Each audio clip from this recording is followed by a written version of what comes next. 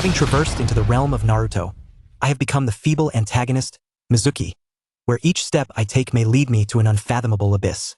Fortunately, I have activated a system that offers a tenfold return for my teachings, bestowing upon my disciples ninjutsu, genjutsu, taijutsu, ninja tools, and items will yield a maximum return of up to 10,000 times from the system. Ding! You have granted Naruto a bowl of miso chashu ramen, triggering a 1,000-fold return. Congratulations, you have received a bowl of miso chashu chakra ramen. Consuming it will enhance your chakra limit by 1, Kakashi. Ding! You have imparted to Uchiha Sasuke the technique of water treading practice, triggering a 10,000-fold return. Congratulations, you have acquired the technique of air treading, allowing you to step upon the air and ascend in a spiraling motion, briefly suspending yourself in midair.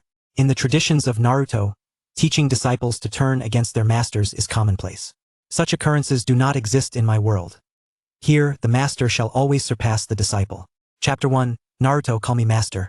On the cliffs of Hokage, a gentle breeze caressed the air. It appears that I have truly crossed over. Jia Shuemu mused as he gazed down at the tranquil and harmonious village, his expression a tapestry of complexity. He could never have anticipated that upon awakening, he would find himself in the world of Naruto, specifically in the Hidden Leaf Village, transformed into the Chunin Mizuki. Though I have crossed over, why must it be as Mizuki? Is it merely due to my name? Jia Shuemu lamented with great reluctance. Even taking the role of any minor character would be preferable to Mizuki. Mizuki had once, during a mission, fatally smothered an injured comrade to prevent him from slowing the group down. His brutality was nothing short of appalling. Later, when the Hidden Leaf Village retrieved the body, they discovered that the cause of death was asphyxiation, which contradicted Mizuki's account of the injuries being fatal. From that moment forth, Mizuki became the subject of suspicion within the village. Although there was no direct evidence of murder against him, the seeds of doubt had been sown, rendering Mizuki unable to regain trust, relegated instead to a mere assistant at the Ninja Academy. His future lay in ruins. Yet, he yearned for a different fate and planned to defect for greater opportunities. To this end, he devised a scheme to have Naruto steal the sealing scroll, intending to use it as a token to seek the protection of Orochimaru. Alas, before he could execute his plan, he was supplanted by Jia Shuemu, who had crossed over. And now, here I am as Mizuki.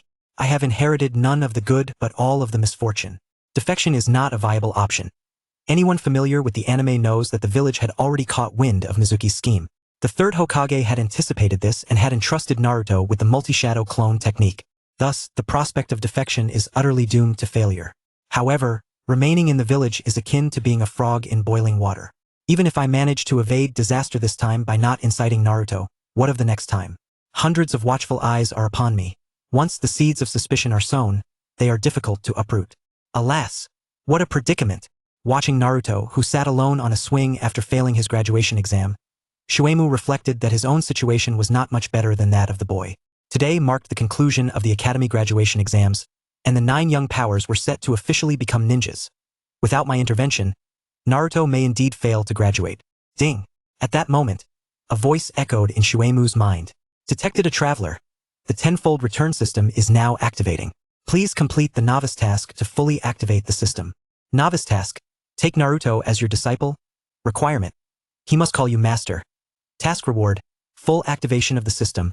1 true and false chakra control pill each. Shuemu's eyes widened in astonishment. A system. On the swing, Naruto looked at his classmates, who had successfully graduated, wearing their ninja headbands and celebrating with their parents, feeling increasingly out of place. He alone had failed, unable to graduate. A chilling sense of solitude enveloped his heart. What are you pondering? A gentle voice inquired. Naruto looked up, momentarily taken aback. Teacher Mizuki? Shuemu wore a subtle smile. Naruto, if you wish to graduate, come with me. The two departed from the school, and this scene was witnessed by the third Hokage and Irika from the crowd. Irika, I have something to discuss with you shortly. Yes, Lord Third Hokage.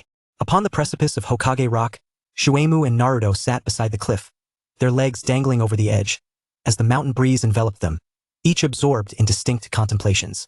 Irika-sensei is certainly not trying to intentionally make things difficult for you, Shuemu remarked, gazing skyward. Naruto, perplexed, inquired, then why does he always seem to target me?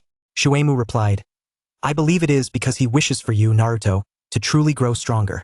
After all, you both share the loss of your parents. When he looks at you, it is akin to seeing a younger brother, treating you as family. Thus, he fears losing you. He continued, Becoming a ninja is an inherently perilous endeavor. Whether executing missions or on the battlefield, a moment's carelessness could cost one their life. Yet, you have yet to master even the clone technique. Naruto's heart stirred at these words. Despite this, he remained unwilling to accept defeat. But I genuinely want to graduate. Shuemu smiled faintly. Alas, there is no alternative. I must arrange for you to retake the assessment. Naruto hastily asked. Retake? Is that truly possible? Shuemu nodded. Overjoyed, Naruto's expression soon darkened as he lowered his head dejectedly. Teacher Shuemu, even if I retake it, my clone technique is still inadequate, and I will remain unable to graduate. Shuemu chuckled. Do you know why you struggle with your clone technique? Naruto replied. Every time I attempt the technique, I feel my chakra spiraling out of control. I have put in considerable effort to train, yet it remains futile. Shuemu nodded, stating, Indeed, the issue lies therein. Your chakra control is woefully deficient, resulting in those unsatisfactory outcomes. He refrained from mentioning that the Nine Tails influenced Naruto's chakra control. What should I do then? Naruto asked at a loss. Shuemu turned to face him, declaring, It is quite simple. I will teach you how to control your chakra, but you must first call me master, for me to impart my knowledge. Naruto was far from foolish. In fact, he possessed a sharp intellect and a keen sensitivity. The perception of him as a simpleton stemmed solely from his boisterous demeanor and carefree approach, which concealed his cleverness. Having endured disdain since childhood and experienced the vicissitudes of life, he comprehended more truths than many of his peers. In this moment, he sensed that Shuemu was not jesting. He promptly exclaimed, Master! Shuemu smiled subtly, as a voice resonated in his mind. Ding! Successfully accepted Uzumaki Naruto as a disciple. Beginner task completed. Reward: 1 genuine chakra control pill, and 1 faux chakra control pill. Shuemu smiled, thinking, Fortunately, Naruto is easily swayed. A few words and he calls me master. Disciple reward system officially activated. Granting the disciple ninjutsu, taijutsu, genjutsu, experience, ninja tools, medicinal items, etc. will yield returns of up to 10,000 times.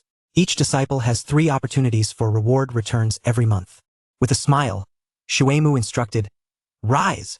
He unfurled his right hand, revealing a small blue pill resting in his palm, offering it to Naruto. Consume this, and you will gain mastery over your chakra. The chakra control pill, produced by the system, would elevate any ninja's chakra control to 90 upon consumption. Naturally, those already possessing a chakra control exceeding 90 would find it ineffective. Naruto hesitated briefly but ultimately accepted the pill and swallowed it. With nothing to lose, he resolved to take the chance, regardless of potential toxicity or efficacy. This was his singular opportunity. Ding! You have granted the disciple Uzumaki Naruto a chakra control pill, triggering a 1,000-fold return. Shuemu raised an eyebrow. 1,000 times, while not reaching the maximum of 10,000, was still quite favorable. Congratulations! You have obtained a super chakra control pill. The super chakra control pill, when consumed, will elevate chakra control to 99.99. Shuemu queried, Is there any notable difference between 90 and 99.99? The system responded, Ordinary chakra control pill elevates chakra control to 90. Intermediate chakra control pill to 99.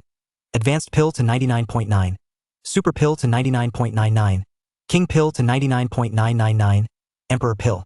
Chakra control exceeding 90 allows for rapid mastery of any ninjutsu. Exceeding 99 enables the streamlining of hand seals, accelerating ninjutsu release speed. Surpassing 99.9 allows for single-handed hand seals. Exceeding 99.99 permits the release of ninjutsu without hand seals. A mere clap summons whatever is called. Surpassing 99.999 allows for ninjutsu release without clapping. With a mere thought, whatever is called manifests, and the potency of the ninjutsu increases by 1 level. Shuemu's eyes widened in astonishment. At that moment, Naruto, having consumed the chakra control pill, began to feel an internal transformation. Master Shuemu, I feel it, I truly feel it. My chakra is becoming obedient. Shuemu nodded. Let us test it. Naruto raised his hand, forming the necessary seals, and then declared, Clone technique! With a resounding bang, 10 Narutos stood before him, 1 being the original, while 9 were clones, nearly indistinguishable from the true form. I did it! I, Uzumaki Naruto, have succeeded! He exclaimed with exuberance. I have finally mastered the clone technique. Thank you so much, Master Shuemu. I am returning to school to retake the exam. Irika-sensei will surely allow me to graduate. With that, he began to disperse his clones in preparation to leave. However, Shuemu halted him. Not so fast. This is merely the beginning. Come, take another one. He produced the super chakra control pill obtained from the system and extended it to Naruto. The system had not stated that the returned items could not be utilized to trigger further returns. Without hesitation, Naruto took the pill and consumed it. Ding! You have granted the disciple Uzumaki Naruto a super chakra control pill, triggering a 100-fold return. Congratulations! You have obtained an Emperor Chakra Control Pill. The Emperor Chakra Control Pill, when consumed, will elevate chakra control to 99.9999. With chakra control at this level, ninjutsu can be released at will, the potency of the ninjutsu enhanced by 2 levels, and the effects of the ninjutsu will exhibit mutations. Ha ha! It truly works! Shuemu rejoiced. A shortcut lay before him. Soon, he would bestow this Emperor Chakra Control Pill upon Naruto, triggering yet another return. Yet, at that moment, a notification chimed. Ding! A bug has been detected and is currently being rectified. Shuemu raised an eyebrow in confusion, pondering, is the system incapable of handling this? Repair complete. The system announced. From this moment forth, items returned by the system will no longer trigger further returns. Shuemu could not help but utter a colorful exclamation. What a surprise! Chapter 2. With a clap of his hands, what he calls forth materializes. The snowball plan has been declared a failure. The royal grade chakra control pill has become a mere trinket in his possession. Helpless, Mizuki can only consume it himself. As the pill dissolves upon entering his stomach, its potency swiftly disseminates throughout his body. In less than half a minute, his chakra control has escalated to an astounding level of 999999. Unable to contain his excitement, he decides to experiment. With a mere thought, Naruto beside him suddenly transforms into Irika with a loud bang. Naruto exclaims, what just happened? Mizuki, however, wears a peculiar smile. With a chakra control level of 999999, not only does it enhance the potency of ninjutsu by 2 tiers, but it also induces a mutation in the effects of the technique. What he had just executed was the transformation technique, not on himself but rather on Naruto. The outcome? Naruto has changed. Is this the effect of a mutation in the transformation technique? It seems quite intriguing. The ordinary transformation technique only allows for self-transformation, whereas the mutated version permits alterations of others or even inanimate objects. If utilized wisely, it could yield extraordinary results in critical moments. As for the elevation of the transformation technique from E to C, the effects remain to be fully experienced, to be savored gradually in the future. Mizuki-sensei, what on earth is happening? How did I suddenly transform? Naruto asks anxiously. He attempts to revert the transformation, yet finds it futile. After 5 seconds, the transformation automatically dissipates. Mizuki offers no explanation. Instead, he instructs Naruto, attempt the shadow clone technique again, but this time without hand signs. Sensei, how can I perform the shadow clone technique without hand signs? Naruto queries. Mizuki replies, I want you to try it. You'll know once you give it a shot. Naruto complies, and the next moment, he claps his hands and exclaims, shadow clone technique. With a bang, 40 to 50 Narutos appear, though they are mere illusions, not physical entities, and thus cannot be used for combat. Naruto is left astounded. Is this truly possible? Can ninjutsu be executed without hand signs? Was such a notion ever taught in school? Meanwhile, in Irika's office at the Ninja Academy, the third Hokage, with an inscrutable expression, states, Irika, you must accept this. All these years, he has been masquerading. Even you have been deceived by his benevolent facade. Previously, the village refrained from taking action against him due to insufficient evidence. As Hokage, the third has always upheld a reputation of integrity. Arresting someone based solely on suspicion would tarnish his image among the villagers, which is why Mizuki has roamed free until now. However, a month ago, the Umbu discovered his plot to steal the Book of Seals and Defect. From what we've just witnessed, he intends to exploit Naruto. Should he proceed with his defection, the village will not show mercy. This is an opportunity. Firstly, to bring Mizuki to justice. Secondly, to dispel the darkness dwelling within Naruto. Naruto's identity is extraordinary. He must not be allowed to descend into darkness or harbor animosity towards Konoha. Otherwise, the third does not elaborate, but Irika understands. If the Jinchuriki succumbs to darkness, the village will undoubtedly resort to drastic measures. At that point, Naruto's fate would be uncertain. Upon hearing this, Irika resolves firmly. Having grown up alongside Mizuki, he knows his character all too well. It has merely been an act of pretense. Rest assured, third Hokage, I know what must be done. Since he intends to betray Konoha, I shall not allow him to continue unchallenged. Tonight, I will expose his true nature before Naruto and personally apprehend him, while also cleansing the darkness from Naruto's heart. What could be the consequence of refusal? The third has already employed Naruto as leverage. One is a cherished student, the other a seemingly amiable yet insidious friend. The choice is not difficult. The third nods, a smile gracing his face as he prepares to depart. Just then, the office door swings open, and Naruto leaps in. Irika-sensei, I want to retake the exam. I've mastered the shadow clone technique, and I want to graduate. Oh, and third Hokage, you're here too. Irika, maintaining a stern demeanor, responds, the Ninja Academy has never had a policy for retaking exams. And Naruto, next time you enter my office, please knock first. Yet Naruto retorts, I don't care. I want to retake the exam now. Since the third Hokage is here, let him witness. With that, he claps his hands and calls out, Shadow Clone Technique. With a loud bang, over 40 Narutos appear in the office. With only one being the original, the rest are clones. The third and Irika exchange bewildered glances. What just happened? How could Naruto's Shadow Clone Technique, previously so lackluster, suddenly produce such a multitude of clones? Irika realizes that his own Shadow Clone Technique could never achieve such proficiency. The clones are so flawlessly executed that even the third cannot discern the original from the copies, as if it were a jest. The third's eyes widen in astonishment. To perform the Shadow Clone Technique without hand signs. This is, Naruto dispels the clones, a triumphant expression upon his face. So, what do you think, Irika-sensei? Can I graduate now? Irika, however, firmly retorts, who are you? How dare you impersonate Naruto to take his exam? Do you understand the implications of such an act? He knows Naruto well enough. How could he not? Just half an hour ago, Naruto couldn't even manage a single clone. And now he can produce over 40 perfect ones. Can this be believed? Thus, the figure before him is undeniably not Naruto. Furious, Naruto exclaims, Irika-sensei, how could you not believe me? This is infuriating. I'll show you. Once more, he claps his hands and shouts, Ninjutsu. Sexy jutsu. A voluptuous woman materializes, her alluring figure partially obscured by mist, casting seductive glances and exuding temptation. The third and Irika cannot withstand the allure for even half a second, blood spurting from their noses as they tumble backwards, landing behind the desk in unison. Ha ha ha, you've fallen for it. Irika-sensei, what do you have to say now that you've doubted me? Naruto reverts to his original form, wearing a victorious expression. I have mastered the Shadow Clone Technique. Now hand over my forehead protector. I want to graduate. The third and Irika scramble to their feet from behind the desk, looking quite disheveled, especially the third, who has suffered an unexpected humiliation, his mood utterly soured. At his age, experiencing such a shock is truly unfortunate. Irika exclaims, are you truly Naruto? The third adjusts his hat, clearing his throat, and replies, only someone like little Naruto, capable of such frivolous ninjutsu, could pull this off. Naruto beams with pride, indeed. It's me. How can this be possible? Irika still struggles to believe. The third then inquires, little Naruto, you previously struggled with the Shadow Clone Technique. How have you managed to produce so many perfect clones now? Moreover, when you utilized the Shadow Clone Technique, you did not form any hand seals. Could you enlighten your grandfather about this peculiar occurrence?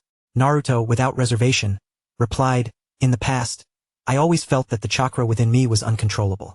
Just moments ago, Master Mizuki found me and provided me with 2 blue pills. After consuming them, I felt my chakra become remarkably obedient, making the execution of the Shadow Clone Technique significantly easier. Mizuki, the third Hokage, exchanged glances with Irika, momentarily at a loss for words. What on earth? Was it not previously agreed that Mizuki's plan was to exploit Naruto's desperate desire to graduate, inciting him to steal the Book of Seals? How had it transformed into giving Naruto pills instead? In this manner, would Naruto graduate directly and still attempt to pilfer the Book of Seals?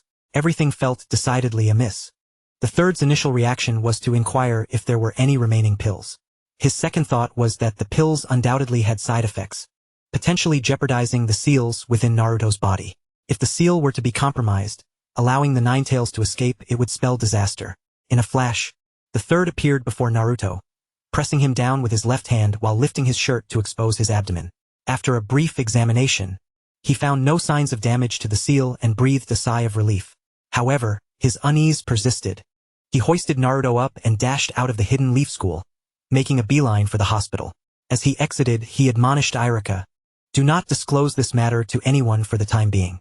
Upon reaching the hospital, The third went straight to the director. Quickly, conduct a full examination. Soon, the results were in. Naruto was entirely normal. What could possibly be the explanation for this? The third was utterly perplexed. Naruto, did Mizuki say anything else besides giving you the pills? Did he instruct you to do anything? Tell me everything that transpired. He had no choice but to question Naruto. Unable to monitor Naruto due to having withdrawn the Umbu watching him, fearing Mizuki might become suspicious and deviate from the plan, and having spent all his time in Iruka's office, he was entirely in the dark about what occurred after Mizuki took Naruto away. Seeing the serious expression on the third's face, Naruto recounted, Master Mizuki took me to Hokage Rock and told me that teacher Iruka wouldn't let me graduate because he feared I would be ill-prepared and face danger on missions. He then asked me to call him Master. Afterward, he gave me a blue pill, and after taking it I could produce 9 clones. Then he handed me another pill, which allowed me to create over 40 clones without needing to form hand seals. After that, I returned to the ninja school for a retest. The third inquired, Is there anything else? Naruto shook his head. That's it. The third's confusion deepened. It made no sense. Merely 2 pills had enabled Naruto's chakra control to reach a level comparable to that of the first Hokage, a height he had pursued throughout his life yet found elusive. Thus, the question arose, why would Mizuki not consume such an extraordinary pill himself but instead give it to Naruto? Did he possess an abundance of these pills? Or perhaps he had mastered the recipe and could fabricate more at will. Contemplating this, the third's breath quickened. Chapter 3, Ramen can also trigger a 10-fold chakra surge. The Umbu would not be mistaken. Although the process had changed, Mizuki's objective remained firmly fixed on the Book of Seals. By presenting the pills to Naruto, he sought to divert my attention while he clandestinely attempted to steal the Book of Seals. The third's mind filled in the gaps, convincing himself that this was the truth. Well then, let us continue this charade. Glancing at the evening sky, he maintained a stoic expression while formulating a new plan in his mind. Once Mizuki had successfully stolen the Book of Seals with irrefutable evidence in hand, he could issue orders for Mizuki's capture and imprisonment, subsequently employing various means of coercion to extract the recipe from him. Logically, the quickest way to obtain the recipe would be to send it to the clan in the mountains. However, doing so would risk the recipe leaking out. Such a vital piece of information could not be entrusted to anyone but himself, especially not to Danzo. He must never learn of the pill's existence. Grandpa Third, are we done yet? What have you found after all these checks? Naruto, growing increasingly impatient, inquired. The third was too preoccupied to respond. The examination is complete. For now, there appears to be no issues. It is dark. You may return home. Naruto replied, what about my forehead protector? I have mastered the shadow clone technique, even surpassing my classmates. Surely I should graduate now. The third responded, yes, you have graduated. Go find Iruka and collect your protector. Just tell him I said so. After sending Naruto on his way, the third made his way to the Hokage Tower. He casually concocted a reason to send the vigilant Umbu off to enjoy some barbecue, then retrieved the already prepared, modified Book of Seals and placed it on his desk before leisurely returning home. The entire Hokage Tower was desolate, devoid of any presence. The Book of Seals lay unguarded within the Hokage's office, as if to ensure that no one would miss it. Once home, the third immediately procured a crystal ball, utilizing the telescope technique for remote surveillance of the Hokage Tower. Half an hour passed in silence. An hour passed, and still, there was no movement. The third remained calm, exhibiting remarkable patience. In fishing, one must possess patience. Otherwise, the fish will not bite. Meanwhile, Naruto had acquired his forehead protector and, filled with enthusiasm, arrived at Ichiraku Ramen, eager to indulge in 3 large bowls to celebrate. Hey Naruto, you're here for ramen too? As soon as Naruto entered Ichiraku Ramen, he heard a familiar voice. There sat Mizuki at a table, halfway through a bowl of ramen. Master Mizuki, I didn't expect you to enjoy Ichiraku Ramen as well, Naruto exclaimed, his eyes lighting up at the sight of Mizuki. Mizuki replied, I came here after finishing up at school. This ramen truly tastes delightful. By the way, I see you're wearing your forehead protector, so it seems you've successfully graduated. Naruto eagerly responded, yes, I owe it all to you, Master Mizuki. Without you, graduating today would have been quite the challenge. Now that I have my forehead protector, I'm so thrilled that I want to celebrate with a bowl of ramen. Unfortunately, I'm too broke to afford it, but just smelling it makes me quite satisfied. Naruto withdrew his hand from his pocket, adopting a pitiful expression as he gazed at Mizuki's bowl of ramen, swallowing hard. Mizuki's eyelid twitched. Could he be any more dramatic? Though the third had consumed the fourth's inheritance, he certainly did not skimp on the compensation. Alright, tonight's ramen is on me. Mizuki could no longer tolerate it. Naruto, hooray! Master Mizuki is simply wonderful. I've made up my mind to indulge in 3 bowls of ramen later. Mizuki retorted, don't push your luck. At most, you may have 2 bowls. Cursing under his breath, Naruto lamented, I can barely afford to feed myself with my monthly salary. 3 bowls are beyond my means. He murmured, not even 1 extra bowl. How stingy. Mizuki, I feel like hitting you. Soon, Naruto's first bowl of ramen was served. Ding! You have granted your disciple, Uzumaki Naruto, a bowl of miso chashu ramen, triggering a 1,000-fold return. Congratulations! You have received a bowl of miso chashu chakra ramen. Miso chashu chakra ramen. Consuming it increases your chakra limit by 1 Kakashi. Mizuki. No way. Each disciple has 3 chances for returns each month. With this, Naruto has exhausted his 3 returns for the month. This 3rd return was rather hasty. I had intended to teach him an ultimate secret ninjutsu to trigger a return. And what on earth is 1 Kakashi? Before long, Naruto polished off 2 bowls of ramen. Mizuki settled the bill, only for the chef to bring out 2 more bowls of ramen. Today, little Naruto graduated from school and officially became a ninja. As a gesture, I'll treat both of you to a bowl of ramen each. Thank you, chef, Naruto exclaimed with delight. Mizuki, however, gazed at the bowl of ramen before him, his expression peculiar, already sensing something amiss. As he picked up the ramen with his chopsticks and took a bite, he found the flavor not much different from the previous bowl, and perhaps due to taste fatigue even less enjoyable. However, he felt the total amount of chakra within him beginning to rise. Mizuki's eyes lit up, disregarding the flavor, and he devoured the ramen eagerly, unwilling to waste a single morsel. In less than half a minute, he had finished the bowl, even drinking the broth at the bottom clean. At this moment, Mizuki's chakra had increased to more than 10 times its previous amount. The system is impressive. Kakashi, after all, is an elite jonin, although he is often low on chakra. His chakra volume far surpasses that of a mere chunin like Mizuki. With an increase in chakra limit, strength naturally follows, which is a good thing. Nearby, Naruto, having consumed 3 large bowls of ramen, clutched his stomach, wearing an expression of utter bliss. Thank you for your hospitality, Master Mizuki, Naruto declared as he headed home, needing to gather at school in the morning. After parting ways with Naruto, Mizuki made his way to the Hokage Tower. The matter of the blue pills would surely attract the 3rd Hokage's attention. I must go discuss it. Now that the item is out, there's no way to hide it.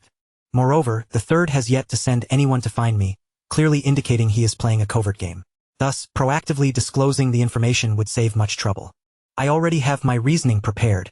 In the Sarutobi clan residential area, the 3rd Hokage, Hiruzen Sarutobi, suddenly sat upright, placing his pipe on the table. The crystal ball clearly displayed the scene outside the Hokage Tower. Mizuki was seen strolling casually to the Hokage Tower, ascending the stairs with the intention of heading to the Hokage's office. The 3rd widened his eyes in confusion. Are thieves now so brazen? He utilized the telescope technique, keeping his sights on Mizuki, and when Mizuki reached the door of the Hokage's office, he was about to knock but found the door ajar. Inside the office, the lights were on, and a large scroll inscribed with the words sealing book lay on the desk. Mizuki. Good gracious, placed so conspicuously. Are they afraid Naruto won't steal it? Unfortunately, Naruto had already graduated successfully and no longer needed to resort to theft.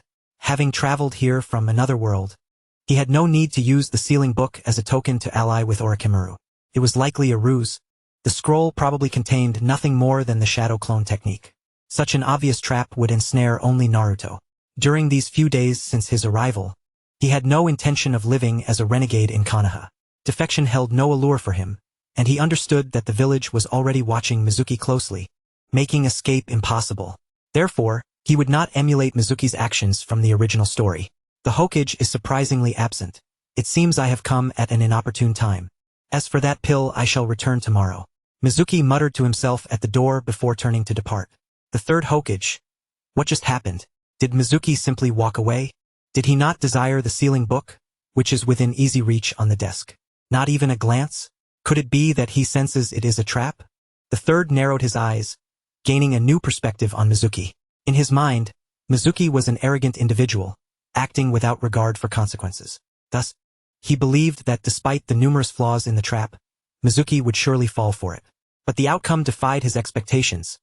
Mizuki remained unfazed. Damn it, This time I may have alerted the snake by stirring the grass. The third felt a pang of frustration. Mizuki evaded the pitfall this time. It would be difficult to devise another scheme in the future. However, Mizuki's earlier words seemed to mention the blue pills. The third's eyes brightened, and he hastily rose from his seat, heading toward the Hokage tower. Minutes later, he coincidentally encountered Mizuki. Hokage-sama, so you were here. I just went to the Hokage tower to find you but discovered you were not present. The third smiled and inquired, "Ah, Mizuki, what brings you to me?" Mizuki replied, "It concerns Naruto. Today I..." The third immediately waved his hand, saying, "Let us discuss this in my office. Such matters cannot be discussed in public." He was still contemplating how to monopolize the formula. Following the third, they arrived at the Hokage's office, closing the doors and windows. "Mizuki, I heard from Naruto about today's events. You gave him 2 blue pills, significantly enhancing his chakra control abilities. Is this what you wish to discuss regarding the blue pills?"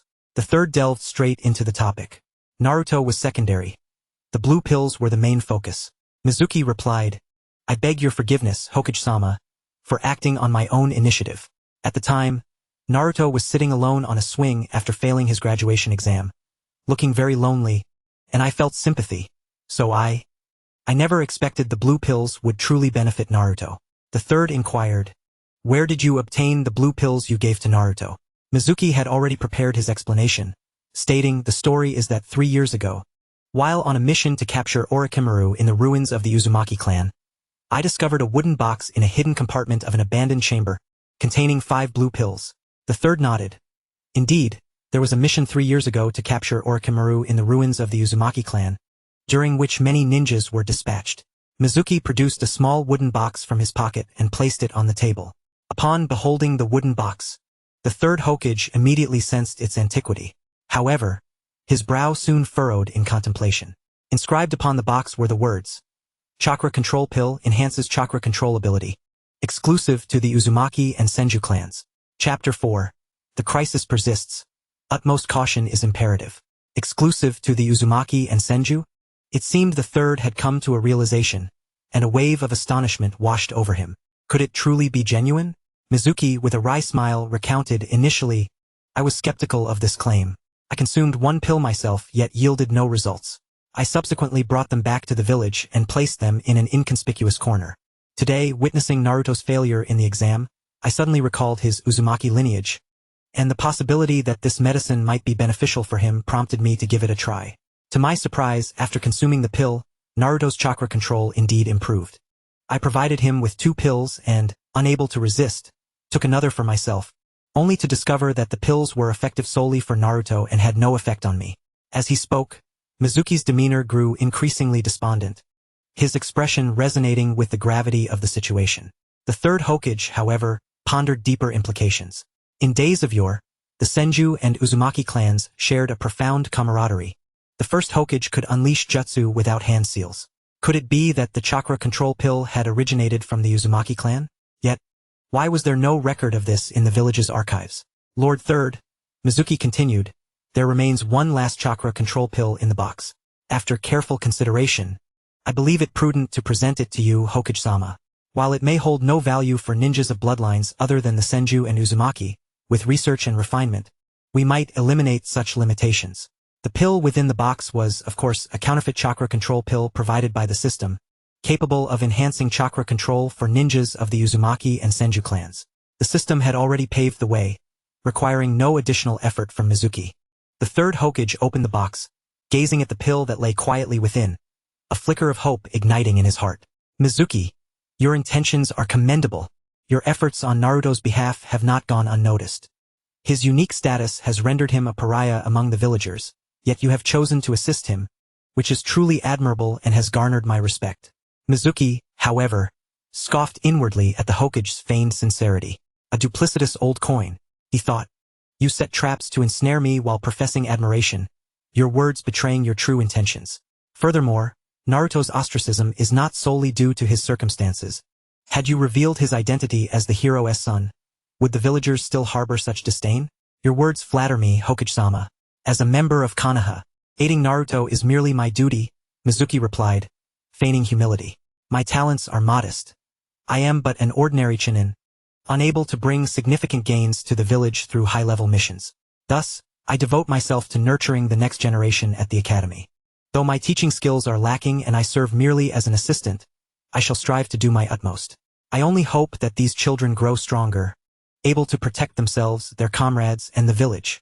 I beseech them not to find themselves helpless, as I once was, witnessing my companions fall while I could do nothing. Mizuki's words were delivered with genuine sincerity.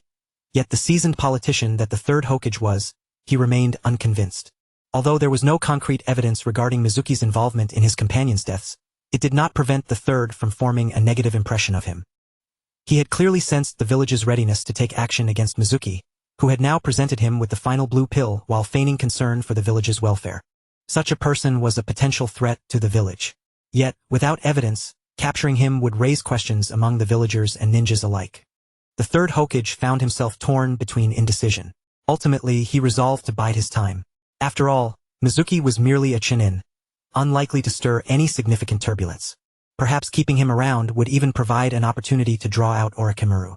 Mizuki, I never anticipated your profound understanding of the will of fire. It seems I have underestimated your capabilities as a teaching assistant. Henceforth, as new students enroll, you shall take on the role of their lead instructor, with corresponding enhancements in your status and compensation. I hope you will carry forth the will of fire. Only in doing so can Konoha thrive. The third Hokage finally expressed his intentions verbally, granting Mizuki a sense of relief. At least, for the time being, the crisis had been averted. He would need to tread carefully henceforth, ensuring that the third did not find any incriminating evidence against him. I will, Hokage-sama, Mizuki affirmed. Indeed, the third nodded, adding, your contribution of the chakra control pill is commendable, and I have decided to reward you. The Hokage opened a drawer and retrieved a stack of money. This is 100,000 ryo. Take it. It is my personal reward for you. So let us keep this matter confidential, as it would not reflect well if others found out. Mizuki inwardly derided the Hokage's stinginess. A mere 100,000 ryo as hush money was hardly more than the reward for a B-rank mission. Though dissatisfied, he maintained a facade of gratitude, exclaiming, thank you, Hokage-sama. As he watched Mizuki depart, the third mused, this Mizuki is quite shrewd, far removed from the analysis of the Umbu. I have no desire to squander my energy on an inconspicuous Chunin. I hope he remains compliant in the days to come. After leaving the Hokage's office, Mizuki returned home. Although he was eager to experience the enhancements of the body flicker technique and the specific effects of its mutation, tonight was not the right time. He could distinctly perceive the third's hostile gaze upon him. Should he be caught practicing ninjutsu, it would be difficult to explain. The transformation technique could alter others or objects. How could one justify that? The crisis was not yet averted, and every action must be taken with caution. After all, the third would not live much longer. Once he passes and Tsunade assumes the role of the fifth Hokage, there would be no need for such trepidation. If he performed actively once Tsunade took office, there remained a chance for redemption. Upon returning home, he feigned the act of refining chakra, then disrobed and lay on his bed, preparing for sleep. Just then, a knock echoed through the air, urgent and tinged with irritation. Who is it? Mizuki rose to answer the door. Standing before him was a beautiful woman clad in a wine-red sundress, her visage exuding an air of innocence. Sabeki, what brings you here at such a late hour? The woman was none other than Sabeki, Mizuki's childhood sweetheart and betrothed. An awkwardness enveloped the moment. She was the original Mizuki's fiancée, yet he felt no affection towards her. Though undeniably beautiful to him, she was a stranger, and any notion of fondness was absent. The complication lay in the fact that they were already engaged. If they were merely dating, it might have been easier to concoct an excuse to part ways.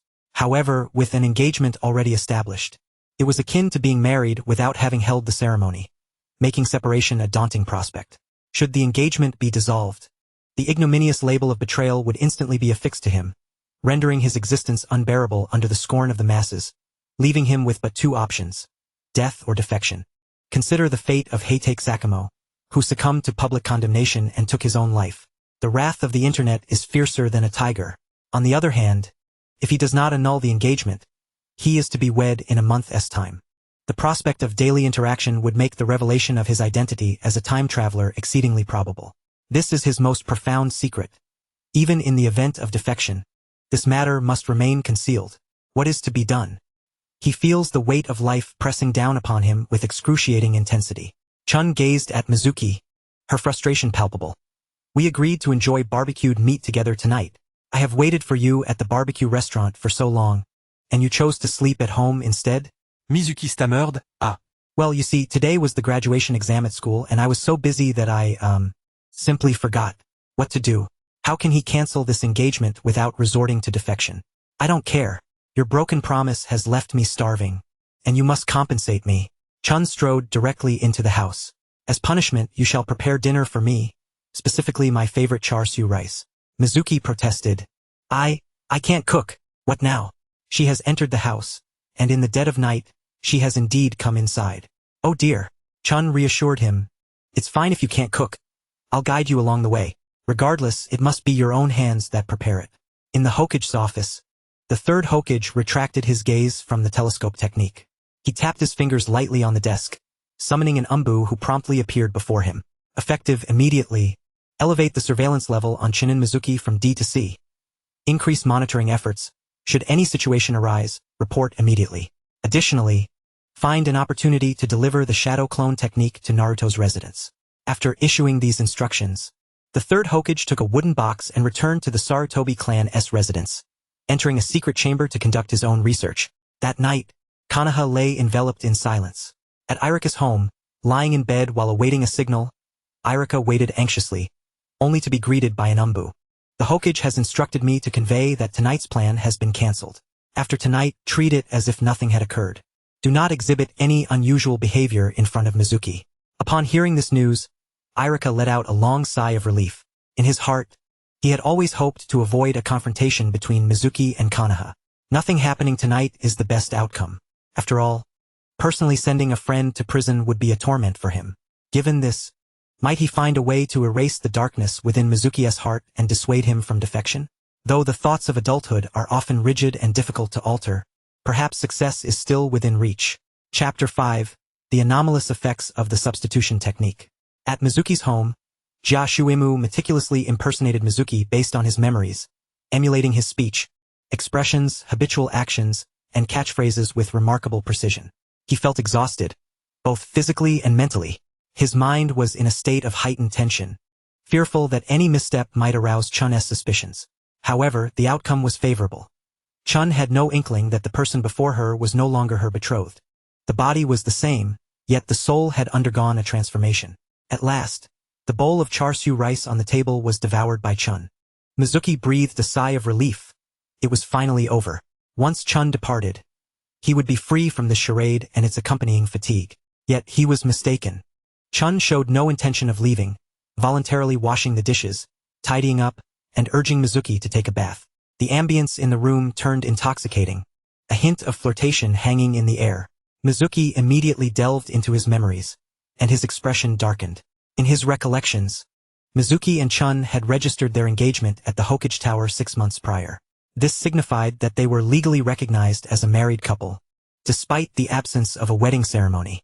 Since then, they had acted without restraint, indulging in their desires every couple of days, sometimes several times a day, becoming hopelessly addicted. With the enhanced vigor of a ninja, their encounters were fervent, and both had fallen into a state of severe dependency. Now, with the real Mizuki gone, it was his turn. Jashuimu. What to do? Should he refuse or accept? He struggled internally. To accept would mean endless nights of revelry, plus the bonus of a wife, an undeniably enticing prospect. Yet, he was not the true Mizuki.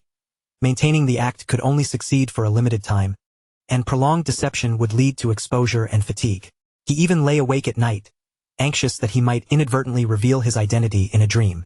In summary, acceptance would inevitably lead to a myriad of subsequent complications. However, should he refuse, Chun would undoubtedly suspect something was amiss. One must never underestimate any suspicion. As tools of the village, ninjas are quick to report even the slightest doubts about someone. If she were to report to the Hokage's office, expressing her suspicion that he was an imposter, a spy from another village, the third Hokage would promptly order his capture, subject him to interrogation, or even conduct brain scans. At that point, his identity as a time traveler would be unmasked, leading to utter ruin. The village's approach to defectors differs vastly from that of spies. If someone is suspected of defection, the village will not act immediately, as there is no evidence of a defection having occurred. Conversely, the treatment of spies is entirely different. As long as there is reason to suspect one is a spy, they will be taken directly to the interrogation room. To refuse would instantly raise suspicions, while acceptance might buy him some time. Thus, the optimal choice would be to acquiesce to her desires. He lamented internally. What a disgrace. A man of my stature reduced to the point of having to barter his body for self-preservation? What a curse. He longed for something to occur outside. Anything that might provide an escape from this predicament. Mizuki-kun, why haven't you gone to take a bath yet? Do you wish to join me? Mizuki's face flushed crimson as he stammered. Chun giggled, what are you so shy about? We bathed together before. Wait for me.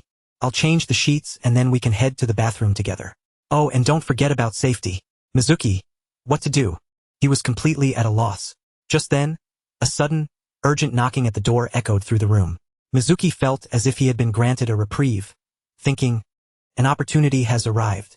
Yet, he feigned displeasure, grumbling, who is it? At this hour? Irika-sensei, came the voice from outside. There's an emergency. Sasuke has stolen the sealing book from Naruto's house and has gone missing. Mizuki? What on earth? Had they mistaken identities? Why was it Sasuke stealing the sealing book and not Naruto? Moreover, why was the sealing book at Naruto's house? He hurriedly opened the door and inquired, Irika-sensei, what is going on? Irika remarked, I am not entirely certain of the specifics. It is merely a rumor circulating from the Umbu, and now many within the village are aware of it. Regardless, we must locate Sasuke and retrieve the scroll of the sealing technique. Mizuki was taken aback, as the unfolding events felt eerily familiar. Isn't this just like the plot in the anime, where I orchestrated Naruto's theft of the sealing scroll? In the anime, Mizuki deceived Naruto into stealing the scroll and then spread the news throughout the village. Clearly, that Umbu operative harbors ulterior motives. The sealing scroll of the first Hokage is the village's most treasured ninjutsu manuscript. Sasuke's transgression is utterly unforgivable. Does he intend to abscond with the scroll?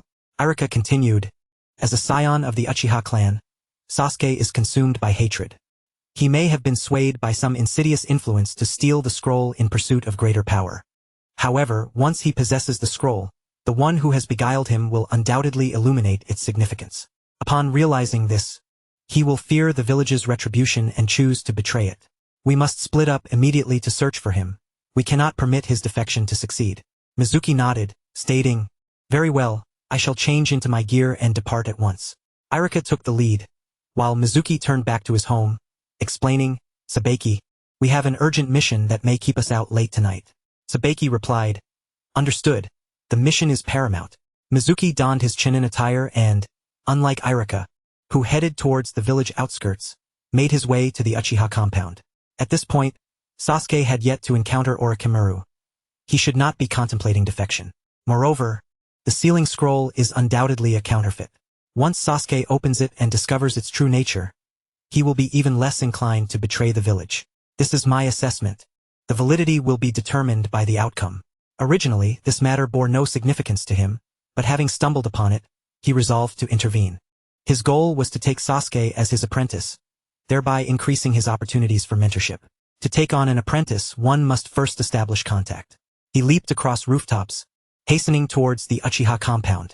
The village was alive with numerous ninjas on the hunt for Sasuke, all assuming he intended to defect and thus searching the outskirts. Only Mizuki took the opposite approach.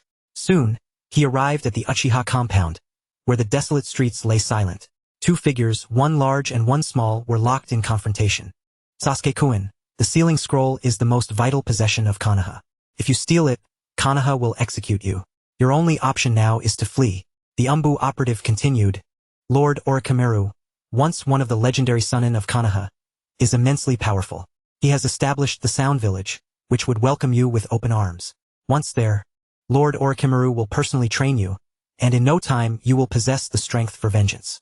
Sasuke gazed at the masked Umbu before him and inquired directly, can one of the Sunin, Orochimaru, defeat Itachi Uchiha? The operative faltered, momentarily stunned. Ha! Sasuke scoffed coldly. Orochimaru cannot defeat Itachi Uchiha. Yet he dares to claim he can train me to acquire the strength to kill him? What a farce. Sasuke's disposition has always been thus. In the anime, during his encounter with Orochimaru in the Forest of Death, he recognized Orochimaru's might but did not contemplate defection. However, after the third Hokage's demise at Orochimaru's hands, he became acutely aware of Orochimaru's power, leading to thoughts of betrayal. When Kakashi was swiftly dispatched by Itachi, Sasuke realized that continuing his training under Kakashi would never allow him to rival Itachi, prompting him to sever ties and escape. Moreover, the scroll is not a repository of forbidden techniques.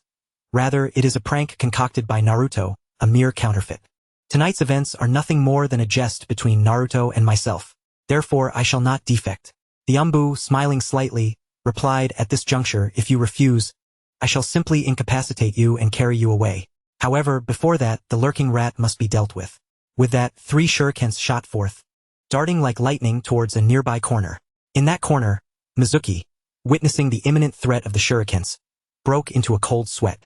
Just as he was about to be struck, he willed himself to act.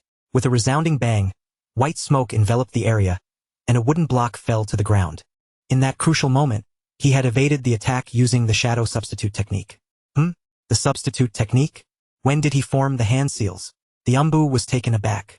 Mizuki, perched on a tree, reflected on the sensation he experienced while employing the technique and soon grasped its implications. At that moment, Sasuke seized the opportunity to slip into a nearby building. The Umbu, undeterred, began to survey the area for Mizuki's whereabouts. Well hidden, but this will avail me nothing. From the operative's sleeve, a snake emerged, its forked tongue flickering as it hissed towards Mizuki's position. Found you. Before the words were fully uttered, a kunai was launched at Mizuki. This time, Mizuki remained composed. As the kunai approached, he activated the substitute technique once more.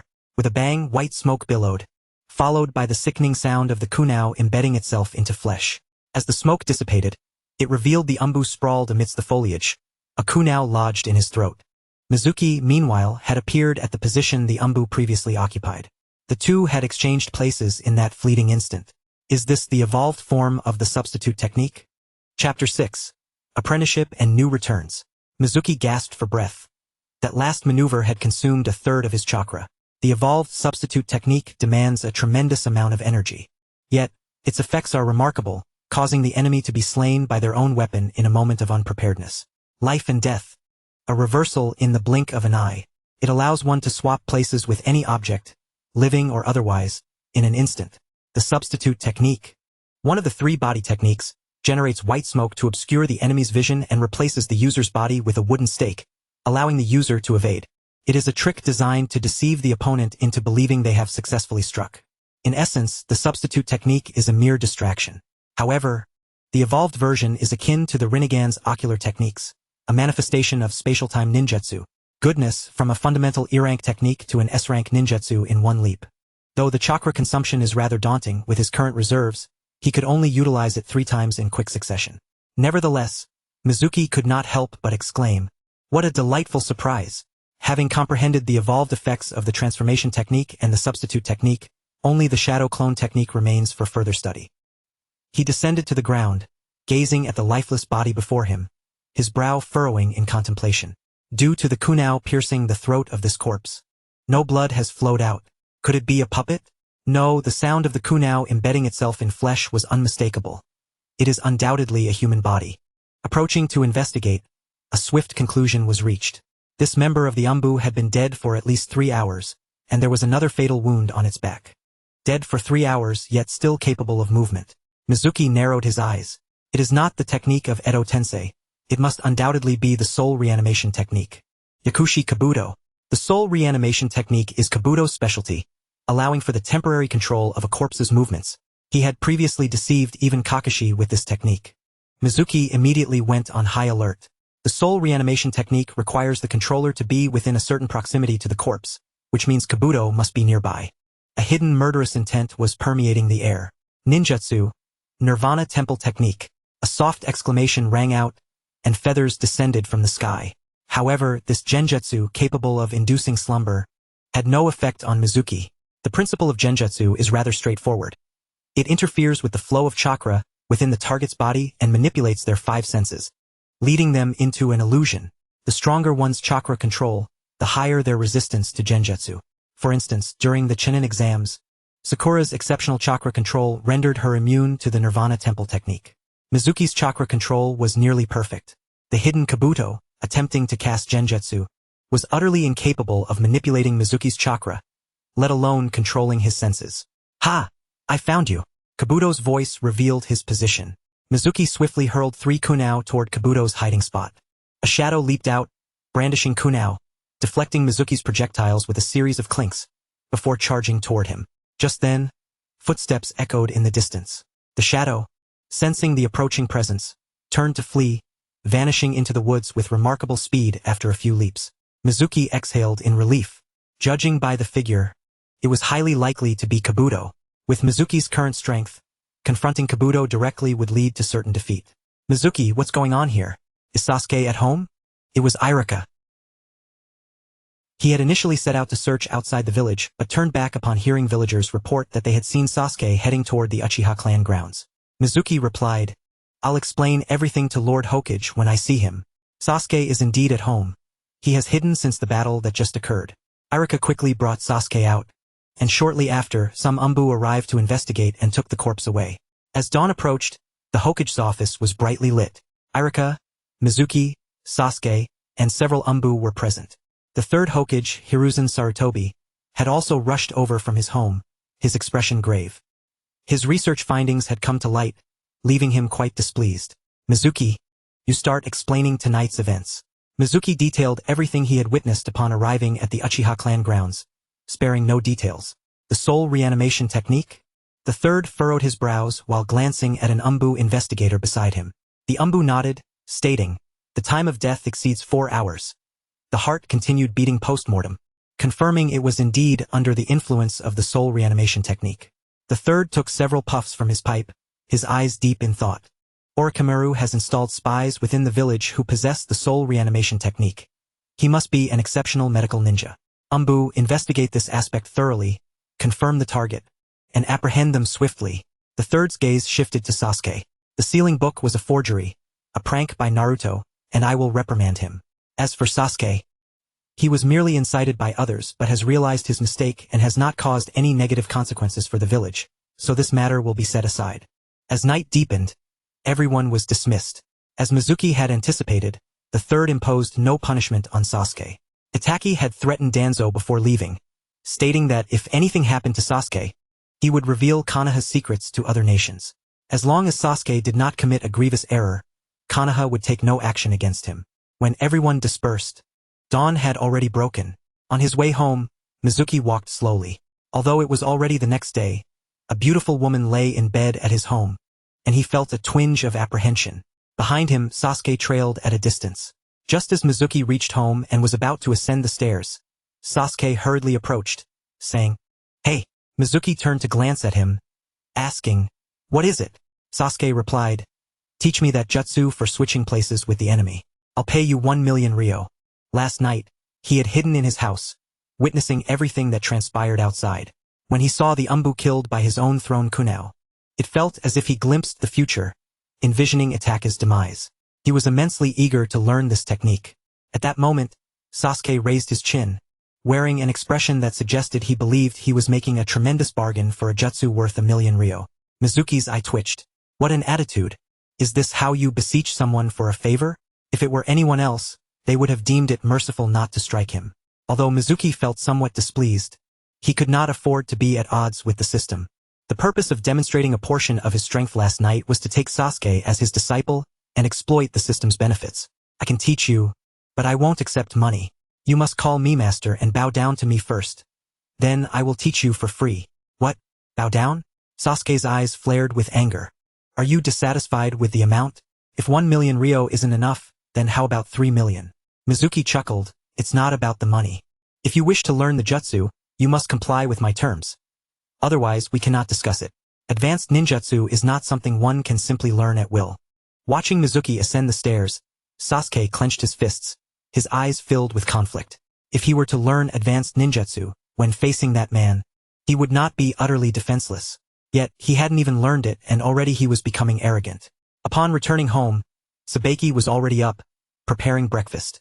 Mizuki secretly sighed in relief. He had managed to escape the previous night unscathed. After Sabeki left, Mizuki took a nap and by afternoon, he ventured out to scout for new disciples. Each disciple had 3 opportunities for rewards per month. Therefore, he needed to take on more disciples. The more disciples he had, the more opportunities for rewards he would gain, thus enhancing his strength more rapidly. Walking down the street, he passed by a bathhouse just in time to see Naruto being thrown out from the women's bath, accompanied by a young boy, Konoha. "Hey Naruto, what are you up to?" Seeing Mizuki, Naruto awkwardly stammered, "Master, I wasn't doing anything." Konoha chimed in, "Naruto big brother was teaching me the seduction technique. Once I learn it, I'll be able to defeat my grandfather." "Well, you are Naruto's master, so your seduction technique must surely be more formidable than his. Will you teach me?" Mizuki replied, "I cannot, I have no such teachings to offer. Please do not speak nonsense." With that, Mizuki turned and walked away briskly. He was willing to take on any apprentice except for Konoha. At least, not until Hiruzen Sarutobi had passed away. As he walked, he approached the Uchiha clan's territory and spotted Sasuke Uchiha sitting by the lakeside, staring vacantly at the water's surface. Sasuke, sensing someone's presence, turned his head and saw Mizuki. In his eyes, a flicker of conflict emerged, but it quickly vanished, replaced by determination. Standing before Mizuki, Sasuke declared, "I must learn that jutsu. I accept your terms." With that, he bowed deeply and exclaimed, "Master." In his pursuit of strength, he had shed his pride. Mizuki's heart swelled with joy. He had gained yet another disciple. The system's rewards could continue to be harvested. "Rise," he said. "Since you have chosen me as your master, I shall teach you the jutsu." The technique utilized last night was an advanced version of the substitution technique, body flicker technique. This is a space-time ninjutsu, classified as S-rank. Upon hearing the S-rank designation, Sasuke's excitement was palpable. Mizuki continued, "This technique is exceedingly difficult to learn and requires exceptional chakra control. At your current level, you cannot learn it immediately. You must first build a solid foundation. Today, I shall teach you tree climbing and water walking." After speaking, Mizuki guided Sasuke to the woods and demonstrated the tree climbing technique.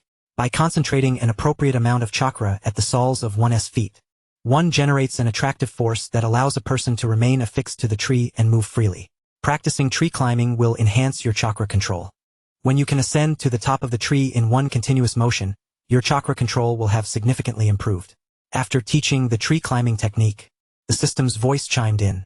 "Ding! You have imparted the tree climbing technique to your disciple, Sasuke Uchiha, triggering a one-fold return. Congratulations, you have acquired the wall climbing technique." Mizuki was taken aback. "Damn that system, a one-fold return, and you provide such rewards?" With a scowl, Mizuki led Sasuke to the lakeside and demonstrated the water walking technique. "Ding! You have imparted the water walking technique to your disciple, Sasuke Uchiha, triggering a 10,000-fold return." "Yay!" Mizuki exclaimed with joy. With a 10,000-fold return, could hardly be a loss. "Congratulations, you have acquired the void stepping technique." The void stepping technique allows one to walk upon air, ascending step by step. Mizuki's eyes widened in astonishment. Was this the rhythm of ascending to the heavens? Chapter 7. The Consumption of Body Flicker Technique. What level of proficiency must I attain to learn the body flicker technique? In Sasuke's eyes, only the body flicker technique remained. Mizuki replied, "When your chakra control allows you to form hand seals with one hand, you may learn the body flicker technique." One-handed hand seals? Is it truly possible to form seals with just one hand? Sasuke's eyes widened as if he had opened the door to a new world. Mizuki explained, "As your chakra control improves, the release of ninjutsu will become increasingly simplified. When your chakra control reaches a certain level, you will be able to perform hand seals with one hand. As your chakra control continues to strengthen, you can streamline the hand seals. For example, the Great Fireball technique requires 6 seals in the order of snake, horse, monkey, boar, rat, and tiger. After streamlining, you can release the ninjutsu with just a clap of your hands." Sasuke was dumbfounded. One-handed seals or even releasing ninjutsu without seals, could anyone truly achieve this? He found it hard to believe. Mizuki chuckled, "As far as I know, the 4th Hokage, Minato Namikaze, could do it. As for releasing ninjutsu without seals, that is also possible. For instance, the 1st Hokage, Hashirama Senju. Oh, by the way, your classmate, Naruto Uzumaki, can also do it. He can release ninjutsu with just a clap of his hands." Sasuke looked at Mizuki, thinking he was joking. "Don't jest. Naruto, that underachiever, struggles with the shadow clone technique and can't even graduate properly. You say he can release ninjutsu without hand seals?" Mizuki merely smiled, offering no further explanation. Sasuke then inquired, "If I only practice tree climbing and water walking, I doubt I can achieve one-handed seals." Mizuki nodded. Mastering tree climbing and water walking is merely the beginning. You need to consciously train. For instance, control your chakra to change its form, creating a vortex in your palm or transforming into the shape of a small animal. In summary, your goal is to make your chakra absolutely obedient to your commands. Though Mizuki's words were somewhat vague, Sasuke had already formed a target and direction in his mind. Alright, practice on your own. Mizuki took on disciples merely for the system's rewards and had no genuine intention of nurturing Naruto, Sasuke, or the like into skilled ninjas. Thus, he left them to their own devices. He had already reaped the benefits of being a master and had little interest in supervising or guiding them. This is what one refers to as the master leads one to the door. The practice is up to the individual. He reminded Sasuke not to disclose the body flicker technique and then turned to leave. As he walked, he contemplated that Sasuke still had one more opportunity for a reward. What should be given? Perhaps like Naruto, a bowl of ramen? Using the body flicker technique the previous night had drained a third of his chakra. This made him realize that his chakra, only slightly exceeding Kakashi's, was still insufficient. His total chakra was approximately 1 units. Using the body flicker technique consumed about 0.37 units. The consumption was substantial. Moreover, he suspected that the consumption of the body flicker technique might also relate to distance. The greater the distance, the higher the consumption might be. He planned to find a place that night to experiment and see if there was indeed a correlation between consumption and distance. During the day, he would not recklessly use such a rare ninjutsu. Firstly, there were eyes watching from the shadows, and secondly, the third Hokage's long-range observation technique was undetectable. If he brazenly employed the body flicker technique, the third Hokage would know within moments. Following the principle of avoiding unnecessary trouble, Mizuki felt it prudent to proceed with caution. At night, in the dark, he could test the ninjutsu's effectiveness in peace. He also needed to find time to practice the void-stepping technique.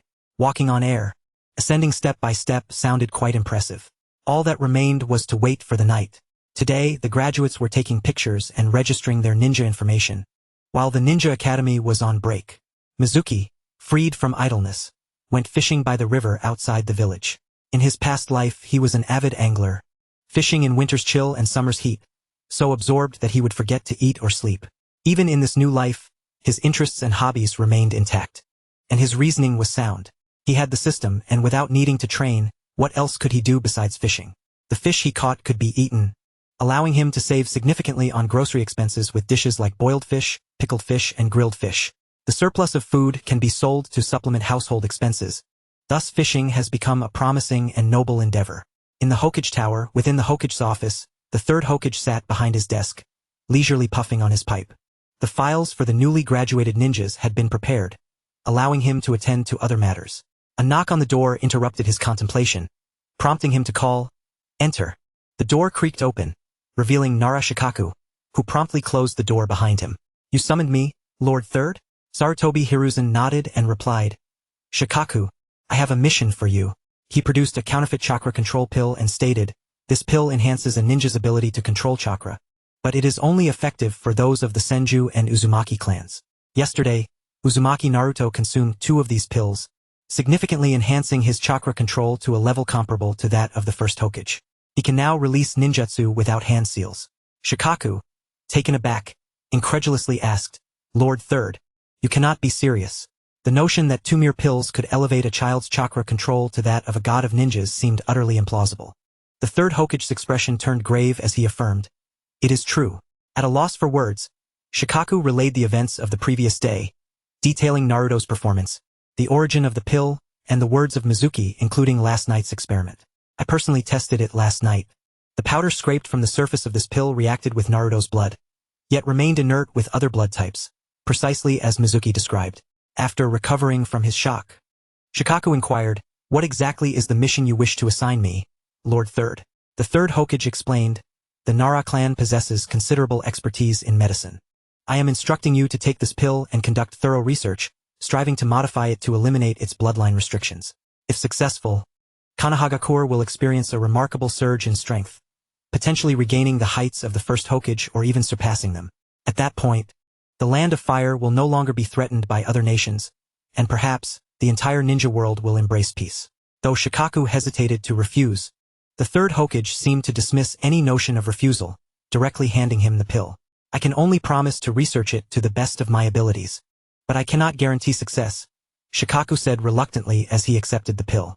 The third Hokage waved his hand dismissively, stating, "This task has no deadline.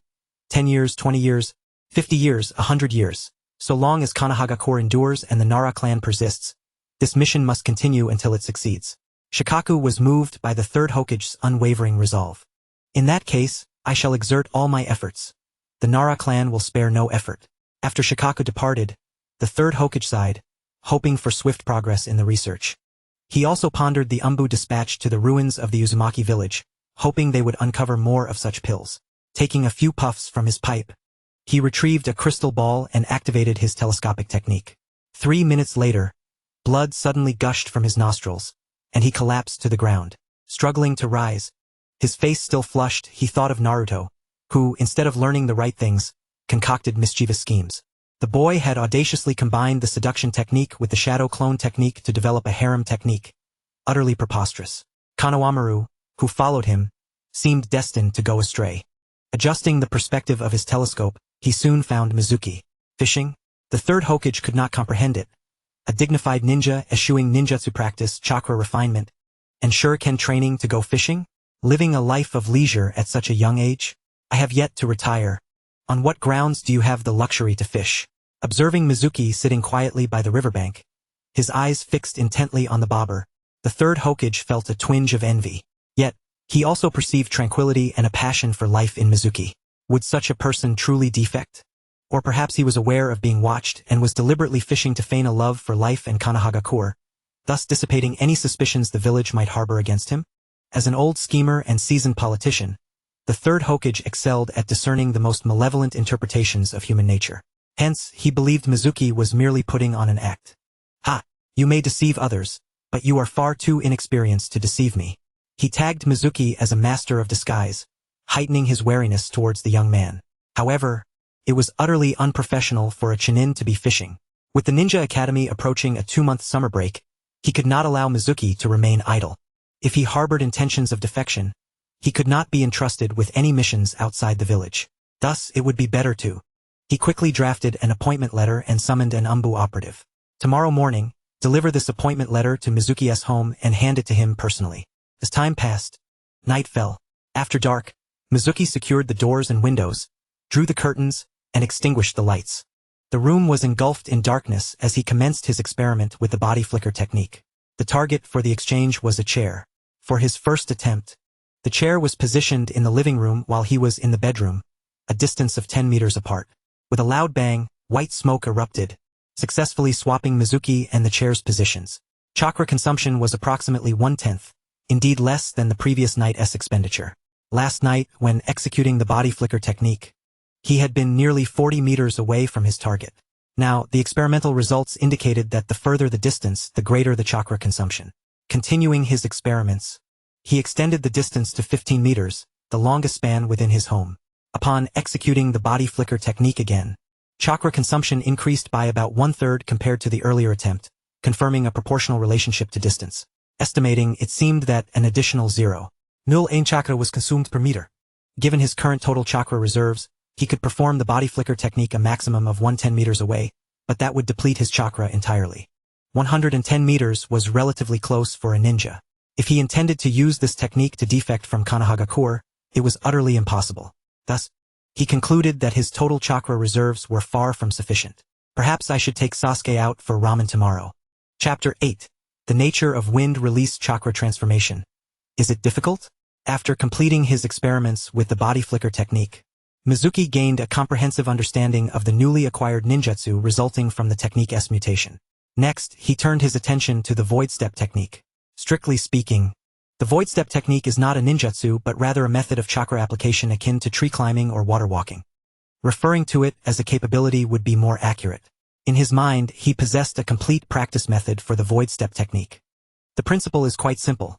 It involves expelling a large volume of high-speed chakra from the sole of the foot, creating an upward thrust, similar to the principle of a rocket launch adhering to Newton's third law. To master the voidstep technique, 3 conditions must be fulfilled.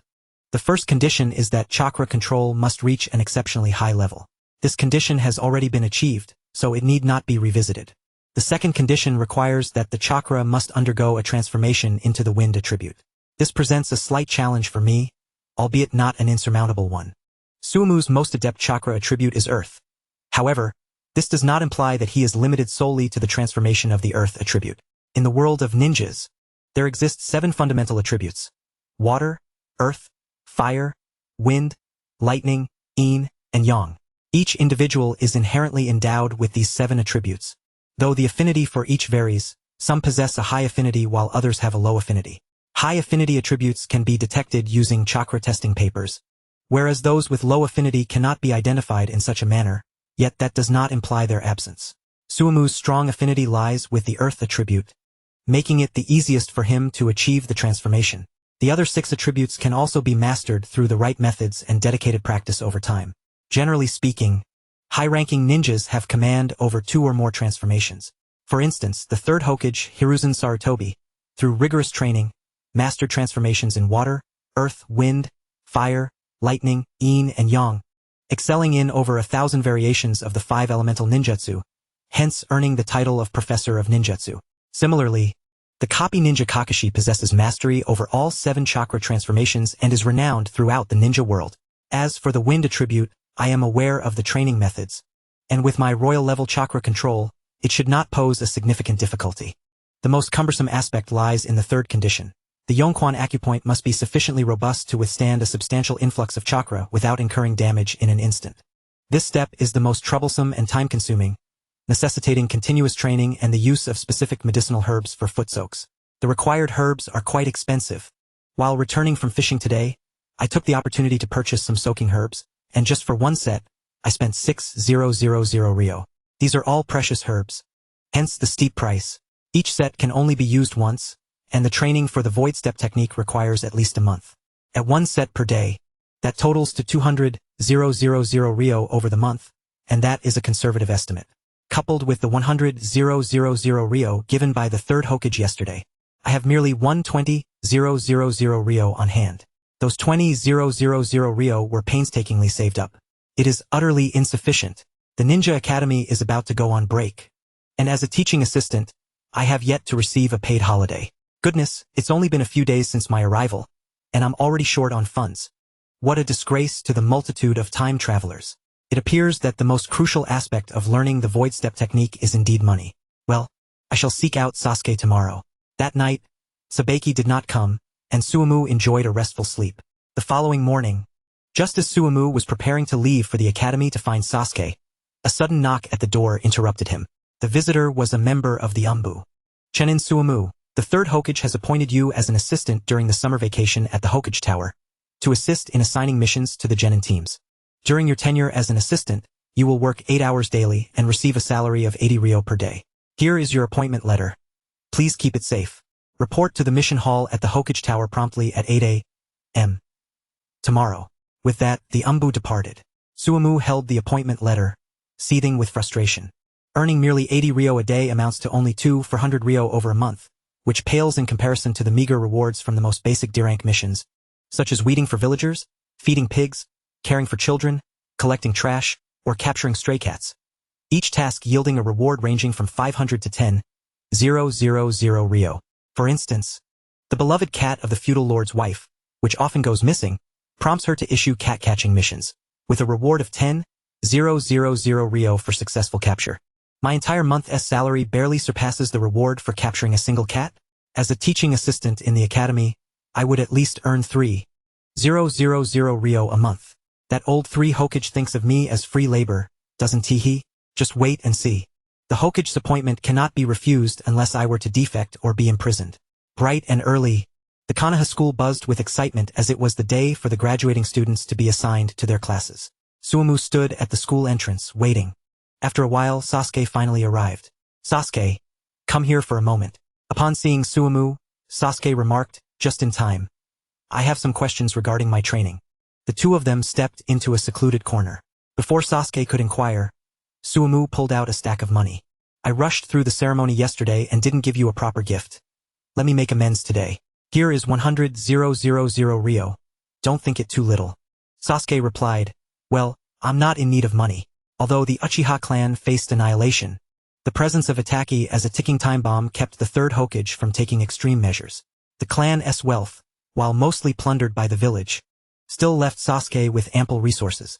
A mere 100,000 Ryo was insignificant to him, unlike Naruto, who lost his parents and had no support, receiving nothing from the fourth's inheritance. Suwamo, seeing Sasuke's refusal, maintained a stern demeanor. Whether you need money or not is irrelevant. This is my gift to you as your master. If you do not accept it, you are essentially rejecting me as your teacher, and henceforth, do not seek my guidance in your training. Sasuke relented. Fine, I'll reluctantly accept it. Suwamo felt a vain throb on his forehead. This little brat was truly infuriating. Ding! You have granted your disciple Uchiha Sasuke 100,000 Ryo, triggering a 1,000-fold return. Congratulations, you have received 100,000 Ryo, now stored in your bedroom wardrobe. Hearing the system's voice, Suwamu's lips curled into a smile. The sensation of being supported by the system is utterly delightful. With the money in hand, he turned to leave. Sasuke, now anxious, called out, "Wait! I haven't yet asked you about my training." Suwamo waved his hand dismissively. Not looking back, no need to ask. The briefing will commence shortly. Hurry to your classroom, we can discuss it later. With that, he hurried away. Sasuke watched Suwamu's retreating figure, feeling an inexplicable sense of unease. Was he really just here to give me money? The Uchiha clan is known for their sensitive nature, and Sasuke couldn't shake off the feeling that Suwamo harbored some undisclosed secret.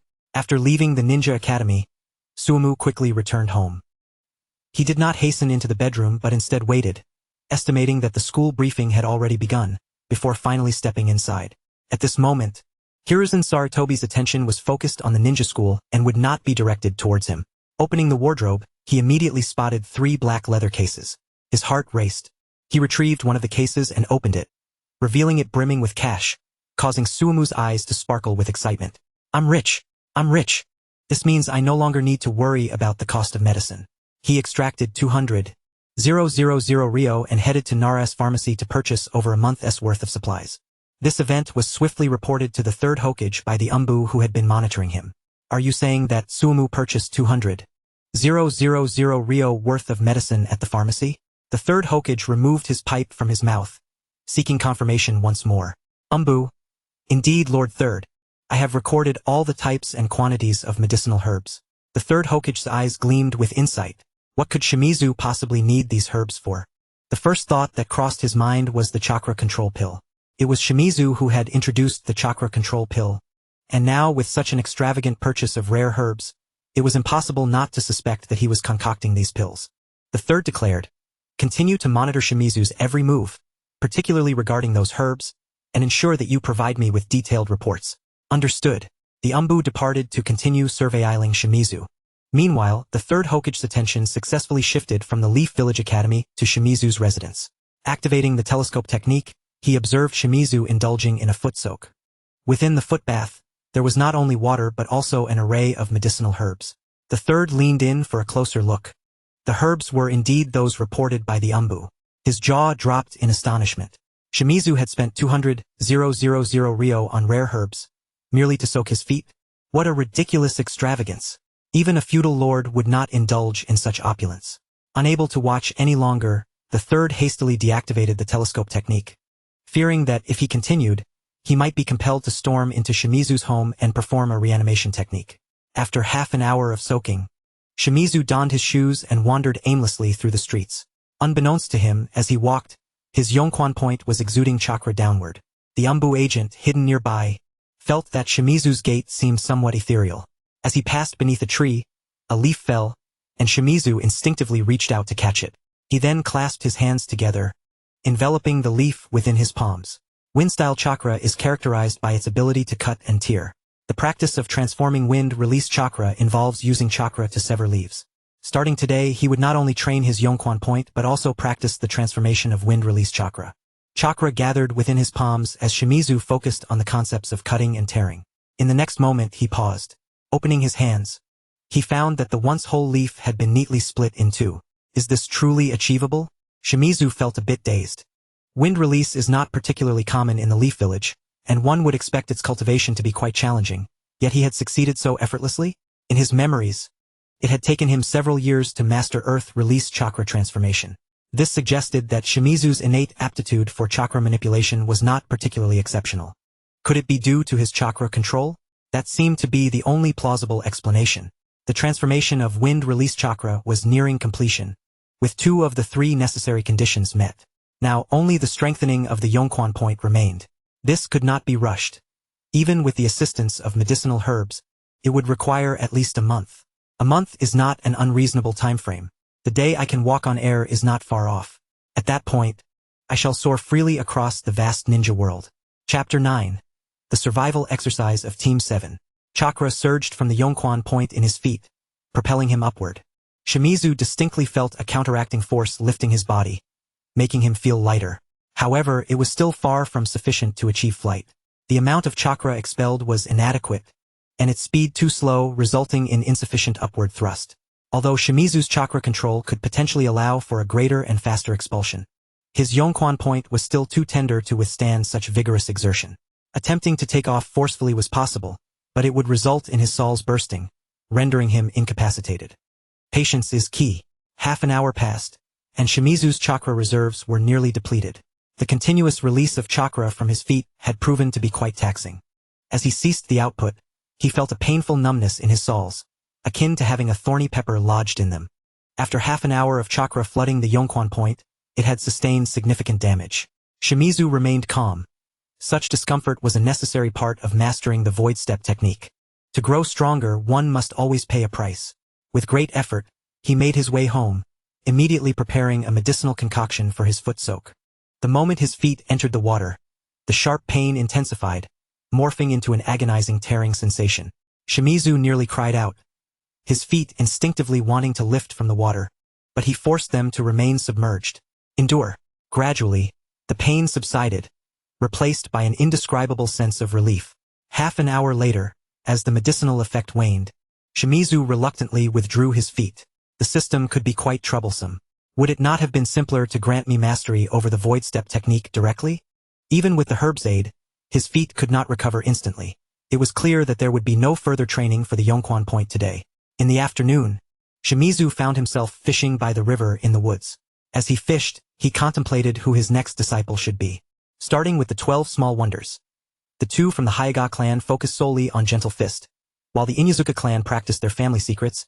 Shino was engrossed in bugs, and Lee was dedicated to taijutsu, being a tool enthusiast. Each of these 9 individuals possessed their own legacies, unlike Naruto and Sasuke, who lacked parental affection and were thus easier to sway. Therefore, Sakura appeared to be the most promising choice. Sakura, coming from a commoner background, had learned little under Kakashi's tutelage in Team 7. It was only after apprenticing under Tsunade that she acquired medical ninjutsu, gaining room for progress. Should Sakura discover that Sasuke was also my pupil, she would undoubtedly want to follow suit. Shimizu felt confident that Sakura would seek him out as her mentor. Moreover, my perspective must not be too narrow. Konoha is not limited to just the 12 small wonders. The orphans at the orphanage, who have no one to rely on, are also worthy of consideration. In comparison, the success rate of taking an orphan as a disciple is undoubtedly much higher. Of course, this is contingent upon becoming well acquainted with the orphanage. I must devise a way to launder the money I have at home, rendering it legitimate, and then frequently visit the orphanage. Fishing clears the mind, allowing for focused contemplation.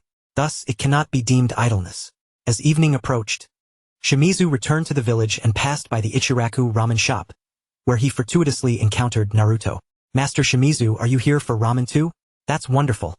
Let's eat together. Shimizu raised an eyebrow and replied, did you not just walk out? Why do you say together? Naruto exclaimed, I saw my handsome master, and in my excitement, I became hungry again. I can still eat 3 big bowls. Shimizu was speechless. This little brat had learned to flatter. He was clearly becoming addicted to taking advantage. With a chuckle, Shimizu said, I was merely passing by and had no intention of eating ramen. So if you wish to eat, you can go in alone. Ah! Naruto was disappointed. Well, if it's just me, I lack the motivation. Shuimu shook his head and inquired, today the class divisions took place, didn't they?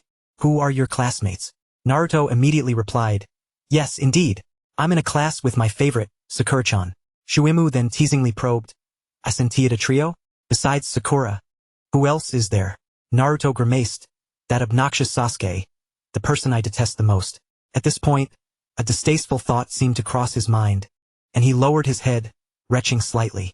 Shuimu observed, It appears that Naruto and Sasuke are still at odds. What are your impressions of the new Jonin instructor? Naruto curled his lip again and remarked, Tage, he has someone who can't even dodge a chalkboard eraser. His Jonin qualification must have been purchased. By the way, Master Shuimu, we have a survival exercise tomorrow. Do you know what form it will take? Shuimu explained, the survival exercise is a rite of passage for all graduates. And each Jonin has their own unique approach to it. By the way, is your Jonin instructor male or female? Naruto responded, he is male, named Kakashi. That makes things easier, Shuimu said. Come here. I'll teach you a method that will enhance your chances of success tomorrow. Naruto leaned in, and Shuimu whispered a few words in his ear. Got it? Naruto grinned. Understood. After their exchange, they parted ways. On the street, Kakashi, in disguise as a passerby, glanced at Shuimu and then at Naruto, a look of confusion on his face. Early the next morning, Shuimu arrived at the Hokage Tower's mission hall with his appointment letter. Third Hokage, Chunin Shuimu reporting for duty. The third Hokage, pipe in hand, replied, Shuimu, from today until the end of summer break at the Ninja Academy, you will be responsible for distributing the rewards for D-rank missions. Your office is in the adjacent finance room. Here is the key to the safe for convenient access to funds. There is only this one key, so be sure not to lose it. Upon receiving the key from the third Hokage, Shuimu maintained a neutral expression while internally exclaiming, what a surprise! As just a mere assistant, the third Hokage had entrusted him with the key to the safe. That safe contained money. In any company, the person handling finances must be someone trustworthy. Did the third Hokage truly trust him? If Shuimu believed that, he would be exceedingly naive. The third Hokage was clearly plotting something. Shuimu realized that the third Hokage was unable to resist taking action against him. How troublesome. The Chunin exam was approaching, and as long as the third Hokage remained, his life would be far from easy. The third Hokage led Shuimu into a small office adjacent to the mission hall.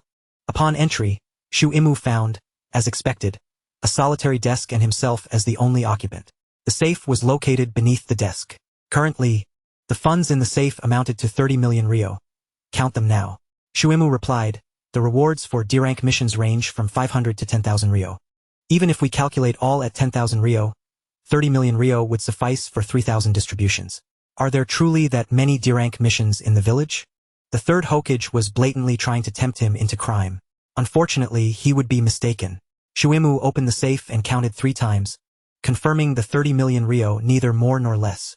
Throughout this, the third Hokage stood by, observing. He noticed that Shuimu's gaze towards the money was not particularly avaricious. This was a person of considerable depth.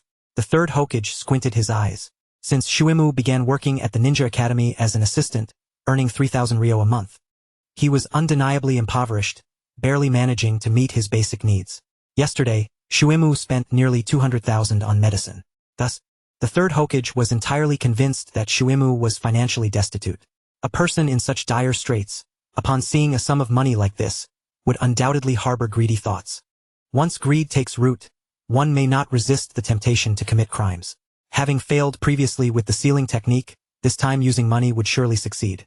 Shuimu's recent frequent interactions with Naruto and Sasuke had instilled a sense of urgency in the third Hokage. He had already contemplated defection, holding no loyalty to the village, and had even harmed comrades. Such a malignant presence, if allowed to continue associating with Naruto and Sasuke, could spread corrupt thoughts. This was absolutely intolerable. Thus, his actions were justified. The third Hokage felt at ease. He would never admit to being envious of Shuimu's time spent fishing, while he himself had none. Third Hokage, I have completed the count. Exactly 30 million ryo. The third Hokage nodded. In the future, ninjas completing missions will come to collect their rewards with proof of completion. You will dispense the payments accordingly. Each day, ensure to count the money accurately. Should there be any discrepancies, inform me immediately.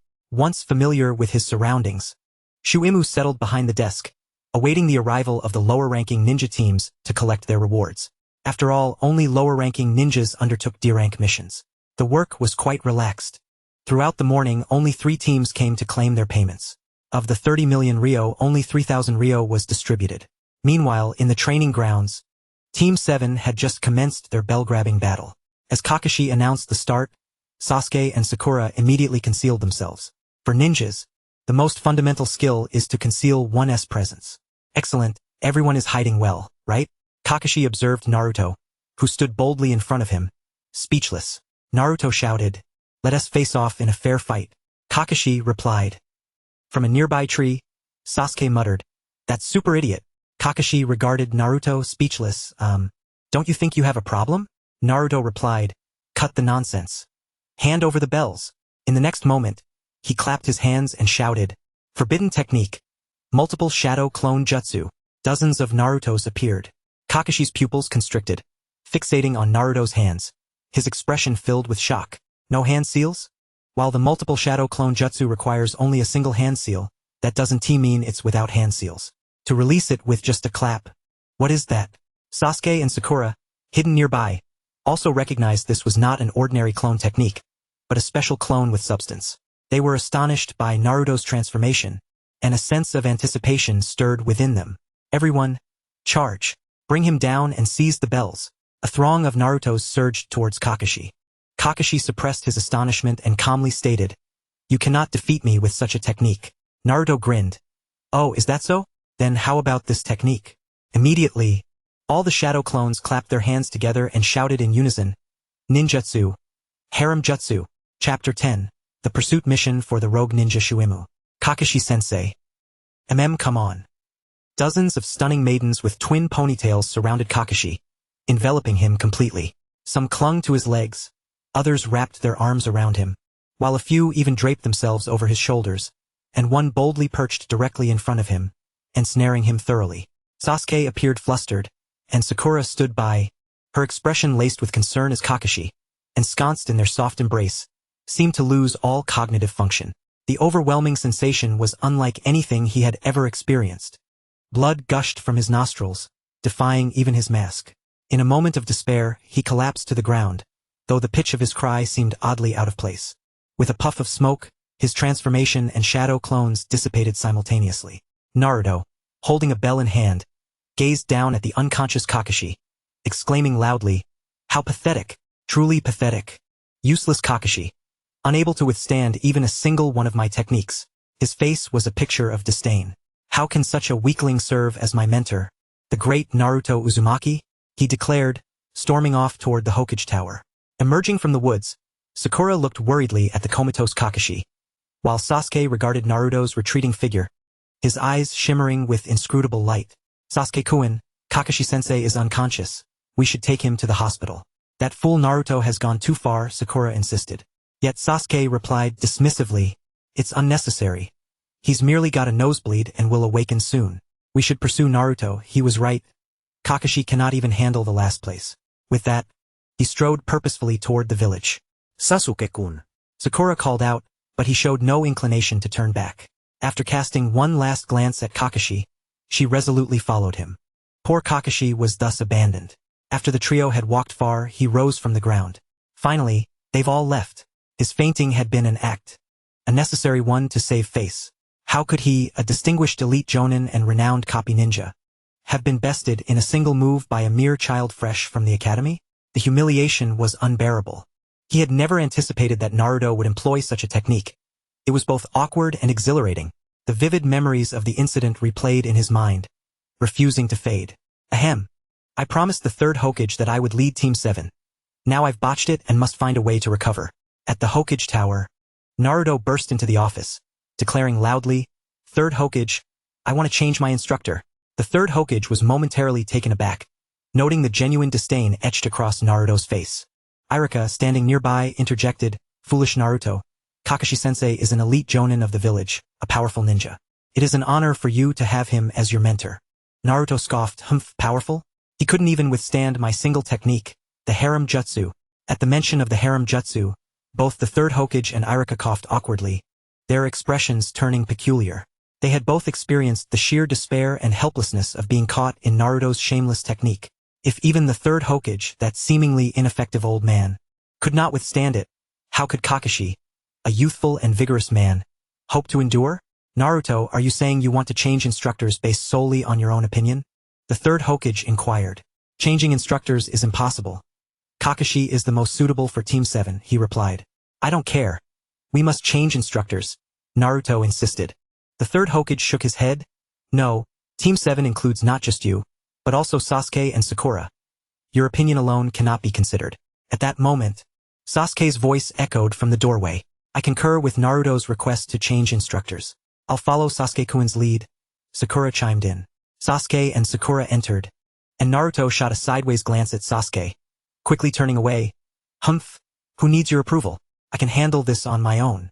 Sasuke replied coolly. I'm not doing this to assist you. I merely believe Kakashi is too weak to guide us. It has nothing to do with you. Naruto retorted, you're full of it. If I hadn't defeated Kakashi, would you even be here to speak? This matter was entirely my achievement. Sakura immediately shouted, foolish Naruto, don't speak to Sasuke-kun that way. The room erupted into chaos, and the third Hokage felt a headache coming on. Changing instructors was out of the question. Kakashi was indeed the best fit. Just because he had been caught off guard once did not indicate a lack of strength. I assure you, Kakashi ranks among the top in the village and is renowned throughout the ninja world. He is more than capable of leading Team 7. Furthermore, there are no other available jonin in the village. You can either continue with Kakashi or return to the academy, he explained. Naruto vehemently disagreed. No way. We must change instructors. If there are no other jonin, then a chunin will suffice. I think Mizuki-sensei would be great. Sasuke nodded in agreement. The third Hokage quickly countered. No, Mizuki only knows the basic body flicker technique and cannot lead a genin team. He has other responsibilities. Naruto was displeased. If you don't agree, I'll show you just how powerful my harem jutsu can be. The third Hokage and Irika exchanged alarmed glances, immediately on guard. At that moment, feathers began to fall around them, and the three young ninjas felt their eyelids grow heavy, succumbing to sleep. My apologies, third Hokage. I inadvertently fell victim to Naruto's technique and had to resort to the strategy to salvage my reputation. Kakashi said awkwardly as he leapt through the window. The third Hokage reassured him, rest easy. This matter will remain confidential between Irika and me, and I will inform others accordingly. Kakashi carried the three unconscious youths back to the training ground. Upon their awakening, he would explain that everything that transpired had merely been an illusion. Later, Irika took his leave from the Hokage's office, leaving the third Hokage alone. Naruto and Sasuke preferred to have Mizuki as their instructor rather than Kakashi, and his expression darkened. It seemed he could no longer allow Kakashi to roam freely within the village. If this continued, one host and one Uchiha orphan could truly be led astray. The plan must be implemented ahead of schedule. 30 million ryo was no small sum, and the third Hokage was confident that, given the opportunity, Mizuki would be unable to resist. That very afternoon, the third Hokage announced that, to celebrate the graduation of the new generation of ninjas, all staff at the Hokage Tower would have the following day off. For Mizuki, a day off would be quite beneficial. He could fish more and take it to the orphanage, establishing rapport. He would also have the chance to interact with Sakura the next day. Upon contemplating the arrival of Class 7 in the afternoon to receive their mission, and envisioning Naruto calling for his master, the disdainful expression of Sakura filled Mizuki with a sense of vexation. Sakura harbored a dislike for Naruto, and consequently, she extended her disdain to Mizuki as well whenever Naruto addressed him as his master. This predicament considerably complicated Mizuki's endeavor to take Sakura as his apprentice.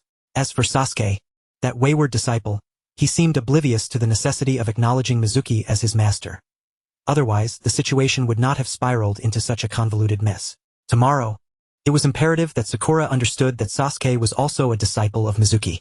At that moment, she would undoubtedly seek to become his pupil. On the following day, which was meant for leisure, Mizuki yearned to indulge in a late morning slumber. However, he was abruptly awakened by members of the Umbu who came knocking at his door. Chenin Mizuki, the third Hokage requests your presence at his residence without delay. A jolt of surprise coursed through Mizuki at this summons. What scheme was that old man concocting this time? With caution in his heart, he made his way to the third Hokage's abode, where he was greeted by the Hokage, dressed in casual attire. Mizuki, the third Hokage began, though today is a day of rest, there is a pressing matter that requires your attention. A neighboring village, 30 miles to the north, had commissioned our lower-ranked ninjas to plant seedlings. However, this morning, we received word from Granny Union that the seedlings were improperly planted and have perished. She is now demanding compensation from our village.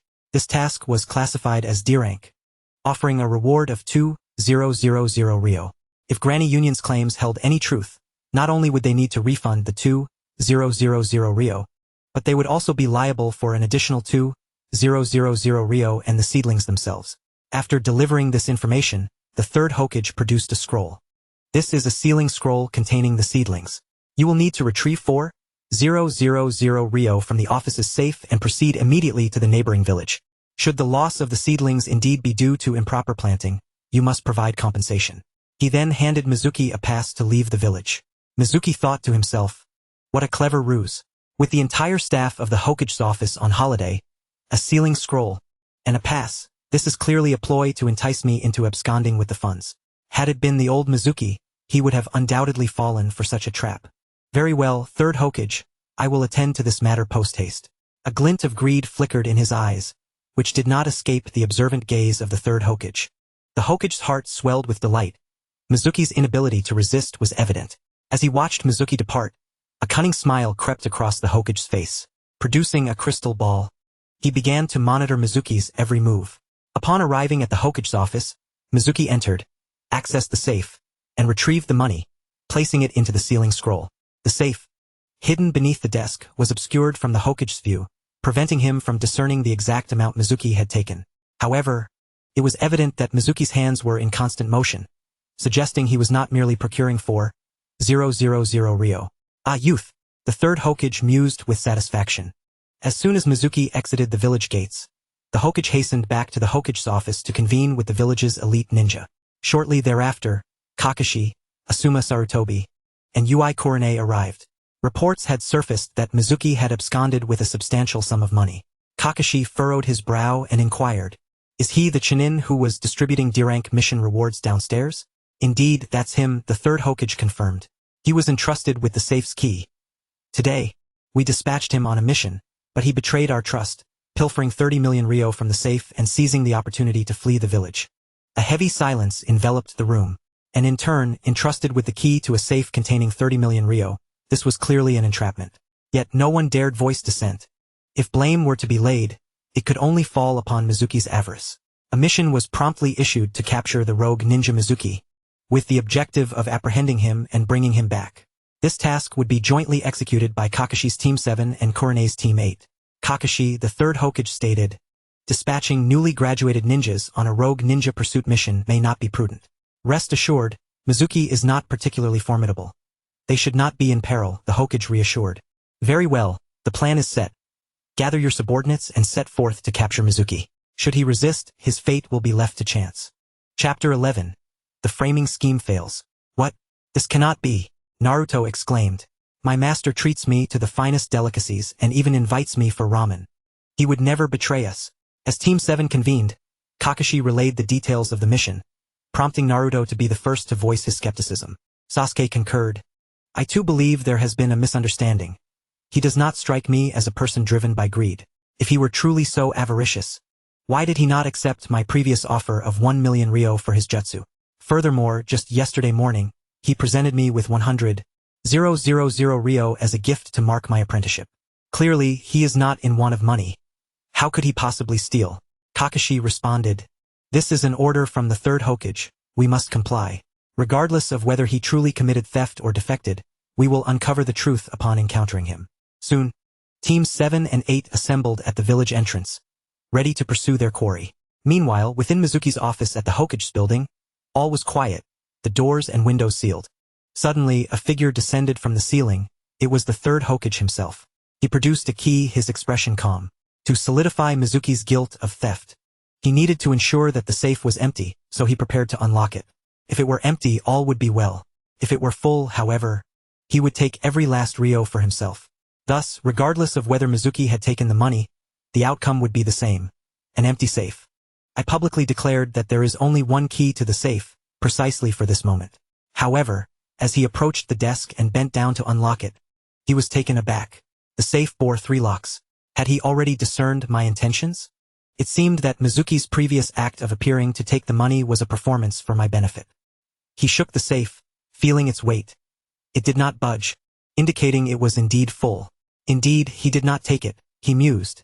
Yet this did not sway the Hokage's resolve. How naive to think that adding a couple of locks could thwart me. With determination, he grasped 2 of the new locks, channeling chakra to unleash a wind technique. With a couple of audible clicks, the locks were forcefully dismantled. He retrieved the key, preparing to unlock the third, aged lock. Just then, a hissing sound emanated from beneath the safe. Explosive tags? The third Hokage's expression shifted as he swiftly retreated. A deafening explosion reverberated through the Hokage building, causing it to tremble. The desk was obliterated, and the safe was hurled into the ceiling, crashing down onto the floor. Given its sturdy construction for storing money, it held up well. However, with the locks blown apart, a flurry of banknotes erupted from within, scattering across the ground. The third Hokage seethed with rage. That treacherous Mizuki. The sound of the explosion was unmistakable, drawing the hurried footsteps of numerous individuals rushing towards the scene. The third Hokage miscalculated, completely unprepared for the explosive tags set by Mizuki, which detonated at a critical moment, drawing unwanted attention. The scheme to frame him collapsed utterly. Unwilling to accept defeat, he cast a final glance at the money on the ground before vanishing with a resounding poof. It was merely a shadow clone. Shortly thereafter, several members of the Umbu burst onto the scene, followed closely by Asuma and several other jonin. The third Hokage feigned his arrival. Asuma and the others exchanged glances with the third but remained silent. Yet, those with discerning eyes understood that the accusation of Mizuki's theft could no longer be substantiated. As for the charge of defection, it was likely to be swept under the rug. It appeared that the intelligence I received was erroneous. Mizuki had been wronged. At this juncture, the third had no choice but to abandon his framing plan. In the forest, Team 7 and Team 8, a total of 8 individuals, were swiftly leaping from branch to branch. Hinata, you are responsible for scouting the target's location, Ui Korone commanded. However, Hinata did not respond. Hinata? She called again. Ah! Hinata exclaimed, snapping back to reality and retracting her gaze from Naruto. I'm here, Korone-sensei, she replied. Utilize your Byakugan to ascertain the target's position, Korone instructed. Shino, deploy your insects to survey the surroundings for any hidden reinforcements or ambushes against us. Yes. Both Hinata and Shino confirmed. Countless small black insects swarmed from Shino, dispersing into the area, causing Naruto and Sakura to shudder involuntarily. Meanwhile, Hinata activated her Byakugan and focused northward. To her astonishment, she spotted Mizuki sitting by a riverbank, tending to a campfire while grilling fish. In addition to the fish, a metal teapot simmered nearby, brewing pine needle tea. Is this what defection looks like? Hinata pondered in disbelief. Any rational individual would know that defection should not manifest in such a manner. Hinata, what do you see? Korone inquired. The target is grilling fish by the river and brewing tea, Hinata reported. Kakashi and Korone exchanged knowing glances. Such laxity suggests either a shadow clone or that he is not actually defecting, or perhaps the third is deceiving us, Korone speculated. To my knowledge, Mizuki is merely an average chunin, possessing only basic ninjutsu skills. He has yet to master the shadow clone technique, Kakashi remarked. Naruto immediately chimed in, I told you, Mizuki-sensei would never defect. Who would leisurely grill fish on the path of betrayal? Kakashi cautioned, we must not be complacent. It could be a trap. We should proceed with caution. As they approached Mizuki, they halted. Hinata continued to observe with her Byakugan, while Shino's insects scoured the area, probing every nook and cranny. What do you see? Korone asked. Shino shook his head, replying, no suspicious targets detected. Hinata added, within a 3-kilometer radius, aside from us, I only see the target. Naruto leaped forward, exclaiming, see? I told you there was no trap. Mizuki-sensei absolutely did not defect. The third must have made a mistake. Kakashi and Korone conferred briefly before deciding, let's approach. We will ascertain whether Mizuki has truly defected once we return to the village. However, both harbored a silent verdict of death for Mizuki in their hearts.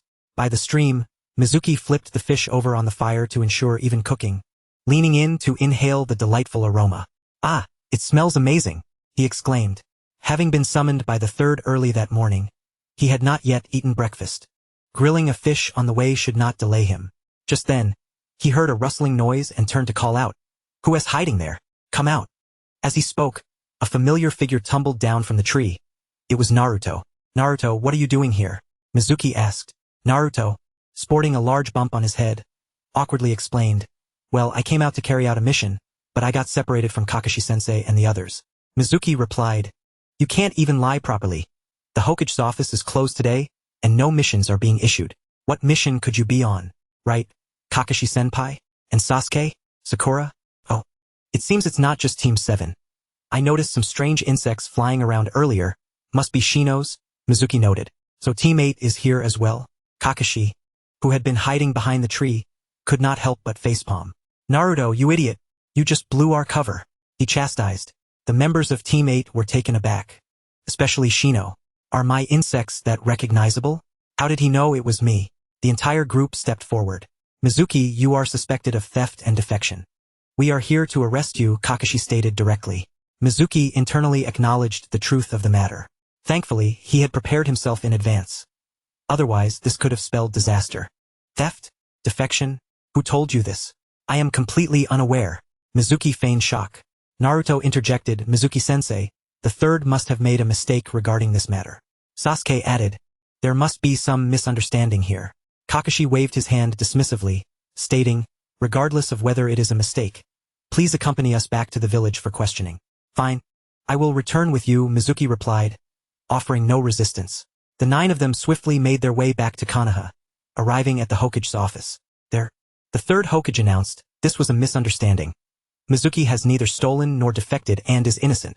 Third Hokage, this is outrageous. Naruto shouted. You have no evidence. You unjustly accused Mizuki-sensei of theft and defection based solely on hearsay. I, Naruto Uzumaki, will not stand for this. The third responded, when news of a ninja's defection arises, the village takes it very seriously. Regardless of evidence, it is imperative to bring the individual back for investigation. Now that the misunderstanding has been resolved, this matter is closed. Naruto exclaimed, no. Mizuki-sensei has been wronged and has suffered immense emotional and physical distress. This entire incident is a grave error on your part. Third Hokage, you must compensate Mizuki-sensei for his losses. The third glanced around at everyone present. Both the Umbu and the Jonin remained silent. Even Kakashi did not step in to curtail Naruto.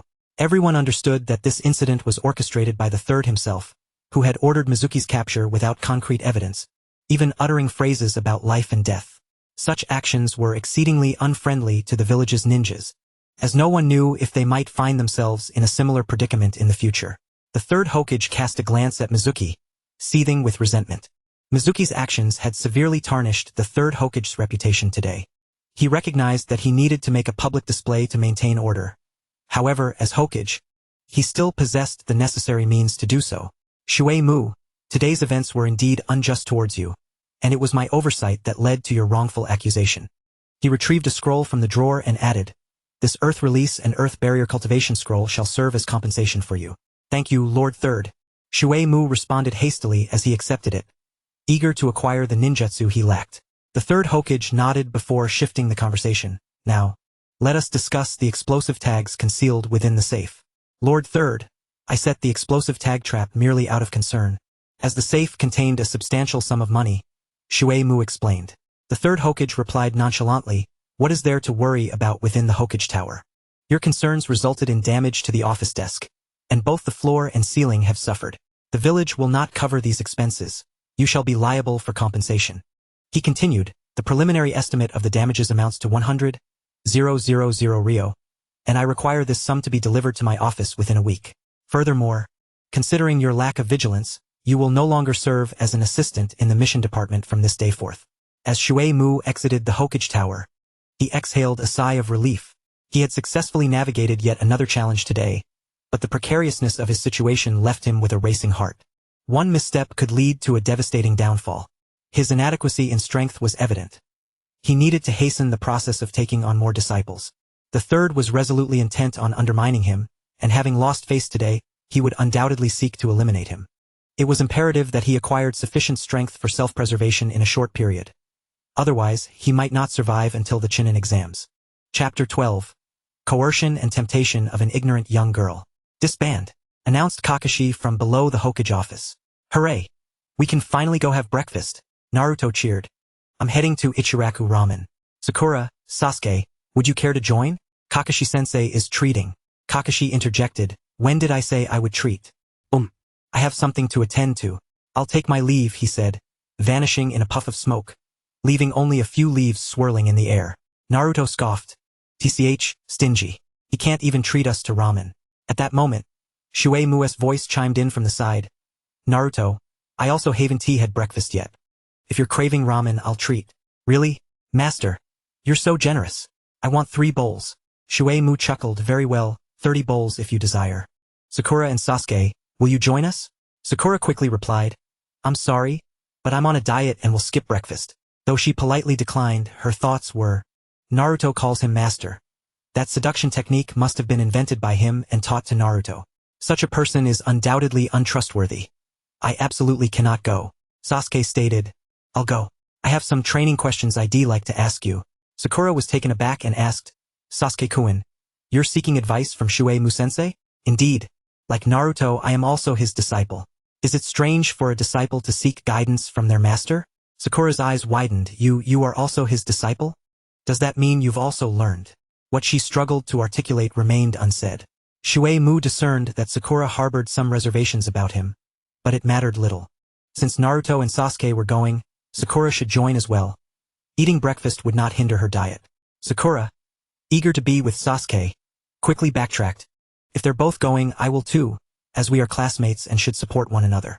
However, I will refrain from ramen. I must stay committed to my diet. With a grand gesture, Shuei-mu declared, All right, let us depart. In the Hokage's office, the third stood behind the window, observing Shuei-mu leading the three young ones of Team 7 as they walked away, his expression clouded with discontent. He had already sensed that Shuei-mu was taking precautions against him, acting with utmost vigilance and leaving no room for error. As Hokage, his actions must remain within the confines of the rules. If Shuei-mu made no mistakes, he would find it difficult to take action against him. It seemed that ordinary means would not suffice to deal with him. The third exited the Hokage Tower and approached an entrance to the sewers, navigating through a maze of twists and turns. In the darkness, the sound of his footsteps echoed clearly. Eventually, he arrived at an underground chamber filled with water pipes. This was the location of the root base. Shimura Danzo, it has been a while since you last visited, Danzo said, leaning on his cane with a nonchalant tone. The third wasted no time, stating, the Ninja Academy's assistant instructor, Chunin Shuei-mu, is suspected of having killed a comrade and shows signs of defection. Send someone to address the matter. Danzo scrutinized the third with renewed interest, inquiring, there are many suspected defectors in the village, yet you have always been indecisive, never acting without evidence. Why have you come to me regarding Shuei-mu? What makes him so special? The third let out a cold scoff, seemingly displeased with Danzo's skepticism. Yet he proceeded to explain. Shuei-mu is closely associated with Uzumaki Naruto and Uchiha Sasuke. I have made attempts against him, but he managed to thwart them. Danzo's gaze sharpened, his voice turning frigid. Hiruzen, you have been too lenient. A suspected defector getting close to the Jinchuriki. Why did you not come to me sooner? Are you unaware of the Jinchuriki's significance? This village does not belong to you alone. The third's expression remained impassive as he replied, it is not too late now. With that, he turned to leave. Danzo watched the third's retreating figure and remarked, after dealing with Shuei-mu, we must bring the Jinchuriki and that Uchiha brat back to root. They may have already been influenced by Shuei-mu, harboring seeds of disloyalty towards Konoha. Only I can train them to be absolute tools loyal to Konoha. The third paused momentarily but did not turn back. Danzo, the matter of the Jinchuriki is not for you to decide. As for Sasuke, he is the village's debt to Itachi. The training methods of root shall not be imposed upon them. Danzo raised his voice, Hiruzen, you must heed my counsel this time. The third continued on his path, offering no response, his stance unmistakably clear. Disagreement. Danzo's anger flared, Hiruzen, you will come to regret this. The third halted once more, then turned to coldly declare, Danzo, remember, I am the Hokage. With that, the third gradually receded into the distance, soon vanishing from sight. Once the third was gone, Danzo's twisted expression settled back into neutrality, his gaze returning to its indifferent state. He lifted his cane, and upon its descent, a root ninja adorned with a complex patterned mask knelt before him. Retrieve the dossier on the Ninja Academy assistant instructor, Chunin Shuei-mu. Yes, Lord Danzo. At Ichiraku Ramen, Shuei-mu entered with the three young ones of Team 7. Uncle, I'll have 3 bowls of tonkotsu ramen, 3 large bowls. Naruto exclaimed without reservation as he stepped inside. Shuei-mu turned to Sasuke and Sakura, inquiring, what would you two like to order? Please do so. Sasuke replied, I would like a bowl of pork rib noodles. Sakura, appearing somewhat bashful, hesitated, I want to lose weight, so perhaps I should skip it. With a dismissive wave, Shuei-mu insisted, now that you're here, you must indulge in a bowl. After all, it won't cost you anything. Moreover, haven't you heard? Skipping breakfast can lead to weight gain. Is that really a thing? Sakura exclaimed in surprise. Indeed, Shuei-mu affirmed. As an adult, I advise you this. Weight loss cannot be achieved merely by abstaining from food. It requires a proper methodology. so do order a serving. As if on cue, Sakura's stomach grumbled, and she decided not to be polite, ordering a bowl for herself. Before long, the noodles were prepared, and the four of them began to eat. Shuimu initiated a conversation about Sasuke's training. How has your progress been with tree climbing and water walking? Sasuke responded, I've mastered tree climbing, but I can only manage water walking on still water. Flowing water remains a challenge. Naruto chimed in, what are you two talking about? Tree climbing and water walking? Shuimu-sensei, you teach Sasuke but not me. This isn't fair. We're both your disciples. Shuimu chuckled, it's a technique to enhance chakra control. You don't need it. Naruto's eyes lit up. Shuimu-sensei, do you have anything else to teach me? Like ninjutsu or secret techniques? Patience, Shuimu replied. In due time, I will teach you. You've just graduated. First, acclimate to the life of a ninja. Each disciple is allowed only 3 opportunities for guidance each month. So he would have to wait until the next month to instruct Naruto further. Shuimu had limited resources to offer and needed to be frugal. As the 3 of them engaged in lively conversation, Sakura found it difficult to interject. Eventually, once everyone had their fill and was ready to depart, Shuimu called out, Sakura, please wait a moment. Sakura considered pursuing Sasuke, but having just been treated to a bowl of noodles by Shuimu, she felt it would be impolite to leave abruptly. Shuimu-sensei, is there something you wish to discuss? Do you have feelings for Sasuke? Shuimu queried. Sakura's face flushed, and she stammered, why do you ask? Teacher? Shuimu spoke candidly. It's best to let go. You are not suited for one another. Sakura's complexion paled. As a member of the Uchiha clan, Sasuke possesses potential far beyond your reach. He is destined to stand at the pinnacle of the ninja world, while you are merely an ordinary civilian. The only ones who might stand beside him in the future are either a noble princess or a formidable kunoichi of great renown. Furthermore, he bears a deep-seated grudge. Being with him would only hinder his progress. Can't you see? His heart is consumed by vengeance. There is no room for you. The words there is no you echoed hauntingly in Sakura's mind. Shuimu felt a pang of guilt. These words were indeed a significant blow to a young girl like Sakura. Her face grew even paler as she bit her lip, resolutely declaring, no, I will strive to improve. I will become stronger and ensure I do not hold him back. Shuimu shook his head. That is exceedingly difficult. You lack the bloodline limit, the clan's secret techniques, and even a decent ninjutsu. No matter how hard you try, it will be futile. His words shattered the remnants of hope within Sakura. Turning to watch Sasuke's retreating figure, her eyes filled with despair. At that moment, however, Shuimu shifted his tone. But there are methods to consider. Sakura's despondent gaze suddenly sparked with a glimmer of hope as she looked up at Shuimu, anxiously asking, Shuimu-sensei, what methods? Shuimu smiled, it is quite simple. If you become my disciple, I can help you grow stronger. Sakura's immediate reaction was skepticism. You, a mere chinin, a lackluster assistant at the Ninja Academy, inferior even to Irika-sensei, how could you possibly make me stronger? Do you doubt me? Do you believe my abilities are insufficient to be your teacher? Sakura fell silent, tacitly agreeing. Shuimu, unfazed, continued, you may not believe in me, but surely you trust Sasuke's judgment. Of course, you may choose not to trust Sasuke, but then you would have no chance with him at all. Upon hearing this, Sakura quickly responded, no, I believe in Sasuke-kun. However, I know very little about you, so it might be unwise to hastily become your disciple. Shuimu scoffed inwardly at her hesitance. What is your chakra affinity? Sakura, puzzled, asked, what do you mean by chakra affinity? After explaining, Shuimu produced a piece of chakra testing paper. Let's conduct a test. Sakura took the paper and infused it with her chakra. In the next moment, the paper became damp and then disintegrated. You possess both earth and water chakra affinities, perfectly suitable. Shuimu then retrieved the earth-style wall scroll given to him by the 3rd Hokage, stating, if you become my disciple, this earth-style wall training scroll will be your initiation gift. Sakura inhaled sharply, her eyes fixed on the scroll. She desperately wanted it, yet she remained indecisive. Given today's events, it seemed the 3rd Hokage held reservations about him. Would becoming his disciple affect her? She weighed her options. Shuimu did not rush her. At this point, if she still refused, he would not press the matter. There were many in Konoha. He did not need to insist on Sakura. At this moment, Sakura wrestled with her thoughts. But soon, she glanced in the direction where Sasuke had left, her expression turning resolute. Shuimu's mixture of coercion and persuasion had finally borne fruit. Master, Chapter 13. Peril, Assassination and Counterattack. That call of Master was laden with reluctance. Yet Shuimu cared not. Ding! Congratulations, host. You have accepted Sakura Harino as a disciple. Shuimu beamed, finally able to continue reaping the benefits of the system. But the system had more in store. Host has successfully gathered the 3 strong members of Team 7. Reward: 1 draw for Kakashi's abilities.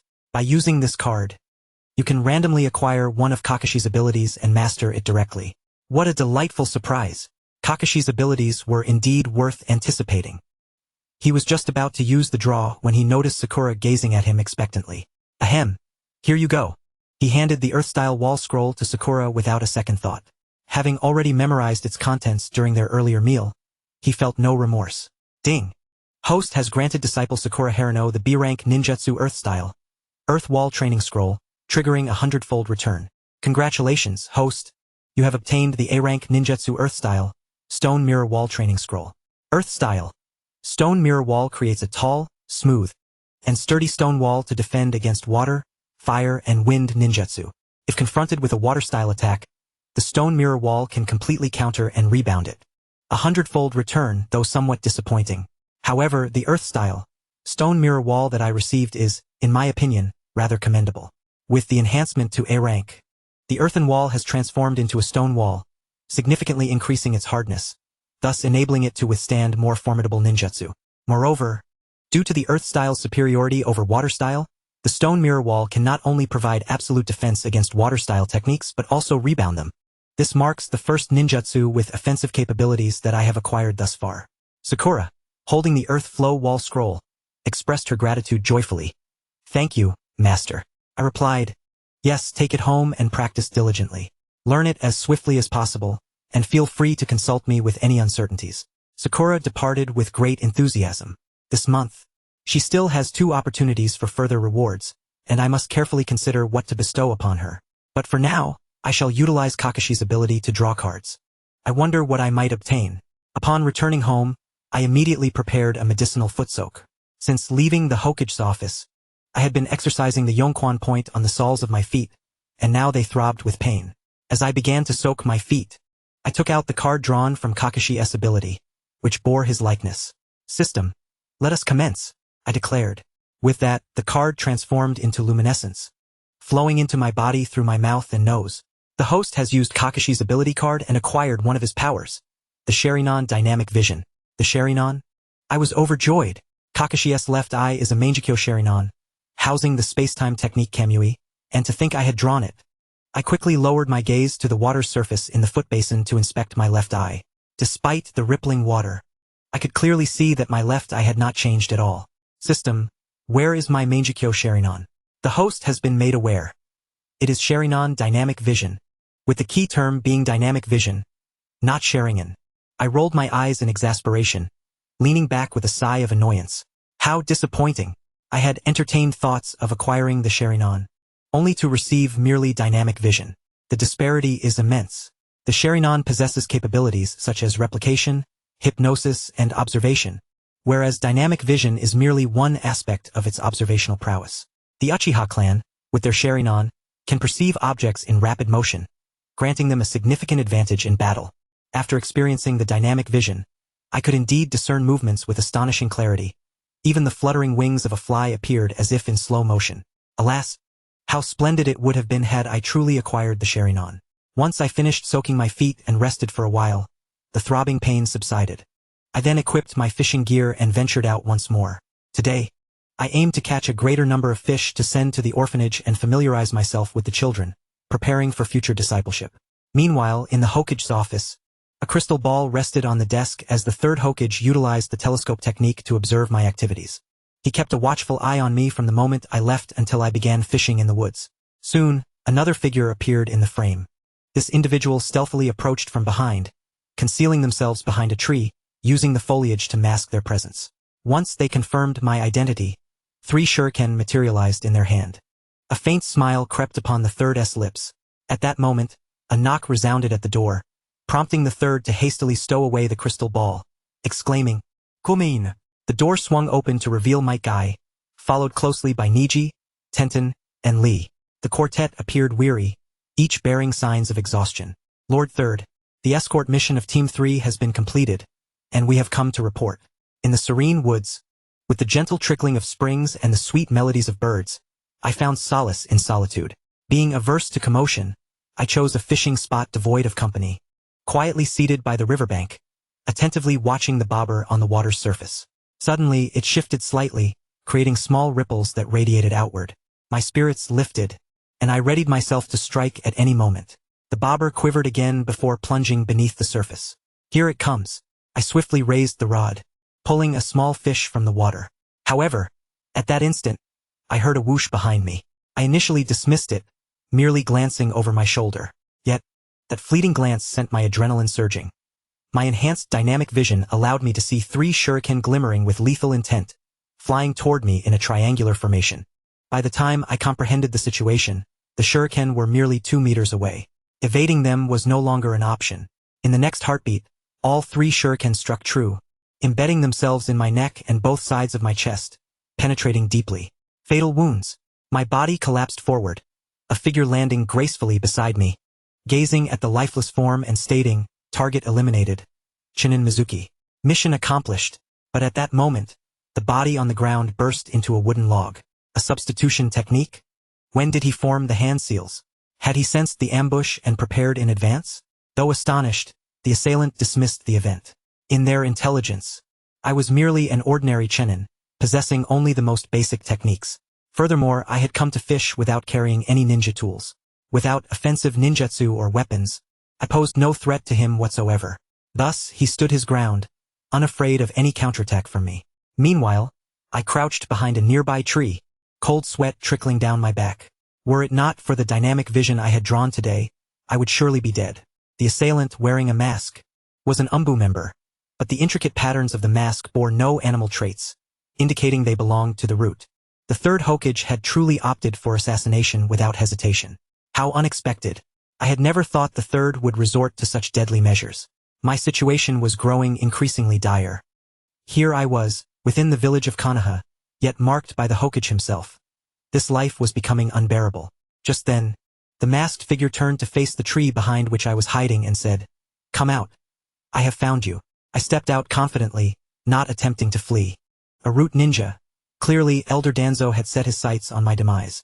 I never imagined that a mere chinin like myself would attract such attention. It was an honor of sorts. "Let us proceed." The root ninja, puzzled, inquired, "You do not resist?" I shrugged, replying, "What use is resistance? I shall still meet my end, so I might as well face it directly." Though the root ninja was perplexed, he wasted no time, throwing a shuriken aimed at my throat. Throughout the entire sequence, he kept a watchful eye on my hands. Should I form any seals, he would escalate his attack immediately. As he gazed upon Mizuki, there was an unsettling stillness about him, as if he were resignedly awaiting death. In the blink of an eye, the shuriken had neared within a meter of Mizuki, and no action could be taken in time. Genin felt a pang of reluctance to settle matters, but at that moment, he noticed a faint smile curling at the corner of Mizuki's lips. The art of body replacement. An ominous sense that something had transpired washed over Genin. But before he could contemplate it further, a searing pain erupted in his throat. Lowering his gaze, he was met with the sight of his own shuriken lodged in his throat. Out of the corner of his eye, he realized that their positions had inexplicably swapped. How could this be? He could not fathom how their locations had interchanged. He reached for the shuriken, desperate to extract it and continue his assault on Mizuki. Yet he found himself devoid of strength. With a thud, his lifeless body crumpled to the ground. Tenzo had grossly underestimated me, sending only a single assassin to eliminate me, as if I were nothing more than a mere inconsequential chinin. Gazing at the corpse on the ground, Mizuki began to contemplate his next steps. Should he flee, or perhaps continue to dance with the third Hokage? His mind raced with possibilities. If he chose to escape, given his current abilities and the lack of support, the likelihood of success was exceedingly slim. He would not get far before being pursued. Ultimately, it would lead to a dead end. Thus, Mizuki resolved to continue his intricate game with the third Hokage. Within the Hokage's office, Guy had just exited with his subordinates when the third Hokage swiftly retrieved a crystal ball, activating the telescope technique to peer into the forest by the stream. However, the anticipated scene of Mizuki's demise did not materialize. Instead, it was the root ninja who lay dead. What was happening? The third Hokage's eyes widened in disbelief. How could a mere chinin like Mizuki possess the strength to slay a root ninja? The root operatives were meticulously selected and trained by Danzo himself, far surpassing Mizuki in taijutsu, genjutsu, and ninjutsu. What was the meaning of this? Regardless, losing a root member would be a blow to Danzo. However, Mizuki's act of killing a root ninja presented an opportune moment to condemn him. He immediately commanded, "Summon forth. A murder has occurred in the eastern forest of the village. We must proceed to apprehend the killer." Chapter 14. The Indefatigable Third Hokage. To solidify Mizuki's culpability, the third Hokage brought a substantial contingent, including all 4 members of Guy's team. Mizuki was stoking a fire to produce smoke, intending to draw the attention of the villagers. The more witnesses present, the better for his subsequent plans. Soon, a group of villagers spotted the plume of smoke and made their way toward his location. By the time the third Hokage and his entourage arrived, a dozen villagers had already gathered. He hasn't fled. Instead, he has deliberately created smoke to attract the villagers. What could this mean? The third Hokage was perplexed. Nevertheless, there was no doubt that Mizuki had committed murder. "Seize the murderer Mizuki at once," he commanded, and 2 Umbu members instantly materialized behind Mizuki, restraining his arms. Mizuki immediately exclaimed, "Third Hokage, wait, I did not kill him. He took his own life out of guilt." The third Hokage scoffed derisively, "Nonsense." Mizuki pressed on, "Please allow me to explain the situation in detail." The third Hokage offered no opportunity for dialogue, declaring, "What is there to explain? Take him away." Mizuki raised his voice, "Third Hokage, I was merely fishing here, unarmed and without any ninja tools. How could I have killed him with a shuriken? Are you suggesting that simply because he was an Umbu ninja of higher status you would hastily seek a scapegoat?" Upon hearing this, the surrounding villagers began to murmur amongst themselves, pointing fingers in disbelief. The third Hokage's expression shifted. "Very well, since you claim you are not the killer, I shall grant you an opportunity to clarify. But do not speak of not having ninja tools. What if that shuriken was stolen from him?" Mizuki smirked inwardly before continuing, "I was fishing here when I suddenly heard a commotion behind me. Without thinking, I instinctively used the body replacement technique. When I turned back, I found 3 shuriken embedded in the wooden post I had used as a substitute. Look, they are right there." Then, the Umbu ninja jumped down from the tree and lamented, "I cannot believe I failed to eliminate even an ordinary Chunin. I am a disgrace and should not return to see Lord Orochimaru." With that, he plunged the shuriken into his own throat, ending his life. After finishing his account, he turned to the third Hokage and stated, "I never laid a finger on those shuriken. You may check for fingerprints." The third Hokage did not believe a word of Mizuki's testimony. His intent was to convict Mizuki and execute him immediately. However, the villagers continued to scrutinize the wooden post with the 3 shuriken, their chatter growing louder. The third Hokage needed to uphold his authority as Hokage. He could not make a hasty judgment without evidence. Thus, he summoned a medical ninja to conduct a fingerprint analysis. Before long, the results were in. "Hokage-sama. All 4 shuriken bear only the fingerprints of the deceased. Mizuki's fingerprints are absent. Furthermore, there are no signs of tampering. Mizuki never touched those shuriken." Upon hearing this, the villagers' gazes toward Mizuki transformed, their doubts evaporating. The third Hokage's eye twitched involuntarily. The evidence indicated that this was indeed a suicide, yet it defied all logical reasoning.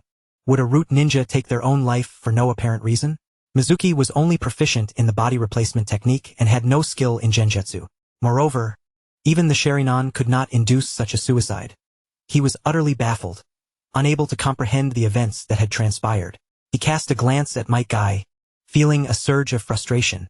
If it had not been for the timely interruption by the third squad, he would still be in the dark regarding these developments.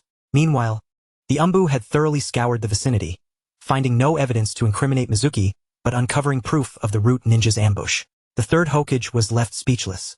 How infuriating!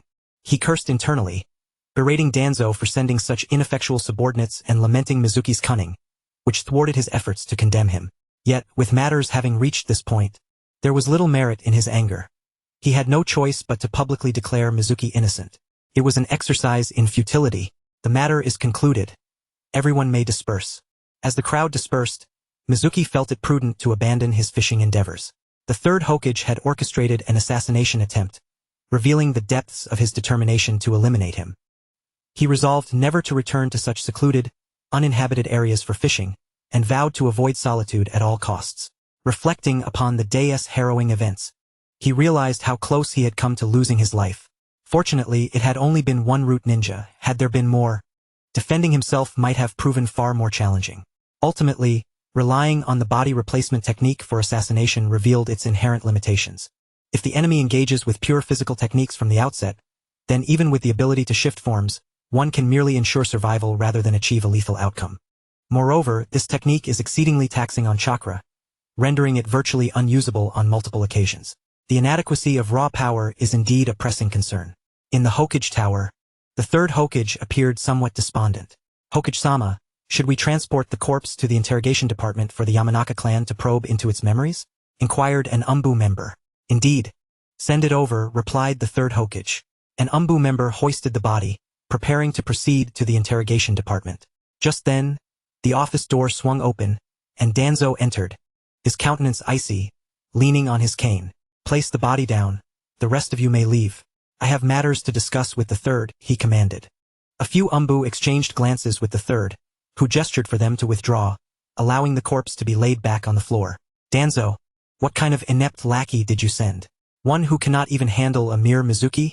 The third directly admonished. Danzo, however, was unfazed, retorting with a counterattack. Izushi, do you intend to send the corpse to the interrogation department so that the Yamanaka clan can uncover that it was I who ordered the assassination of Mizuki, thereby tarnishing my reputation? Are you afraid that my renown surpasses yours and that I may usurp your position as Hokage? The third's thoughts were laid bare before him, yet he remained unperturbed, countering. What of it? The roots of Konoha, lurking in the shadows beneath the sunlight, fear a tarnished reputation? Danzo seethed with rage. I am indifferent to reputation, but your blatant attempts to sully my name. Do you possess any semblance of a shinobi's virtue? You are merely afraid. Humph.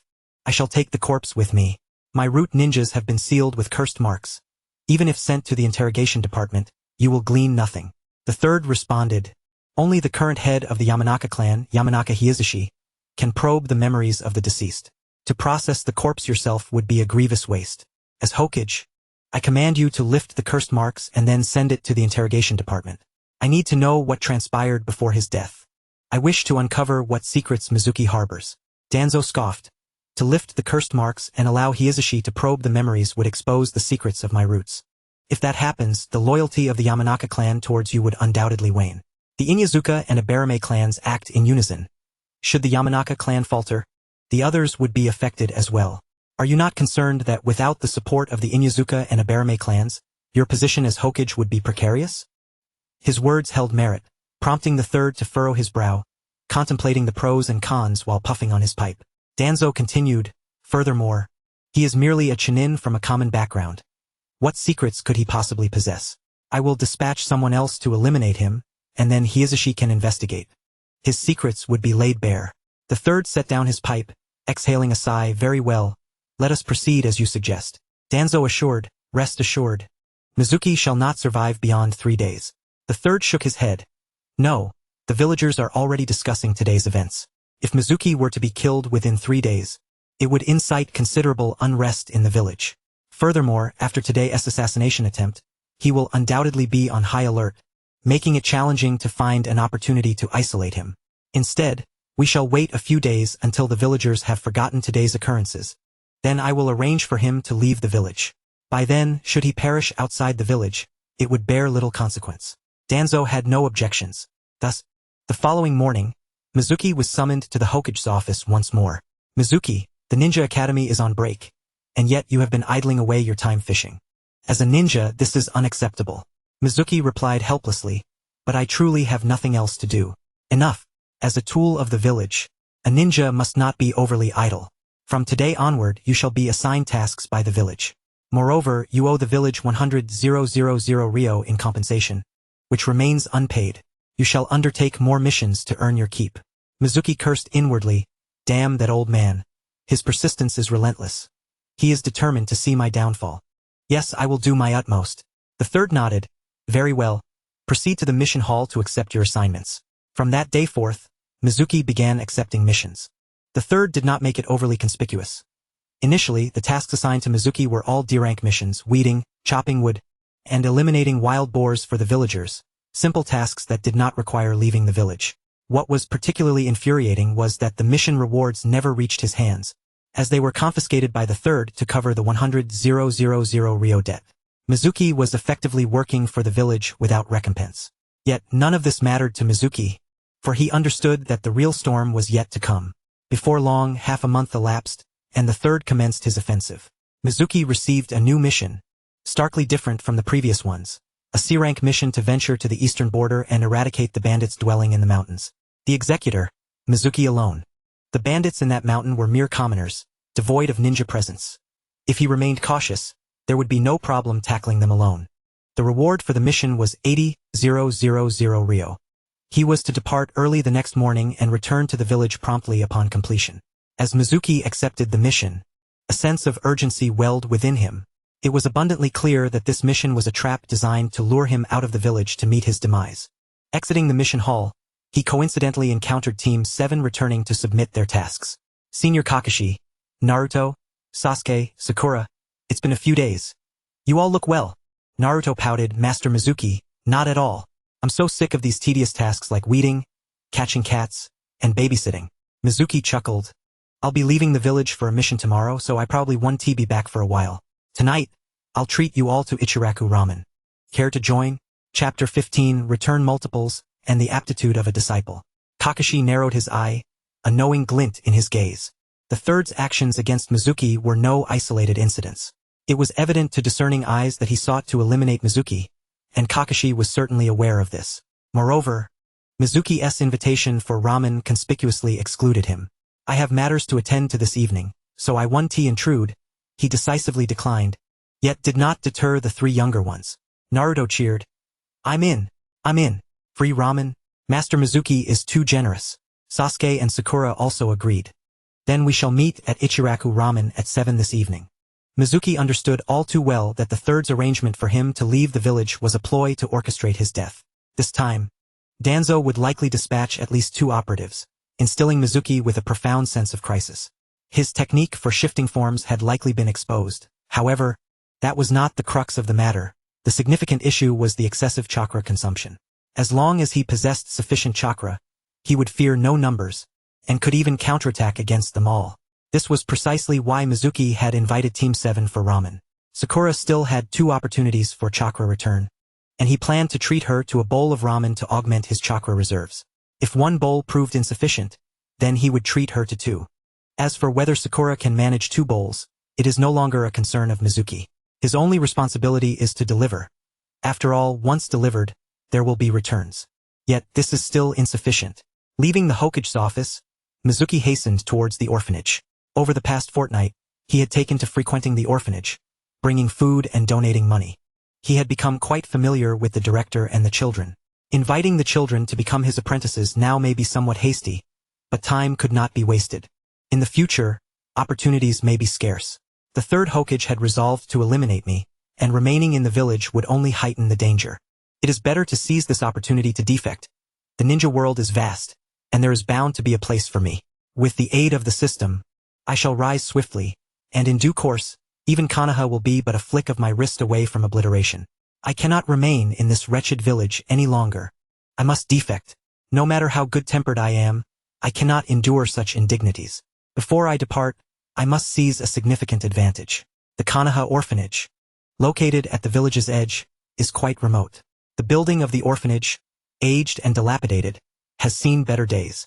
As Mizuki approached, the children playing at the entrance caught sight of him. Look, it's Uncle Mizuki. Uncle Mizuki. Uncle Mizuki. The children rushed over, their enthusiasm palpable, their faces alight with joyful smiles. Mizuki beamed, lifting the items in his hands and calling out, Today, I've brought you meatballs. 3 skewers for each of you. Xiao, come and distribute them. Oh, meatballs. Uncle Mizuki is the best. The children cheered exuberantly. The orphanage director, along with a few caretakers, stepped outside. Mizuki, you've been spending recklessly again. Over the past fortnight, you've spoiled the children. Earning money isn't easy. Please refrain from such extravagance in the future, the director chided. Mizuki chuckled. Director, I'm merely doing what I can. Besides, it doesn't cost much. I have something to discuss with you today, he added. Noticing the seriousness on Mizuki's face, the director understood it was not a trivial matter and replied, Speak freely. Mizuki stated plainly, I wish to take them as my apprentices and teach them the methods of chakra refinement and the fundamental techniques. Orphans are often vulnerable to bullying. If they acquire ninjutsu, they will possess some means of self-defense. The director shook his head. It's futile. The village chief has already sent people to examine their bodies, and those with potential have been sent to the ninja academy. Those who remain here are of poor talent. Even if they trained, it would be impossible for them to become ninjas, not even the weakest genin. Mizuki smiled. I do not harbor hopes that they will become ninjas. I merely wish for them to possess some means of self-defense, at the very least to avoid being bullied by ordinary people. Seeing Mizuki's determination, the director sighed. Very well. Do as you wish. Mizuki smiled widely. As long as the director did not oppose him, the matter would be easily resolved. Soon, he gathered the children together. A total of 24 were taken as apprentices, granting him an immediate 72 opportunities for returns. Children, today I shall teach you the chakra refinement method. Once you learn it, you will be able to refine chakra, and with diligent practice you might one day become ninjas. Do you wish to learn? All the children responded in unison, yes. They gazed at Mizuki, their eyes brimming with longing. At this moment, their aspirations were simple, to become ninjas and no longer be bullied. As orphans, their stories were filled with tragedy. Without parents, they were often tormented by the village children, yet powerless to resist. However, they understood that as ninjas, they would no longer have to endure such mistreatment. Mizuki said, "All right, everyone, call me master." The 24 children lined up before Mizuki, respectfully addressing him as master. In no time, Mizuki had gained 24 apprentices. Next, he instructed them on how to refine chakra, urging them to sit quietly and attentively commit the method to memory. The chakra refinement method was not overly complex. Under Mizuki's guidance, the children swiftly grasped the technique. Of course, merely knowing the method was one thing. Successfully refining chakra was another matter entirely. For those with good aptitude, it might take 3 to 5 days to succeed, while those with poorer talent could require half a month to master it. Those lacking ninja potential might never be able to refine chakra at all. Mizuki did not expect them to succeed. His sole responsibility was to teach, with the aim of obtaining returns from the system. Ding! The system's voice echoed. Host grants apprentice Xiao the ordinary chakra refinement method, triggering a 0.1x return. Congratulations, you have obtained a subpar chakra refinement method. Host grants apprentice Sanfu the ordinary chakra refinement method, triggering a 0.1x return. Congratulations, you have obtained a subpar chakra refinement method. Mizuki was taken aback. What is this? A 0.1x return? System, what on earth are you doing? Why is the return multiplier so low? Host grants apprentice Zhigzun the ordinary chakra refinement method, triggering a 0.1x return. The same 0.1x return notification rang out in response. Mizuki was growing weary of this. All he could think about was whether he could not exploit the system more effectively. Just then, an unusual announcement jolted him to attention. Host grants apprentice Daxing the ordinary chakra refinement method, triggering a 100x return. Congratulations, you have obtained an advanced chakra refinement method. The advanced chakra refinement method allows chakra refinement at a speed 100 times that of the ordinary method. Soon, the returns for all 24 apprentices were announced. Except for Daxing, the remaining 23 children received a 0.1x return. Mizuki was utterly disheartened. What is happening here? The system explained. The higher the aptitude of the apprentice, the higher the return multiplier. Conversely, the same applies. Among these 24 children, only Daxing possesses some talent. The other 23 have no ninja potential, which naturally results in a low return multiplier. Mizuki was stunned. Is this how it works? Damn. He immediately realized that his decision to defect seemed rather rash. Where are all the talented ninjas? They are undoubtedly in the major ninja villages.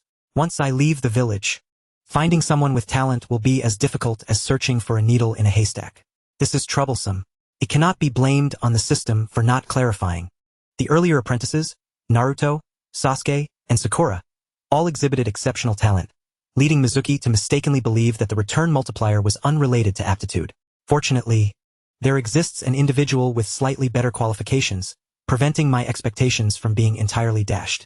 The advanced chakra refinement technique boasts a 100-fold increase in chakra extraction speed, which can be deemed quite commendable. Subsequently, he produced 24 shurikens. This is a gift for you all. They can be utilized for training purposes, but remember, never throw them at your comrades. Each person received one, and then the system's return notification commenced once more. As anticipated, the returns were once again at a rate of 0.1 times, with each individual receiving a wooden shuriken, save for Nobita.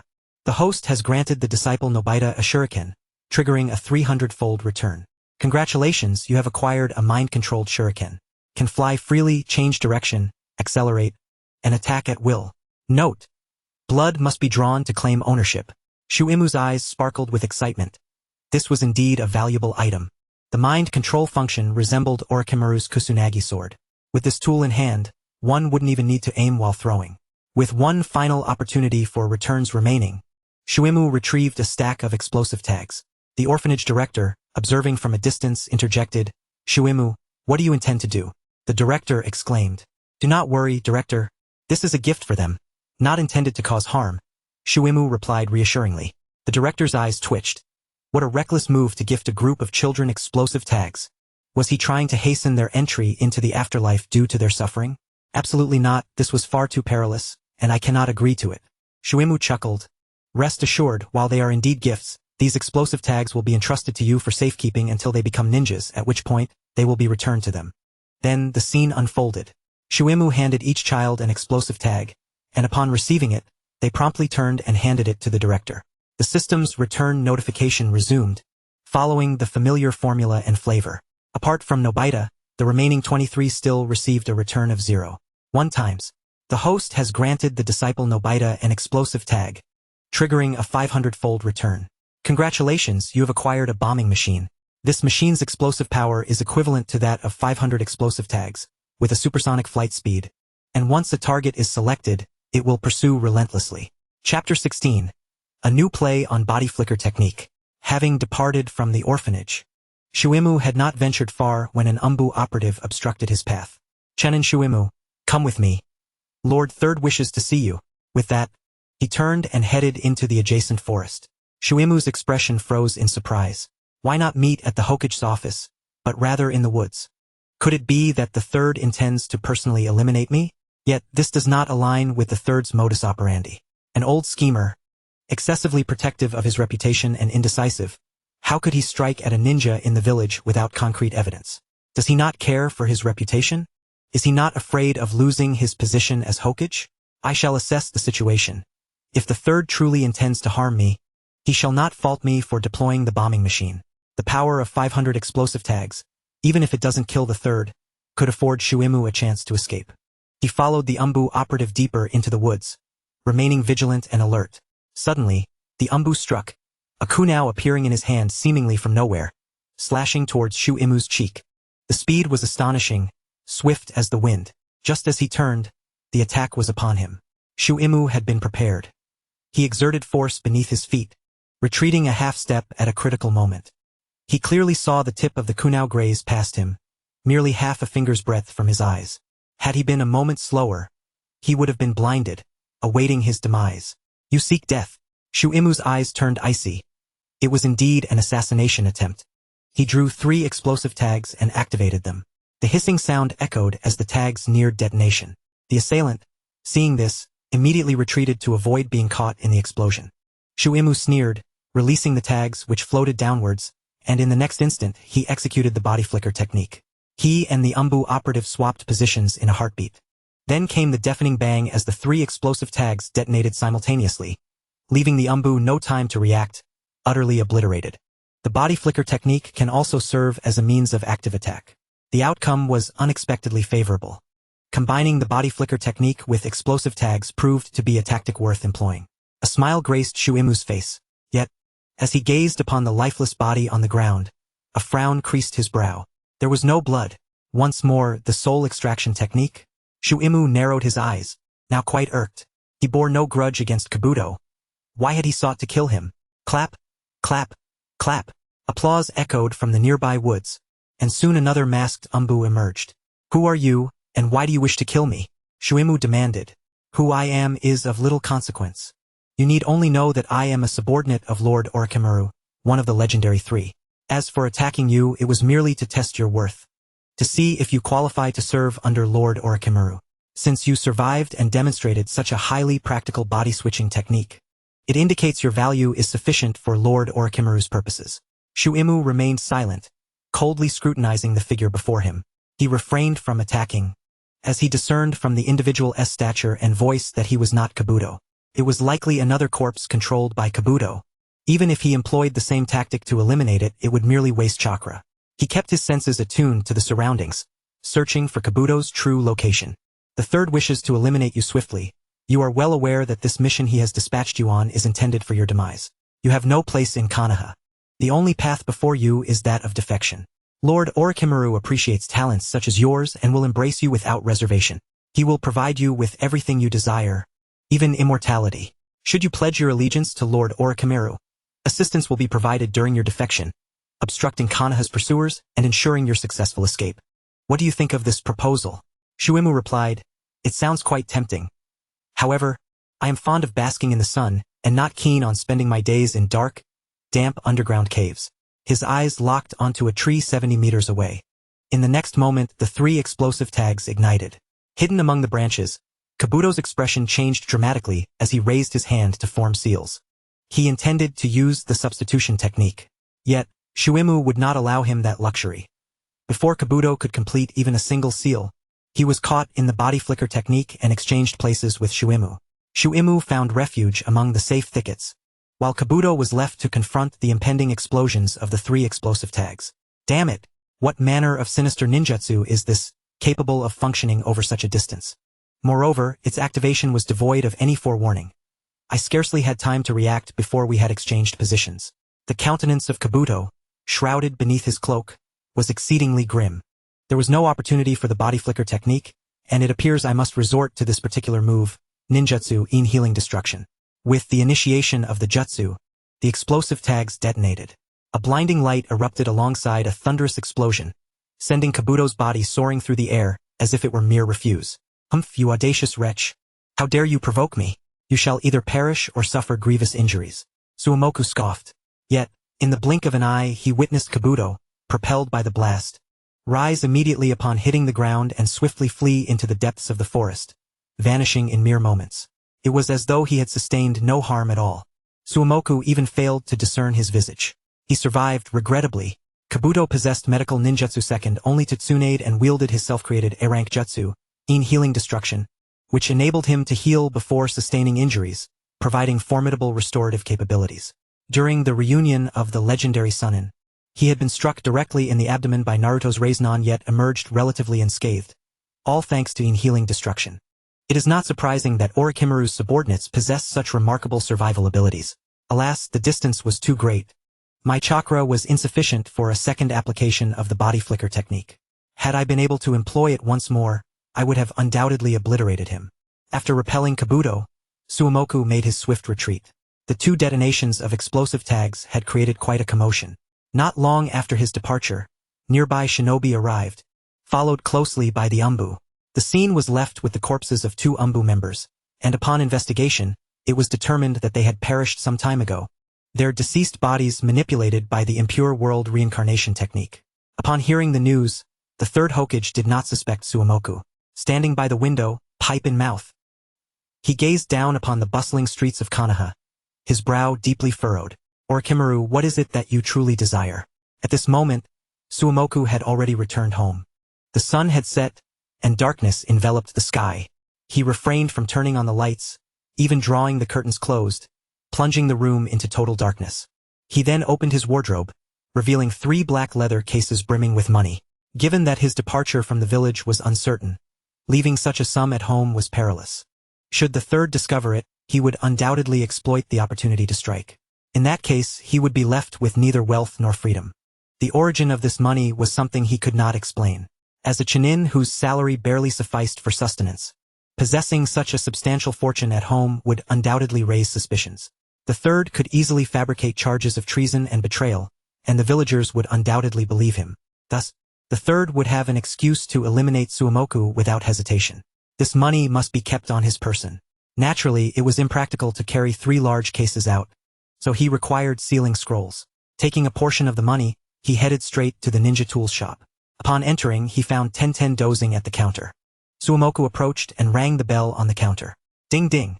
Tenten jolted awake, her eyes bleary, and apologized. I'm sorry, I accidentally dozed off. What can I do for you, Suomoka-senpai? Though she initially did not recognize him, she had become acquainted with him after accompanying Might Guy to meet him some time ago.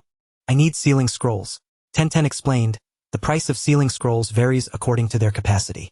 A 1-liter scroll costs 10,000 Rio. An 8-liter scroll is 100,000 Rio. A 27-liter scroll is 1,000 Rio. And a 64-liter scroll is worth 10,000 Rio. The sealing scrolls are inscribed with space-time sealing techniques, creating a small space for storing objects.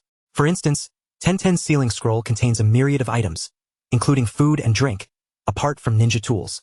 Thus, Team 3 never lacks provisions while on missions.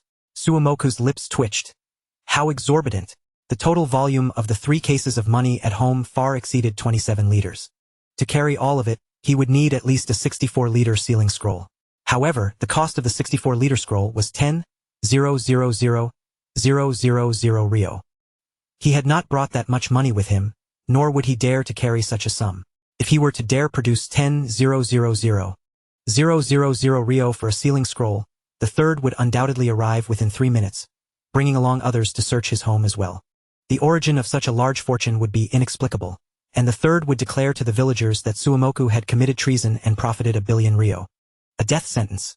I'll take 3 of the 1-liter scrolls. There was no choice. He could not afford the expensive ones and had to settle for the more affordable option. A smaller capacity would suffice, as he would soon see Sakura. Presenting 30,000 Rio, the third would have no reason to suspect anything amiss. As the clock approached 7 p.m., Suomoku arrived at Ichiraku Ramen, only to find Naruto had already arrived.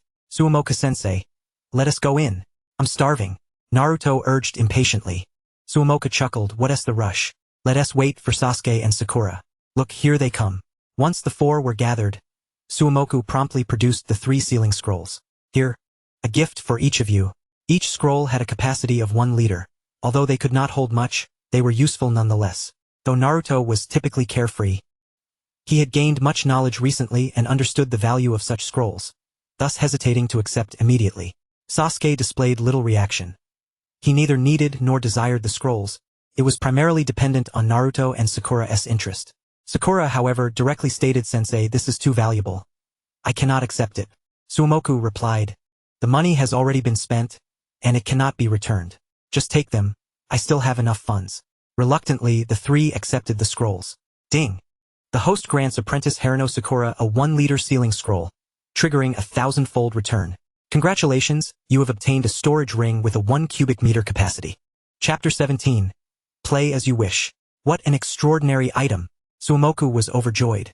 The ring, worn on the hand, allowed for effortless storage and retrieval of items, unlike the sealing scrolls which required unrolling before use. Furthermore, with a 1 cubic meter capacity, it could hold an abundance of items. At last, the 30,000 Rio was not spent in vain. Amidst their laughter, the 4 entered Ichiraku Ramen. As per tradition, Naruto ordered 3 large bowls of ramen, while Sasuke and Sakura each requested 1. Make sure to be generous. Suomoku silently prayed. Ding! The host grants apprentice Haruno Sakura a bowl of miso chashu ramen, triggering a 10,000-fold return. Congratulations! You have obtained a bowl of Super Chakra Miso Chashu Ramen. The Super Chakra Miso Chashu Ramen increases your chakra limit by 10, equivalent to Kakashi's. A 10,000-fold return? 10 chakra equivalent to Kakashi? Suomoku's eyes widened, and his mouth fell agape, unable to suppress a gleeful laugh. Fantastic! 3 little spirits simultaneously turned their gazes towards Mizuki, their eyes brimming with curiosity. Haha, that reminds me of something joyous, he exclaimed. At that moment, Shouta interjected. Seeing you so joyously smiling, Mizuki-sensei, it appears you've encountered something wonderful. Hence, I shall generously offer you a bowl of ramen, hoping it brings you even more delight. Mizuki responded, thank you, my good sir. I shall not be polite. Before long, the ramen gifted by Shouta arrived. Despite his belly being nearly full, Mizuki indulged heartily, forcefully consuming every last morsel. Naruto, sitting nearby, made several attempts to assist him, but each time was met with Mizuki's firm refusals. This is 10 of Kakashi's chakra, he thought. He would not leave even a single bite for Naruto, not even if it were a bowl of refuse. Ultimately, he polished off the entire bowl, leaving not a drop of broth behind. Though his stomach felt like it might burst, he was filled with satisfaction. His total chakra now reached 11. 3, an astonishing 11. 3 times that of Kakashi. It is noteworthy that, excluding the Ninetales chakra, Naruto's own chakra was merely 4 times that of Kakashi's. The system was undeniably robust. After finishing the ramen, Mizuki bid farewell to the 3 little spirits and, with a full belly, made his way home. Upon arriving at his doorstep, he was taken aback to find the door ajar and lights aglow within. His expression shifted instantly. Just then, a voice emerged from the kitchen. "Mizuki-kun, is that you returned?" Soon after, Sabeki appeared from the kitchen, wearing an apron. Mizuki let out a sigh of relief. He had been frightened, thinking that the third Hokage had sent someone to investigate. "Sabeki, what brings you here?" he asked. Sabeki pouted, expressing her grievances. "You haven't sought me out for over half a month. I understand you've been busy with missions, so I won't hold it against you. However, you didn't even inform me that you would be leaving the village tomorrow. Do you no longer wish to have me as your fiancé?" Tears welled in her eyes, resembling a wronged little wife. Mizuki panicked. This was a situation he had never encountered before. What to do? "Please don't cry." Sabeki looked up at him, tear-filled eyes searching his, and gently inquired, "Will you return after you leave tomorrow?" Mizuki exhaled, assuring her, "Of course I will return. I am not the same Mizuki as before and will no longer act foolishly." Sabeki remarked, "I heard that recently the third Hokage has been particularly targeting you." Mizuki reassured her, "Do not worry. I have not committed any offenses against the village, and the third Hokage will not take any actions against me. That was half a month ago." From Mizuki's words, Sabeki sensed no deceit, and thus her worries began to dissipate. "In half a month, our wedding date will arrive. Will you be back in time? If not, we will have to postpone." Mizuki quickly replied, "Let us postpone." The mission location was near the borders of the Land of Fire, and the travel time alone would take close to half a month. Not to mention the time spent on the mission. There was no way he could return in time. Sabeki pouted. "The third Hokage should know our wedding is approaching. Why assign you such a time-consuming task?" Mizuki felt elated, even grateful to the third Hokage for finally doing something beneficial. Marriage should not be rushed. After all, being together day and night would make it easier to reveal one's true identity. Sabeki refrained from asking further questions, which was a relief for Mizuki. "I prepared a few small dishes and some sake. Let us share a couple of cups in your honor before your departure." Although Mizuki's stomach felt like it might burst, he could not refuse the eager glint in Sabeki's eyes. A bit of drink won't take up too much space, he thought. At the table, Sabeki poured 2 cups of sake, one for each of them. "It has been quite a while since you ventured out on a mission. Drink this cup, and may you return safely."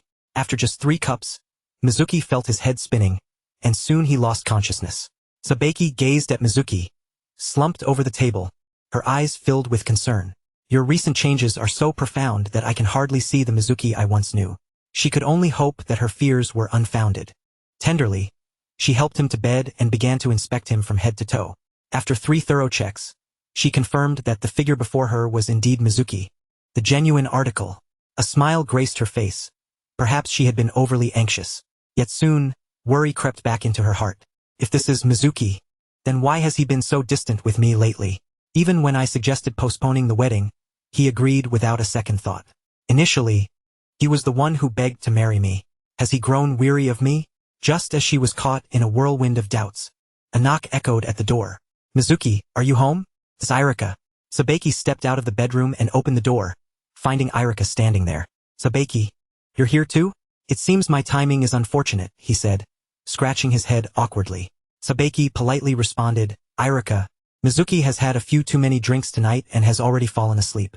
Is there something you wish to discuss with him?" Irika replied, "He is set to leave the village tomorrow, and I have some words to share with him. However, since he is asleep, I shall not disturb him." Sabeki interjected, "As his fiancé, if you have something to say, you may tell me. I will relay it to him in the morning." After a moment of silence, Irika sighed, "Tell Mizuki to be exceedingly cautious on this outing." Sabeki's expression changed. "Irika, do you know something?" Irika shook his head and said no more, turning to leave. Upon closing the door, Sabeki furrowed her brows deeply. Irika's warning to be careful puzzled her. A C-rank mission to eradicate bandits posed no challenge for a Chunin. What was there to be cautious about? Suddenly, a thought struck her. Could it be that the third Hokage was still targeting Mizuki, and sending him out of the village was part of a larger scheme? Sabeki dared not pursue that line of thought further. looking at Mizuki on the bed. Her heart swelled with worry. Then, a realization dawned upon her. His distance from me. Could it be that he feared the third Hokage might involve me in his schemes as well? It must be so. It had to be. He loved me so dearly, and once yearned to be with me at all times. How could he suddenly ignore me? In her heart, she cursed third Hokage. You are ruining my relationship with Mizuki-kun. May you meet an early demise. As the night grew late, Konoha fell into a tranquil silence, and the lights in Mizuki's home extinguished. In a hazy slumber, Mizuki felt something soft and comforting pressed against him. An indescribable sensation. The next morning, upon awakening, Mizuki sensed that something was amiss. His clothes were entirely removed, the sheets in disarray, and there lingered a scent of hormones in the air. What on earth transpired last night?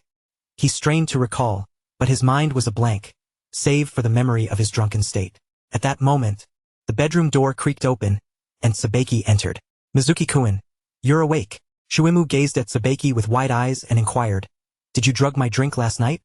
In his recollection, Shuimu's capacity for alcohol was certainly not one that could be subdued by merely 3 cups of sake. Humph! Sabeki, seemingly more displeased than Shuimu, retorted, I am your fiancé. You haven't sought me out for over half a month. And now you deny me the right to intoxicate you and force you into bed. However, despite your lack of awareness last night, you were far more ardent than usual. Listen to this brazen talk. Shuimu's face flushed with embarrassment. Before his transmigration, he had been a bachelor for over 20 years, remaining a virgin for the same duration. After crossing into this realm, did he truly lose it in a drunken dream? No, how could you do this? As a man, do I not deserve dignity? Shuimu exploded. This was his first experience, after all. How could it be treated with such carelessness? Yet, Sabeki, her face alight with mirth, proclaimed, I care not. You are my husband, albeit without a wedding ceremony. Since you are my husband, your body belongs to me, and I shall engage with it as I please. Shuimu was utterly speechless. You went over half a month without so much as a touch. It's all your fault. All right, breakfast is ready. You ought to rise, Sabeki stated before exiting the bedroom, shutting the door and leaving Shuimu no opportunity to continue the conversation. Soon at the dining table, Shuimu sat with his head bowed, sullen. Is it possible to cancel this mission? Sabeki suddenly asked, her eyes filled with concern. Shuimu shook his head, offering no further elaboration. Sabeki hastily produced a stack of money, saying, this is my savings. Take it to purchase more ninja tools. For reasons unbeknownst to him, Shuimu felt a pang of emotion. Rest assured, I am not in danger. You need not worry. Upon uttering this phrase, Shuimu instantly regretted it. For those words echoed the sentiments of a husband speaking to his wife. After breakfast, while Sabeki busied herself in the kitchen, Shuimu slipped into the bedroom to stow away the 3 boxes of money into his storage ring. Having made his preparations, he was ready to depart. As he opened the door and was about to step out, Sabeki suddenly embraced his waist from behind. Shuimu's body stiffened. He contemplated breaking free but ultimately remained still. I shall wait for your return in the village, he declared. Chapter 18. A frightening dream talk. Shuimu announced, I am leaving now, and stepped outside. Just then, Sabeki exclaimed, Damn you, Sarutobi Hiruzen. I will eventually eliminate you. Shuimu stood frozen, turning back in shock. You too are a transmigrant? It was no wonder he asked, for Sabeki's words had been spoken in Chinese. Although her pronunciation was somewhat awkward, Shuimu could not mistake it. It was indeed Chinese standard Mandarin at that. This was a ninja world devoid of China. How could there be Chinese? Thus, Shuimu instinctively believed that Sabeki too had traversed realms. At that moment, his heart swelled with exhilaration. A fellow countryman. However, Sabeki's face reflected confusion as she queried, Shuimu-kun, do you understand the meaning of that dream talk you just uttered? Dream talk? What dream talk? Shuimu realized something was amiss. Sabeki elaborated. The peculiar phrase I just repeated. It was something you said countless times in your sleep last night. I could recite it by heart now. I recalled it and wanted to ask you. Shuimu. What a wasted moment of joy. He had thought Sabeki was also a fellow traveler, only to find that it was merely a case of dream talk causing trouble. Quick on his feet, he replied, Oh, that dream talk meant, Dearest Sabeki, our lives ahead will be filled with happiness. Last night, I dreamt of us getting married and having several children, living carefree and blissfully. Sabeki's face lit up with delight. Really? That's wonderful. However, she continued, but Shuimu-kun, Why have I never heard the language you used in your dream talk? Shuimu explained that was an ancient tongue, said to predate even the era of the Sage of Six Paths. It has long fallen out of use in the ninja world. I happened to learn it while on a mission in the land of whirlpools. He added, I initially thought you also understood that language, which startled me. Time is of the essence. I must take my leave, he stated. Watching Shuimu's retreating figure, the joy on Sabaki's face faded, replaced by sorrow.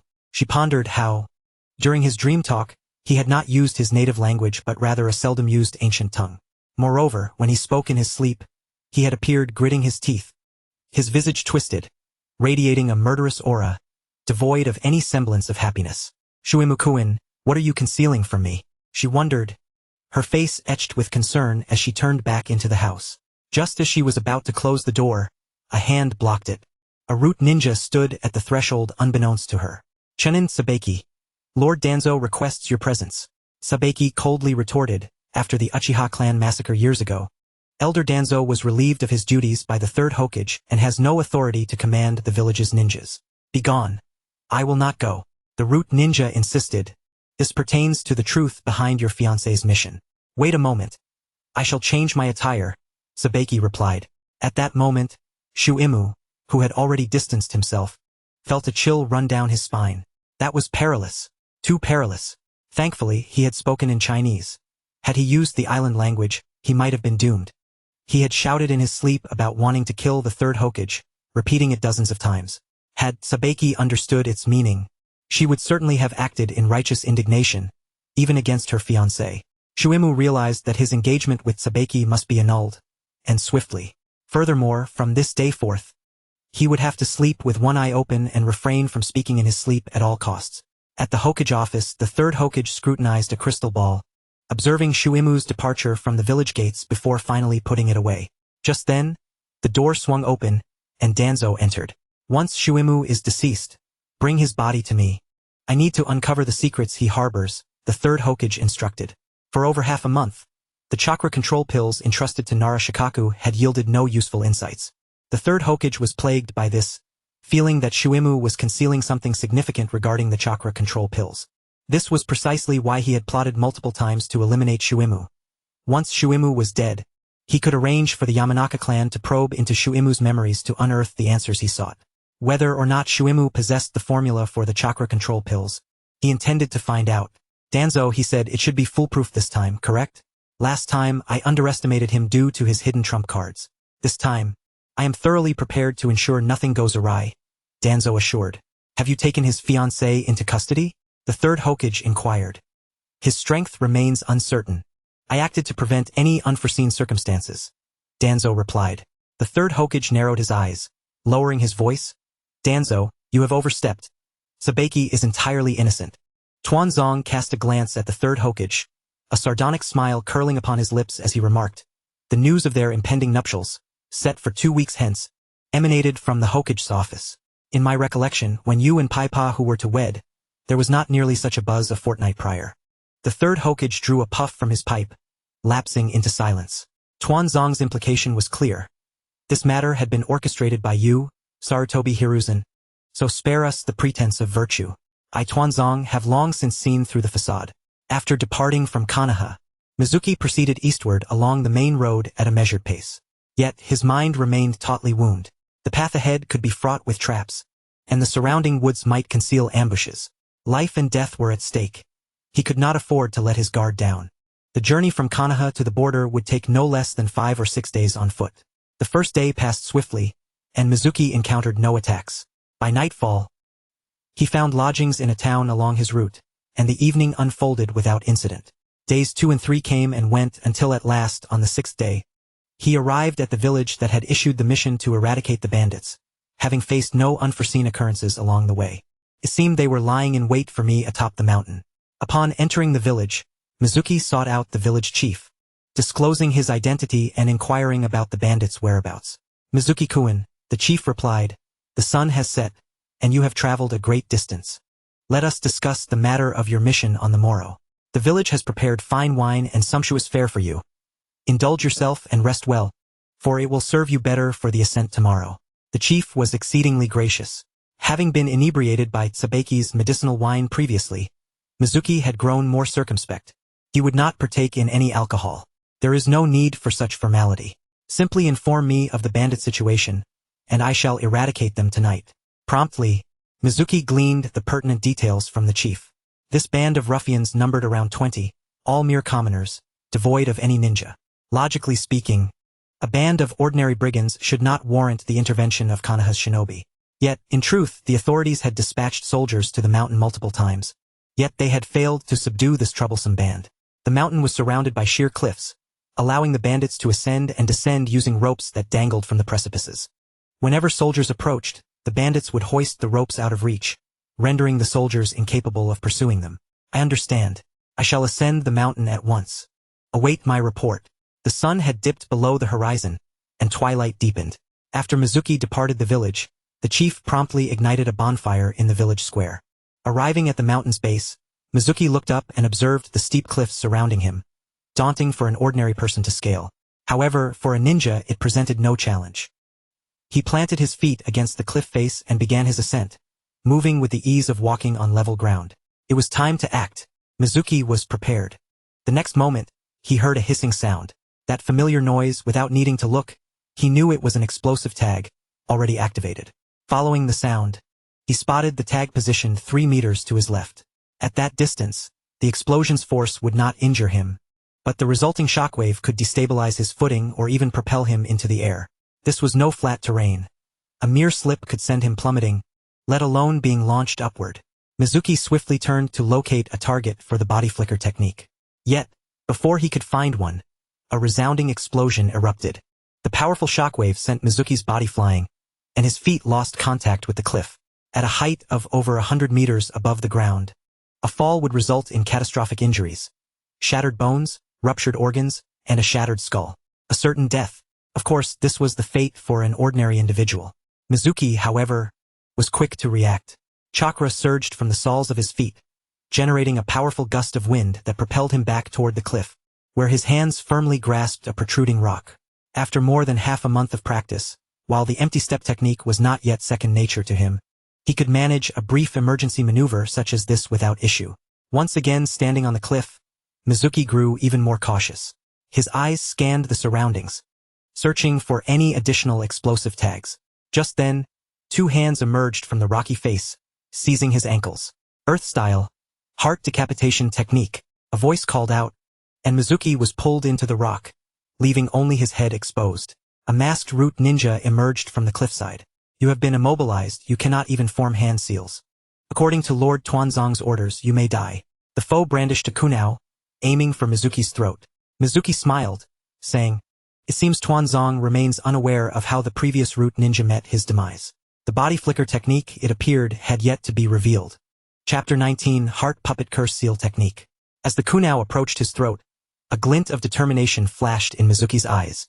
In the next instant, he executed the body flicker technique. Their positions exchanged in an instant.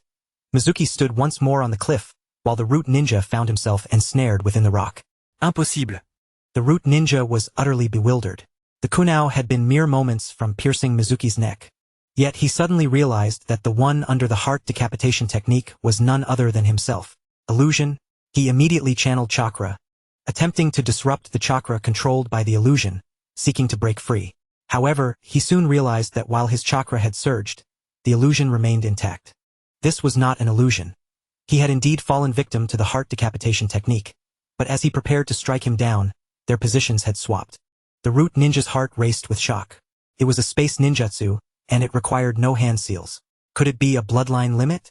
In that moment, he comprehended how his comrade, dispatched by Lord Tuanzong to assassinate Mizuki a fortnight prior, had met his end. The notion of suicide was merely a facade. Ha! That old fool Tuanzong, having failed to grasp my abilities, dared to send yet another to eliminate me, merely delivering a head on a platter. With a cold chuckle, Mizuki produced an explosive tag. The root ninja, ensnared by his own heart decapitation technique and trapped within the rock, was rendered immobile and incapable of forming hand seals. This man excelled in earth style. Moments ago he had utilized earth style, rock concealment technique to hide within the stone, lying in wait for Mizuki. However, now he could not form seals, nor could he employ the rock concealment technique to maneuver within the rock. Mizuki affixed the explosive tag to the ninja's forehead and swiftly moved several meters to the side. Boom! The explosive tag detonated, and a scream echoed as the cliff violently trembled. Soon, the commotion subsided, and Mizuki gazed towards the blast site, his expression one of surprise. Had the body been reduced to ashes? No, a single explosive tag does not wield such formidable power. It appears that the earlier one was merely a shadow clone. Mizuki heightened his vigilance. The adversaries who have come this time seem rather difficult to contend with. At that moment, a voice from above called out, "Earth release! Earth-shattering palm!"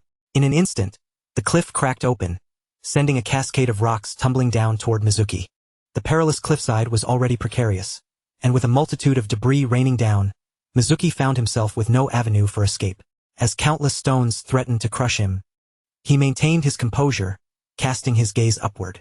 However, as night deepened, visibility waned, rendering the enemy's position invisible.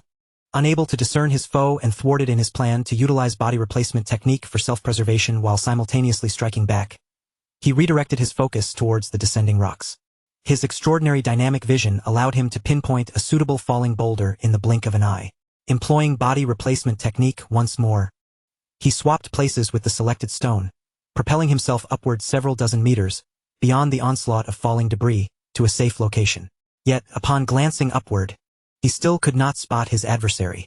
The revelation of his body replacement technique had rendered the enemy too fearful to show themselves, opting instead to launch their attacks from the shadows.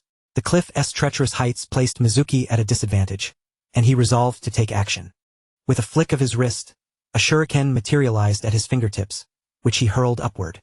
He intended to use this shuriken as a springboard to ascend the cliff and extricate himself from the current predicament. However, it seemed the enemy had foreseen Mizuki's intentions. A shuriken emerged from the darkness, intercepting his and sending it spiraling away. Humph! Mizuki scoffed, retrieving another shuriken and casting it forth. As it soared for 20 to 30 meters, yet another shuriken shot down from above, deflecting Mizuki's projectile with ease. Yet this was no ordinary shuriken. It was one controlled by the system's mental manipulation. With a mere thought, Mizuki redirected the deflected shuriken, sending it soaring upward once more. "Is he still a puppet master?" came an astonished exclamation from above. It is commonly known that to control a shuriken's trajectory at will, one must either employ the Uchiha clan's throwing techniques involving mutual collision or manipulate it through the chakra strings of a puppet master.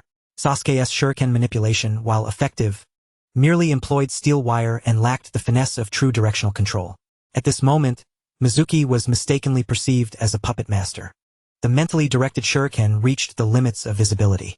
With a surge of will, Mizuki executed body replacement technique, swapping places with the shuriken once again.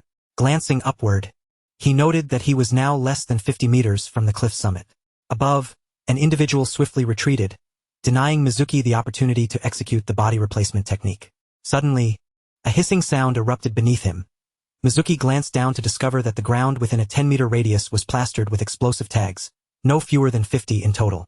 Simultaneously, two hands emerged from the rock, reaching for Mizuki's ankles.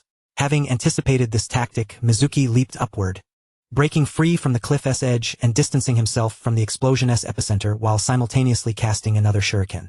Boom! Boom! Boom! The ground quaked beneath a deafening series of explosions, sending shards of stone flying. Mizuki was struck by several fragments, causing him to grit his teeth in pain.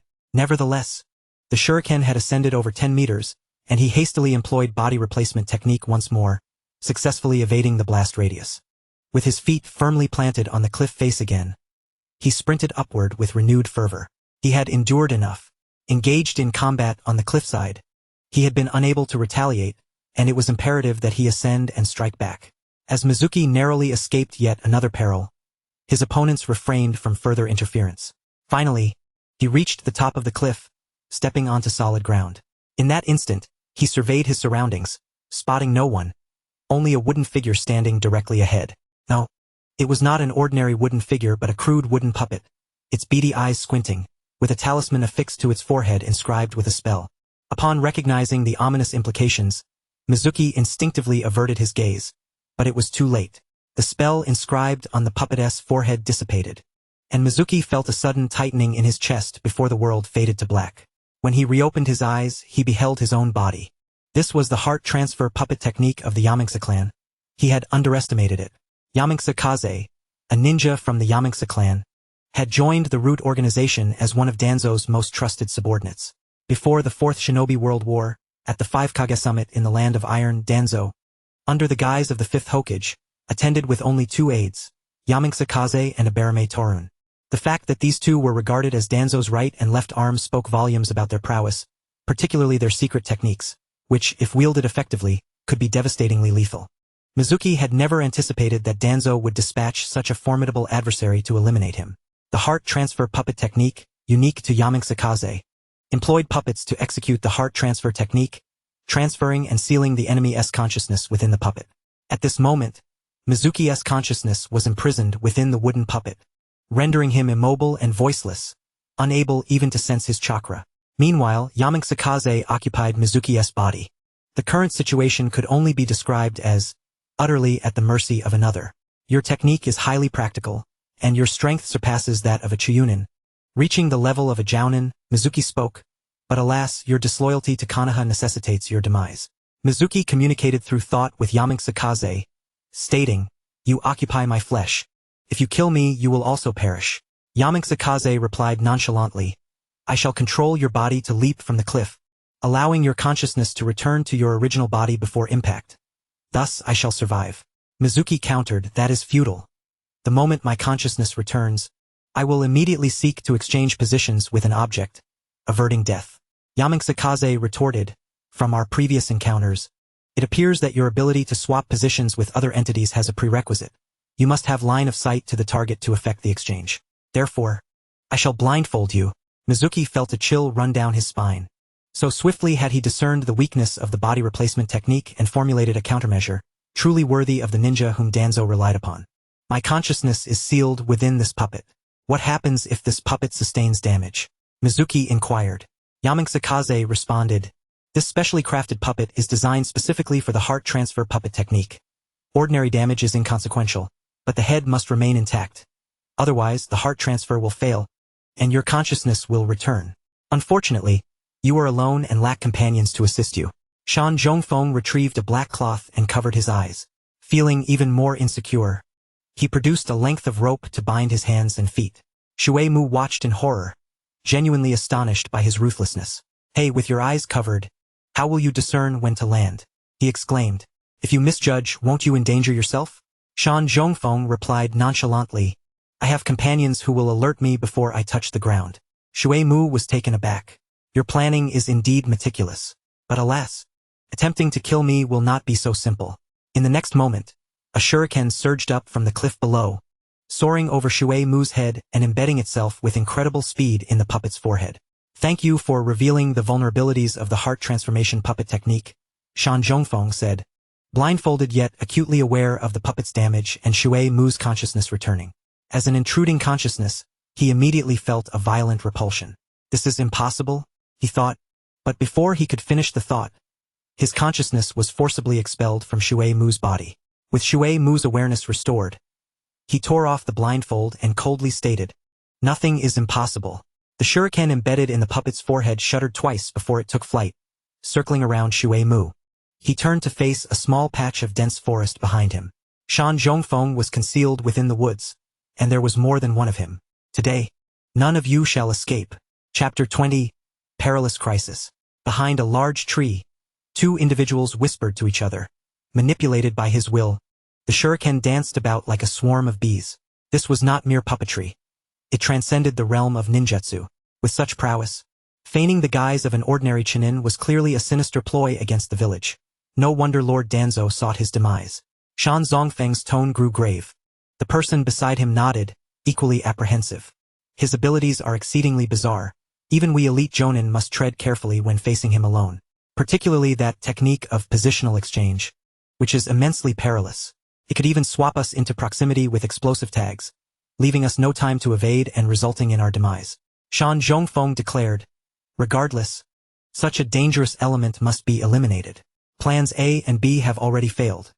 Now that we understand his capabilities, we shall proceed with Plan C. Although the commotion may be considerable, we cannot afford to be overly cautious. Jean, prepare yourself and coordinate with Asuka. Together, we shall ensure Shui Mu's downfall." The root ninja named Jin nodded, raising his hands to prepare the necessary seals. Outside the forest, Shui Mu stood alert, when suddenly, a figure emerged from the ground a mere 10 meters ahead. Indeed, the Earth Release Root Ninja. Directly appearing before me. Another shadow clone? He mused. The shuriken shot forth like an arrow aimed at the opponent. The Root Ninja swiftly dodged while forming seals with remarkable speed. Earth Release. Falling sticky clay. Above Shui Mu's position, a black anomalous space materialized, pouring down a deluge of sticky clay. Is that all? Shui Mu scoffed, readying to employ the body flicker technique. But at that moment, a blinding beam of light burst forth from the forest, striking directly into Shui Mu's eyes. The intense light of night was blinding, and the dazzling effect rendered him momentarily sightless. Damn! A powerful flashlight, Shui Mu exclaimed in shock. This can also be done? With his vision obscured, he could not execute the body flicker technique. In the next instant, he was buried beneath tons of clay. Shortly thereafter, Jin, the root ninja, emerged from behind a tree, rapidly forming seals. Fire release, great fireball technique. A roaring inferno ignited around the mound of clay, flames so fierce they could be seen from dozens of miles away. Villagers in the village below cheered, believing it to be ninjas using jutsu to eradicate the bandits in the mountains. The fire raged for a full 5 minutes, the terrifying heat thoroughly drying out the clay. As Shan Zhongfeng stepped from the woods, he proclaimed, such high temperatures, coupled with the lack of oxygen, will undoubtedly ensure his demise. Jin and Asuka nodded in agreement. Shan Zhongfeng continued, retrieve his corpse and take it back to Lord Danzo. Asuka approached the clay mound, pressing his hand against the dry earth. The clay crumbled away, but instead of the anticipated corpse, for triangular smooth stone walls formed a pyramid-like structure. Retreat quickly. He is not dead, Shan Zhongfeng shouted. In the next moment, the stone walls collapsed outward. Asuka hastily retreated, only to hear the sound of a projectile slicing through the air behind him. He dodged to the side just in time, catching a glimpse of a shuriken grazing past him before it reversed direction in midair, akin to a boomerang, accelerating back toward his throat. Blood gushed forth as Asuka fell to the ground. The first, Shui Mu emerged from the stone wall, drenched in sweat. The inferno outside had nearly claimed him after 5 minutes of scorching heat. Fortunately, his cleverness had prevailed. At the moment the clay fell, he had activated the earth release stone mirror wall, which shielded him from the brunt of the heat, sparing his life. He had underestimated the situation, thinking it was merely a shadow clone, thus refraining from a lethal attack. It seemed that chakra should not be conserved. With Asuka dead, only Shan Zhongfeng and Jin remained. The moment Shan Zhongfeng saw the stone wall, he had already retreated into the woods, now standing behind a tree, shouting, Jin, fall back. We cannot confront him head-on. Jin, noticing the explosive tag in Shui Mu's hand, realized the impending danger and quickly retreated. It was too late.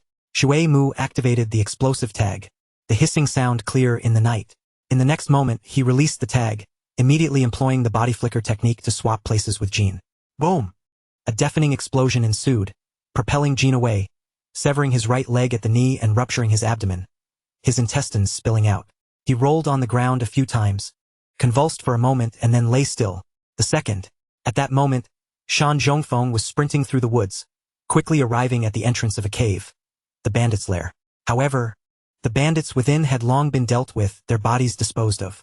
Shan Zhongfeng swiftly entered the cave and did not venture far before discovering a woman unconscious on the ground. It was none other than Shui Mu's fiancée, Chun. With plans A, B, and C all having failed, it seemed only plan D remained. He gently propped Chun against the wall, then seated himself before her, raising his hands. Ninjutsu, heart transformation technique. Casting the heart transformation technique upon an unconscious person held no risk of failure. In the next moment, Shan Zongfeng's consciousness successfully entered Chun's mind.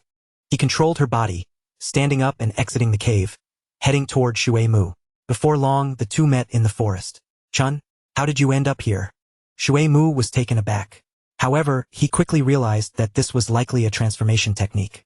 Shuimakuin, I have finally found you. We must leave at once. There are 3 root ninjas here, and they are here to kill you. As he spoke, he rushed forward to grasp Shuimu's hand. Shuimu let out a cold laugh. A mere parlor trick? And you think to deceive me? With a swift kick, he sent the unsuspecting Tsabeki sprawling, causing her to fall to the ground with a muffled groan, spitting out a mouthful of blood. Shuimu's eyes widened in astonishment. You are truly Tsubaki? The transformation technique, when used to impersonate another, would revert back to its original form upon sustaining injury, especially under chaotic chakra conditions. The Tsubaki before him had been struck by his kick and bled yet had not transformed back. This indicated that she was indeed the genuine article. Yet, a question arose. Why was Tsubaki here? Shuimu-kun, I received word that the third Hokage and Danzo are plotting to kill you. They have dispatched 3 root jonin for this purpose. I defected from the village to warn you, but alas, I was intercepted by Root on my way here. They bound me in a cave, intending to use me as leverage to force you to take your own life. Just now, when the 3 root ninjas were absent, I seized the opportunity to break free and escape. Quickly, we must flee. Those 3 are jonin and you are no match for them. Let us hasten our departure from the land of fire. Tsubaki's words were devoid of any inconsistencies, and upon hearing them, Shuimu set aside his doubts. He was even profoundly moved. His betrothed had chosen to defect to save him. With a partner so devoted, what more could a man desire? Do not worry. Those 3 root ninjas are no match for me. I have already dispatched 2 of them. I will deal with the remaining 1 shortly. He stepped forward, extending his hand to help Tsubaki up, guiding her to lean against a tree for support. I sincerely apologize. I mistook the wind in the mountains for a transformation technique, he said. Tsubaki hurriedly replied, I understand, Shuimu-kun. There is no need for you to feel remorse. Her empathetic nature brought comfort to Shuimu. He sighed and added, You should not have done this, though it is partly my fault for not informing you of my strength, causing you unnecessary worry. By the way, how did you learn that the third and Danzo intend to kill me? Shuimu inquired casually. Logically, such a confidential matter should not have been leaked by the third Hokage. He mused. Tsubaki explained it was Irika. He overheard this news in the Hokage's office and came to inform me. A sudden jolt of unease struck Shuimu. Something felt amiss. Irika, with his lackluster abilities, could not possibly overhear a conversation between the third Hokage and Danzo amidst the ever-watchful Anbu. Moreover, Irika was a staunch supporter of the Hokage, loyal to the third. Even if he knew of the plot against Shuimu, he would never directly communicate this to Tsubaki, at most alluding to it subtly out of friendship. Shuimu realized that Tsubaki's explanation was flawed. Could she also have been sent to eliminate him? His suspicions began to mount. Meanwhile, Tsubaki, resting against the tree, noticed a change in Shuimu's demeanor and immediately recognized that she had inadvertently revealed something. Shuimu-kun, it is uncomfortable sitting like this. Please assist me to that open space where I can lie down. Though Shuimu was skeptical, he did not act immediately. He approached Tsubaki, helping her to her feet and leading her toward the clearing. At that moment, Tsubaki's foot twisted, and she gasped, swiftly wrapping her arms around Shuimu's waist. What are you doing? Shuimu admonished. His suspicions about Tsubaki had already begun to fester, and her every action now set him on edge. And nothing. I just twisted my ankle. Tsubaki stammered, yet her hands tightened their grip around his waist. A hissing sound emanated from her back. Recognizing the familiar sound, Shuimu realized it was the detonating tags. Damn it. She intends to take us both down. Shuimu grasped Tsubaki's arms, attempting to pry them apart, but her grip was unyielding, and he found himself unable to break free. The detonating tags were about to explode. Using the body flicker technique now would be futile, as it would only transport him alongside Tsubaki. Even if he did manage to use it, he could not escape her clutches. Shuimu, let us perish together, my dear fiancé. The tone was utterly uncharacteristic of Tsubaki. How despicable. Yamashiro, you vile fiend. She has done no wrong to the village, yet you use her as bait. You shall meet a most unfortunate end. In a moment of desperation, Shuimu produced a kunao, its blade gleaming coldly as he severed Tsubaki's right hand. Breaking free from her grasp, he forcefully pushed Tsubaki away from him. Body Flicker Technique. Chapter 21. Return to Konoha, the third Hokage's shock. Gazing at Tsubaki's lifeless body not far away, Shuimu's expression twisted in rage, his fists clenched so tightly that they creaked. Danzo, to kill me, you resort to such underhanded tactics. Shuimu collected Tsubaki's remains, for although he was not truly the original Shuimu, Tsubaki had nonetheless been ensnared by his fate. No matter what, he would not allow her to die in vain. In the world of shinobi, with the existence of the Edo Tensei technique, coupled with the presence of the system, reviving a person in the future was indeed a possibility. There remained one Yamashiro, and he could not be allowed to escape. His trump card must remain undisclosed. Should the third Hokage and Danzo uncover the extent of Shuimu's abilities, They would undoubtedly devise strategies specifically to counter him, ensuring that the next time they struck, it would be a lethal blow. Shuimu quickly located the cave where Yamashiro was hiding. He did not recklessly storm in. Should there be any traps involving detonating tags, entering the cave could result in being buried alive if it collapsed. Root ninjas were often brainwashed. They would disregard their own lives to fulfill their missions. Shuimu had no desire to meet the same fate as Yamashiro. It was time to employ the shadow clone technique. No hand seals were necessary, as 3 clones appeared beside him. These 3 clones were not physical shadow clones but rather ethereal manifestations. Shuimu instructed the 3 clones to hide in different locations before stepping into the cave. He could not afford to hesitate. Who knew if the cave had other exits? If Yamashiro managed to escape, it would create trouble for Shuimu. As for traps, with 3 clones stationed outside, Shuimu felt no anxiety. Thanks to the moonlight filtering into the cave, the interior was not entirely shrouded in darkness. After advancing a few paces inside, Shuimu spotted Yamashiro. "Are you truly prepared to perish alongside me?" Yamashiro regarded Shuimu, declaring, "I know not what other cards you hold, but since you have entered, this is my final opportunity." Shuimu retorted, "Are you not concerned that this might be a mere shadow clone?" Yamashiro replied, "If you were proficient in shadow clones, you would have employed them long ago. Thus, this must be your true form." Shuimu shrugged. "Very well, you are correct. This is indeed my true self." Yamashiro continued, "In that case, let us be buried here together. Your abilities are too enigmatic. I shall not allow you to continue wreaking havoc in Konoha." As the words fell, an explosive sound erupted from the cave entrance, causing the rocks to collapse and sealing the entrance completely. To destroy Konoha? I have neither committed any acts detrimental to Konoha nor do I intend to defect. It is the 3rd Hokage who wishes to eliminate me. Yamashiro Fu, you conceal your abilities, masquerading as an ordinary Chunin. Thus, your words lack any credibility. Nevertheless, it's futile to say more now, as death is imminent. Yamashiro Fu gazed upward at the cave ceiling, where a series of hissing sounds began to resonate. Mizuki also looked up, witnessing sparks flickering all around the cave top. There were explosive tags scattered everywhere, at least 100 of them. Boom! A violent explosion caused the ceiling to collapse in an instant. First came small stones raining down like a torrential downpour. A stone the size of a fist struck Yamashiro Fu on the head, causing blood to flow, yet he stubbornly maintained his gaze fixed on Mizuki. "This is indeed my true form, but unfortunately, you do not comprehend my abilities well enough." As Mizuki spoke, a stone the size of a human head plummeted, seemingly about to crush him. Yamashiro Fu exhaled in relief. However, in the next moment, he witnessed the stone penetrate through Mizuki's body and crash heavily onto the ground. Is this a mere clone? A phantom illusion? No, how could this be? When he entered moments ago, there were clearly sounds of footsteps. He was undeniably corporeal. Yamashiro Fu shouted in disbelief. Yet this enigma would remain unsolvable until his dying breath.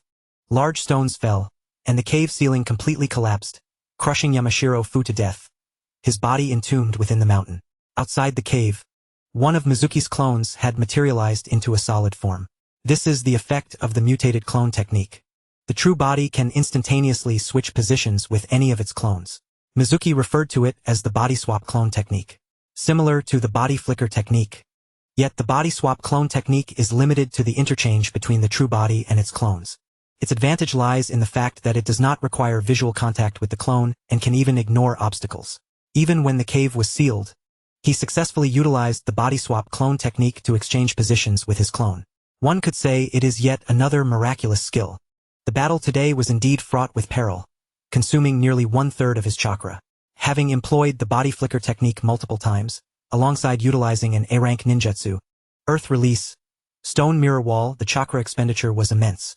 Had it not been for the bowl of noodles he delivered to Sakura, which restored 10 points to Kakashi's chakra limit, he surely would not have survived today. It is evident that keeping pace with the system is the true path to success. Following this, Mizuki began to dispose of the bodies. The remains of Wasabi and Jin were all incinerated to ashes by Mizuki's fire. As for Yamashiro Fu, buried within the cave, Mizuki could do nothing but leave him be. Subsequently, he located the corpses of the mountain bandits, severing the head of the bandit leader to bring back to the village below. This served as proof of the mission's completion. The next day, Mizuki descended the mountain. Upon seeing Mizuki, the village chief displayed a look of astonishment, though he quickly composed himself. "This is indeed the head of the bandit leader. Thank you, Konoha ninja, for your efforts in exterminating the mountain bandits. After obtaining the chief's signature on the mission completion document, Mizuki made his way back to Konoha. Konoha is perilous. The third Hokage and Danzo conspire to eliminate him. Yet, before he possesses absolute power, he must return to Konoha. Only there can he rapidly enhance his strength. And he is well versed in the early plot lines that predominantly originate from Konoha. In comparison to the treacherous ninja world, Konoha, currently in a period of relative peace, remains the safest haven. Furthermore, the Chunin exams are fast approaching. When Orochimaru initiates the plan to collapse Konoha, the third Hokage will meet his demise. By the time Tsunade ascends as the fifth Hokage, Danzo's debts will also be settled. The seeds have been sown, and when Danzo falls, it will be the moment Mizuki truly realizes his ambitions. What he seeks is not merely transient stability. As a time traveler, to continue walking the old plot lines and observing coldly would be far too mundane. Sabeki, when you awaken once more, I shall present to you a brand new shinobi world. After spending more than a week, Mizuki once again stood outside the gates of Konoha. At the Hokage Tower in the mission hall, the moment the third Hokage laid eyes on Mizuki, his pupils constricted sharply. Lord Third, the mission to eliminate the bandits has been completed. Here is the proof of mission completion signed by the village chief. The third Hokage's heart trembled, yet his expression returned to calmness. He accepted the mission completion document and remarked, well done. The reward is 80,000 Ryo. After deducting what you owe the village, you will receive 50,000 Ryo. You may collect it yourself. This mission took considerable time. You have worked hard, so take a few days to rest. After Mizuki departed, the third Hokage's countenance darkened considerably. That incompetent Danzo had assured him that Mizuki would be killed this time. He summoned a member of the Umbu and instructed, "Go, fetch Danzo. I wish to see him." Before the Umbu could leave, the office door swung open. "No need. I have arrived." Danzo entered, leaning on his cane, his expression equally grim. The third Hokage dismissed the Umbu and interrogated, "What on earth are you doing? Why is he still alive?" Danzo replied, "This time, I dispatched 3 individuals. Fu is a Jonin, and the other 2 are also of special Jonin level. Logically, the 3 of them should have had no difficulty in eliminating one Mizuki." The third Hokage coldly retorted, "Yet unexpected circumstances have arisen. So tell me what transpired." Danzo stated, "The 3 of them went missing a week ago. I sent someone to investigate, and the results just came back." The third Hokage inquired, "What did they say?" Danzo continued, "All 3 perished. The bodies of Wasabi and Jin were burned, while Fu's corpse was buried within the mountain. Although it was excavated, due to severe damage, it has lost any value." The investigation at the scene revealed that only Mizuki had taken action. "What?" The third Hokage abruptly stood, his expression drastically changing. "Are you saying Mizuki's strength has surpassed that of the 3 combined?" Danzo remained silent. The third Hokage could no longer sit still, pacing restlessly in his office. "By the way, what of his fiancée?" Danzo replied, "She is dead. Her body was also burned." Hiss! The third Hokage inhaled sharply, taken aback by Mizuki's ruthlessness. A formidable power concealed beneath a facade of modesty, willingly adopting the guise of a Chunin. Such an individual remaining in Konoha could pose a grave threat at any moment.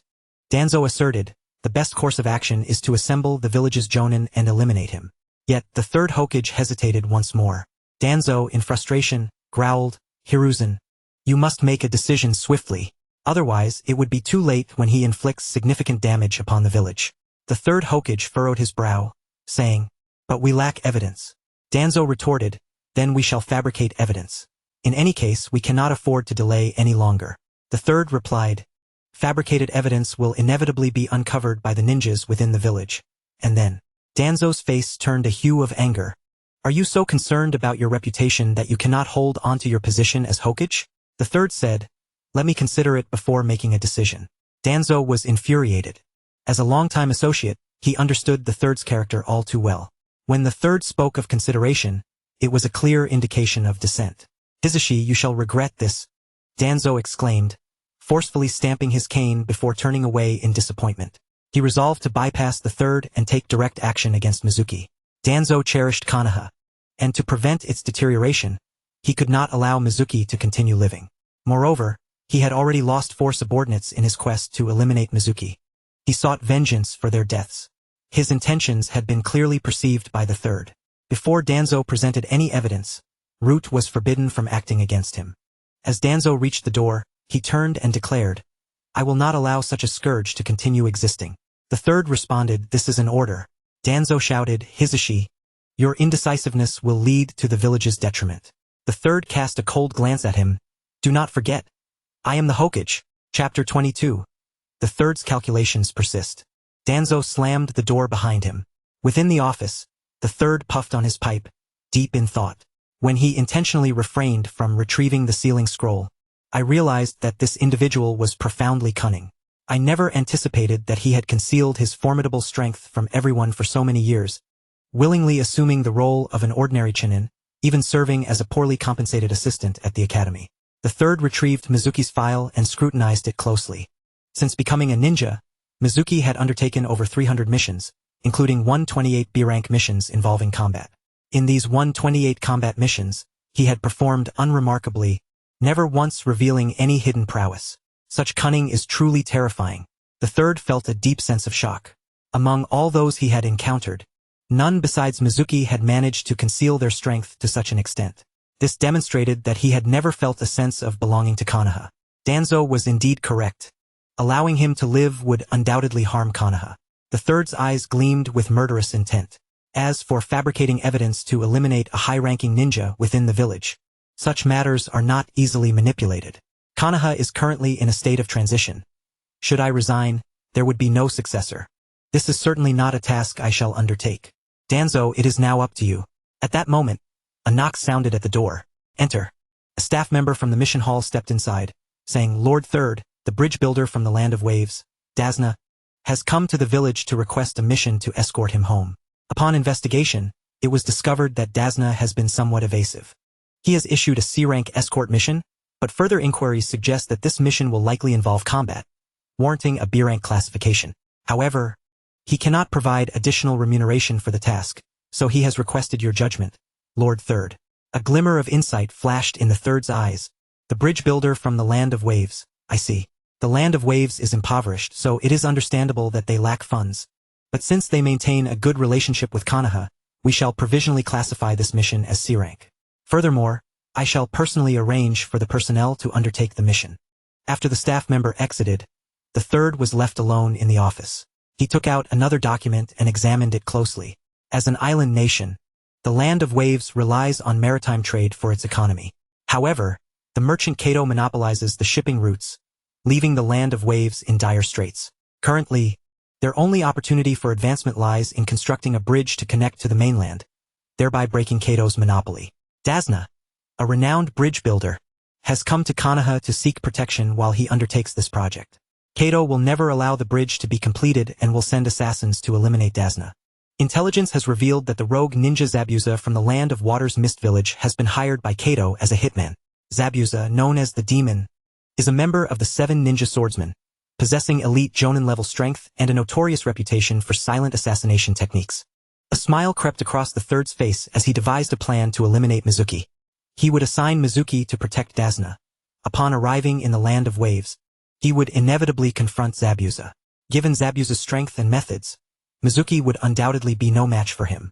Allowing him to perish at Zabuza's hands would be an excellent strategy. Even if he were to miraculously survive, his strength would be exposed, leading the villagers to realize that he harbors ulterior motives, perhaps even branding him as a spy from another village. Having made his decision, the third immediately set about making arrangements. Meanwhile, back at Root, Danzo's expression grew increasingly somber. In the past, during the Uchiha massacre, you spoke of not suppressing them by force, yet you subtly urged me to take action, ultimately forcing me to command Atake to annihilate the clan. Today, it is the same. You claim that we cannot act forcefully, yet your eyes betray a desire for me to immediately lead Root to eliminate Mizuki. It is always like this. You present yourself as noble and benevolent in the eyes of the villagers, while I am left to bear the burden of all the dark deeds. I have had enough. Danzo, in a fit of rage, looked as though he might breathe fire. After 10 minutes of furious muttering, he finally fell silent. In that quietude, a strange smile emerged upon his face. Ah, such days are finally coming to an end. The Chunin exams are approaching. Orochimaru, my opportunity for a resurgence has arrived. The 5th Hokage shall be mine for the taking. I shall no longer dwell in the shadows. I will step into the light and bask in the warmth of the sun. Hisashi, your indecisiveness is causing Konoha to grow weaker. You are unfit to be Hokage. Only under my leadership can Konoha regain its strength and restore the supremacy it once held over the 5 great nations. Having left the Hokage Tower, Mizuki immediately sought out Sabeki. He first went to Sabeki's home but found no one there. Inquiring with neighbors, he learned she had disappeared half a month prior. He then searched the village thoroughly, even visiting the Hokage Tower. This was, of course, mere pretense. After all, he could not simply show no signs of distress over his fiancée's disappearance. To continue living in this village, he had to at least appear somewhat normal. In response to Mizuki's inquiries, the third could only state that Sabeki was missing, and that the village was also sending out search parties. Both understood that Sabeki was dead and were aware of the circumstances surrounding her demise, yet they feigned ignorance, playing the fool while fully comprehending the truth. No one dares to speak plainly, for such candor would be detrimental to both parties. After a symbolic search lasting several days, the third Hokage announced that Sabeki had met her demise, her remains irrevocably lost. Shimoku, engulfed in profound sorrow, succumbed to an incessant state of inebriation, his countenance haggard, weeping endlessly. Ultimately, it was Irika who guided him to various establishments of ill repute, allowing him to emerge from the depths of his grief over his wife's passing. That is quite enough. The pretense is exhausting. Should I continue this charade, I might very well be unable to endure it myself. It is time to focus on enhancing my strength. Each of my disciples has 3 opportunities for returns each month. It has been over a month since Naruto and Sasuke last utilized a return. It is time to take advantage of that once more. What shall I gift them? Shimoku began to ponder this question. Ideally, the item bestowed would significantly augment his abilities upon return. In fact, imparting a jutsu would yield the swiftest enhancement for Shimoku, as the return technique would possess formidable strength. However, the predicament lies in the fact that Shimoku has a limited repertoire of jutsu, leaving him with little of value to offer. Techniques such as the Shadow Clone Jutsu are well known to Naruto and others. The Earth-style wall has already been given to Sakura, and the Stone Mirror Wall is a system return, meaning it would not trigger another return if gifted. While gifting ninja tools would result in stronger tools upon return, my proficiency with such instruments is not exceptional, and the improvement would be minimal. After much contemplation, Shimoku found himself at a loss for what to present. Thus, he stepped outside, traversing the streets in search of inspiration. As he passed by a pharmacy, a sudden spark of inspiration ignited in his mind. He entered the establishment and approached the counter. "Shopkeeper, I would like 10 soldier pills, please." The soldier pills, when consumed by a ninja, instantaneously restore a considerable amount of chakra and can substitute for food, replenishing the energy required by the body. In the execution of tasks or during warfare, soldier pills serve as an excellent supply, effectively replacing sustenance. Though uncertain of what would be returned, having items that restore chakra is always prudent. 10 soldier pills, please. That will be 1,000 Rio. Thank you, Shimoku remarked. Do not rush. I require a few other items. The shopkeeper inquired, what else do you need? Shimoku replied, do you have any medicine for strengthening bones and muscles? The shopkeeper answered, indeed, but it is for external use only. It must be absorbed through bathing for the medicinal properties to penetrate the body and achieve the desired strengthening effect. However, this medicine requires prolonged usage to yield results. If one remains consistent, the benefits are substantial. The skin and muscles will become resilient, the strength of bones will significantly increase, and physical sensitivity will surpass that of others. Typically, those who purchase this are specialized in taijutsu.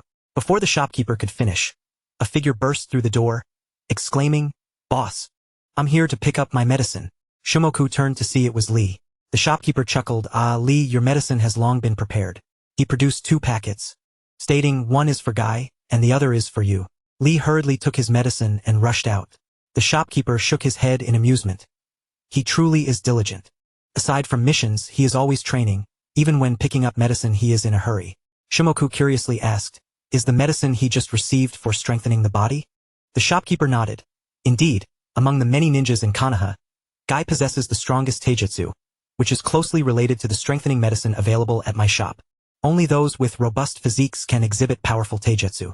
Shimoku remarked, "Then, I shall have some of that strengthening medicine as well."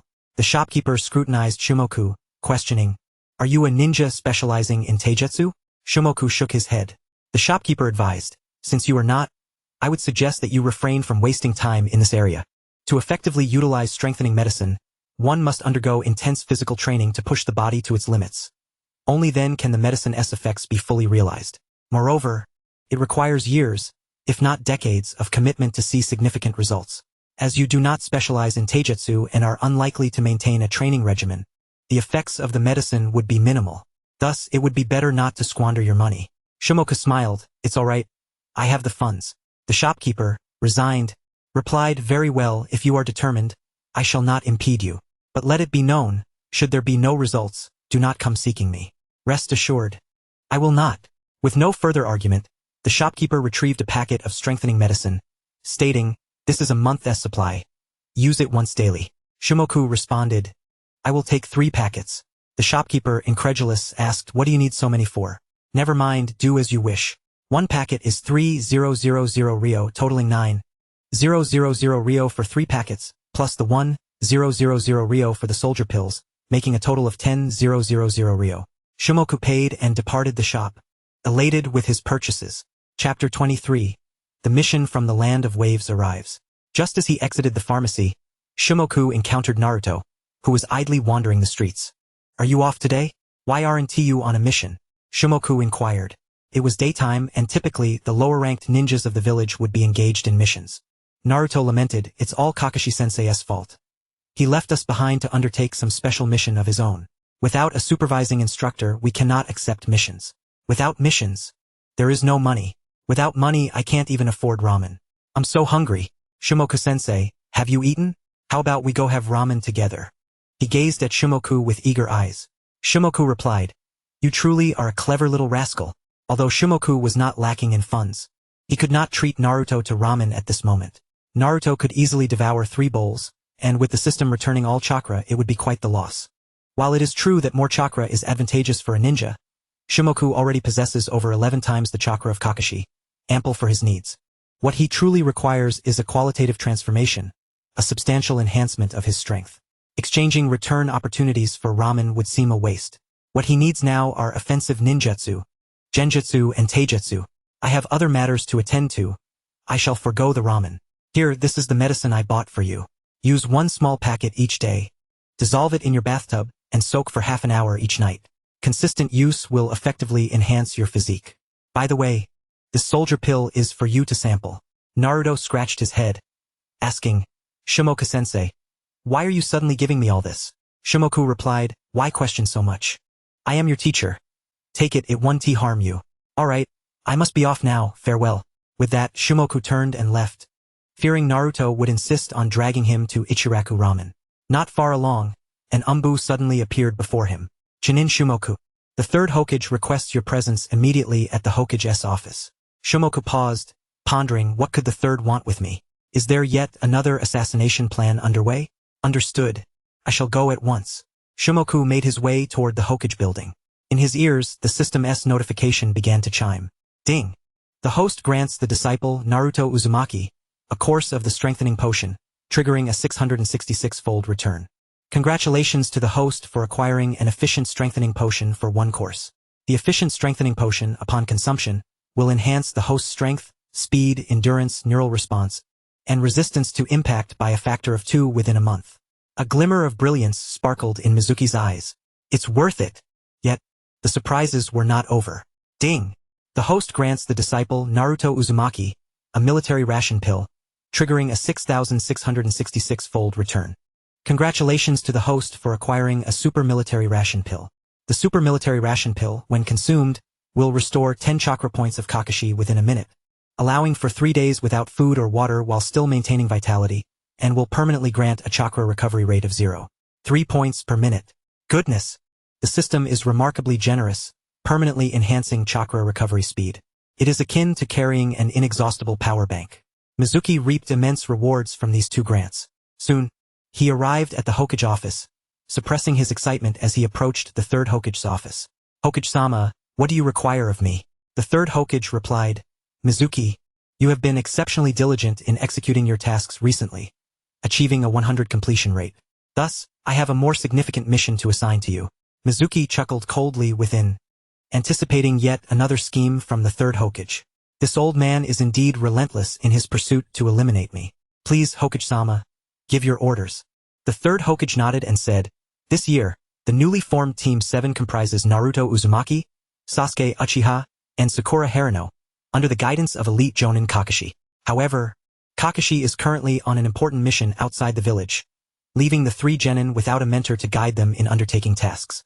After careful consideration, I have decided to appoint you as their temporary instructor until Kakashi returns, leading them in accepting and executing missions. Although this may consume your time and slow your progress, rest assured, the village will provide additional compensation. This left Mizuki feeling perplexed. What does it mean for me to be appointed as the instructor for Team 7? Are they not trying to eliminate me? Surely they do not expect Naruto's Ninetales to erupt and do the job? Mizuki found the 3rd Hokage's intentions rather opaque.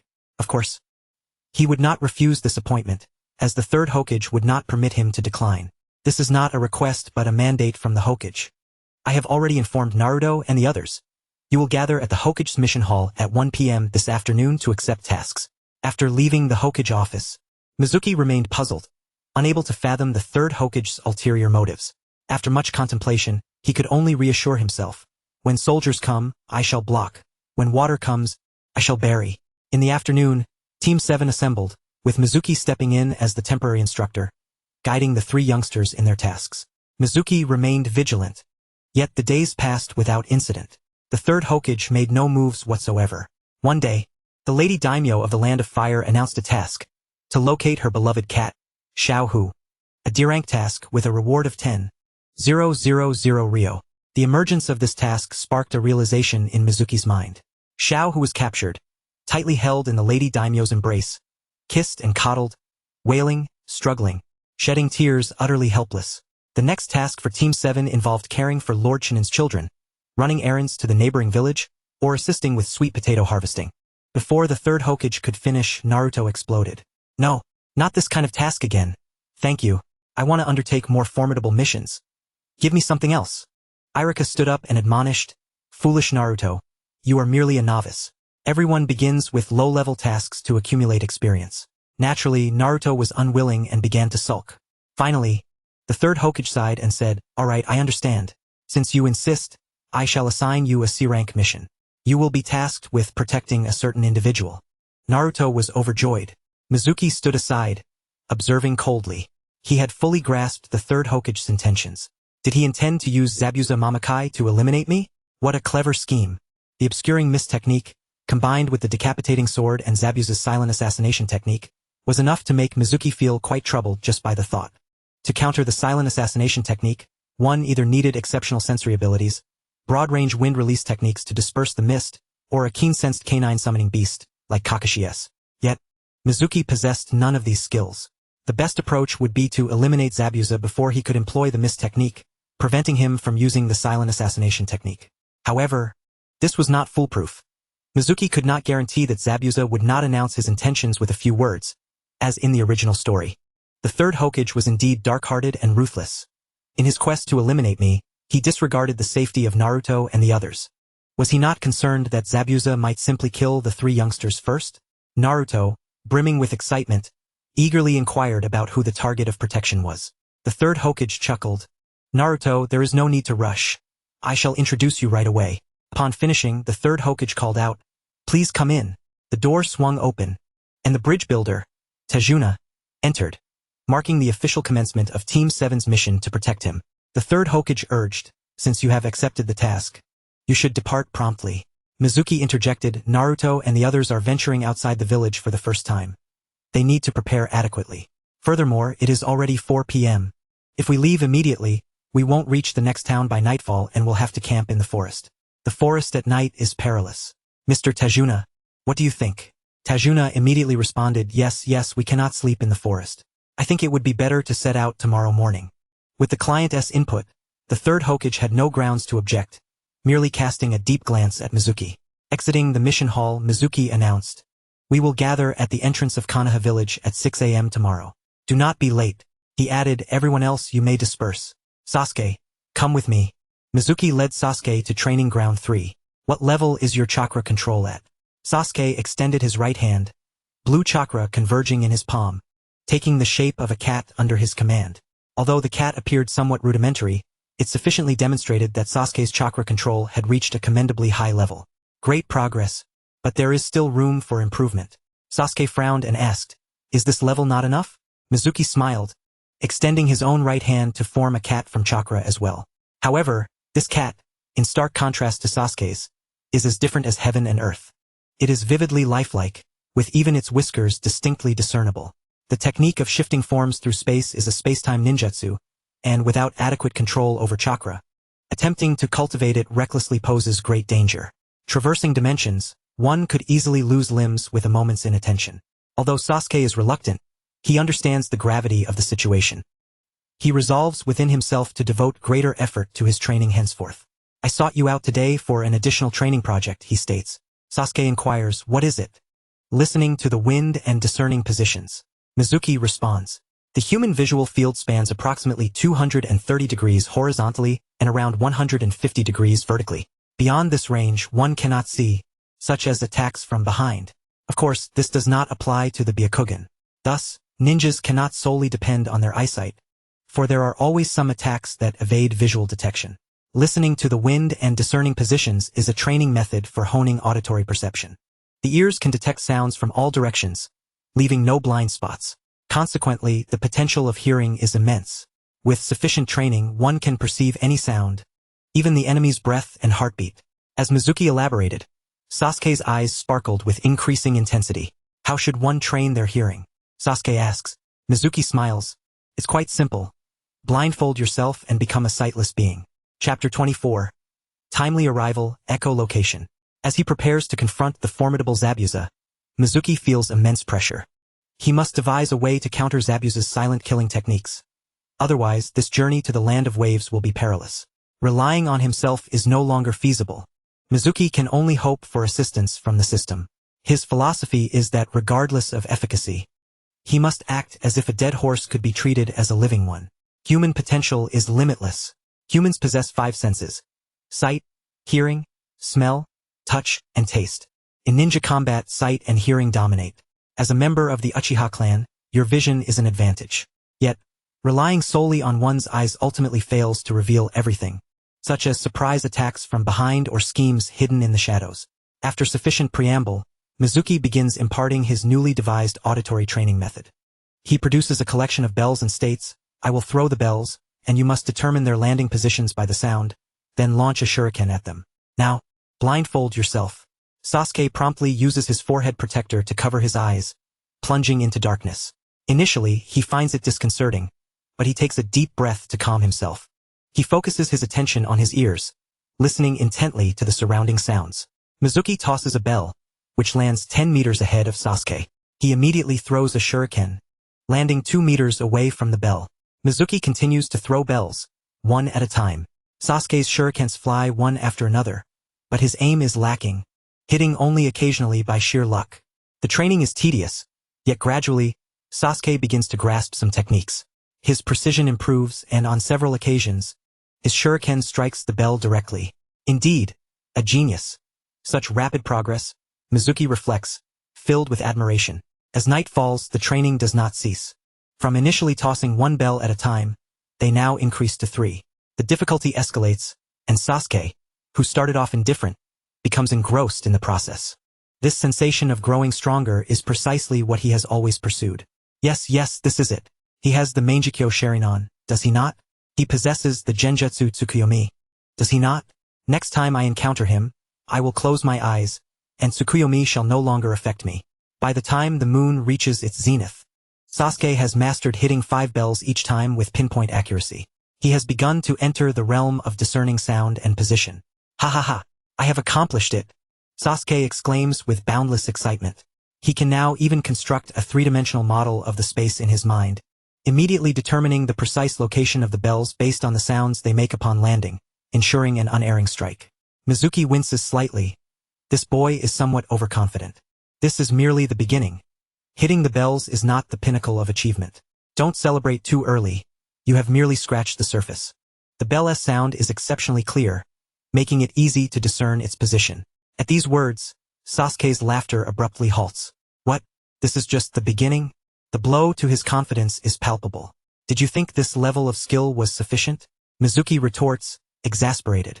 Now, the bell training concludes. We shall move on to the senbon. As the first senbon lands, Sasuke misses entirely, straying off by 3 meters.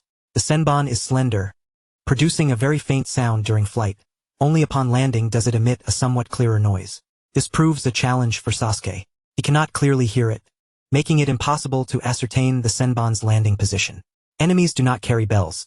They approach you silently or hide in the shadows to ambush you, producing barely perceptible sounds. Thus, the journey ahead is arduous. Sasuke realizes that he indeed rejoiced too early. An hour later, Sasuke finally finds his rhythm and progresses rapidly. Time swiftly passes, and soon it is midnight. Although Sasuke remains enthusiastic, Mizuki feels both hungry and weary, prompting him to call a halt. The most critical issue is that the system has remained silent throughout. This leaves Mizuki feeling that all his efforts have been in vain. Let us conclude for today. We must rise early tomorrow for our mission. Training one's hearing is not an endeavor that can yield immediate success. You now know the method. Daily practice will suffice. Leaving training ground number 3, the two return to their respective homes. After Sasuke departs, the system's voice finally resonates. Ding! Host has bestowed upon disciple Uchiha Sasuke the ability to discern sound and position, triggering a 2,222-fold return. It truly is possible. Mizuki is overjoyed. He had assumed there would be no return after the system remained silent for so long. Congratulations, host, you have acquired echolocation. Echolocation? Those who have studied middle school physics know that sound propagates in waveforms, and when sound waves encounter obstacles, they reflect, creating echoes. Nocturnal mammals, such as bats, possess poor eyesight but exceptional hearing. They emit ultrasonic waves, which radiate outward and rebound off obstacles, forming echoes that are received by their keen ears. Based on the echo information received, and after processing it in their brains, bats can discern what surrounds them. Echoes inform bats of the proximity, size, and movement of nearby objects with remarkable accuracy and high resolution. This extraordinary ability endows bats with remarkable nocturnal prowess. It is said that, in the beautiful state of California, there exists a boy who, despite losing his sight at the tender age of 3, has acquired the remarkable gift of echolocation. By the time he reached 14, he could run freely, skate, and even engage in soccer and basketball just like his peers. Now, Shuimu has also gained this remarkable ability. At this moment, he senses a transformation in his auditory perception, as if his brain has undergone a metamorphosis. However, he finds himself unable to articulate precisely what has changed. Ahem. He clears his throat softly, and almost instantly, his ears detect the echoes. These echoes originate from the sound waves produced by his earlier cough, reverberating off nearby objects. The echoes enter his ears and are swiftly processed by his brain. In Shuimu's mind, a vivid three-dimensional image materializes. The surrounding trees, buildings, stones, weeds, and even the hidden shadows on nearby branches are all rendered in striking clarity. There are no blind spots. He perceives everything around him, front, back, left, right, and above and below without hindrance. Within a radius of 10 meters, all sights are vividly presented in his mind. Shuimu feels as though he has unlocked the door to a new world. He glances toward the concealed figure in the shadows, feeling a surge of displeasure. He has long sensed the presence of someone covertly observing him, yet their ability to remain hidden has eluded his sight. This has led him to exercise extreme caution in his daily activities, fearful of revealing anything that should remain unseen. Today, however, he has finally caught sight of this hidden observer. Ahem! He coughs again, this time with greater volume. The range of his echolocation expands dramatically to 30 meters. Haha! With echolocation, he need no longer fear the unseen. Moreover, the limitations of vision are no longer a concern. Even in pitch-black darkness, he can navigate with ease. The following morning, Team 7 assembles at the entrance of the Hidden Leaf Village, prepared to escort Taijutsu as they embark toward the Land of Waves. Naruto is brimming with excitement, shouting exuberantly as they leave the village. This marks his first venture beyond its confines. In a curious turn, Sasuke, blindfolded with a piece of black cloth, maintains an air of aloofness despite his apparent handicap. Sakura remains infatuated, exclaiming how handsome Sasuke looks even with his eyes covered. Seeing Sakura's soul focus on Sasuke, Naruto feels a surge of irritation. Hey, Sasuke, what are you doing pretending to be blind? Be careful not to trip over a rock. I won't help you up. Sasuke retorts, you wouldn't understand. I am training. It's pointless to explain this to someone as dense as you. Naruto scoffs, his eyes darting around as if plotting mischief. Noticing the shift in Naruto's demeanor, Sakura raises her fist, warning, Naruto, if you dare to do anything to Sasuke, I'll make you regret it. Taijutsu, dripping with cold sweat, interjects, hey, I want to return this. You three little brats seem unreliable. Sending you from the Leaf Village to protect me is a disregard for my safety. Shuimu quickly reassures him. Do not worry. I am a Chunin. Moreover, C-rank missions do not typically involve conflicts between ninjas. As the group traverses the forest path, the sun rises higher in the sky. Suddenly, a small puddle on the path catches their attention. Shuimu narrows his eyes, remaining still and silent. As the five of them pass over the puddle, two ninjas emerge from the water, brandishing sharp chainsaws. In an instant, Shuimu is ensnared, and the chainsaw cuts him into several pieces. Shuimu-sensei. Sakura screams in terror. What just happened? Naruto is still processing the events. Sasuke immediately removes his blindfold, drawing his kunao and shuriken, ready for battle. First one of the masked brothers says coldly. Next, the second. In a flash, the two are behind Naruto, their chainsaws lunging toward him. You dare to kill Shuimu-sensei? That is unforgivable. Naruto claps his hands, summoning hundreds of shadow clones. How could this happen? He was just a lowly genin. The masked brothers express their confusion. Yet, they remain composed, swinging their chainsaws as Naruto's clones dissipate one by one. Keep an eye on Taijutsu. Everyone. Sasuke shouts to Sakura, then leaps into action, launching two shuriken that pin the chainsaws to a wooden beam. The masked brothers swiftly release their chainsaws, resorting to their iron claws. First, eliminate the target. With Naruto's multitude of shadow clones, it becomes impossible to discern which one is the real Naruto, prompting the brothers to shift their focus to Taijutsu. They dash toward him at incredible speed. At this moment, Sakura steps in front of Taijutsu, rapidly forming hand seals. Earth release, earth flow wall. Instantly, a tall wall rises, obstructing the brothers' path and preventing them from reaching Taijutsu. Naruto, let's take them down together. Sasuke declares fearlessly, raising his hands to form seals. Snake, horse monkey, boar horse tiger, fire release, great fireball technique. Naruto synchronizes perfectly, clapping his hands and shouting, earth release, earth flow wall. In the next moment, two high walls rise on either side of the masked brothers. Coupled with Sakura's earth flow wall, three towering walls trap them in a dead end, with Sasuke's fireball technique already prepared at the entrance. No, please! They scream in horror as the fireball strikes them directly. As the flames extinguish, they lie on the ground, charred and barely conscious. Phew, we are safe. Taijutsu exhales in relief. However, both Sakura and Naruto wear expressions of despair. What do we do? Shuimu-sensei has been killed. Yet Sasuke reassures them, don't worry. He won't die so easily. Look, there are no bodies. Turning to see, they find no corpses at the site where Shuimu fell, only a few broken pieces of wood. Ah, it was a substitution technique. How wonderful! Chapter 25. The Appearance of Zabuza. Shuimu emerges from the trees, praising, Sasuke, Naruto, Sakura, your performance just now was quite commendable. Naruto scratches his head, grinning. I'm a genius. Handling such minor skirmishes is a breeze for me. Sasuke replies dismissively, Humph, you're just a laggard boasting about being a genius, how shameless. Naruto, indignant, retorts, Sasuke, are you challenging me? Let us settle this in a duel. A duel it is. The laggard will always be the laggard. Just watch as I knock you down. Sasuke challenges back, ready for a fight. He had observed that Naruto performed the shadow clone technique and earth release, earth flow wall without forming any hand seals. He merely clapped his hands to activate them. This ability is undoubtedly a manifestation of the exceptional chakra control that Mizuki once articulated. While I struggle to even perform the simplest of hand seals, he has already mastered the art of unleashing ninjutsu without them. His prior persona as the underperformer in school was clearly a facade. Sasuke felt a surge of resentment, reflecting on their past encounters in combat class. Where Naruto consistently fell to his hand, a sense of agitation gripped him. I am an Uchiha, the strongest. I do not require his concession. I yearn for a fair confrontation with him to demonstrate that I, Uchiha Sasuke, am indeed the mightiest. As their spirits soared, Mizuki swiftly intervened. Now is not the time for conflict. We have just endured an assault, and there may be lurking enemies. During such times, vigilance is imperative. Upon hearing his words, Naruto and Sasuke immediately regained their composure. The two assailants were bound beneath a tree. Though charred, they yet breathed. The infamous fire techniques are known for their inability to kill. These two are Chunin from the mist, yet they chose to ambush you here. Mr. Dasna, I believe you owe us a reasonable explanation. Dasna hesitated, speechless. How did you perceive our movements and execute the substitution technique beforehand? One of the brothers of the mist questioned, filled with bitterness. Mizuki remarked, it has not rained for several days.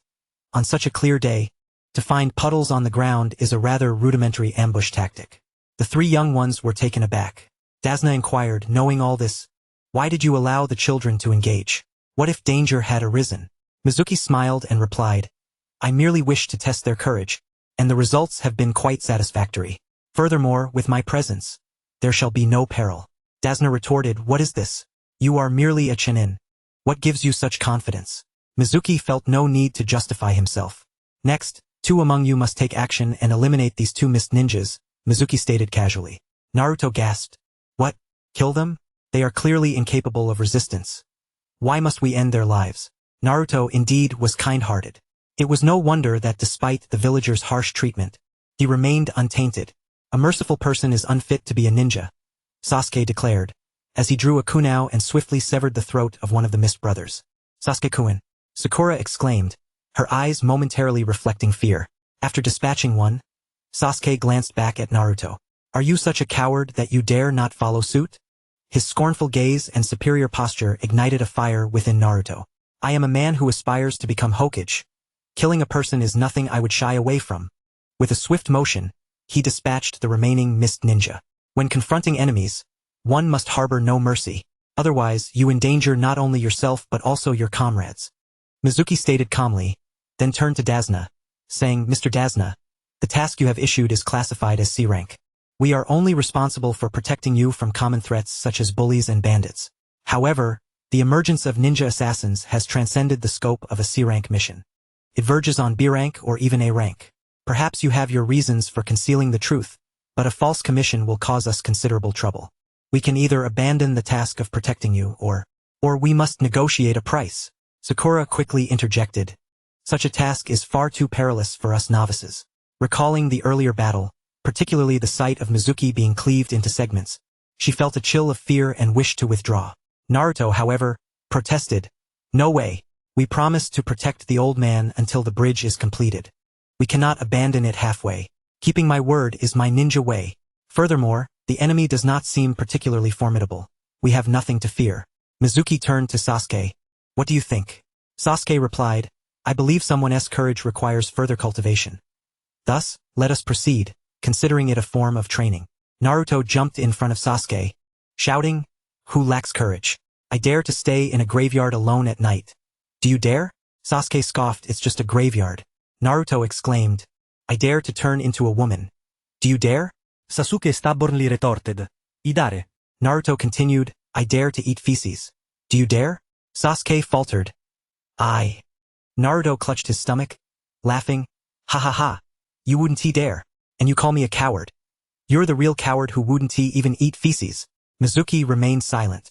Sakura landed a punch on Naruto's head, shouting, Naruto, if you utter anything so disgusting again, I'll knock you out. The five continued their journey, and after 3 days, they finally reached the seaside and boarded a vessel bound for the land of waves. Mr. Dasna, we are nearing the land of waves, Mizuki announced. If you fail to provide a reasonable explanation soon, the mission will conclude upon disembarkation. Dasna promptly resorted to a sob story, attempting to morally manipulate them. Naruto, overwhelmed with sympathy, declared that they must see the mission through to completion. Mizuki-sensei, I will finish this task. If you do not agree, you may return alone. I can still defeat that bully, Gato. Mizuki sighed, alright, I concede. However, Mr. Dasna, I will elevate this task to B rank with compensation raised to 100,000 Ryo. Although the land of waves is currently impoverished, once the bridge is complete, it will flourish, and the reward will be duly compensated. Dasna replied, as long as you can ensure the bridge is completed, I would agree to anything, be it 100,000 or even 200,000 Ryo. Upon reaching the shore, a path through the woods still lay ahead of them. Everyone, be cautious. We are now in a position where an enemy could strike at any moment, Mizuki warned, already on high alert. The infamous Zabuza of the Mist is no ordinary ninja. We must not let our guard down. His echolocation was activated, producing sounds intermittently, revealing all objects within a 30-meter radius in his mind. Soon, his echolocation detected a figure concealed in a tree by the roadside, a large sword slung across his back. It was indeed Zabuza. Sasuke, Unleash the great fireball technique towards me. Mizuki commanded as he leaped into the air, not hesitating to strike first. Sasuke momentarily froze, then immediately comprehended the gravity of the situation. See Wu Shin Hai Wui. Fire release. Great fireball technique. Zabuza's eyes widened in disbelief. Are you insane? You're casting fire ninjutsu at your own people? Equally perplexed were Naruto, Sakura, and Dasna. Sasuke, what are you doing? Naruto shouted, clapping his palms together. Earth release. Earth flow wall. Sakura also stepped before Mizuki, commencing hand seals while gazing at Sasuke with a bewildered expression.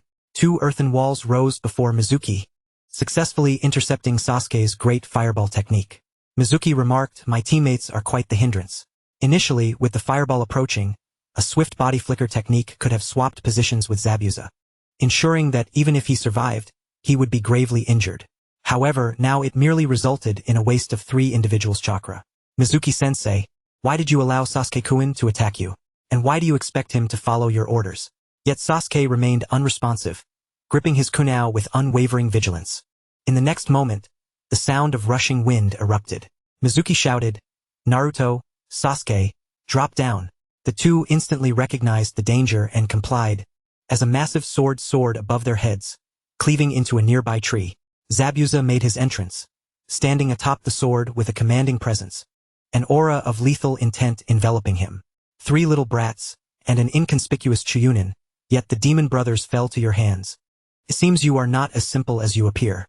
However, for me this will be quite effortless. Mizuki chose not to engage in further dialogue, swiftly retreating and increasing the distance between himself and Sakura. Meanwhile, 3 explosive tags were activated and gently released. Utilizing old tactics again, Zabuza's gaze sharpened. He observed Mizuki's every movement, yet could not comprehend it. In the next instant, body flicker technique. What? Zabuza felt as though the scenery before him abruptly shifted. Upon looking again, he found himself in the very spot where Mizuki had just stood, as the 3 explosive tags detonated with a thunderous roar. Aside from Sasuke, both Naruto and Sakura were caught off guard. In a mere instant, had the enemy been dealt with? Their positions had suddenly swapped. What kind of ninjutsu was this? Curiosity filled Naruto and Sakura's minds. Sasuke, on the other hand, felt an intense envy, wishing that he could be the one to utilize the body flicker technique. As the explosion subsided, Mizuki discovered that there were no bodies left at the site, only a puddle of water on the ground. Water clone? Mizuki's pupils dilated. This Zabuza was no ordinary opponent. Not far away, in the river, Zabuza came to a realization. No wonder he had instructed that black-haired brat to use fire release against him. It was to enable a position swap. Thankfully, I was cautious and tested with a water clone. Otherwise, I would be gravely injured by now. Additionally, I noted that the clone had been hiding in the trees, indicating that he likely possessed sensory abilities, with a sensing range of approximately 30 meters. In an instant, Zabuza had gathered a wealth of useful information. This individual was extremely dangerous, unlike any adversary encountered before. I must exercise utmost caution. No longer underestimating his opponent, Zabuza remained confident, believing that despite the peculiar abilities, he was still merely a Chunin. Once his chakra was depleted, he would pose no threat to me. He created another water clone and raised his hand, declaring, Water release, hidden mist technique. A thick mist enveloped the area, drastically reducing visibility. Stay alert, Mizuki shouted. What is happening? I can't see anything. Why has such dense fog suddenly appeared? Naruto was still trying to grasp the severity of the situation. Mizuki's voice took on a grave tone. This is not a natural fog. It is a technique mastered by the ninjas of the Land of Water, the hidden mist technique. You 3 form a protective formation around Mr. Taijutsu. The ensuing battle is not one you can partake in. The 3 youngsters recognized the gravity of the situation and positioned themselves defensively around Taijutsu, kunao in hand. Sasuke closed his eyes, focusing intently on his hearing. Within the thick fog, visibility was severely impaired, rendering his sight nearly useless. Sakura inquired, Mizuki-sensei, who exactly is that person? Mizuki replied loudly, Zabuza Mamakai, an S-rank rogue ninja from the Land of Water. Before his defection from the Hidden Mist Village, he served in the village's Umbu, famed for his silent assassination techniques in the ninja world. Naruto gasped, silent? Just as the name implies, it is a technique that claims lives without a sound. By the time one realizes it, they have already crossed into another realm. Sakura expressed her concern. Then doesn't that put us in great danger? Anyone capable of entering the Umbu must be at least a special Jounin-level powerhouse, implying that Mizuki, being merely a Chiunin, could not protect them. Mizuki chuckled. Zabuza's strength is not just that of a special Jounin. He has reached the level of an elite Jounin, only slightly weaker than your teacher, Kakashi. Naruto exclaimed, Mizuki-sensei, how can you still smile when the enemy is this strong? Mizuki replied, oh come now, what is the worst that could happen? If it comes to it, we'll just die. Sakura interjected, hey, don't joke around. This is serious. The mist thickened, and the atmosphere grew increasingly tense. Suddenly, Zabuza's voice echoed through the fog. 8 points. The throat, spine, lungs, liver, carotid artery, subclavian artery, kidneys, heart. So which vital point shall I choose? The 3 youngsters in Taijutsu were paralyzed by Zabuza's murderous intent, their bodies stiffening, even conjuring terrifying illusions of their own demise. Sasuke even contemplated driving his kunao into himself. Mizuki swiftly intervened. Can't you withstand this level of killing intent? Sasuke, if you act like this, you won't be able to avenge anyone. A flicker of hatred crossed Sasuke's eyes, and his fear of the murderous aura diminished significantly. Rest assured, as long as I am here, you will be safe. Can it truly be so? Zabuza's voice resonated once more. Mizuki took action, flinging a kunao through the dense mist, embedding it in the ground behind Taijutsu. The group turned in shock to see Zabuza, poised to strike with his large sword, a kunao lodged in his chest. In such thick fog, your attacks are remarkably precise. As expected, you have mastered sensory ninjutsu. As Mizuki spoke, water began to seep from the wound created by the kunao.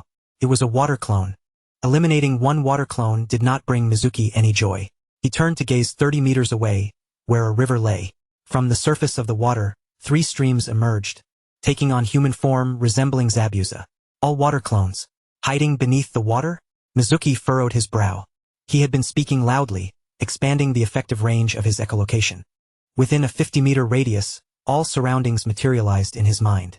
The troubling aspect was that echolocation could not detect what lay beneath the water. He could only infer Zabuza's true position based on the emergence of the water clones, but he could not directly utilize the body flicker technique to attack Zabuza. He is wary of my body flicker technique, hence he dares not show himself, merely testing me with water clones.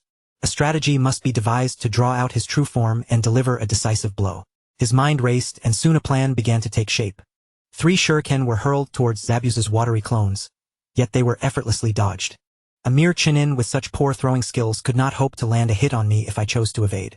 There was no need for such a spatial substitution technique. You couldn't even touch my clone, Zabuza mocked coldly. Sakura's reflexes were sharp as she exclaimed, Master Mizuki, he's trying to force you to use the substitution technique, draining your chakra. He is a Jounin while you are merely a Chunin. His chakra reserves far exceed yours. Mizuki sighed. Even if I cannot outlast him, I must still try. The explosive tag substitution technique was set to unfold once more. With 3 swift applications, the 3 water clones were dispatched before they could even approach. Breathing heavily, Mizuki hunched over, clearly exhausted. Master Mizuki, are you alright? Naruto inquired with concern. Mizuki gestured towards a direction. You must protect Mr. Taijutsu and retreat in that direction. I will hold them off and can still manage a few more attacks. No, we must fight alongside you, Naruto insisted urgently. Idiot, Sasuke interjected. We cannot accomplish anything here and would only hinder you. If we leave, Mizuki can disengage from battle without our burden. Reluctantly, Naruto accepted Sasuke's reasoning, and the 3 young ninjas shielded Taijutsu as they retreated in the direction Mizuki indicated. Meanwhile, Zabuza's newly summoned 3 clones were swiftly taken down by Mizuki, who was now pale and visibly fatigued, barely able to stand. Despite this, Zabuza remained cautious, keeping his true form hidden beneath the water.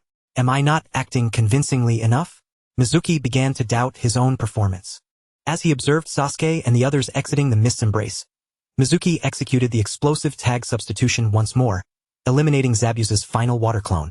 With his weary body, he staggered towards Sasuke and the others. Yet still, Zabuza did not surface.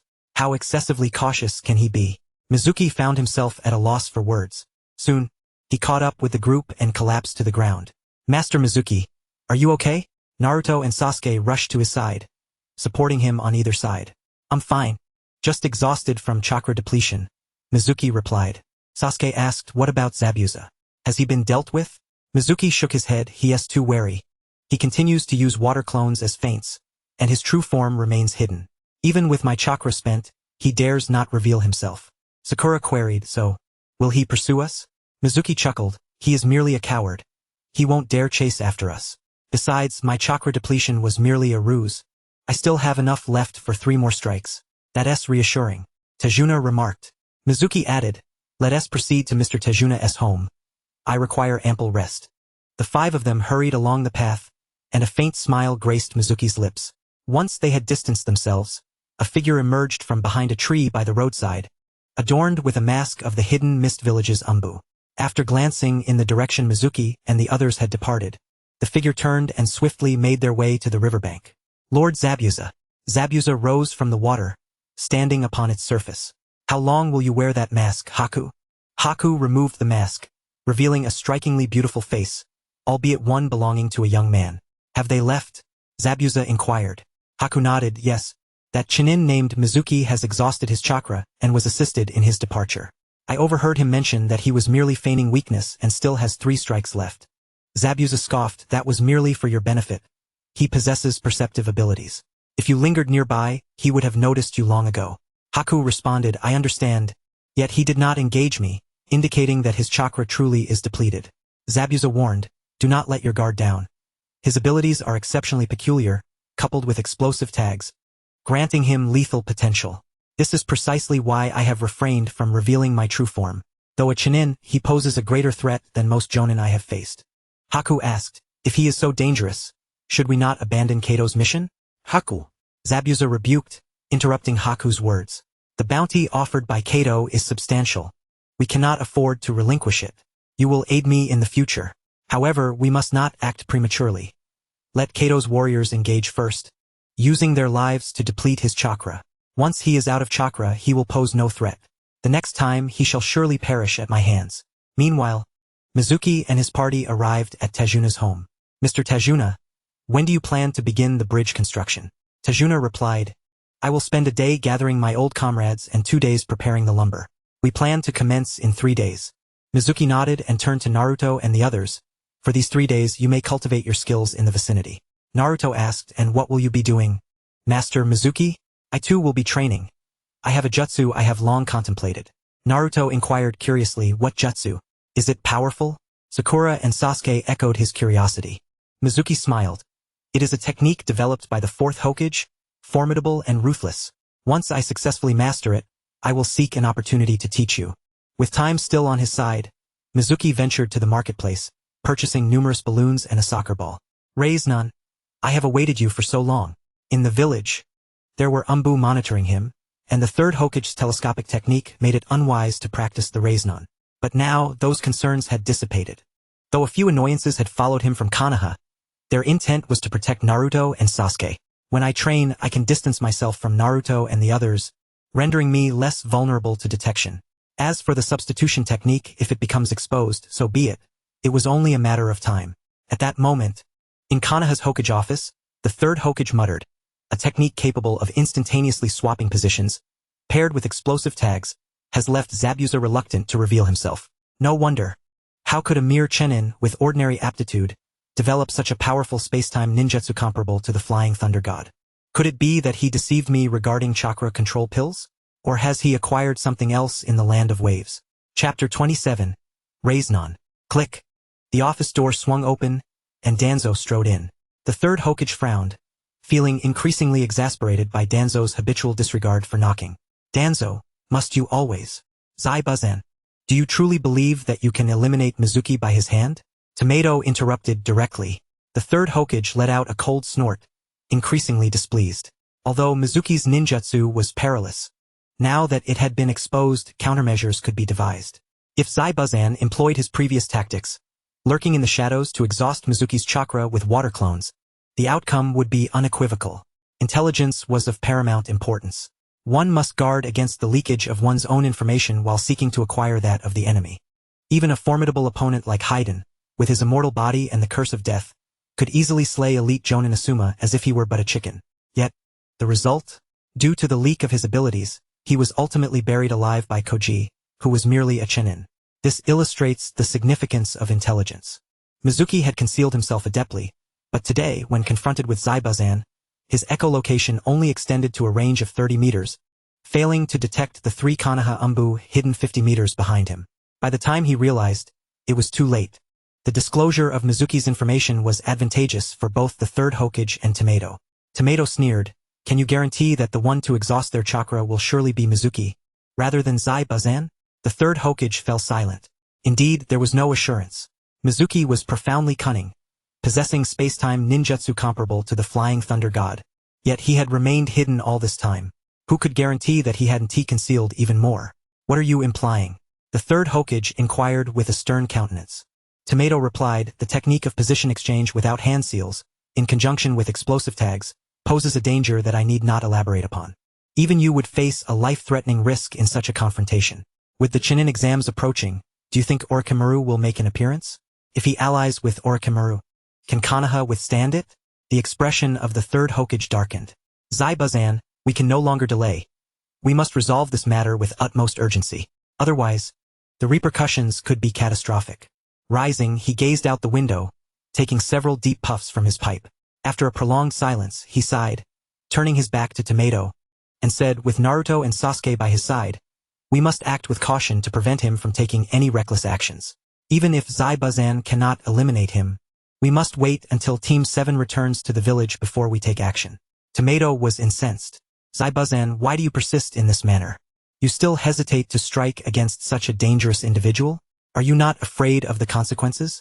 The third Hokage replied, "I have my own considerations. You need not elaborate further. Furthermore, the root must not act against him without permission." Tomato scoffed, thinking to himself that, at this juncture, the third Hokage was merely putting on an act. Although he publicly stated not to let the root act, he secretly wished for them to do so sooner rather than later. The third Hokage cast a sidelong glance at Tomato, gravely stating, "Tomato, this is not a matter for jest. He possesses something I require, and I need him alive." Tomato frowned. "Is it not merely a technique akin to the Flying Thunder God? Is it truly that significant? There are countless techniques within the Book of Seals. One more will not make a difference." The third Hokage clarified, "It is not the ninjutsu, but something else entirely. In any case, the root must not act. Otherwise, do not blame me for lacking compassion." Narrowing his eyes, he exuded a formidable aura. Tomato, feeling the weight of the third Hokage's seriousness, was taken aback. "Humph! I will not involve myself in this matter any further. You may resolve it yourself." With that, Tomato turned and departed. The third Hokage gazed out at the bustling Konoha, murmuring, "A civilian ninja of ordinary talent, devoid of gifts, resources, or guidance, yet he has acquired such formidable power. What have you discovered in the land of whirlpools? Is the chakra control pill truly only effective for those of the Senju and Uzumaki bloodlines?" Returning to his seat, he tapped his fingers against the table, and in the next moment, an umbu appeared, kneeling on one knee. The third Hokage commanded, "Send word to the messenger in the land of waves," instructing him to monitor Mizuki's ninjutsu releases, particularly the hand seals, in the forests near the Dasna household in the land of waves. Mizuki held a water sphere in his right hand, chakra emanating from his palm, stirring the water within. He was learning the Rasengan, intending to teach Naruto in the manner Jiraiya had instructed. The first stage of learning the Rasengan was to make the chakra rotate, and it must be in a chaotic, multi-directional motion. Now, let us give it a try. Hundreds of streams of chakra, under Mizuki's precise control, began to rotate in various directions, causing the water within the sphere to swirl chaotically. The surface of the water sphere quickly bulged, the protrusions becoming increasingly pronounced, as if hundreds of bullets were being fired from within. With a pop, the water sphere burst, splattering water everywhere. That was exceedingly simple. The stronger his chakra control, the more efficient his learning of ninjutsu became. Yet, Mizuki had not anticipated such high efficiency. He attempted several more water spheres, skillfully succeeding each time with increasing familiarity. Having mastered the chaotic rotation of chakra, he now focused on the power aspect. He replaced the water sphere with a rubber ball. The water sphere was thin and easily broken, while the rubber ball was thick and devoid of water, making it resilient. Gripping the rubber ball, chakra overflowed from his palm, initiating a chaotic rotation within. The surface of the rubber ball began to show bulges, albeit faintly. Not enough chakra. Mizuki infused more chakra, and in the next instant, the rubber ball exploded with a bang. As simple as eating and drinking, It seemed that A-rank ninjutsu posed no challenge for him. After attempting several more rubber balls, he succeeded each time. Now he faced the final step. Gathering chakra in the palm of his right hand, a blue chakra sphere began to take shape, but it lasted only 3 seconds before uncontrollably dissipating. He tried a second time, yet again sustaining it for merely 3 seconds. Unstable. Mizuki frowned in contemplation. How could he maintain stability and prevent it from disintegrating? Or rather, what was the source of the instability? He once more formed a raisnon, his dynamic vision honed to perfection, tracking the flow of chakra within. Soon, the raisnon dissipated again, prompting him to create a new one and continue observing. After repeating this process over a dozen times, he finally discerned the issue. The chakra rotating in different directions collided and caused a chaotic disturbance. I need to refine my chakra control further, ensuring that while it spins chaotically, it also flows in an orderly manner to prevent collisions. Mizuki began to redesign the chakra rotation path. After making improvements and attempting once more, this time the raisnon sustained itself for 10 seconds. Still not enough. He continued to refine. The duration has been extended 15 seconds, then 20 seconds, and finally 30 seconds. This time it should be flawless. He unleashed the raisnon once more, sustaining it for 60 seconds without a hint of disintegration. Nodding appreciatively, Mizuki revealed a smile. In the next moment he hurled the raisnon forward. The rapidly spinning sphere generated a fierce wind, ultimately colliding with a large tree situated 30 meters away. The sound of the bark and trunk being ravaged by the raisnon echoed. Thud, thud, thud. Once the chakra of this raisnon was depleted, a conical pit with a diameter of 1 meter and a depth of half a meter appeared at the tree's base. Haha, my raisnon has been innovated. The raisnon was developed by the 4th Hokage based on the principles of the tailed beast ball, and when combined with the flying thunder god technique, he had defeated countless foes. Unfortunately, even before his demise, the 4th was unable to hurl the raisnon at his enemies. What Minato could not accomplish, Mizuki has achieved. Moreover, from complete ignorance to surpassing the original, it took him less than an hour. With the successful development of the raisnon, the next step is to find an opportunity to teach it to Naruto. He was quite curious about what the system would return to him. He was eagerly anticipating it, yet remained patient. 3ANBU had been covertly monitoring Naruto and his companions, so Mizuki certainly could not openly instruct Naruto in the raisnon.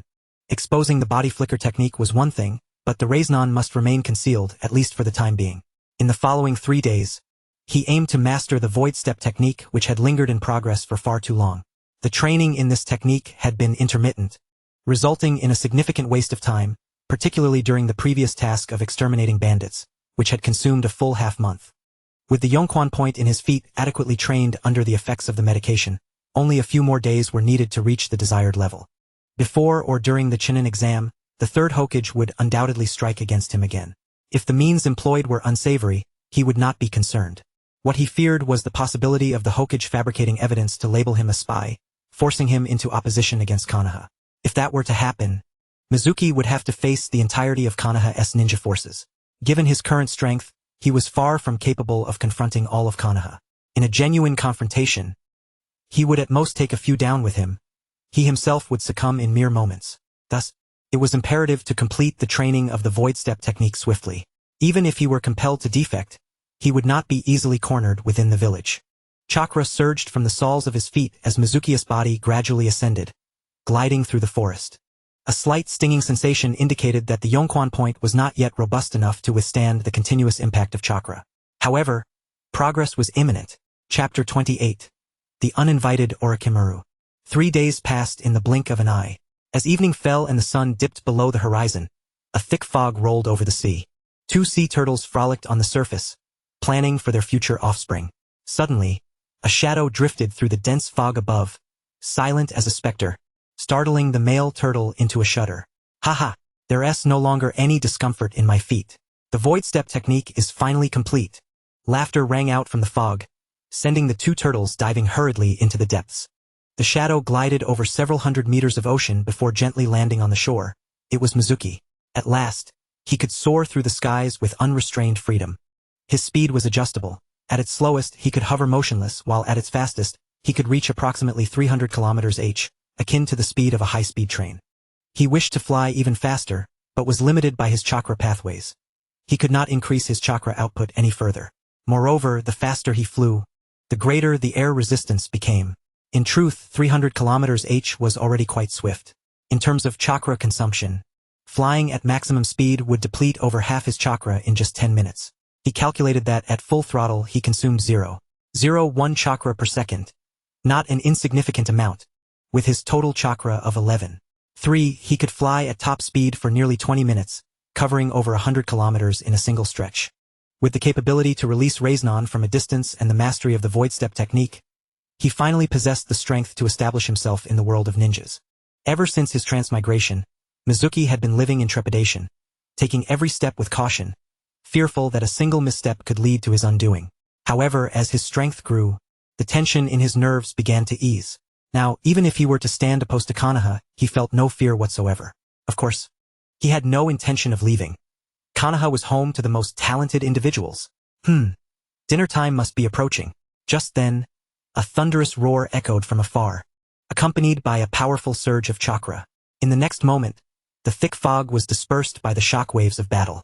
Mizuki beheld a massive serpent coiled in the forest, and 100 meters away, the orange-red chakra of the Ninetails swirled with abandon. A snake? Moreover, it appeared that someone was standing atop its head. Such a colossal serpent could only be summoned by Orochimaru. Why was Orochimaru here? Mizuki was taken aback. Had the butterfly effect of his transmigration begun to manifest its power? Surely this was for Sasuke. This was something Mizuki absolutely did not wish to witness. Sasuke was a veritable cash cow. If he were taken by Orochimaru, it would mean losing the opportunity for 3 high multiplicative returns each month. What a predicament. Just when he had yet to resolve the matter with Zabuza, a more formidable threat in the form of Orochimaru emerged. Mizuki dashed swiftly toward the forest. Simultaneously, he retrieved the super soldier pill that Naruto had previously returned to him from his storage ring and consumed it. The super soldier pill could restore 10 chakra in 1 minute, allowing one to go 3 days without food or water, while permanently enhancing the chakra recovery rate by 0.3 per minute. In the face of Orochimaru, Mizuki dared not be careless. He needed to restore his state to full capacity. With more than half of his chakra depleted, he needed to recover rapidly. In the forest, the ANBU members Xiang, Zhu, and Ing confronted Orochimaru head-on. Although it was 3 against 1, the ANBU members had already fallen into a disadvantageous position in terms of momentum.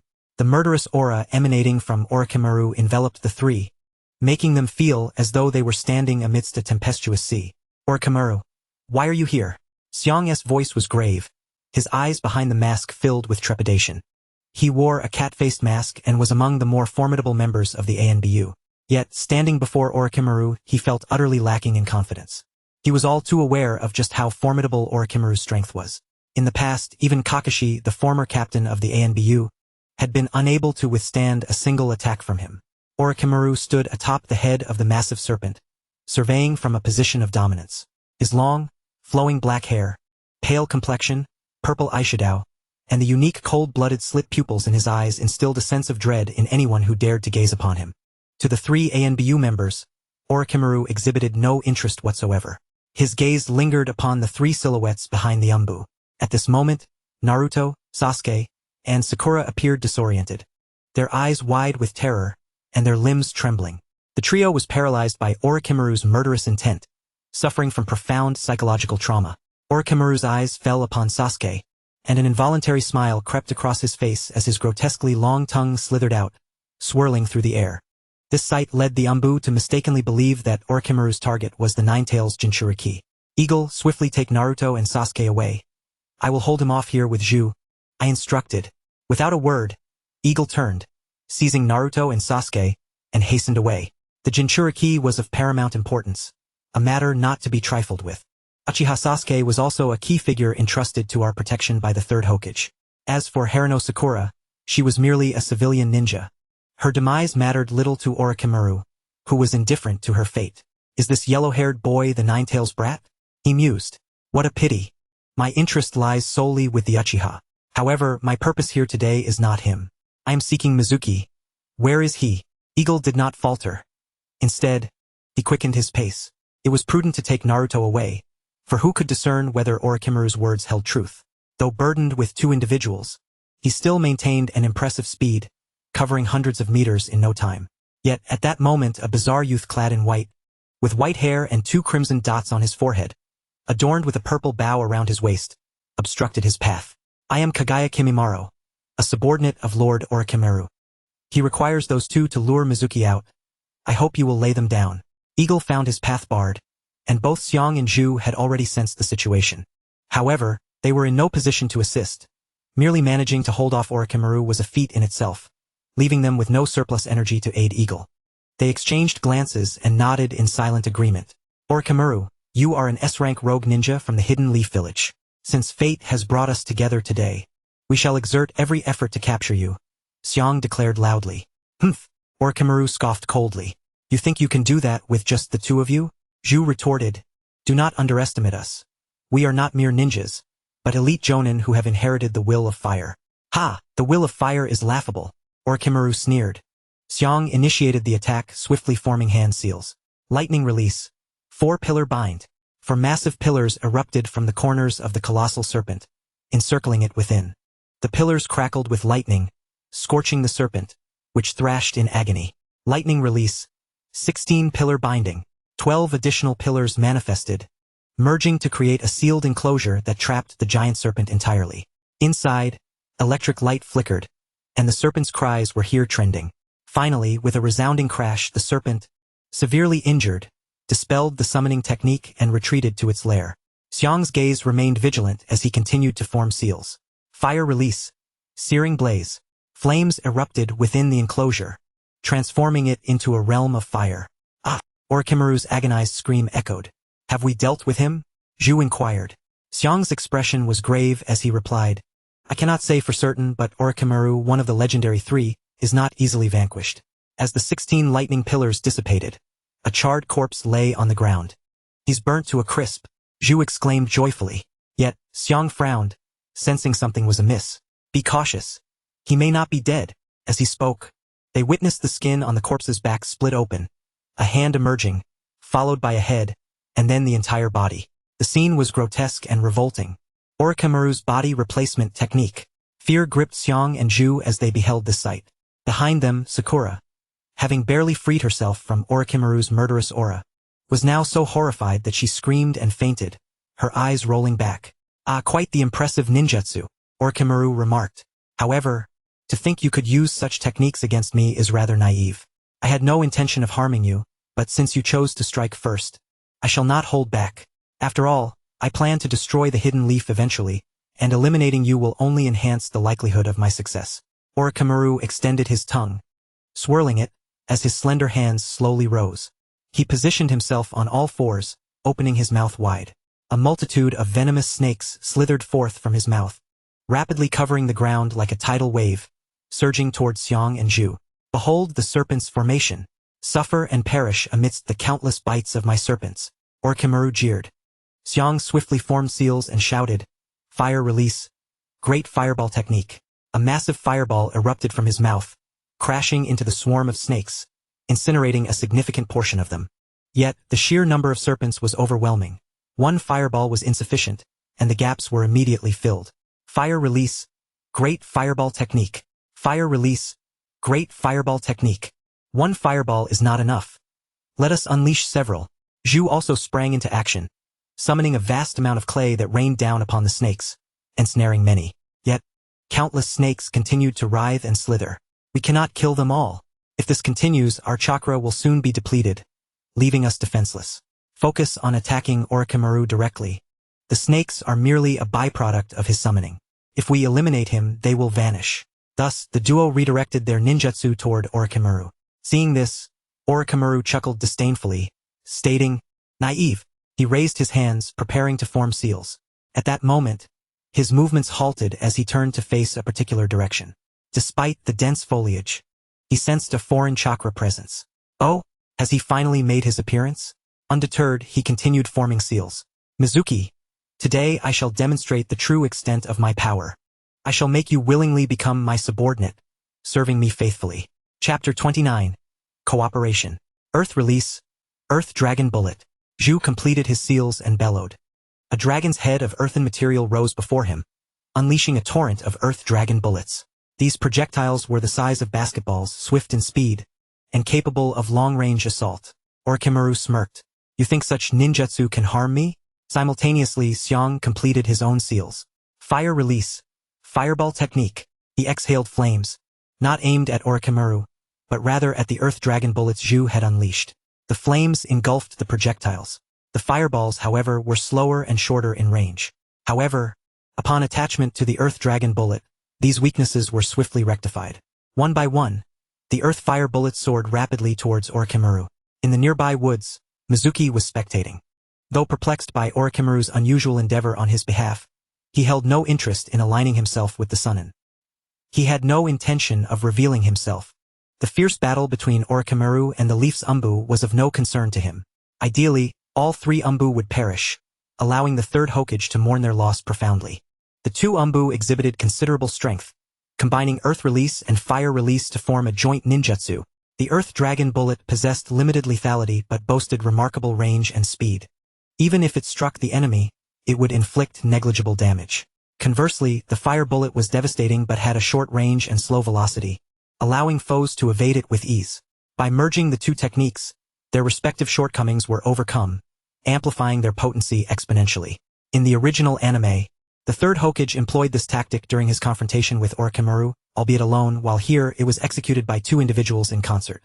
Alas, such a level of ninjutsu posed no threat to Orochimaru. In the next moment, he was struck by several earth fire bullets, emitting a blood-curdling scream, only to be reduced to ashes in the blink of an eye. Yet Xiang and Zhu did not relent, for the 10,000 snakes formation remained intact, indicating that Orochimaru had not perished. As the serpentine horde drew nearer, Xiang formed hand seals once more. Lightning release, earth walk. He pressed his hands against the ground, and electric currents spread rapidly across the terrain. Swaths of venomous snakes were electrocuted, and in an instant, all the serpents lay lifeless. The 10,000 snakes formation was shattered, yet the price was steep. Xiang hunched over, gasping for breath, his legs trembling. Zhu, my chakra has been depleted. After unleashing multiple high-powered, wide-ranging ninjutsu, even a jonin could not endure such strain. Xiang consumed a soldier pill to recuperate his chakra while scanning the surroundings with vigilant focus. Zhu stood nearby, hands raised, ready to form seals at a moment's notice. Suddenly, Xiang shouted, "They're coming!" No reminder was necessary. Zhu had already seen it. Amidst the mass of dead serpents, one snake began to stir, its jaws opening as Orochimaru emerged from within. Slimy and grotesque, it nearly made Mizuki retch his previous meal. How utterly revolting! He was somewhat repulsed yet undeniably intrigued. How had such a slender snake concealed Orochimaru within its belly? Orochimaru, however, gazed towards Mizuki's hiding place, a raspy chuckle escaping his lips. Have you seen enough? These two are no longer of use. Shadow of the serpent. Raising his hand, a multitude of serpent-sized limbs erupted from his sleeve, lunging towards Xiang and Zhu. Zhu reacted swiftly, forming seals with remarkable speed. Earth release, earth flow wall. Orochimaru sneered. Naive. Although the earth flow wall obstructed his path, the serpents he unleashed were not mere lifeless entities.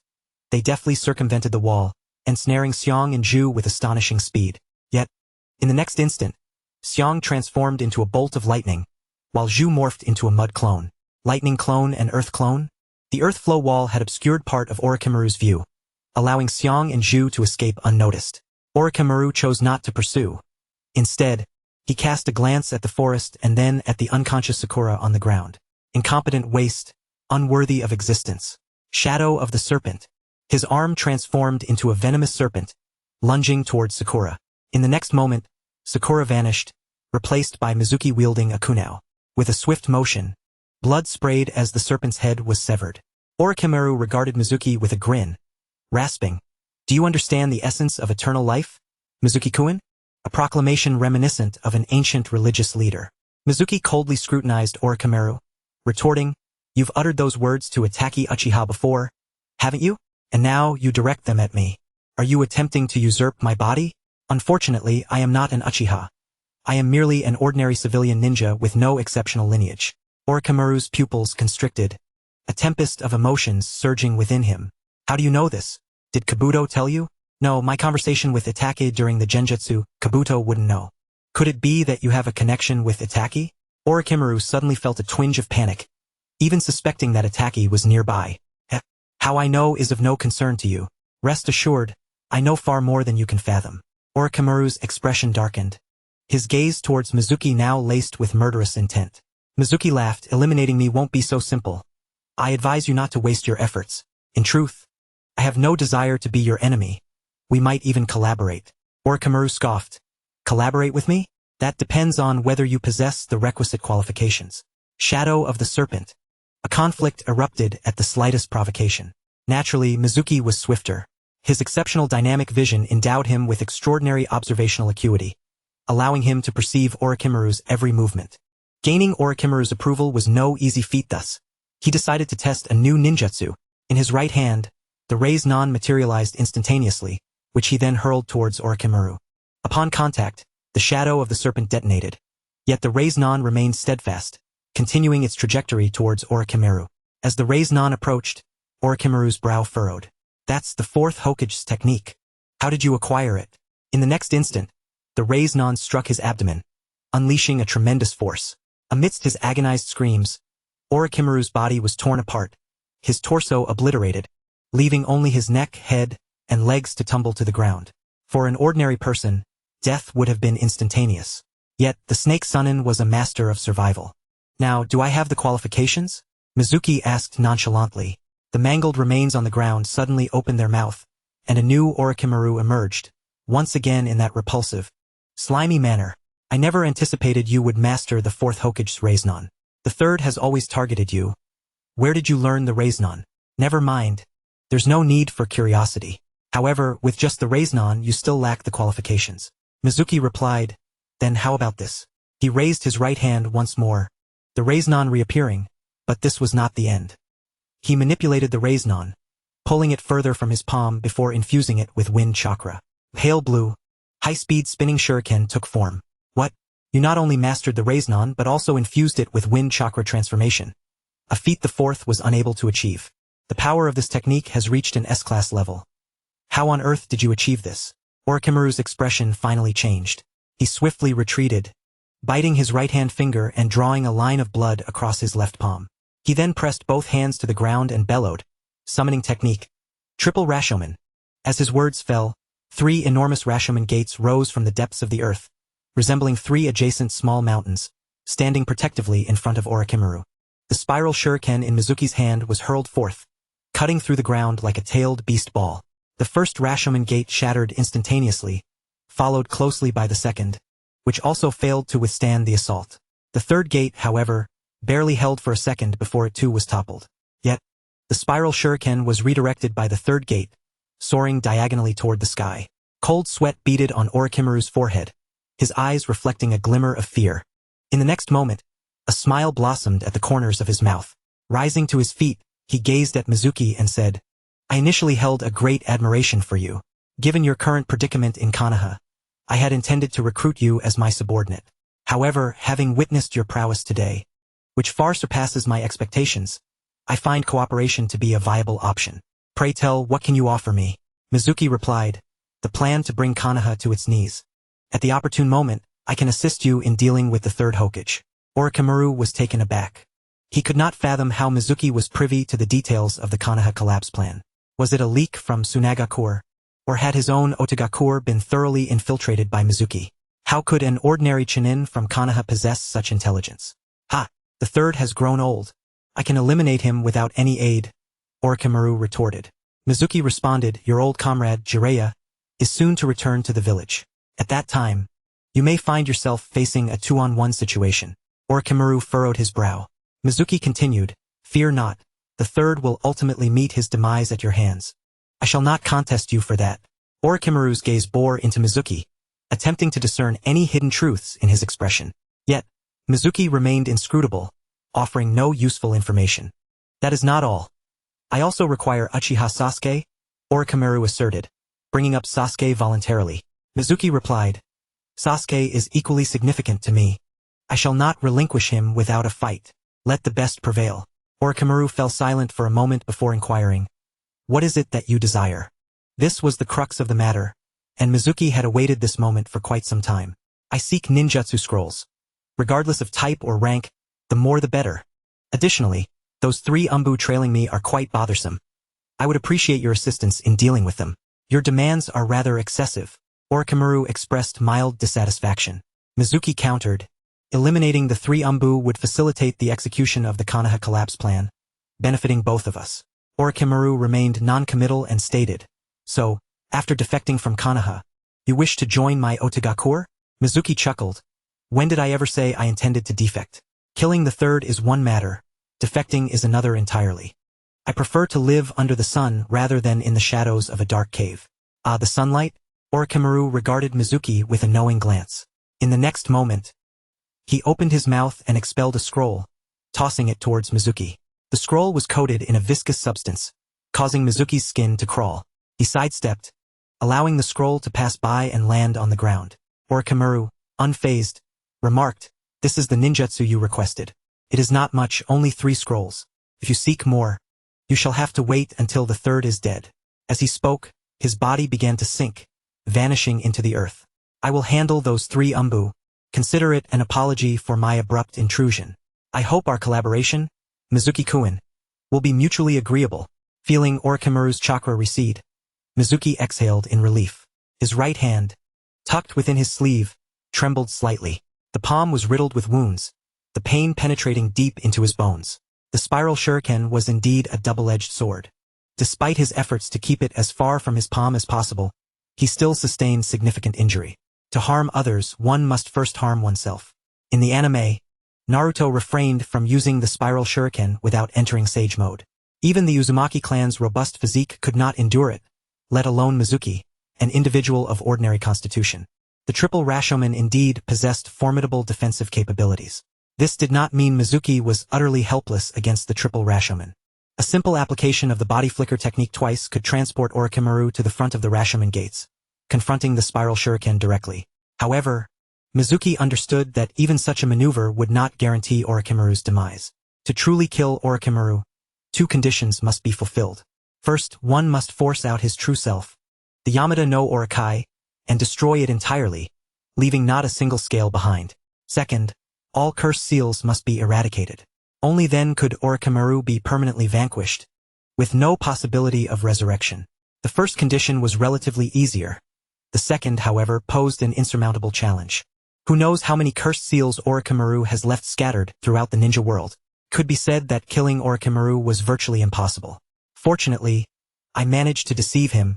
Otherwise, if the confrontation had persisted, I would have had no choice but to flee, Mizuki mused inwardly. At present, his only means of attack consisted of the Raiznon, the spiral shuriken, and the body flicker technique paired with explosive tags. These tactics were effective against ordinary ninjas but posed little threat to Orochimaru.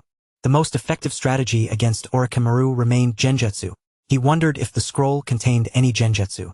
Staring at the scroll on the ground, Mizuki found himself in a quandary, unsure whether to reach for it or to leave it be. It was simply too repulsive. Perhaps it would be best to wash it first.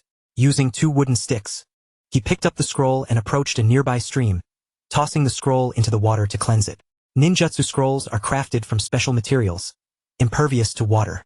At the very least, their surfaces are assuredly waterproof. After several thorough washes, Mizuki retrieved the scroll and laid it out. The first technique that caught his eye was none other than the summoning technique. Mizuki thought, well, that's not too shabby. He pondered what sort of benefits he might reap from teaching the summoning technique to Naruto and the others. Perhaps advanced summoning techniques? Or summoning without the need for a contract. He felt a surge of anticipation. Upon examining the second technique, he discovered the Narakapath technique. This D-rank genjutsu forces the opponent to witness horrifying visions they dread. In the anime, during the survival exercise of Team 7, Kakashi had used this technique on Sakura, causing her to witness Sasuke's demise, which left her mentally shattered and unconscious. During the Chunin exam, Sasuke and Sakura encountered Orochimaru in the Forest of Death, falling prey to the nightmarish technique, which revealed to them their own gruesome demise, rendering their bodies immobile. Just as I was hoping for some illusion technique. Here it is, he mused, as he contemplated the third jutsu, 5-element seal. Mizuki raised an eyebrow. He pondered if there was a deeper significance behind Orochimaru's choice of these 3 techniques. At that moment, a peculiar chakra surged from thousands of meters away. Mizuki's expression shifted as he sensed a cacophony of negative emotions. Hatred, anger, bloodlust, emanating from this chakra. It was far from what one would expect from a human. This was the chakra of the Nine Tails. What was happening? Why had Naruto suddenly unleashed the chakra of the Nine Tails? He lifted his gaze toward the source. Seeing an orange chakra spiraling upward, its overwhelming malice palpable even from a great distance. The intense aftershocks of battle rippled outwards, causing trees to fall in droves. Stowing his scroll, Mizuki hastened towards Naruto's direction. By the time he arrived, the battle had already concluded. The scene was one of devastation. The ground was littered with bones, countless trees lay toppled, and the landscape was severely altered. At that moment, Orochimaru had his hand pressed against Naruto's abdomen, and the Nine Tails chakra radiating from Naruto was swiftly dissipating. Naruto lay unconscious, a circle of sealing runes, the five-element seal, etched around his midsection. Kimuro stood behind Orochimaru, panting. Sasuke lay nearby, unconscious. The three Umbu, Zhu, Shur, and Eagle were all lifeless, particularly Eagle, whose body was riddled with holes from Kimuro's bone spikes. Ah, Mizuki-kun, the matter is settled, and I must take my leave. I shall take care of these three corpses for you, Orochimaru said with a smirk, summoning three snakes to consume the bodies of the Umbu. Let us not forget our collaboration. Farewell. With that, he turned and departed, Kimuro following closely behind. Suddenly, Mizuki spoke up. Orochimaru, might I request that this boy, the one with the skeletal bloodline, be allowed to become my apprentice? If he were to study under me, I might be able to assist with the bloodline ailment afflicting him. Orochimaru paused, glancing back at Mizuki. You're aware of the bloodline ailment plaguing Kimuro. Where do you source your information? Mizuki smiled enigmatically. I have my own channels for intelligence. What do you say? Shall we give it a try? If this continues, he can last at most 3 more months. Orochimaru inquired. Can you truly cure him? Who knows? Mizuki replied. Orochimaru chuckled. You are quite an intriguing individual, Mizuki-kun. How about we discuss this further after Konoha's downfall? Very well. Watching the two figures recede into the distance, Mizuki shook his head with a wry smile. What a turn of events. A mission in the Land of Waves had spiraled into such unforeseen complications. With both of them unconscious, it would be prudent to take them to Sakura. Once she awakens, they could return to the home of Tejuna. At that moment, Orochimaru and Kimuro had boarded a small boat, departing the Land of Waves. Orochimaru-sama, is that Mizuki really so powerful? Kimuro asked. Orochimaru's voice was gravelly. After a moment of silence, he replied, even I would find it challenging to defeat him, let alone kill him. His abilities are too enigmatic and adaptable. He can both attack and defend with equal prowess, keeping his opponents perpetually on the back foot. In him, I see the shadow of the fourth Hokage. In certain respects, he surpasses even the fourth. Orochimaru recalled the spiraling Raiznon and the extraordinarily potent Kunao imbued with spiraling force, feats that the fourth Hokage, Minato Namikaze, had never accomplished. Can we trust him to collaborate with us? Kimuro ventured again. Should we inform Konoha that Mizuki and we eliminated their Umbu, thus driving him fully to our side? Orochimaru shook his head. He is akin to a lone wolf, reliant solely on himself, with no faith in external forces. According to the intelligence relayed by Kabuto, he even appears to have killed his fiancée. Such a person holds no value for partners or bonds. If we force him into betrayal, he would not join the Sound Village. He would become our outright enemy. Kimuro pressed on. What if he turns against us and allies with Konoha? Orochimaru replied. Thus, our plans must be adjusted. The fourth Kazekage must be preserved for now. Meanwhile, Mizuki had lifted Naruto and was making his way towards Sasuke. As he approached Sasuke, he suddenly noticed something on the back of his neck. 3-ring tomo. Cursed seal? What a swift hand Orochimaru has. The curse mark was invading Sasuke's body, causing him to run a high fever and rendering him unresponsive. Nearby, Naruto had been first afflicted by the Nine Tails and then further tormented by Orochimaru, leaving him utterly exhausted and in a deep slumber. Not wanting to rouse either of them, Mizuki carried one in each hand and sought out Sakura. She too was unconscious, having been frightened into a faint by Orochimaru. Mizuki approached her and gently shook her awake. Mizuki-sensei, where are we? As she opened her eyes, Sakura appeared dazed. But upon seeing Mizuki, she sighed in relief. In her gaze, Mizuki detected remnants of fear. It's all right now, it's all over. Sakura gradually calmed down, turning to see Sasuke and Naruto lying on the ground, gasping in shock. Sasuke-kun. Naruto was utterly transparent. Upon reaching Sasuke's side, Sakura quickly noticed the cursed seal on his neck. Mizuki-sensei, what happened to Sasuke-kun?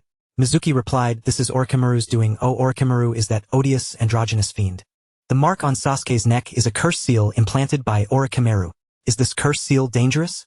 Can it be undone? Will Sasuke-kun die? A barrage of questions left Mizuki momentarily speechless. He quickly interjected, hold on. Rest assured, the curse seal poses no immediate danger. In fact, it may enhance Sasuke's abilities. Of course, it can be sealed as well.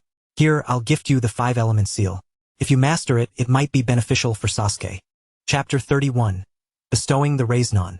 The 5-element seal is a high-level sealing technique, with a difficulty rating of A. Generally, even elite jonin would find it challenging to master. Those who have mastered the 5-element seal are exceedingly rare. Besides Orochimaru and Jiraiya, only the 3rd and 4th Hokage are likely to have achieved it. To master the 5-element sealing technique, one must comprehend the transformations of the properties of the 5 elemental chakras: lightning, wind, water, earth, and fire. Currently, Mizuki has only grasped the transformation of wind chakra. Therefore, he is incapable of learning the 5 elements sealing technique at this moment. Nor does he wish to expend his energy on it. Orochimaru is truly insufferable for sending me such a useless item. Mizuki certainly does not expect Sakura to master the 5 elements sealing technique. Bestowing it upon Sakura was merely a means to elicit a return from the system. Ding! Host grants disciple Harano Sakura the 5 elements sealing technique, triggering a 1-fold return. Mizuki immediately furrowed his brow. Did he just hear that right? 1-fold? Sakura's talent is not lacking. Could this broken system be malfunctioning? Congratulations, host, you have obtained the 5 elements unsealing technique. 5 elements unsealing. Capable of lifting the 5 elements seal. A wave of frustration welled up within Mizuki, nearly overwhelming him, especially with Sakura present. He could only sit down heavily, gazing up at the gradually darkening sky, retreating into silence. It was a pity he had no cigarettes in his pocket. After a long while, Mizuki sighed, contemplating. It's not entirely without merit. At the very least, the 5 elements unsealing technique can lift the seal Orochimaru placed on Naruto. Nevertheless, he felt a lingering sense of dissatisfaction. Thus, he resolved to make another attempt. Sakura, the 5 elements sealing technique is quite challenging and difficult to learn in a short time. Therefore, I shall impart to you an illusion technique that will enhance your strength. Mizuki then taught Sakura the Narukami technique. The difficulty level of learning the Narukami technique is rated D, and its power is not particularly strong, making it relatively easy for Sakura to master. The Narukami technique allows enemies to perceive their most profound fears. This was the very technique Orochimaru had employed on them previously. Upon receiving the training method, Sakura was overjoyed. Thank you, Master Mizuki. Ding! Host grants disciple Harano Sakura the Narukami technique, triggering a 2,222-fold return. Congratulations, host. You have obtained the enchantment. Hell technique. Enchantment. Hell, a single-target S-rank illusion technique that subjects a single enemy to the tortures of hell, causing immense psychological trauma and damage. After the system's introduction, Mizuki smiled. As dusk approached, he and Sakura brought Naruto and Sasuke back to the home of Taijutsu. Master Mizuki, will they be all right? Sakura inquired. Do not worry, they shall awaken by morning, Mizuki reassured her. Sakura nodded, her expression filled with concern as she gazed at Sasuke. Master Mizuki? Who exactly is that Orochimaru? He inquired about your whereabouts upon seeing us and cast an illusion upon us. Does he harbor a grudge against you? Mizuki explained. Orochimaru is an S-rank rogue ninja from Konoha, once one of the legendary Sunin, and a favored disciple of the 3rd Hokage. A disciple of the Hokage? Sakura exclaimed in shock. She could not fathom why someone of such stature would become a traitor. Shouldn't he remain in Konoha and inherit the position of Hokage? Mizuki replied. He seeks to incite me to betray Konoha and become his subordinate. What? Betray Konoha? Did you agree to that, Master Mizuki? Sakura looked at him intently. Mizuki was at a loss for words. If I had agreed, would I still be here? Staying in Konoha is quite pleasant, Mizuki casually remarked. All right, let us dine and rest early. Tomorrow, Taijutsu will commence bridge construction, and we shall have our tasks to attend to. After dinner, Mizuki borrowed the kitchen to prepare a potent health elixir, boiling it down to a rich blue liquid, which he poured into the bathtub for a soak. The medicinal properties seeped through his pores, fortifying his cells. His entire body tingled as if countless ants were crawling over him. Particularly, his right hand, immersed in the water, was healing at an extraordinary pace, with damaged muscles rapidly recovering. This was Mizuki's first time using it, and he had not anticipated such remarkable results. Eventually, when the blue liquid in the bathtub had completely dissipated, the effects of the medicine were exhausted. Upon lifting his right hand, he found that his injuries had substantially healed, and residual medicinal energy remained to continue the recovery process. It seemed that by morning, his hand would be fully restored. Mizuki's eyes sparkled with delight. This medicine not only enhanced his physique but also facilitated the healing of bodily damage. The wonders of the system were indeed extraordinary. The following morning, Tajuna set out to repair the bridge. With Naruto and Sasuke still unconscious, Mizuki left Sakura behind to tend to them while also guarding against any schemes from Kato's subordinates. On the bridge, Mizuki found himself with little to do and continued to study the illusion hell technique.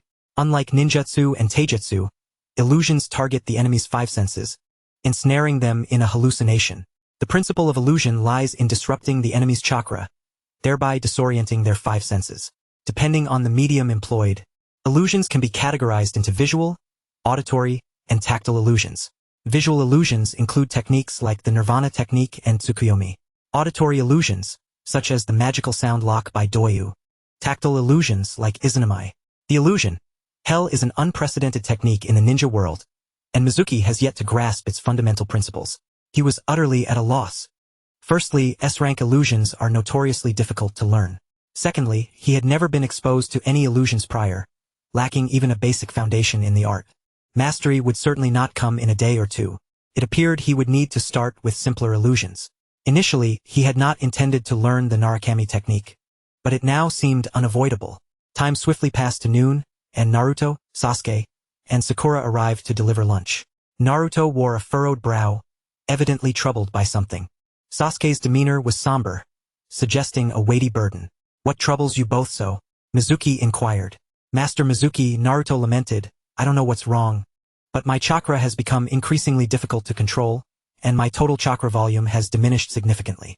Mizuki replied, "You have fallen victim to Orochimaru's 5 elements seal. Regrettably, I cannot unseal this technique. You will have to wait until we return to the village and seek the Hokage's assistance." Naruto was disheartened. "Ah, I have to wait until we return to the village to lift it? That means I won't be able to accomplish anything during this time." The thought of only Sasuke, that arrogant guy, stealing the spotlight left him feeling irked. After saying this, Naruto provocatively glared at Sasuke, clearly dissatisfied. Mizuki reassured him, although the 5 elements seal affects you, it does not entirely incapacitate you. It merely means that releasing ninjutsu will require hand seals and will be somewhat slower. Sasuke, instead of engaging in banter with Naruto, turned his gaze to Mizuki and said, "I want to become stronger." Naruto, unwilling to be outdone, declared, "Indeed, I too must grow stronger. Master Mizuki, please teach us new ninjutsu." Mizuki chuckled. "It appears that this encounter with Orochimaru has enlightened you all to the essence of true strength. If you wish to learn new ninjutsu, it shall be granted, but only after I finish my lunch." After the meal, Mizuki stood up. Naruto's face lit up with anticipation, while Sasuke, though less overt, observed Mizuki with earnest attention. Sakura, on the other hand, exhibited little interest, consumed by her study of the 5 elements sealing technique, occasionally glancing at Sasuke's nape with eyes full of concern and determination. Mizuki shook his head and said, "I am now going to teach you a powerful ninjutsu, but I have one condition." Naruto immediately inquired, "What is the condition?" Mizuki replied, "Once you have mastered this ninjutsu, you must not disclose it to anyone nor utilize it until after the Chunin exam finals." "Why not?" Naruto asked, perplexed. Mizuki chuckled, "There is no reason. Either you agree, or I shall not teach you." Sasuke interjected, "I agree." Naruto followed suit, "Then I agree too." Mizuki nodded, extending his right hand, and in an instant, the Raiznan took shape. Both Naruto and Sasuke stared intently at the Raiznan, yet they could not perceive its formidable power. Mizuki approached the railing and hurled the Raiznan downward. In the blink of an eye, the Raiznan struck the ocean, causing a tremendous explosion, sending water soaring 30 to 40 meters into the air, shaking the entire bridge. "Wow, that's incredible," Naruto exclaimed, his eyes wide with awe. Sasuke's eyes sparkled with excitement as well. This technique, known as the Raiznan, is an A-rank ninjutsu developed by the 4th Hokage. Sasuke asked, "With this non-hand seal ninjutsu, will we also not need to perform hand seals once we master it?" Mizuki nodded. "There exists an even more powerful advanced version of this technique, which we shall discuss later. The Rasengan's learning process is quite challenging, divided into 3 stages. We shall begin with the first stage of training now." He produced a water balloon, crushed it, and then provided a detailed explanation. Alright, that's the principle. Now it's your turn to practice. You will have successfully completed the first stage when you can control the chakra to break the water balloon. Mizuki handed over 2 water balloons, but midway through, he suddenly recalled something and quickly crushed the balloons. Naruto and Sasuke exchanged confused glances. Mizuki thought to himself how fortunate he was to avoid wasting 2 chances for returns. Oh no, I accidentally destroyed the last 2 water balloons. In that case, you will need to purchase more at the market. Sasuke twitched in annoyance, speechless.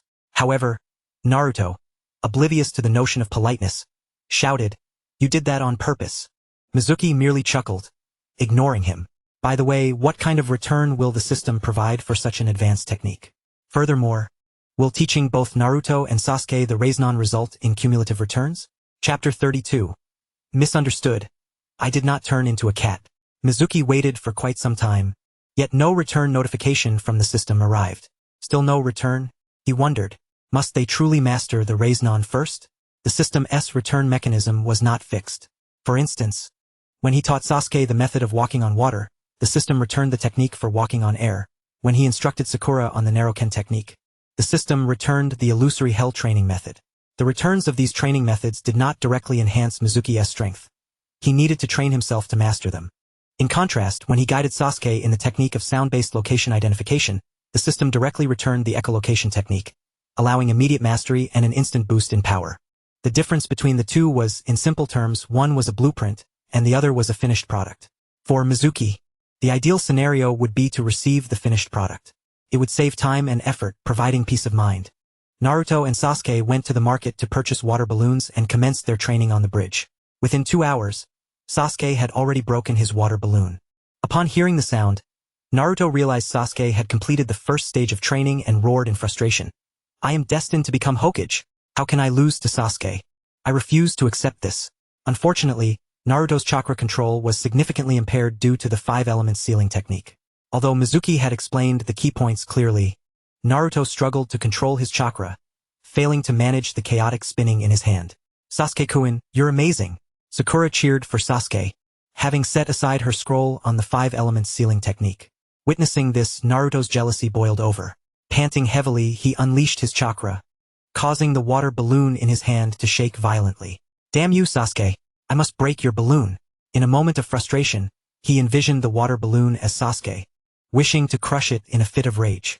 Sasuke cast a glance at the wildly shaking water balloon in Naruto's hands, a smile involuntarily appearing on his lips. Just then, Naruto caught sight of this smile, and his jealousy erupted into a furious blaze. What are you laughing at, Sasuke? He shouted angrily.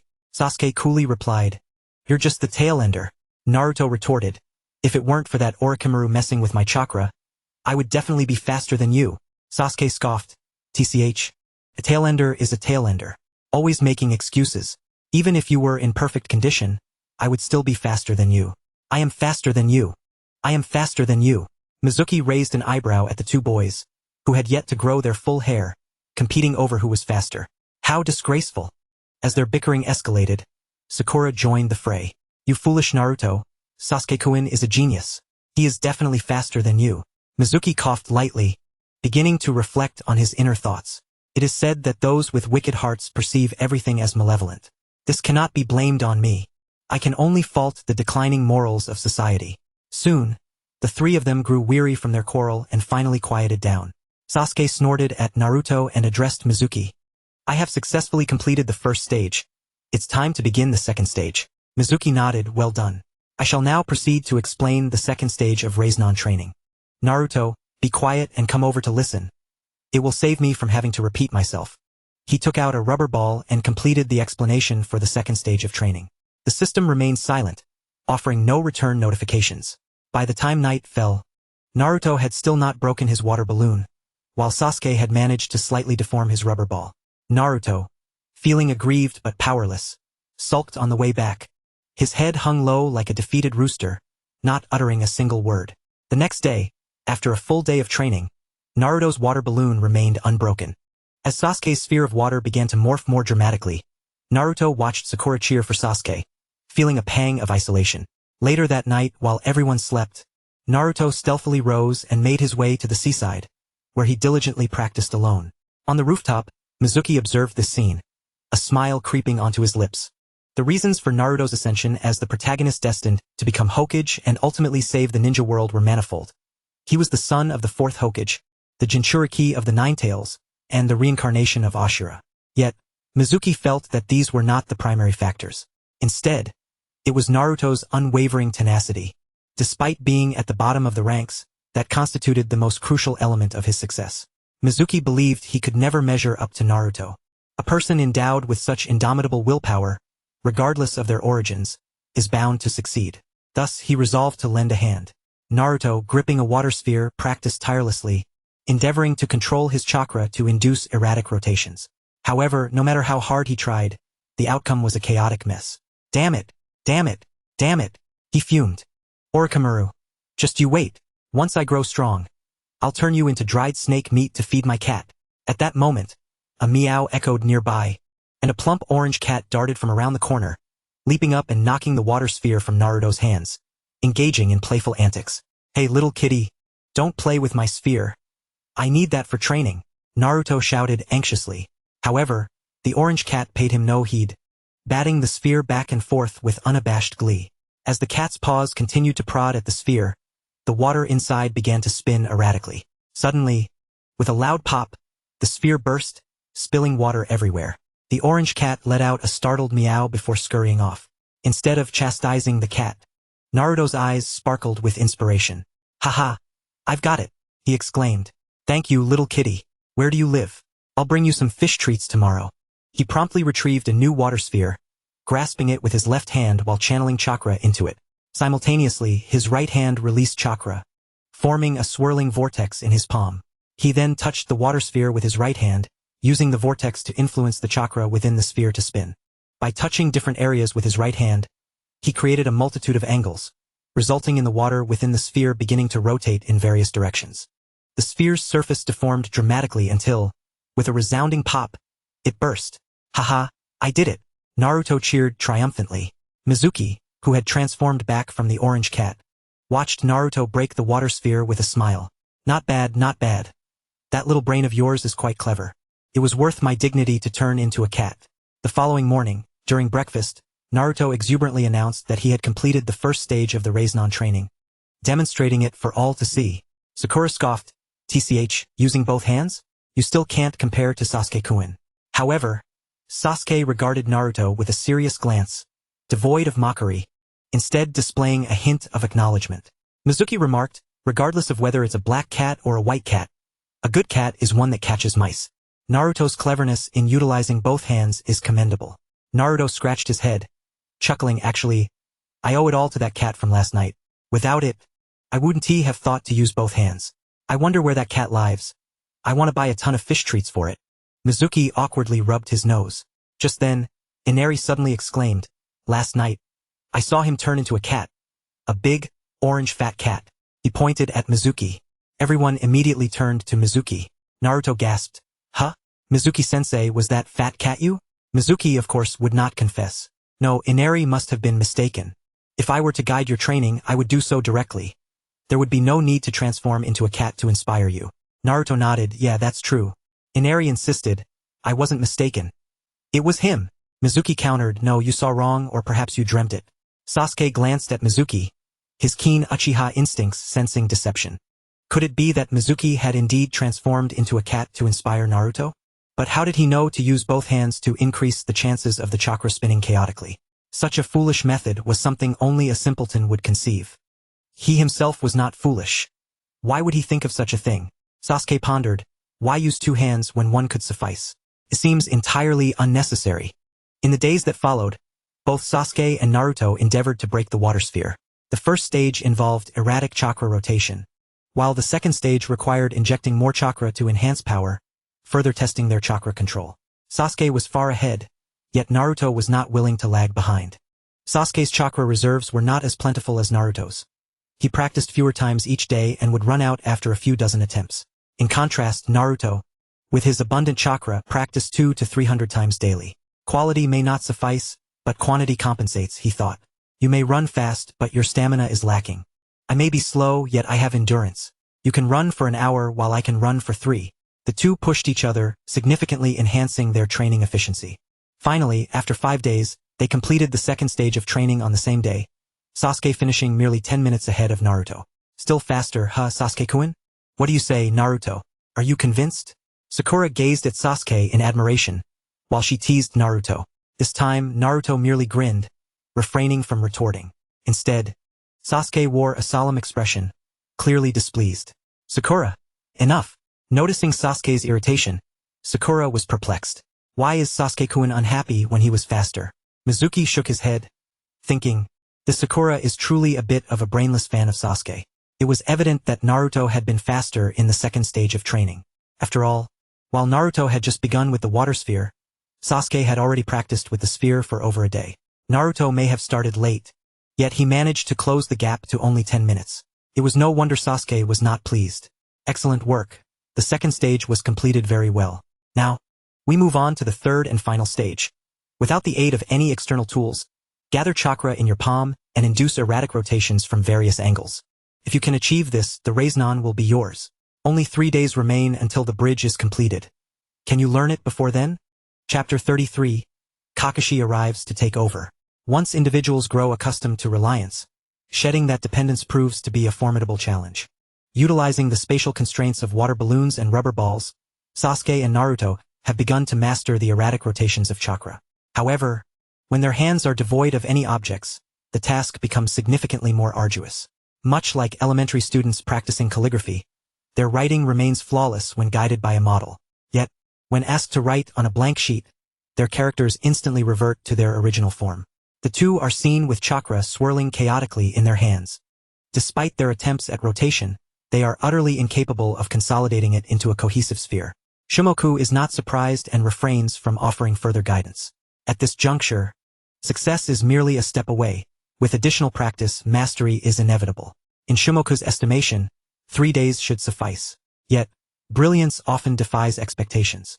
Merely a day has passed, and Naruto astonishingly succeeds. I did it. Sakura-chan, look at my Rasengan. Early in the morning, Naruto, brimming with excitement, rushes into the kitchen to showcase his spiraling orb to Sakura. A gust of wind sweeps through the kitchen. Baka! Sakura exclaims, delivering a punch to Naruto's head, extinguishing the Rasengan in an instant. Do you realize how dangerous it is to perform Rasengan here? What if you damage the house? Naruto, clutching his head, wears a woeful expression. I got too excited and forgot. Nevertheless, he beams, but I've mastered Rasengan. Sakura-chan, now you know who's the real genius between me and Sasuke, right? Sakura yearns to refute him, yet finds herself at a loss for words. Deep down, she is equally astonished. She had previously thought Naruto incapable of learning anything, yet here he is mastering the Rasengan with remarkable speed. At that moment, Sasuke enters the kitchen. Naruto swiftly redirects his focus, declaring, smug Sasuke, I've mastered Rasengan. Are you surprised? He taunts, do you feel worthless? It's just the way of genius. It's simply incomprehensible and unattainable. Sakura. She contemplates delivering another punch to Naruto. At this moment, Naruto is simply insufferable. Sasuke casts a sidelong glance at Naruto, snorts haughtily, and remains silent, raising both hands with palms facing upward. In the next instant, a Rasengan appears in each palm. Sakura's attention shifts from Naruto's head to Sasuke's face. Ah, Sasuke-kun. You are truly amazing. In her heart, she exclaims, Sasuke-kun is so handsome. I want to bear your children. Sasuke ignores Sakura, glancing at Naruto once more, and scoffs. Do you think you're the only one staying up late to train? Naruto coughs awkwardly, stating, this is the kitchen. Rasengan is dangerous. Quickly dispel it before you destroy the house. Sakura scolds, Baka Naruto, you're just jealous of Sasuke-kun's talent. You need both hands to create a Rasengan, while Sasuke-kun can do it with just one. You have no right to compare genius with him. Naruto retreats into silence. This is so double standard. Of course, he has long since grown accustomed to it, having faced it since his days at ninja school. Meanwhile, Shimoku, descending the stairs, recalls the System S notification. Ding! The host grants the disciple Naruto Uzumaki the A-rank ninjutsu Rasengan, triggering a 3,000-fold return. The host grants the disciple Sasuke Uchiha the A-rank ninjutsu Rasengan, triggering a 3,000-fold return. Due to the same type of grant and return multiplier, the two returns are stacked. Congratulations to the host for triggering a 10,000-fold return. Obtaining the SS class ultimate technique, 6 paths. Yin-yang Raisnon. SS class ultimate technique? 6 paths. Yin-yang Raisnon? Shimoku's eyes widen, his mind buzzing. The inclusion of 6 paths signifies that this technique is extraordinary. Moreover, the terms yin and yang are not used lightly. Chakra encompasses 5 fundamental elements: fire, lightning, wind, earth, and water, alongside the yin release and yang release attributes. Yin release represents spiritual power, capable of creating forms from the intangible. Techniques like genjutsu and the secret arts of the Yamangsa clan belong to the realm of yin release. Yang release symbolizes physical strength, infusing life into forms. Techniques like the Akimichi clan's expansion jutsu and the Senju clan's healing arts fall under yang release. When yin and yang meld, they form yin-yang release techniques. Mastery of yin-yang release confers the power of creation. It is said that the 9-tailed beasts were born from the sage of 6 paths, who divided the 10 tails chakra and then created them using yin-yang release. Techniques based on yin-yang release, such as the truth-seeking ball, can neutralize all ninjutsu, except for sage techniques. Any other ninjutsu can be countered by the truth-seeking ball. Even the bodies reanimated through Edo Tensei cannot resist. Once struck, their bodies cannot heal, and in severe cases, they may disintegrate into nothingness. Am I not invincible? In the current ninja world, without the likes of Obito from the 6 paths, the sage of 6 paths, or the overpowered Naruto and Sasuke, who could stand against me? Shimoku feels dizzy, overwhelmed by sudden happiness. At this moment, the system continues to explain. 6 paths, yin-yang Raisnon, infused with the power of yin-yang release, possesses destructive power comparable to the truth-seeking ball, ignoring everything except sage techniques and yin-yang release techniques of the 6 paths. Note: the host has not mastered yin-yang release. Each use of this technique will consume a significant amount of mental and physical strength, resulting in extreme weakness thereafter, preventing the host from getting out of bed for a week and from engaging in vigorous activities for 2 weeks. Shimoku. Damn. It actually has side effects. This technique can only serve as a trump card. Yet even so, Shimoku still feels elated. Such a trump card is indeed rare. In the kitchen, breakfast is simple. After they finish eating, they prepare to depart. Only 2 days remain until the bridge's completion, and Dasna is brimming with enthusiasm. However, before they can leave, a knock sounds at the door. Tsunami opens the door and, seeing a stranger wearing the Konoha headband, relaxes her guard. Are you also a ninja from Konoha? Who are you looking for? This is the home of the bridge master Dasna. Correct? I am Kakashi, a jonin from Konoha, here to take over the 7th Squad's mission. Hearing the voice, Naruto immediately rises to investigate. Kakashi-sensei, is that really you? What brings you here? Kakashi replies, I come on the orders of Lord Hokage to take over for Shimoku and to escort you in protecting Dasna. Naruto inquired, why is Grandpa Third making such a fuss? Master Mizuki has been guiding us quite well. Why send you, Kakashi-sensei, on a mission? Kakashi replied, this is the Hokage's command. It concerns the deaths of 3 Umbu members, and the Hokage needs to summon Mizuki to ascertain the details of the situation. 3 Umbu? Dead? Naruto gasped, asking Kakashi-sensei, are you saying that those 3 masked gentlemen have perished? Kakashi nodded solemnly. Indeed, they have died. Orochimaru even sold their corpses to the black market. Naruto's eyes widened in disbelief. 3 living beings gone just like that. Orochimaru. The mere mention of his name made Naruto grit his teeth. Inside the room, Mizuki narrowed his eyes. With the mission nearly complete, the third had chosen to send Kakashi in his stead. After pondering for a moment, Mizuki felt no surprise. After all, with 3 Umbu dead, how could Konoha possibly remain inactive? It mattered little. The 3 Umbu were not casualties of my doing. Even if relations with Konoha soured, Mizuki felt no fear. Though Konoha was powerful, he was no mere lamb awaiting slaughter. He could always flee if necessary. Upon Kakashi's entrance, Mizuki greeted him, saying, Kakashi-senpai, Orochimaru's target this time is Sasuke. As Kakashi stepped into the room, he immediately noticed the cursed seal on Sasuke's neck. He nodded, saying, Orochimaru's curse mark will erode a person's body. I shall employ a sealing technique to bind the curse mark shortly. Although the purpose of Orochimaru's actions remained unclear, the Hokage regarded the S-rank rogue ninja with utmost seriousness. Thus, I have been dispatched to assume your role in the mission. You must return to the village and inform the Hokage of the circumstances. Mizuki nodded, adding, Orochimaru has also placed a 5-element seal on Naruto's abdomen, resulting in his chakra going out of control. Kakashi acknowledged, this matter cannot be resolved by me. We must wait for Naruto to return to the village to seek the Hokage's assistance in dispelling the seal. Before departing, Mizuki updated Kakashi on Zabuza's situation, and then he set off. Leaving the land of waves, he stepped onto the soil of the land of fire. As he traveled, he hummed a tune softly, strolling leisurely towards Konoha. In his mind, he contemplated how to navigate the situation with the third upon his return. To be candid, he did not wish to leave Konoha. The village was brimming with talent, and the rewards of his return were influenced by his disciples' capabilities. Especially with Naruto and Sasuke, the two main protagonists. He could not afford to lose them.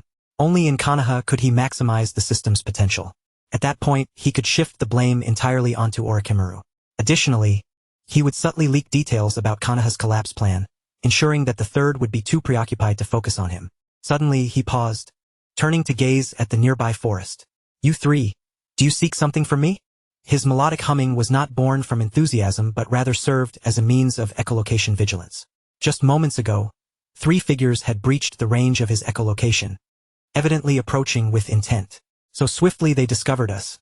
It seems the intelligence was accurate, they are not mere chinin. As he spoke, 2 men clad in black cloaks adorned with red clouds emerged from behind the trees. Mizuki's eyes narrowed instantly. It was Uchiha Itachi and Kisame Hoshigaki from the Akatsuki organization. Though both men wore conical hats that obscured much of their faces, Mizuki recognized their identities at once. The most telling feature was Kisame's unmistakable appearance. With the massive sword Same had wrapped in bandages on his back. If Mizuki failed to recognize him, it would render all those years of watching Naruto pointless. In an instant, Mizuki closed his eyes. He bore no concern for Kisame. The sword was of no threat to him. What mattered was that even if it could absorb chakra, would Kisame be able to touch him? Moreover, given Kisame's slow hand seals, before he could even unleash a jutsu, Mizuki's body flicker technique coupled with explosive tags would be sufficient to obliterate him several times over. While Mizuki dismissed Kisame, he could not afford to underestimate Uchiha Itachi.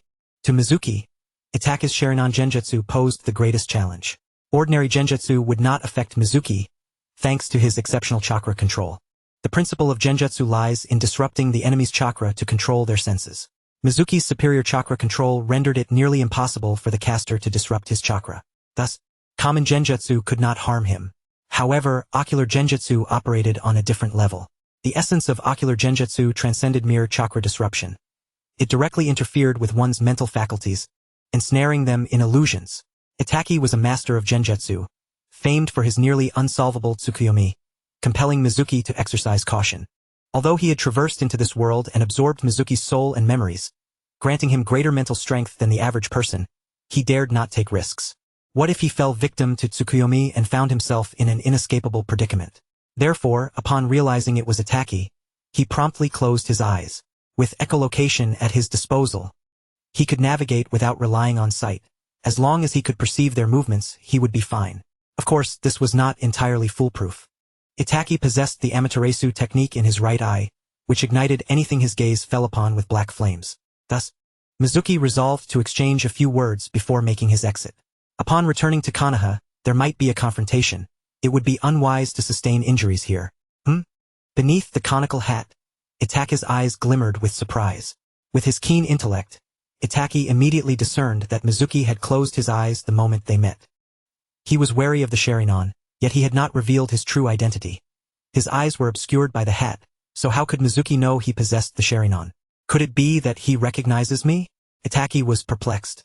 After graduating from the academy, Itachi had joined the Umbu. Aside from at home, he consistently wore a mask, never revealing his true face. Mizuki, on the other hand, was merely an ordinary chinin, a commoner with no prior connection to Itachi. Logically, Mizuki should not recognize him. Such behavior, closing one's eyes without having seen his face, seemed utterly peculiar. You both appear to be searching for me with intent. May I inquire as to the purpose of your visit? Mizuki asked. Itachi and Kisame removed their hats, fixing their gazes upon Mizuki. Kisame, visibly irritated, retorted, "Hey, is it not rather rude to speak to us with your eyes closed?" Mizuki replied, "You, the shark man, I do not know you. Why should I extend you any courtesy?" Kisame opened his mouth to respond, but found himself at a loss for words. He spoke with such reason that I found myself at a loss for words. It was then that Itachi declared, "We hail from the Akatsuki organization.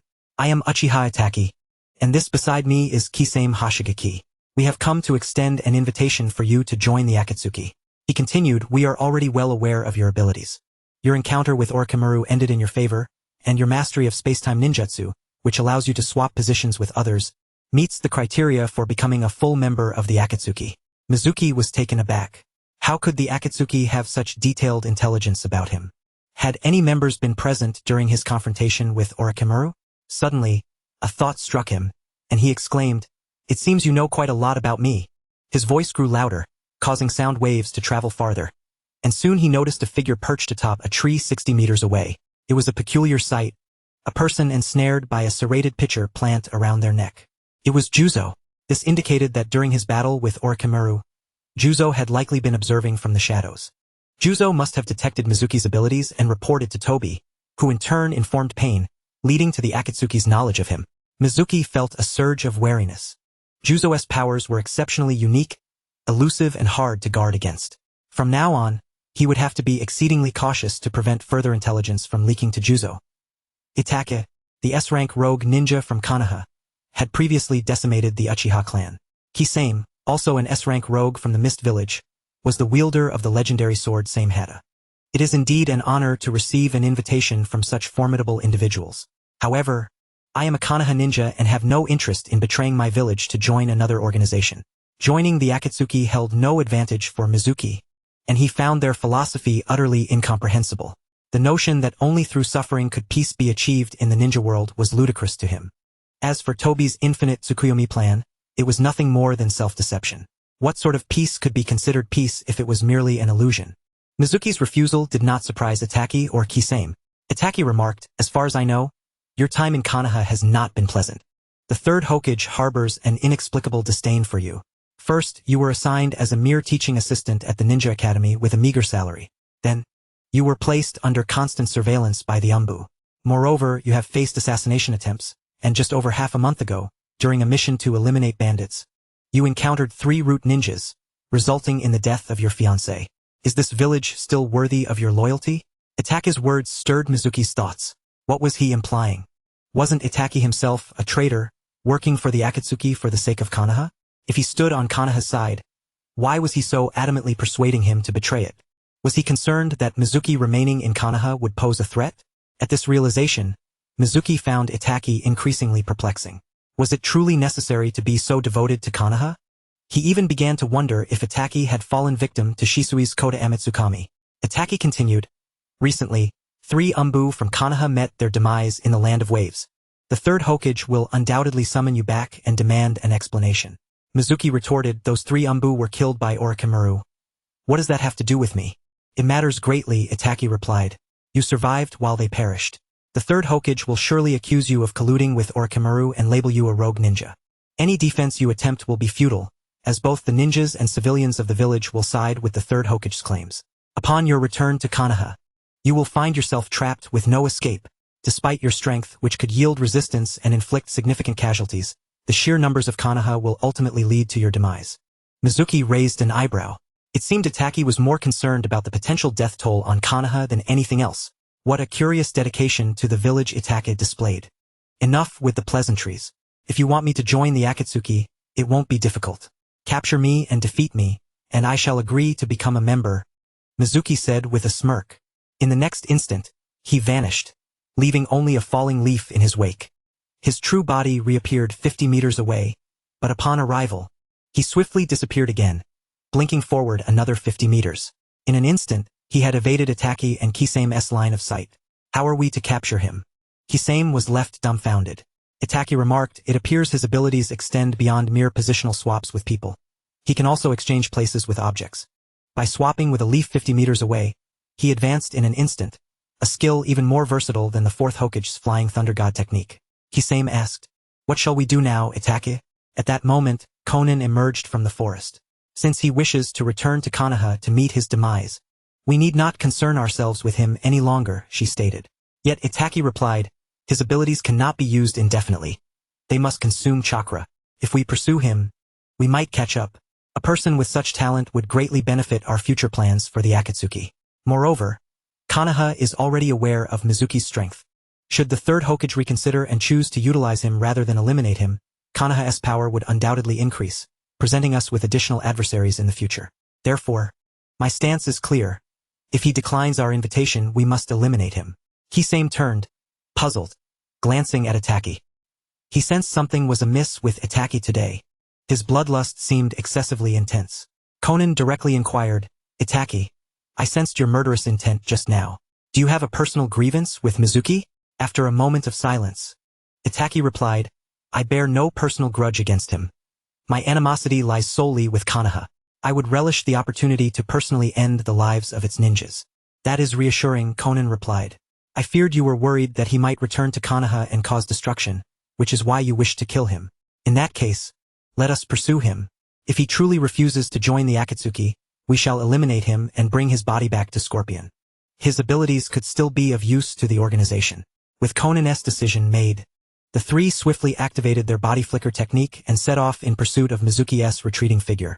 Mizuki, utilizing his shifting technique, had advanced 300 meters. This distance should suffice. Surely they would not continue the chase.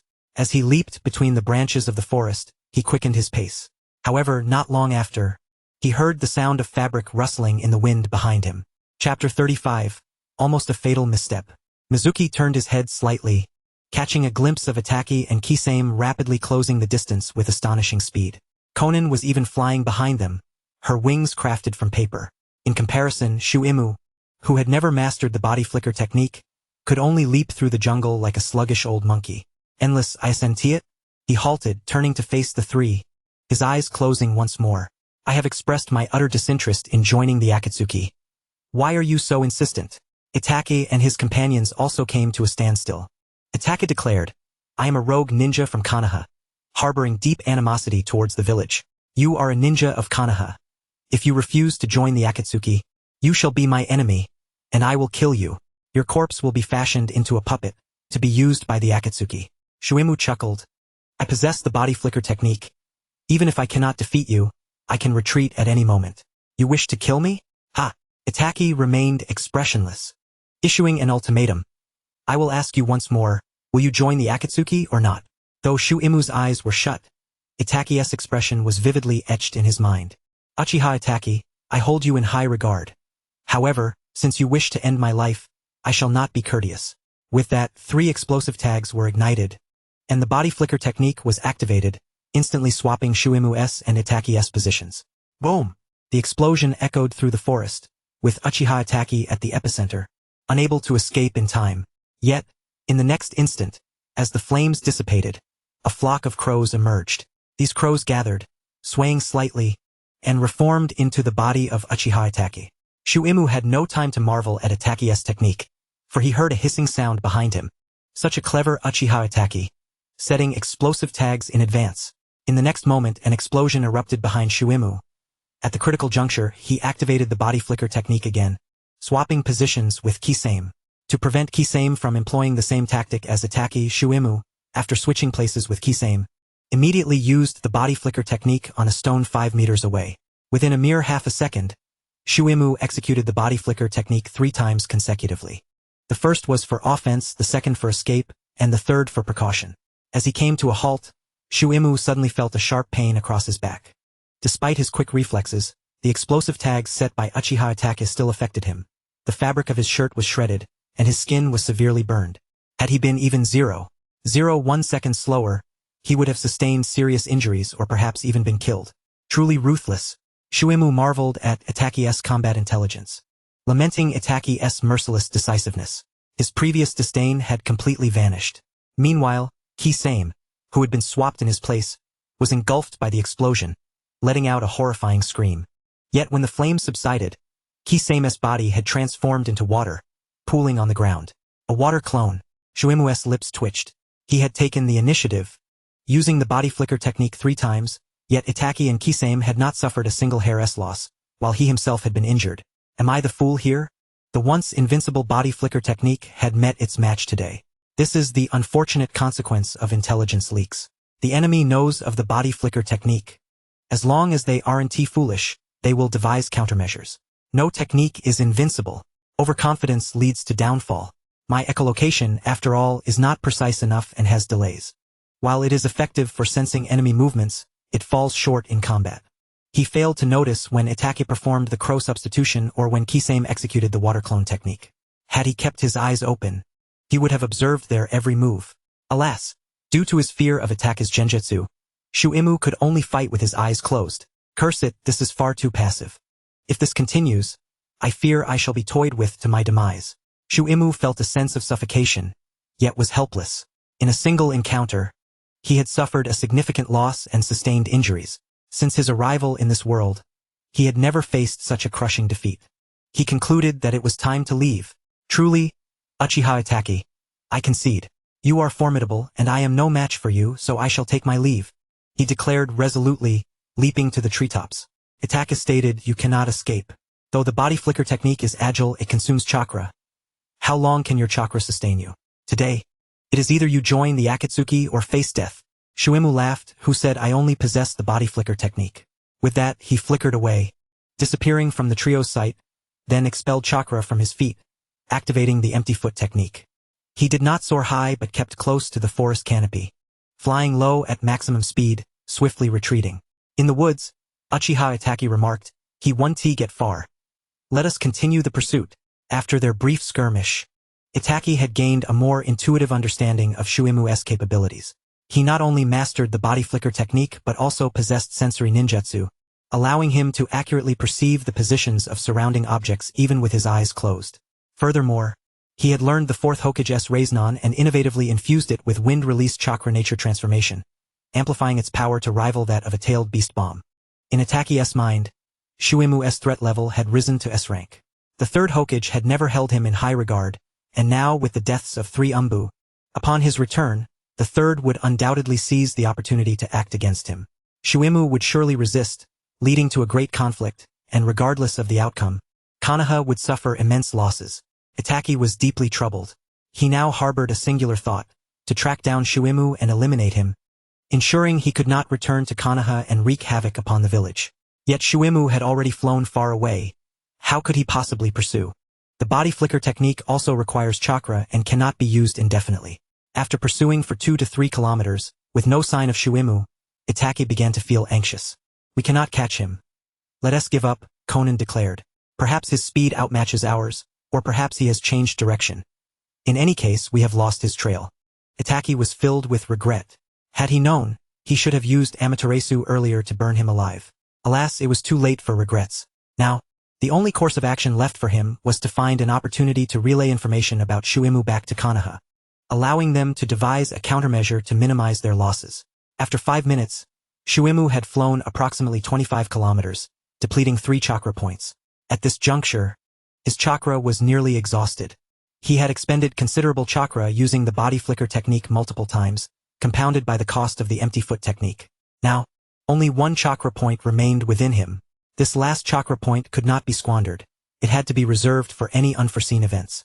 He ascended to a high altitude, scanning the surroundings. The distance is already quite safe. Even if Itake Uchiha and his companions do not relent, they will be unable to catch up. Ahead lies a quaint little town, where I shall attend to the injuries on my back. Upon entering the town, Mizuki sought out an inn, indulging in a rejuvenating bath infused with potent medicinal herbs.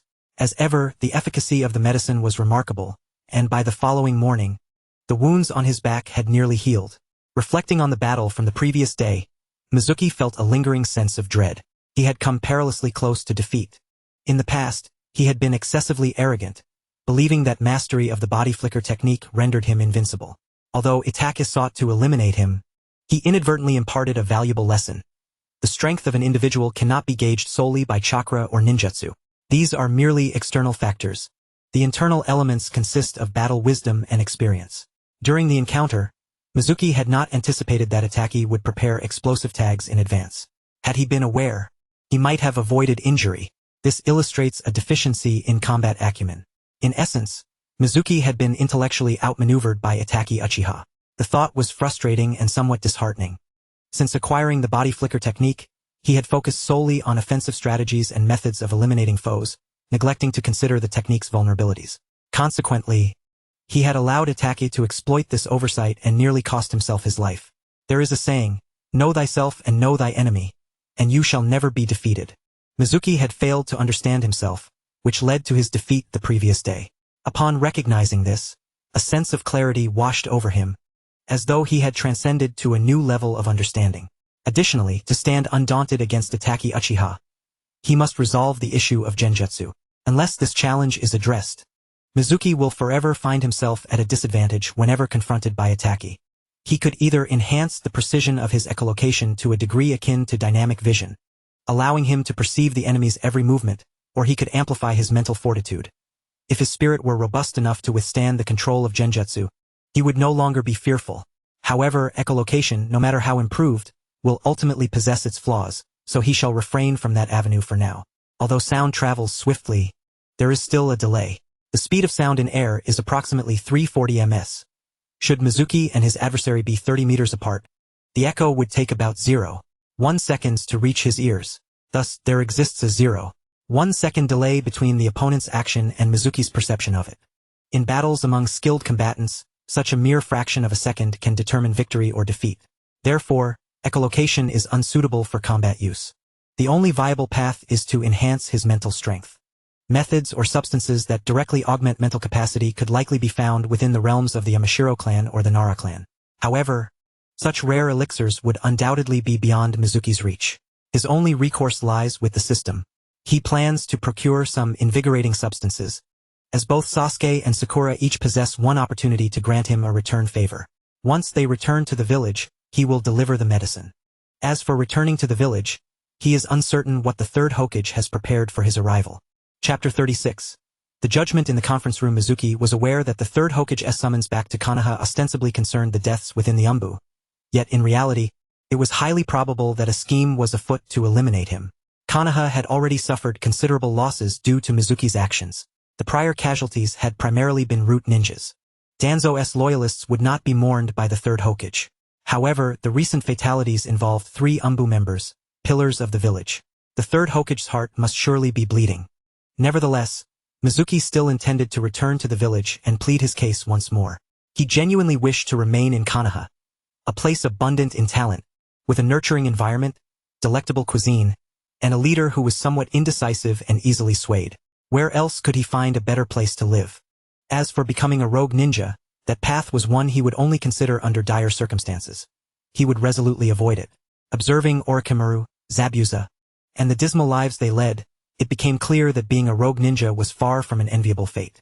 Mizuki hastened his journey to Konoha, opting to leap through the forest rather than walk, allowing him to arrive in half a day instead of 3. Soon he reached the gates of the village. The gatekeepers, Izumi and Zaite, processed Mizuki's entry.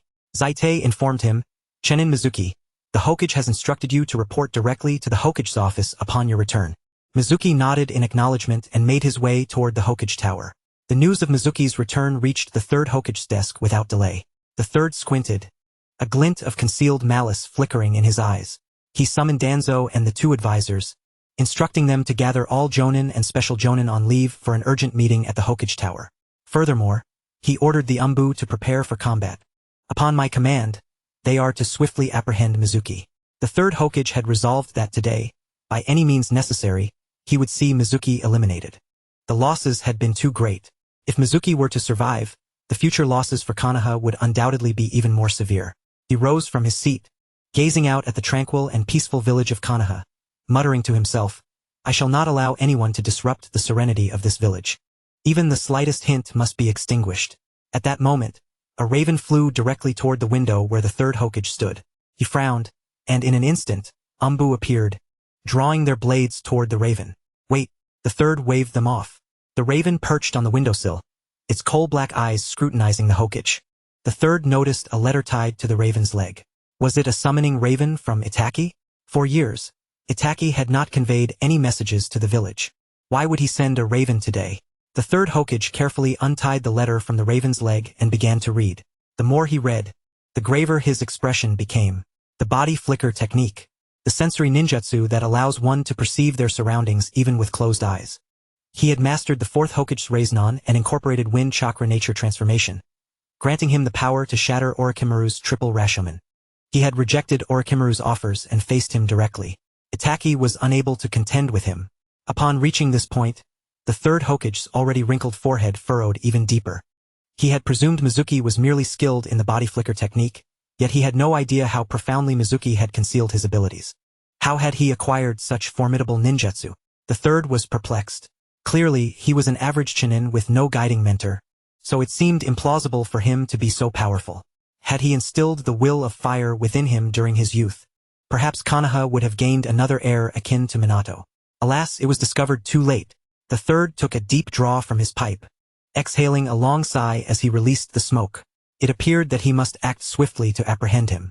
Otherwise, should he unleash the wind release spiraling sphere, Konoha would suffer catastrophic devastation. A resolute glimmer flashed in his eyes as the third Hokage grasped the letter and continued to read. The message conveyed by Sasuke Uchiha contained not only intelligence regarding Mizuki, but also critical information about the Akatsuki organization. Within the letter lay details about the Akatsuki members, along with analyses of their abilities. The self-proclaimed god, Pain, possesses the legendary Rinnegan. The third Hokage immediately recalled Jiraiya. Jiraiya had once taken on 3 disciples in the Land of Rain, one of whom, named Nagato, bore the Rinnegan. Furthermore, there was the masked man who claimed to be Uchiha Madara, wielding spacetime ninjutsu. Upon reaching this point, the third Hokage narrowed his eyes, involuntarily recalling the night of the Nine-Tails attack 12 years prior. Who exactly are you? The news transmitted by Sasuke Uchiha left the third Hokage in a state of shock. Mizuki's power astonished him, but the strength and composition of the Akatsuki organization left him even more astounded. He shifted his focus away from the Akatsuki. The pressing matter at hand was to deal with Mizuki. Soon, the higher-ups and the idle jonin of the village had gathered, and the Umbu had made extensive arrangements. Lord Third, Mizuki is downstairs, reported an Umbu member. The third Hokage nodded and instructed, bring him to the conference room. He approached his desk, set down his pipe, donned the Hokage hat, and proceeded toward the conference room. On the first floor of the Hokage Tower, there was a large conference room with a main table at the center. On either side, there were additional rows of tables. At that moment, seated at the main table were Danzo Shimura, Mito Kazuma, and Tsunade Senju. The lower rows were filled with numerous jonin, including Asuma Sarutobi, Kurane Ui, Might Guy, Anko Mitarashi, and Ibiki Marino. As Mizuki entered the conference room, all eyes turned toward him. The Umbu ushered him to the center of the room, stating, wait here. The Hokage will return shortly to preside over the meeting and inquire about your experiences in the Land of Waves. To be scrutinized by so many eyes made Mizuki exceedingly uneasy, particularly under the unflinching, murderous gaze of Danzo at the main table, which he found exceedingly distasteful. He felt an impulsive urge to hurl a wind release, spiraling shuriken. However, there was no choice. If he wished to remain in Konoha, he had to endure. Before long, the third Hokage arrived, taking his seat at the head of the main table. Mizuki, you are to thoroughly recount your collusion with Orochimaru and the murder of the 3 Umbu, the third Hokage declared, laying down the gauntlet. Mizuki was taken aback by these words. It was evident that the third Hokage was resolute in his intent to eliminate him. Yet he remained composed. Lord Third, do you have any evidence to support your claims of my collusion with Orochimaru? You assert that I murdered the Umbu. What grounds do you have for this? Although you are the Hokage, you cannot simply determine my betrayal of Konoha without any proof. The third Hokage retorted, 3 Umbu, all elite jonin, have perished. Why is it that you, a chunin, remain unscathed? The only explanation is that Orochimaru had no desire to kill you. The sole reason for sparing you is that you are complicit with him. Mizuki smiled. The third Hokage had truly laid all his cards on the table. The conference room had effectively transformed into a courtroom. Both advisors frowned in unison. Mito Kazuma interjected, Lord Hiruzen, how can we determine his collusion with Orochimaru based solely on this? Tsunade Senju added, indeed, Hiruzen, such a deduction cannot serve as conclusive evidence for a conviction. Danzo asserted, Hiruzen's point is valid. Surviving Orochimaru's grasp is inherently suspicious. I cannot fathom any other reason why he would choose to spare you. The surrounding jonin observed coldly. It was evident to all that the third Hokage was intent on bringing Mizuki to ruin. At that moment, no one dared to contradict the third Hokage, nor did anyone come forth to support him, for indeed, the third Hokage possessed no substantial evidence. Mizuki defended himself, Lord Third, if what you say is true, then Naruto Uzumaki, Sasuke Uchiha, and Sakura Harino must also be accomplices of Orochimaru, as he has not harmed them either. The third Hokage coldly replied, whether they are Orochimaru's accomplices will be determined by the village. Mizuki fell silent. The third Hokage continued, moreover, your unauthorized acquisition of the fourth Hokage's forbidden technique, the raise-non, is an unforgivable offense. All ninjutsu belong to the village, and one cannot learn them without permission. The raise-non, being a powerful A-rank ninjutsu, is a matter of treason for those who learn it without authorization. Mizuki was taken aback. How did the third Hokage know that he could perform the raise-non? Was the spyglass technique truly so extensive as to reach the land of waves? Or had someone among Naruto, Sasuke, or Sakura leaked information back to Konoha? Perhaps it was that traitor, Itachi Uchiha? After much contemplation, Mizuki deemed Itachi Uchiha to be the most suspicious. Thus, he asserted, Lord Third, I cannot perform the raise-non. That is a formidable technique created by the fourth Hokage. How could I possibly master it? You claim I can perform the raise-non. Do you have any proof? The third Hokage. He possessed evidence, but it could not be presented. Itachi Uchiha still bore the title of a rogue ninja from Konoha. His information could not serve as evidence. At that moment, Danzo interjected, setting the raise-non aside. You did indeed learn the Flying Thunder God technique, which is a fact. Is it not? This was reported back by the Umbu, who witnessed you utilizing space-time ninjutsu during your battle with Zabuza, teleporting instantaneously. The Flying Thunder God technique, created by the second Hokage, is a forbidden technique documented in the Sealing Book. If you are capable of using the Flying Thunder God technique, then it goes without saying that you must have stolen a glance at the Sealing Book. This alone is sufficient to condemn you to death. Mizuki glanced at Danzo. This old coot certainly knew how to twist the facts. Mizuki was disinclined to engage in further debate. He was prepared to go all out. Lord Third, esteemed advisors, whether I am guilty or not is a matter to discuss later. There is a crucial piece of intelligence that I must share with you. This information pertains to the safety of Konoha. If not addressed properly, Konoha could very well face annihilation. The atmosphere in the conference room shifted dramatically upon hearing these words.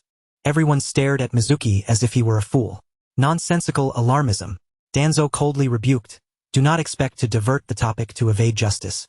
Immediately confess to your crimes and accept the rightful punishment. Mizuki paid him no heed, merely stating, the Konoha collapse plan. Those 6 succinct words caused the atmosphere in the conference room to shift once more. Particularly, the third Hokage's pupils constricted sharply. What is this Konoha collapse plan? Explain yourself. The third Hokage demanded loudly. With the safety of Konoha at stake, he could no longer afford to focus on eliminating Mizuki. Tamura's eyes flickered as he spoke. Hisashi, do not be deceived by him. The so-called Konoha collapse plan is undoubtedly a fabrication of his own making. He seeks to incite panic and exploit false information to absolve himself of guilt. You must not place your trust in him. Mizuki chuckled. Elder Tamura, why are you so anxious? Could it be that you are also involved in this Konoha collapse plan? At this remark, the third Hokage's gaze sharpened, turning to fix his hawk-like eyes upon Tamura. Tamura maintained a stoic expression, yet for a fleeting moment, his eyes betrayed a flicker of evasion. Mizuki, as a respected elder of Konoha, how dare you slander me? Tamura retorted sharply. He then addressed the third Hokage, Hisashi. Mizuki shows a blatant disregard for rank. Such a person, I suggest, should be executed immediately. The third Hokage, having grasped the gravity of the situation, cast a penetrating glance at Tamura before refocusing on Mizuki. Considering the village's safety, this matter must be thoroughly investigated. Mizuki, disclose everything you know. Tamura interjected urgently. Hisashi, you cannot fall for this. Tamura. The third Hokage admonished in a hushed tone. The village's security takes precedence above all else. Given your repeated inappropriate comments, you are to leave the conference room at once. You are no longer fit to participate in this meeting. Tamura's eyes widened in fury. Hisashi, I act for the good of the village. You will regret not condemning him to death. The third Hokage replied coldly, Tamura, I am the Hokage. Now, leave immediately. Fuming, Tamura rose, pointing a finger at the third Hokage, eager to continue his protest. The advisors could no longer remain silent. Kurone Ui interjected, Tamura, it is clear that you are no longer suited to be part of this meeting. It is best to heed the Hokage's command and depart. Mito Kazuki added, Indeed, Tamura, the safety of the village is of utmost importance. Regardless of the truth, we must ascertain the facts, and thus Mizuki cannot be eliminated just yet. Tamura found himself outnumbered, devoid of any advantage. Yet, he remained unwilling to concede. It was an undeniable fact that he had secretly perused the Book of Seals and clandestinely learned the Flying Thunder God technique. Such a transgression warranted death.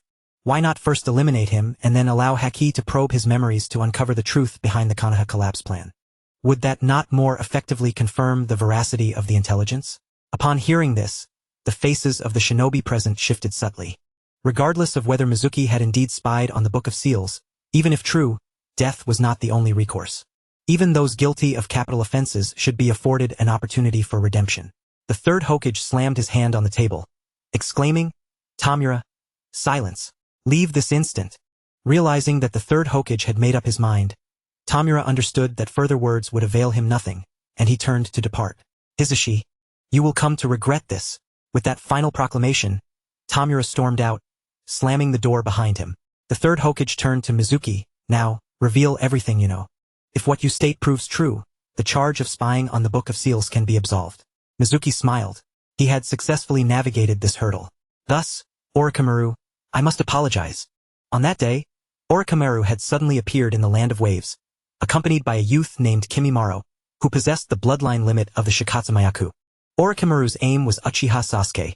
He had slain 3 Umbu members and implanted a cursed seal upon the Uchiha. He recounted elements of the battle, naturally altering certain details.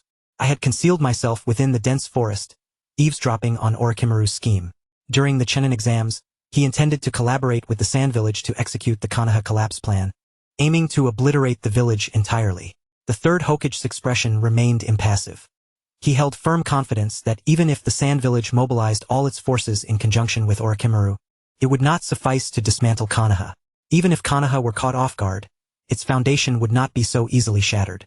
However, he was acutely aware of Orochimaru's disposition. Having declared his intent to destroy Konoha, he undoubtedly possessed some hidden trump card. The third Hokage inquired, "What else did you overhear?" Mizuki continued, "There are individuals within Konoha who will provide support, and the Sand Village will deploy its most formidable weapon." The third Hokage raised an eyebrow, pondering. Who among Konoha would offer assistance? And was the strongest weapon of the Sand Village the one-tail, Shukaku?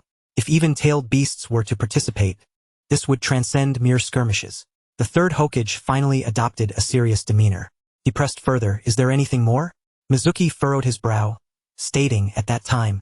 Kimimaro queried Orochimaru, "Lord Orochimaru, it is rumored that the third Hokage is the strongest in the ninja world and the most powerful Hokage. Can we succeed solely with our forces and the Sand Village?" Orochimaru, smiling, responded, "If we relied only on ourselves and the Sand Village, success would be impossible. However, I possess 2 trump cards that even the third Hokage cannot hope to defeat." The third Hokage hastily asked, "What are those trump cards?" Mizuki wore a smile, choosing not to respond. A flicker of irritation crossed the third Hokage's face, yet he felt powerless. "Disclose everything you know, and I shall announce your absolution of the crime of spying on the Book of Seals." Mizuki regarded the third Hokage and replied nonchalantly, "I have never spied on the Book of Seals. The so-called Flying Thunder God technique is beyond my capabilities. The technique I command is known as the Body Flicker technique, an advanced form of the Shadow Clone technique." Lord Third Hokage, unfounded accusations do not require pardon from others. The third Hokage felt urgency surging within him, desperate to uncover what Orochimaru's trump cards were. Yet, Mizuki's current stance forced him to acquiesce, stating, "Exhibit it before everyone, and let us see if it is indeed the Flying Thunder God, which will validate your innocence." As he spoke, the third Hokage's heart brimmed with frustration. Mizuki smiled, turning his gaze, ultimately settling on Asuma Sarutobi. In the next moment, the Body Flicker technique activated, and he exchanged positions with Asuma. All present gasped, their pupils dilating in shock, the third Hokage included. While he had previously gathered intelligence on Mizuki's Body Flicker technique, witnessing it firsthand was an entirely different experience. At that moment, the way others looked at Mizuki transformed dramatically. With merely this technique, Mizuki possessed the lethality of a Jonin, if not surpassing it. What allowed Minato Namikaze to achieve such remarkable feats during the Third Great Ninja War and ascend to the position of Hokage? Was it not the result of the Flying Thunder God technique? Indeed, this was not the Flying Thunder God technique. The third Hokage declared, "The charge against Mizuki for spying on the Book of Seals is unfounded." As he uttered these words, his heart ached. How many times had it been? Why did Mizuki always evade death? Why? "Thank you, Lord Hokage, for granting me the opportunity to prove my innocence." The third Hokage waved his hand. "Now, divulge the 2 trump cards that Orochimaru possesses." Mizuki nodded and continued, "At that time, after Orochimaru mentioned his 2 trump cards, Kimimaro inquired what they were. Orochimaru replied with a smile, It is often said that the third Hokage is the strongest, yet this is not entirely accurate. Take the fourth Hokage, Minato Namikaze, for instance. He is not inferior to the third. Moreover, the first and second Hokage surpass the third by a considerable margin. The third Hokage furrowed his brow and inquired, "Why has Orochimaru suddenly brought up the strengths and weaknesses of the previous Hokages?" Suamok chuckled softly and remarked, "Kumahiro asked the same question back then." Orochimaru responded, "If one is to be a trump card, they must undoubtedly be stronger than the third. Who do you believe is stronger than the third?" Kumahiro stated, "Based on what Lord Orochimaru just mentioned, it would be the first and second Hokages who surpass the third. However, they are both deceased." At this moment, the third Hokage seemed to grasp something, though he had not fully comprehended it. Suamok continued, in response to Kumahiro's inquiry, Orochimaru stated, "Indeed, they are deceased, yet who says that the dead cannot fight?" Upon hearing this, the third Hokage abruptly stood, his expression grave and foreboding. The other attendees were perplexed, unable to understand why the third reacted so strongly. Some jonin began to murmur amongst themselves. How can this be scientifically plausible? How can the deceased engage in battle? Is it possible that Orochimaru has found a way to resurrect the first and second? One speculated, could it be that their corpses were stolen and turned into puppets? It is said that the puppet masters of Tsunagakure possess the ability to create puppets from corpses, capable of harnessing the abilities they had in life. Another retorted, "Where did you hear that? Those puppet masters can't be that formidable." At this juncture, the third Hokage's brows were knitted tightly together, his demeanor increasingly agitated. Mito Minion spoke up, "Suamok, did Orochimaru say anything else? Did he elaborate on the techniques for utilizing the dead in battle?" Suamok shook his head. "He only mentioned these matters." Before Minion could inquire further, the third Hokage interrupted, "Enough questions. I have already discerned Orochimaru's intentions." At that moment, the third Hokage was already 99% convinced of Suamok's account of the Konoha collapse plan. The information Suamok provided contained numerous details that could not have been fabricated, such as the concept of utilizing the dead in combat. Even the two advisors were unaware of such matters, and thus, Suamok could not possibly have known them unless they were indeed true. "Today's meeting is adjourned. The contents discussed here must remain confidential," he declared. Suamok had brought back such vital intelligence, deserving of great merit. "I hereby announce a reward of 100,000 Ryo and grant him the Earth Release, Earth Spike Technique. Suamok's ninja rank will be elevated from Chunin to Special Jonin." Dismissed. As the third Hokage led the way out of the conference room, a smirk of derision flickered across Suamok's lips. Chapter 38. Assessing Chakra Levels. Suamok's revelation of the Konoha collapse plan successfully diverted the third Hokage's attention. The trial against Suamok was left unresolved. On the rooftop of Hokage Tower, the third Hokage stood with his hands clasped behind his back, gazing up at the faces carved into the Hokage rock. His eyes lingered on the visages of the first and second Hokages, guilt weighing heavily in his heart. "Orochimaru, through the Edo Tensei, how far you have fallen, even to disturb the rest of the deceased. This is absolutely unforgivable." The third Hokage's resolve was unwavering. "The leniency I once showed you was a grave mistake. This time, I shall personally end your life, even if it costs me my own." At that moment, familiar footsteps echoed behind him. Without turning around, he instinctively knew it was Danzo. "What brings you here?" the third Hokage asked coolly. "Hizashi." One cannot entirely trust Suamok's words. "After all," Danzo began, but the third Hokage abruptly interrupted. "Are you aware of Orochimaru's plan?" Danzo was taken aback, realizing the third had indeed begun to harbor suspicions. However, he maintained his composure, his expression unyielding. "As I have stated, Suamok's claims cannot be fully trusted. He is clearly sowing discord. If you take his words to heart, Konoha may descend into chaos before any external threat even arrives." He added, "Hizashi, you are well aware of my loyalty to Konoha, are you not?" The third Hokage sighed. "Indeed, your loyalty to Konoha has always been unwavering. All your actions have been for its sake." As he spoke, a frigid glint filled the third Hokage's eyes. "You are indeed loyal to Konoha, but your fidelity to me as Hokage is far less certain." A flicker of barely perceptible disdain crossed Danzo's gaze. "Hizashi, you remain indecisive and lack the resolve necessary to lead.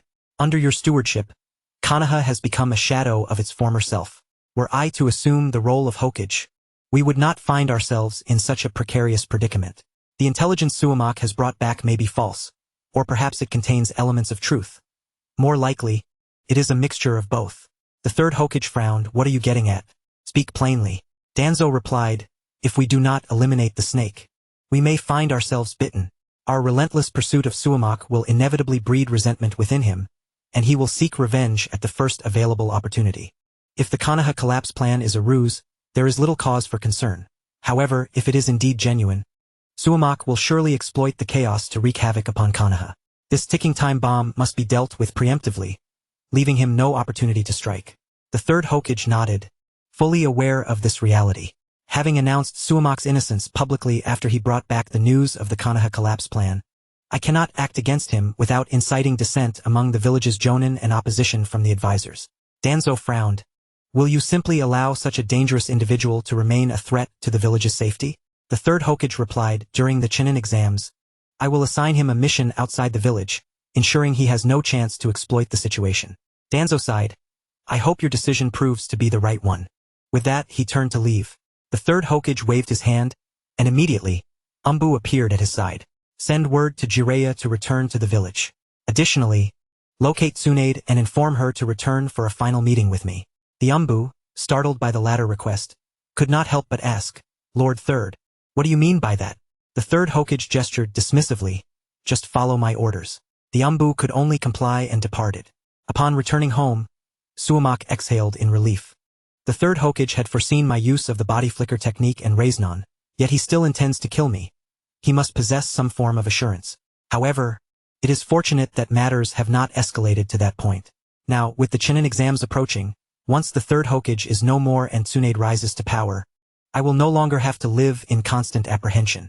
The third Hokage will undoubtedly be well prepared for the Konoha collapse plan. At that time, perhaps Orochimaru will indeed find himself outmatched. But what of it? If Orochimaru cannot vanquish the third Hokage, there is still me. With over a month remaining, I must elevate my strength further, so I can deftly outmaneuver the third Hokage. Taking on more disciples is imperative. To attain strength, relying solely on oneself is insufficient. One must depend on the system. The more disciples one has, the greater the frequency of returns each month, leading to a swifter enhancement of power. After a brief respite, he ventured out to the orphanage. Shuimu, it has been quite some time since you last visited. You must have been busy lately. The director welcomed Shuimu warmly. Indeed, director. I was dispatched on a mission outside the village, which consumed half a month of my time. I have only just returned, Shuimu replied. After exchanging pleasantries, the director suddenly remarked, previously you taught them the chakra refining technique, and one child succeeded. Is it Dakshing? Shuimu inquired. The director was taken aback, curiosity illuminating his features. How did you know? This matter was to be kept confidential. I didn't even inform the Hokage, the director continued. Shuimu chuckled. I noticed that day that Dakshing possessed the potential of a ninja, though he wasn't particularly strong. I never anticipated he would truly succeed. Director, I wish to take Dakshing out for a stroll and have a few words to share with him, Shuimu expressed. Of course, but it's lunchtime now. Let us have lunch first before you go out, the director suggested. No need. I plan to take him to Ichiraku Ramen for a meal, Shuimu replied as he produced a stack of money. This time I received a reward for my mission from the Hokage, and I am donating 10,000 ryo to the orphanage for the children's nutritional meals. At Ichiraku Ramen, Shuimu and Dakshing were soon seated. Dakshing felt uneasy. As an orphan, his meals were always at the orphanage, and the idea of dining out was a luxury beyond his reach. This was his first time having lunch in the streets. Dakshing, what would you like to eat? Feel free to order anything, Shuimu encouraged. Master, I would like a bowl of plain broth ramen, Dakshing replied timidly. Shuimu shook his head, a wave of melancholy washing over him. That won't do. I am not a stingy person. I am treating you to ramen, so you must enjoy it properly. Allow me to order for you. He called out to the chef, boss, bring this little guy 3 bowls of ramen. 1 with chashu, 1 with tonkotsu, and 1 with seafood. All right, the chef responded. Dakshing became anxious. Master, 3 bowls are far too much. I cannot eat that much. Shuimu chuckled. I have heard from the director that your appetite is quite large. You usually hold back, fearing your peers might go hungry. Today it is my treat, and you shall eat your fill. If 3 bowls aren't enough, we can order more later. Dakshing quickly protested. That's enough. 3 bowls will suffice. Before long, the 3 bowls of ramen arrived. Ding! The host grants disciple Dakshing 1 bowl of chashu ramen, triggering a 300-fold return. The host grants disciple Daxing 1 bowl of tonkotsu ramen, triggering a 500-fold return.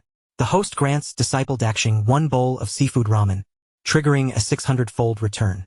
Due to the same type of grants to the disciple, the 3 returns are stacked. Congratulations to the host, triggering a 3,000-fold return. The host obtains 1 bowl of chakra ramen, which, upon consumption, increases chakra total by 3 Kakashi. Li wabura asmila. The stacking had occurred again, and the resultant return multiplier was quite impressive. He seemed to have discerned a pattern. Chakra is fundamental, and naturally, the more one possesses, the better. At present, Shuimu's total chakra had reached 14.5 Kakashi. Daxing's aptitude was not particularly exceptional. Each return yielded only a few hundred times, which was not high. Offering other items might not yield good returns. Hence, accumulating chakra through Daxing was still worthwhile. At this moment, Daxing was completely engrossed in the exquisite flavors of the ramen, utterly oblivious to the fact that he had become Shuimu's tool for augmenting his chakra limits. Delicious. So very delicious. Chapter 39. An Eye on Shaoli. As anticipated, the chef brought another bowl of ramen for Shuimu. After consuming it, his chakra began to increase, reaching a total of 14.5 Kakashi. Is 14.5 Kakashi chakra a lot? For an ordinary person, it is indeed considerable. However, when compared to certain prodigies, it is pitifully meager. For instance, Naruto's chakra in its normal state is 4 times that of Kakashi's. In his full state, it is a staggering 100 times greater. The other 96 Kakashi's worth of chakra is utilized to seal the 9 tails and is thus unavailable for use. This means that, excluding the 9 tails, Naruto's chakra is 100 times that of Kakashi. When considering the 9 tails, the comparison becomes even more daunting. This disparity elucidates why, during the 4th Great Ninja War, Naruto was able to distribute chakra among everyone. Observing Uchiha Madara and Hashirama Senju, their battle raged for 3 days and nights, yet neither depleted their chakra. The combat between Kagaya and the brothers Hikari and Haimura extended for months. In comparison to these extraordinary individuals, Shuimu found himself woefully lacking. Under full combat conditions, he could exhaust his chakra within 3 minutes. There remains a necessity for continued effort. Shuimu mused. Beside him, Daxing struggled valiantly but could not finish the 3 bowls, having managed only 1. I apologize, Master Shuimu, but 3 bowls are simply too much, he said, glancing at Shuimu anxiously, fearful of inciting his ire. Shuimu casually replied, It's quite all right. If you cannot finish, then you cannot. After all, it was not expensive. His objective was the System S returns. He was indifferent to whether Daxing finished his meal. No, we cannot waste food. The director has taught us that, Daxing insisted. I would like to sit here for a while, allowing my stomach to digest before finishing this half bowl. Hearing Daxing's words, Shuimu felt an inexplicable surge of irritation. A sense of misanthropy threatened to bubble to the surface. This wretched world. Never mind, let us just take it to go. You can have auntie heat it up for dinner later, he suggested. Daxing asked, what does it mean to take it to go? Poor child. He didn't even know what it meant to take food to go. Shuimu chose not to explain and simply called out to the chef. Boss, please pack up this remaining bowl for me. All right. As they walked along the street, Daxing gleefully carried the food container. This ramen was so delicious, and the broth was incredibly flavorful. When we return, I'll share this bowl with everyone. Each person can have a noodle and a sip of broth. That should be enough. Shuimu couldn't help but sigh, suddenly feeling a pang of sadness. Daxing, do you wish to attend the Ninja Academy? For reasons unknown, Shuimu posed this question. He had initially intended to use Daxing merely to gain additional return opportunities. Daxing's eyes sparkled with longing. What child from Konoha wouldn't yearn to enter the Ninja Academy? Who wouldn't aspire to become a formidable ninja? Daxing shared that desire. Yet, amidst his aspirations, hesitation crept in. But I want to stay with my friends at the orphanage. The children in the village consistently torment us. We are powerless against them, and should I leave, our plight would only worsen. Mizuki remarked, enrolling in the Ninja Academy will bolster your strength. And then who would dare to bully the children of the orphanage? You would be able to retaliate. Moreover, as a ninja, one can undertake missions to earn money, which would allow for a better life for the companions at the orphanage. Upon hearing this, Nobita no longer hesitated and nodded vigorously. I shall attend the Ninja Academy. I shall become a ninja to protect everyone. And I shall earn money to buy countless delicious treats for all. After escorting Nobita back to the orphanage, Mizuki once again approached the headmaster to discuss sending Nobita to the Ninja Academy. The headmaster did not oppose, In fact, he wholeheartedly supported the idea. Although being a ninja is perilous and one could easily lose their life, the existence of an ordinary person is even more precarious. As for the orphans at the orphanage, they are often regarded as less than human. Becoming a ninja could fundamentally alter the fate of an orphan. Leaving the orphanage, Mizuki began to contemplate taking on apprentices. Among the 12 young ninjas of Konoha, aside from those who inherited family secret techniques and bloodline limits, it seemed that only Lee and Tenten were potential candidates. Lee excelled in taijutsu, while Tenten specialized in ninja tools. Both areas were beyond Mizuki's expertise, making it challenging to impress them. If he were to take on disciples, he must possess superior skills. In terms of taijutsu, Mizuki was undoubtedly no match for Lee. When it came to ninja tools, he was merely an amateur. Unless Lee and Tenten were blind, they would never consider him as a mentor. After some contemplation, it appeared that the remaining 9 from the 12 young ninjas would prove difficult to recruit. Perhaps he could seek out Konohamaru? But as soon as this thought crossed his mind, he dismissed it. The third Hokage was still alive, and if he approached Konohamaru now to become his disciple, the third would undoubtedly intervene. What a hassle! Ninja Academy, could you possibly commence your sessions sooner? Within the Ninja Academy, there were numerous promising students. Even if their talents didn't rival that of Naruto or Sasuke, the sheer quantity of potential candidates was encouraging. Even if they were all like Nobita, recruiting several of them could surely lead to success. Mizuki walked through the streets with a melancholy expression, disheartened by his inability to find an apprentice. At that moment, 3 children passed by. Hee, I finally defeated Grandpa, Konohamaru exclaimed gleefully. That's nothing. You used a seduction technique, which hardly counts as a true victory. A real defeat requires overwhelming strength, Mo Huang retorted. I agree with Mo Huang. Snotty chimed in, the seduction technique wouldn't work on me, and the third Hokage certainly wouldn't fall for it. He was just pretending. Konohamaru grew indignant. Who said he was pretending? Didn't you see the blood coming from his nose? Who says you must defeat someone head-on? Regardless of the technique, if it can subdue an enemy, it holds value. At this, Mizuki experienced a moment of inspiration. His eyes widened with excitement. Indeed, why hadn't I thought of this sooner? Who says that to become Lie's master, I must rely solely on taijutsu? Any method that leads to him becoming my disciple is a triumph. He burst into laughter. The trio of Konohamaru and his friends were startled by his sudden outburst. Oh, it's Naruto's master. Konohamaru recognized Mizuki. Mizuki looked at Konohamaru and said, You are absolutely correct. Any technique that can defeat an enemy is indeed valuable. Your words have inspired me greatly. I have decided to treat you all to a feast. At the dumpling shop, you can have as much as you want. What do you say? To his surprise, Konohamaru scoffed. What is so great about dumplings? I'm tired of them. Mizuki thought to himself, well, the third's grandson is certainly not comparable to the orphans at the orphanage. Having been raised in luxury, it's not surprising that he has grown weary of dumplings.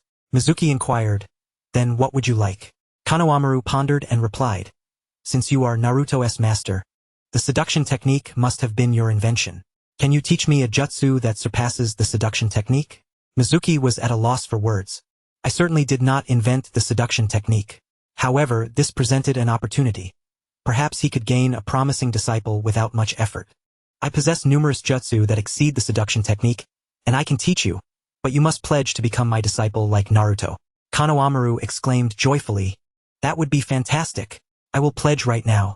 Before he could finish his sentence, an umbu appeared. Young Master Konohamaru, the Hokage wishes to see you. Konohamaru protested. Wait a moment, I want to become a disciple first. That cannot be. The Hokage urgently requires your presence. Please hurry. Konohamaru sighed in disappointment. Fine. Before departing, he turned to Mizuki and said, Wait for me. I will return to find you. Watching Konohamaru walk away, Mizuki sighed. As expected. However, now that I have established familiarity with Konohamaru, it will be much simpler to recruit him later. Just then, the umbu remarked, Special Jonin Mizuki. Konohamaru is the grandson of the third Hokage. Not just anyone can assume the role of his teacher, so please be mindful of your standing. Mizuki narrowed his eyes, and in the next moment, he activated the body flicker technique, swapping places with a stone behind the umbu. The umbu felt as though the person before him had vanished, only to sense an overwhelming killing intent emanating from behind. Cold sweat trickled down his forehead. Do not speak to me in that tone. I despise those who bully others under the guise of authority. At that moment, with a whoosh, 2 more umbu appeared, surrounding Mizuki. What do you intend to do, Mizuki? he asked calmly. Mizuki smiled faintly. Nothing, merely a jest. With that, he turned to leave, a sneer playing at the corner of his mouth. Continuing to wander the village. After several hours, he finally spotted a target. 9996999799998. Just 2 more to reach 10,000.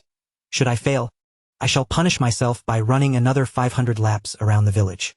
A boy clad in a tight green outfit was traversing the village upside down, drenched in sweat, his hands trembling, yet he persisted. Weights were strapped to his legs, waist, and arms. Rock Lee, the candidate for Mizuki's new apprentice. Lee, a voice called out, and upon hearing his name, Lee could no longer endure and collapsed to the ground. Mizuki felt a bit awkward, realizing he might have interrupted the boy's training. Yet, unexpectedly, Lee stood up, a wide grin on his face, and announced, "Since I failed to complete the training plan of running upside down around the village 10,000 times, I shall now run 500 laps around the village." Mizuki's eye twitched uncontrollably. "Why are you so happy about failing? You are clearly attempting to fail intentionally in order to run 500 laps. The guilt that had just begun to stir within Shuimu evaporated in an instant. At that moment, Xiao Li had discerned Shuimu's attire and features. To his surprise, it was the esteemed senior Shuimu. Did the senior come to this remote place to engage in the trials of youth? Truly, this is a testament to the dedication of a senior. My own youthful spirit reignited, and I resolved to add another 300 laps. The sudden surge of enthusiasm, coupled with those teeth glinting under the setting sun, caused Shuimu to twitch at the corners of his eyes. No, I am not as youthful as you." In that moment, Shuimu felt an overwhelming urge to turn and leave. It was a bit too much to bear. "Ahem, Xiao Li, let us pause for a moment. I came specifically to seek you out."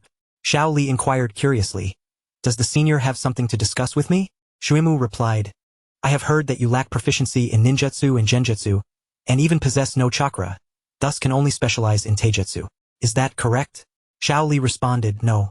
I do possess chakra, however, my refining speed is exceedingly slow, which prevents me from utilizing ninjutsu or genjutsu, not even the most basic transformation technique. Therefore, I can only focus on taijutsu. Nonetheless, I firmly believe that even within taijutsu, I can achieve success." Shuimu smiled.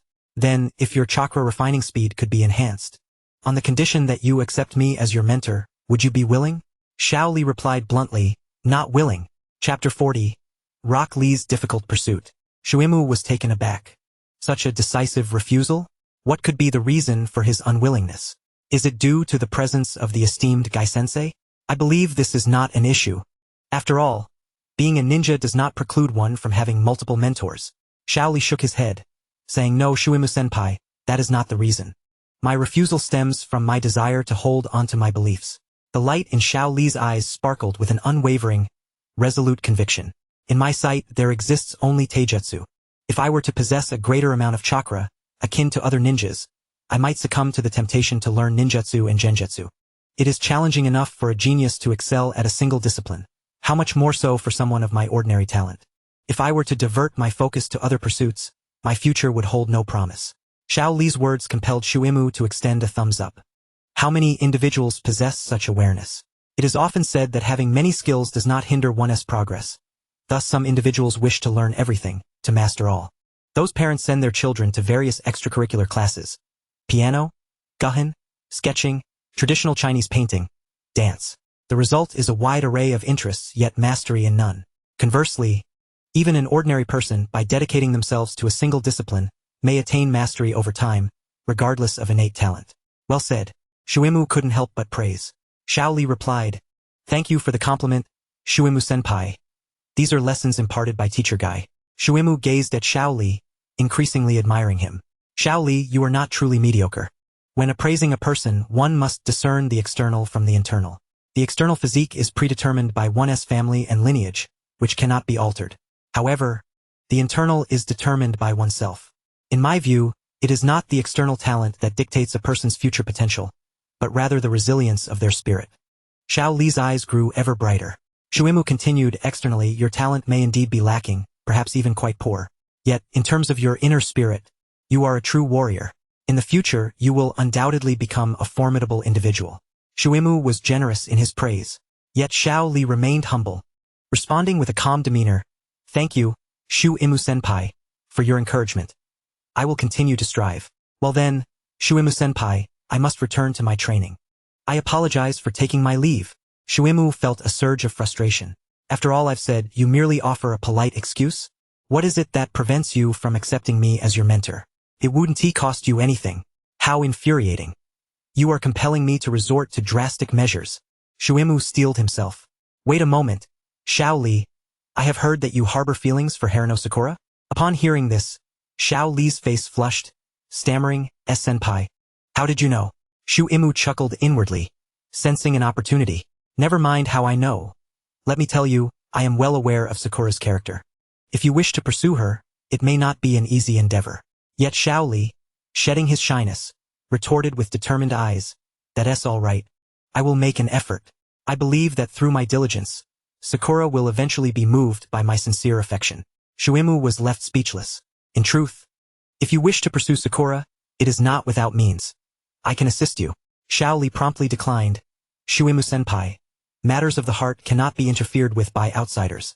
I must earn Sakura's love through my own efforts. Shuimu found himself at a loss for words. Truly, he is a mere child, lacking understanding, yet speaks of the sanctity of love. How amusing. Sakura is my pupil, and I know full well that her affections lie with Uchiha Sasuke. I will defeat Sasuke and win Sakura's heart, Xiao Li declared. Shuimu felt as though he was playing a lute to a cow. Ahem, to speak frankly, with your current abilities, defeating Sasuke would likely be beyond your reach. Of course, this was a grand exaggeration on Shuimu's part. Although Sasuke had learned the Rasengan and possibly awakened his Tutomo Sharingan, once Xiao Li unlocked the 6th gate of the 8 gates, Sasuke would likely be at a complete disadvantage. I will train even harder. I will defeat him eventually. Their conversation could not proceed any longer. A change in perspective was necessary. He asked, "Do you know why Sakura is fond of Sasuke?" Xiao Li replied, "I've heard that Sasuke-kun is very handsome and has many admirers." Shuimu shook his head, saying that is but one aspect. The primary reason is their close proximity. Sasuke and Sakura are in the same class, spending all day together, and over time affection naturally blossoms. However, you are a stranger to Sakura, hence she cannot harbor feelings for you. Furthermore, strength does not equate to everything. Love between two individuals is independent of their abilities. Even if you were to train relentlessly, even if you were to defeat Sasuke, it would matter not. Sakura still would not know you. Hearing that no matter what he did, Sakura would not return his affections, Xiao Li finally felt a crack in his resolve. What then shall I do? Shuimu smiled, thinking, this is indeed a challenge. It's quite simple. You must engage with Sakura, even spending time together daily. Allow her to know you and recognize your merits, and over time she will naturally come to accept you. Xiao Li frowned. However, I belong to class 5 while Sakura is in class 7. We typically do not cross paths.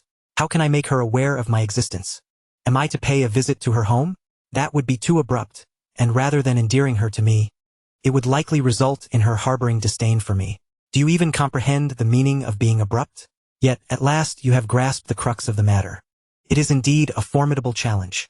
Shuimu let out a sigh of relief and declared, it is quite simple. Li raised his gaze towards Shuimu and respectfully said, please enlighten me, senior. Shuimu continued, Sakura is my disciple and occasionally trains under my guidance. Therefore, if you were to take me as your master, I would also bring you along for training. This way, you would have the opportunity to interact with Sakura. And over time, she would come to appreciate your virtues and ultimately accept your affections. Shuimu was painting an enticing picture. The more Li listened, the brighter his eyes became. Without hesitation, he stood before Shuimu, executed a deep bow, and respectfully exclaimed, Master, Chime! Congratulations, host, you have successfully taken Rock Lee as your disciple. The host has now acquired 5 disciples of C-level talent or above. Reward, 1 attribute panel. Note, the current quota for disciples is full. To increase the number of slots, at least 1 disciple must attain the Chunin rank. Quota full? What nonsense is this? I can no longer accept more disciples? Is this a restriction on my development? Is it truly necessary to limit the number of disciples? The limitation exists to prevent the host from becoming complacent, merely taking on disciples without providing guidance. Shuimu sighed. Could it be that I have been too zealous in exploiting the system, and now it is feeling the strain? Cursing the system inwardly, he redirected his focus to Li. At last, I have gained another disciple. I must utilize this opportunity well. Li. Today I shall impart to you a martial art technique. Li exclaimed with excitement. Master, do you also practice physical techniques? Ahem. Shuimu cleared his throat and replied. I am not particularly specialized in physical techniques. Rather, I excel more in ninjutsu. Li inquired. Master, what martial art technique do you refer to? Shuimu responded. This martial art is called Tai Chi. What is Tai Chi? Shuimu explained. Tai Chi is an ancient martial art of profound depth, encompassing the principles of yin and yang, motion and stillness, and the balance of opposites. The essence of Tai Chi lies in the ability to control movement with stillness, to overcome hardness with softness, and to strike swiftly while moving slowly. He is strong. Let him be strong. Like a gentle breeze caressing the mountains. He is obstinate. Let him be obstinate. Like the bright moon illuminating the great river. When practiced to a high level, it can withstand all forms of attack, embodying both offense and defense, allowing for fluid movement in and out. Li's eyes widened as he listened intently. Alright, now I shall demonstrate it once, watch closely. Shuimu began to perform Tai Chi, a skill he had learned from observing elderly gentlemen practicing by the riverside in his past life. Each movement was deliberate, with a slow advance and retreat, seemingly devoid of power. Yet, Li observed with utmost seriousness, eager to memorize every motion. Soon, after completing a round, Shuimu exhaled. How much did you remember? Li replied. I retained 80%. After a while, Shuimu asked again. How much do you recall now? Li, feeling awkward, said, only 30% remains. After yet another interval, Shuimu inquired. And now? Li, with a furrowed brow, confessed. I have forgotten it all. Shuimu patted Li's shoulder and smiled. Not bad. Not bad at all. Li was taken aback. I have forgotten everything, yet you say it is good? Master, what do your words mean? Li inquired. Shuimu, not comprehending the implications, merely stated, do not rush. Return and ponder deeply. Once you understand, you shall naturally master Tai Chi. With that, he turned and departed. Chime. The host has taught disciple Rock Lee the grand version of Tai Chi, triggering a 3,000-fold return. Congratulations, host, you have acquired the complete version of Tai Chi. The complete version of Tai Chi, created by the martial arts master Zhang Sanfan, overcomes hardness with softness and controls movement with stillness. When fueled by chakra, its power is amplified 100-fold, capable of withstanding ninjutsu and physical techniques while reflecting attacks back to the adversary. Ha ha ha! It was worth the effort I expended. It is truly rewarding. Chapter 41. Niji Hayaga's Enlightenment. Li, remaining in place, was still processing the information. What does it mean that I have forgotten everything? Yet he claimed it was good? It felt as though he had grasped something profound, yet simultaneously nothing at all. The more he pondered, the more his head throbbed. But he felt unsatisfied with his lack of clarity. After all, Shuimu had asserted that mastering Tai Chi to a high level could withstand all attacks. Forget it. I shall continue to train. Since Master Shuimu advised me to return and contemplate, I shall take my time to gain insight. The next day, under the guidance of Might Guy, Class 5 arrived at Training Ground 8 for their practice. Every day they honed their skills with ninja tools, while Niji practiced the gentle fist, and Guy and Lee focused on physical techniques. In Konoha, physical techniques are divided into two major schools, the strong fist school and the gentle fist school. The gentle fist is exclusive to the Hayaga clan and requires the Byakugan to execute effectively. The strong fist also boasts various lineages, including Might Guy's 8 gates and Tsunade's monstrous strength. At this moment, Guy and Lee were activating the 8 gates, practicing the lotus technique. Everyone was earnest in their training. After a strenuous session, they gathered to rest, each retrieving snacks and beverages from their storage scrolls. Guy suddenly remarked, Lee, you seem rather distracted during today's training. Lee replied, Apologies, Teacher Guy. I encountered a new physical technique yesterday, but I have yet to master it and have been contemplating it ever since. Guy's interest piqued. He asked, what technique is it? Lee responded, it is Tai Chi, taught to me by Master Shuimu. Upon hearing the words Tai Chi, Niji suddenly looked up. Guy, momentarily taken aback, inquired, Shuimu? Does he also practice physical techniques? Just yesterday, in the Hokage's office, Guy had come to a renewed understanding of Shuimu. Body flicker technique, Raise-non, and that fearless demeanor when confronted by the third Hokage. Guy's expression turned serious as he said, Tell me more about Tai Chi. Lee scratched his head, saying, I am not certain how to describe it. I have not truly learned the Tai Chi technique. Master Shuimu demonstrated it yesterday, but I have completely forgotten it. Guy, curious, asked, Is it complex? Lee replied, Not particularly complex. Rather, it is, how should I put it, quite peculiar. Guy instructed. Describe the events to me. Lee began. Yesterday, while training on the outskirts of the village, Master Shuimu found me and insisted I call him master, claiming he would impart to me a profound physical technique. He is not adept at lying, and his face turned red as he spoke those words. Yet, to pursue Sakura by taking on a master, if I were to reveal that reason, it would be even more embarrassing. Kai, in a state of disbelief, remarked, it's merely a matter of apprenticeship. Why do you blush? I never suggested you couldn't seek other mentors. It was evident that Kai had misunderstood the situation. After my initiation as a disciple, Master Mizuki informed me that the martial art he would impart to me was called Tai Chi. Xiao Li recounted Mizuki's exact words. It embodies the profound principles of yin and yang, stillness and motion, positive and negative, form and spirit. It employs stillness to counter movement, softness to overcome hardness, and slowness to outpace speed. With the application of mere 4 ounces, one can deflect 1,000 pounds, capable of withstanding any assault. Upon hearing this, Kai's expression grew increasingly grave. Tian scoffed, saying, Lee, are you sure you weren't deceived? Mizuki is just a chenin. How could he possibly master such a technique? He must be pulling your leg. Kai, non-committal, inquired, is there more? Xiao Li continued, at that time, Master Mizuki demonstrated the technique and afterwards asked how much I had retained. The first time I claimed to remember 80%, and he remained silent. After a while, he asked again and I responded with 30%. Still, he said nothing. When he asked for the third time, I admitted I had forgotten everything. To my surprise, Master Mizuki chuckled and patted my shoulder, exclaiming, not bad! To this day, I still do not grasp the meaning behind it. Tian became ever more convinced that Xiao Li had been duped. Kai, meanwhile, fell into deep thought, his brow furrowed. The one most affected was undoubtedly Niji. He appeared dazed, mumbling phrases such as stillness to counter movement, softness to overcome hardness, speed to outpace slowness, 4 ounces to deflect 1,000 pounds, yin and yang, positive and negative. These terms spilled from his lips in a repetitive mantra, his eyes growing brighter with each utterance. Suddenly, he leapt to his feet, exclaiming, I understand now. Xiao Li and Tian exchanged bewildered glances. Understand what? Niji moved to a nearby open space, his chakra flowing from various points on his body, and began to spin at high speed like a top. A blue, hemispherical chakra dome enveloped him. This was the heavenly spin, reputed to provide absolute defense against all physical harm. What is happening to Niji? Tian asked, her curiosity piqued. Këj e poali puzlet replied. It seems Niji has come to a realization and is conducting an experiment. Niji's spinning gradually slowed, and the chakra he emitted diminished. Eventually, he came to a complete stop. The chakra shield had thinned to a translucent layer, akin to a delicate bubble that appeared as if it could be easily punctured.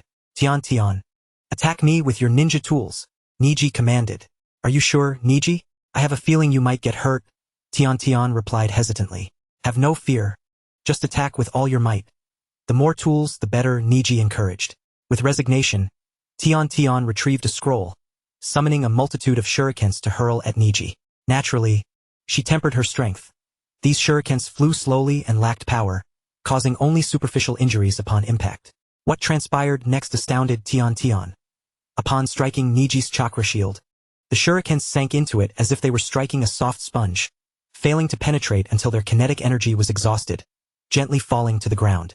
A plethora of shurikens littered the area around Niji, yet the chakra shield remained intact. How is this possible? Tian gasped.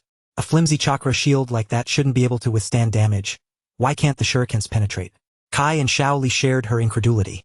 Do not worry about my safety. Continue your assault with full force, Niji urged.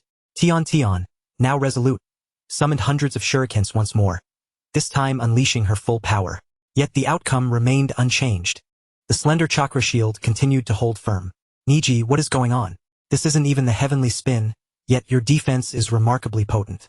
Kai could not contain his curiosity and voiced his question.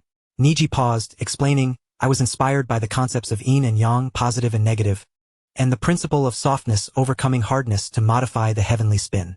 Previously, the technique relied on high-speed chakra to deflect all attacks. It appeared soft, yet it was fundamentally a hard technique, consuming considerable stamina and chakra. The recent inspiration led me to transform the chakra shield into a series of minuscule chakra vortices, alternating between positive and negative, harmonizing yin and yang. Instead of forcefully deflecting attacks, the chakra vortices dissipate the momentum of the shurikens, rendering them harmless. Compared to the previous version of the heavenly spin, this is the true embodiment of softness. After the modification, both chakra and stamina consumption have significantly decreased, while the defensive capabilities remain unaffected. Kai, brimming with excitement, exclaimed, "Truly remarkable. A genius indeed, capable of enhancing even the Nara clan's secret technique." Niji replied, "I owe much of this insight to Li. Had it not been for his words, I would never have contemplated the principle of softness overcoming hardness." Xiao Li opened his mouth, as if to speak, but ultimately remained silent. Kai, sensing Xiao Li's feelings, patted him on the shoulder. "Li, you must have faith in yourself. Those who lack self-belief will find their efforts in vain, regardless of how hard they strive. Trust in yourself and invest your efforts. That is the essence of true youth." With a thumbs up and a radiant smile, Kai's impassioned speech dispelled the gloom in Xiao Li's heart. "Kai-sensei," Xiao Li exclaimed, tears streaming down his face. "Li." The master and disciple embraced, both weeping. Meanwhile, Tian rolled her eyes, accustomed to their emotional displays. "Niji, given the transformation of the heavenly spin, it has become distinctly different from before. Shouldn't it have a new name? Have you thought of what to call it?" Niji nodded, replying, "Indeed, it deserves a new name." At the same time, Mizuki had arrived at the Nara family's pharmacy. "Excuse me, I have been feeling rather lethargic lately. I would like to purchase something to invigorate my spirits." Illusions, particularly those of the ocular variety, remained one of Mizuki's weaknesses. If Uchiha Itachi could use Tsukuyomi to instantaneously incapacitate Kakashi, the result would likely be similar for Mizuki. While enhancing mental fortitude may not allow him to break free from Tsukuyomi, at the very least, it would prevent him from suffering the same severe mental damage as Kakashi after 3 days and nights of torment within that realm. The pharmacy owner produced a vial of liquid. This bottle of floral essence contains alcohol, peppermint juice, snake gall, honeysuckle, and other ingredients. When applied beneath the nose and on the sides of the forehead, it is highly effective for revitalization. He added, "Oh, and it also repels mosquitoes. The price is 15 ryo." Mizuki paid the fee and exited the store with the floral essence in hand, intending to find an opportunity to present it to Xiao Li and see what the system might return. "Let's try out the tai chi that the system returned yesterday." He left the marketplace and made his way to the nearest 8th training ground. Seeking a quiet corner to practice the tai chi, the movements were exceedingly slow, each strike appearing devoid of any potency. Within the Hokage's office, the third Hokage gazed upon a crystal ball resting on his desk, which displayed a live feed of Mizuki practicing tai chi. Is this a form of martial arts? Yet why does it seem so ineffective? This boxing technique appears more suited for the elderly to maintain their health. After observing for a while, the third Hokage found it rather dull and was about to cease the divination technique. At that moment, his eyes suddenly sharpened, shifting toward the tree beside Mizuki. Noticing the leaves swaying in the wind, the third Hokage widened his eyes and murmured, "What kind of tree is this?" He stared at Mizuki, filled with curiosity. The moving leaves indicated the presence of wind.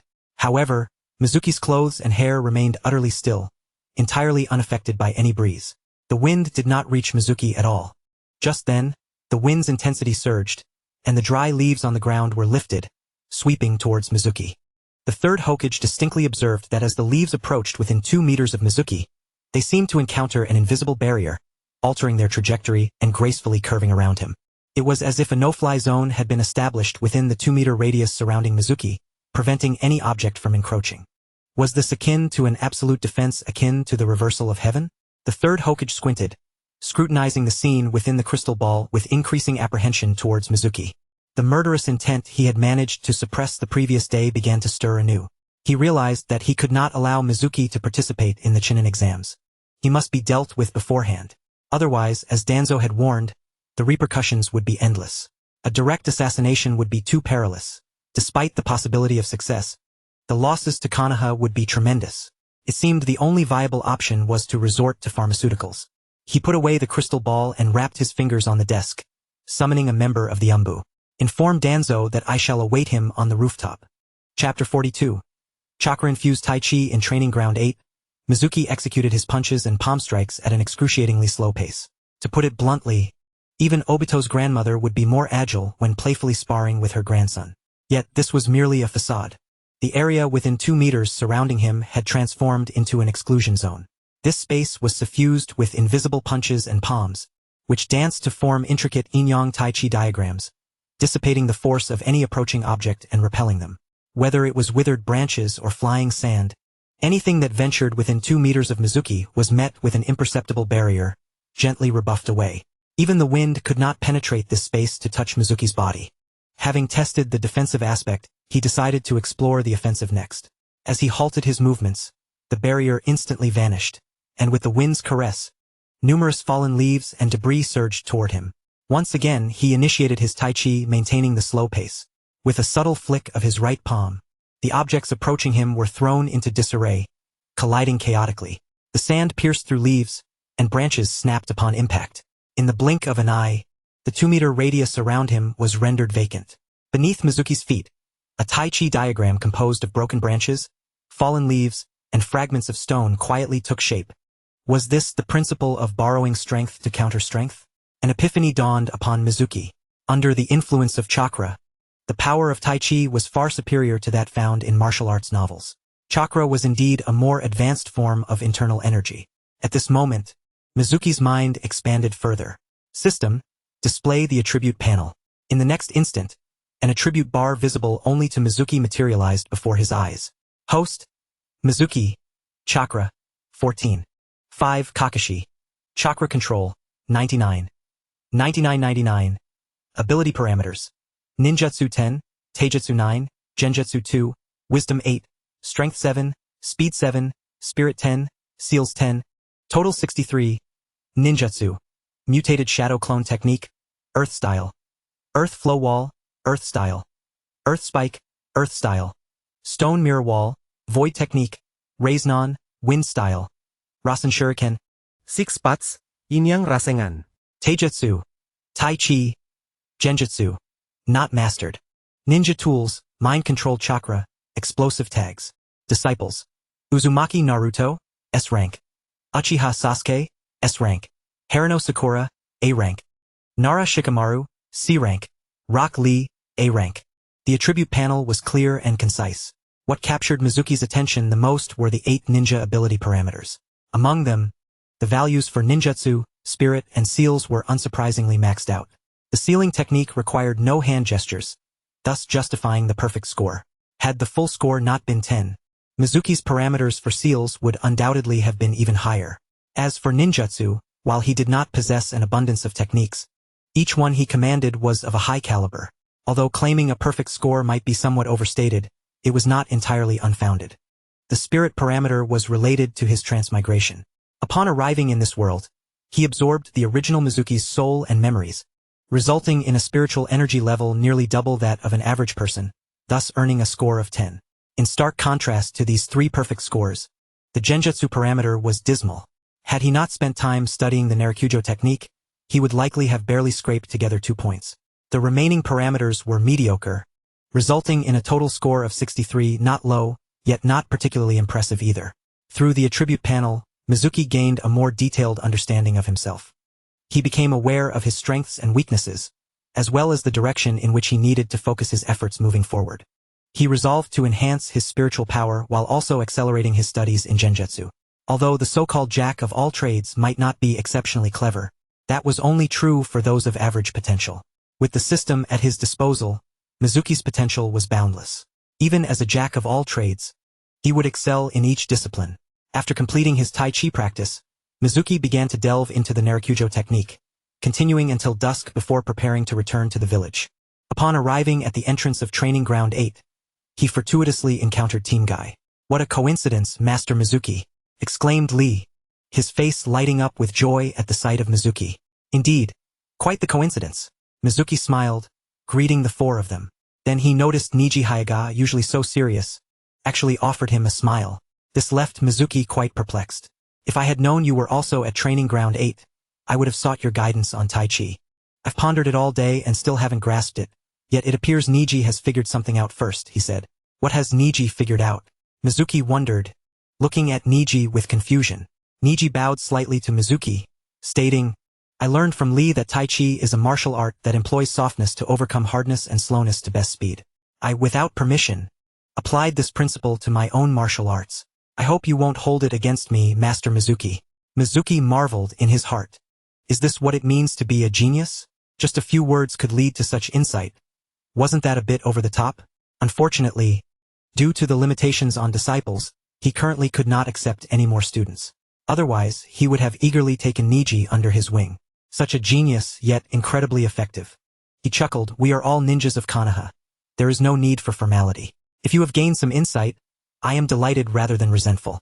Niji replied, thank you, Sensei.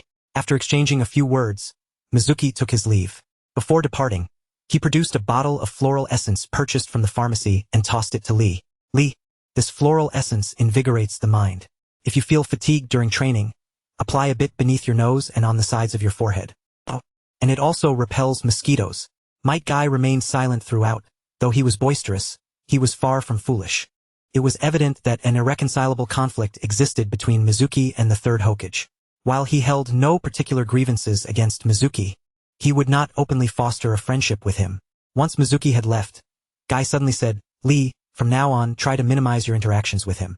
Lee frowned and inquired, why, Sensei? Guy sighed, I cannot divulge the specifics. It pertains to the higher echelons of the village. In short, associating too closely with Mizuki would not bode well for you.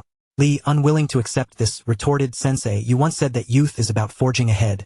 That youth is fearless. Although I am unaware of the circumstances between the higher-ups and Master Mizuki, as long as he remains in Konoha, he is a ninja of Konoha. Our companion. How can we ostracize him? How can we cower in fear of power? Guy fell silent, unable to provide an explanation. When it came to the higher-ups, he could not elaborate. He did not wish to see Lee tread a path of no return, becoming too closely aligned with Mizuki, who might then be perceived as a conspirator by the third. Though the third appeared gentle and amiable, Guy knew well that he was not as benevolent as he seemed. Yet he was at a loss for words on how to counsel Lee.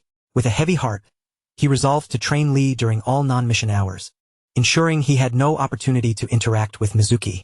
As Mizuki strolled towards the marketplace, the system's voice resonated in his ear. Ding! The host has granted the disciple, Rock Lee, a bottle of invigorating floral essence, triggering a return of 100-fold. Congratulations, host! You have received a bottle of 6-God floral essence. The 6-God floral essence, when applied beneath the nose, can dispel all mosquitoes within a 300-meter radius and enhance mental acuity 6-fold for a duration of 10 seconds. Note: it can only be used once every 24 hours. Otherwise, the brain may overload without sufficient rest, leading to dementia. Mizuki's face lit up with delight. A 6-fold enhancement of mental acuity, though temporary and lasting only 10 seconds. But if utilized wisely, what could moon reading accomplish? I fear not even infinite moon reading. Yet, the cooldown period is too lengthy. It can only be used once a day. Alas, how I wish it were a permanent enhancement. Upon returning to the village, night had already fallen. Mizuki arrived at Ichiraku Ramen and ordered a bowl of tonkotsu ramen. While awaiting his ramen, he delved into the study of the Naruto technique. Time was of the essence. Soon, the handmade tonkotsu ramen was ready, and Ayam presented it to him. Sensei Mizuki, here is your tonkotsu ramen. Please enjoy it slowly. Mizuki smiled. Thank you. By the way, could you fetch me the vinegar from the counter? I enjoy adding vinegar to my noodles. Of course, just a moment. Ayam responded. On the counter lay an array of condiments, and Ayam picked up a bottle. Mizuki took it, opened the cap, and was about to pour it into his bowl when the chef shouted, Wait a moment, you've got the wrong one. That's not vinegar. It's soy sauce. He scolded. Ayam, what has gotten into you today? You seem absent-minded. This is the umpteenth time you've mixed up the condiments. Ayam hurriedly apologized. I'm so sorry, Sensei Mizuki.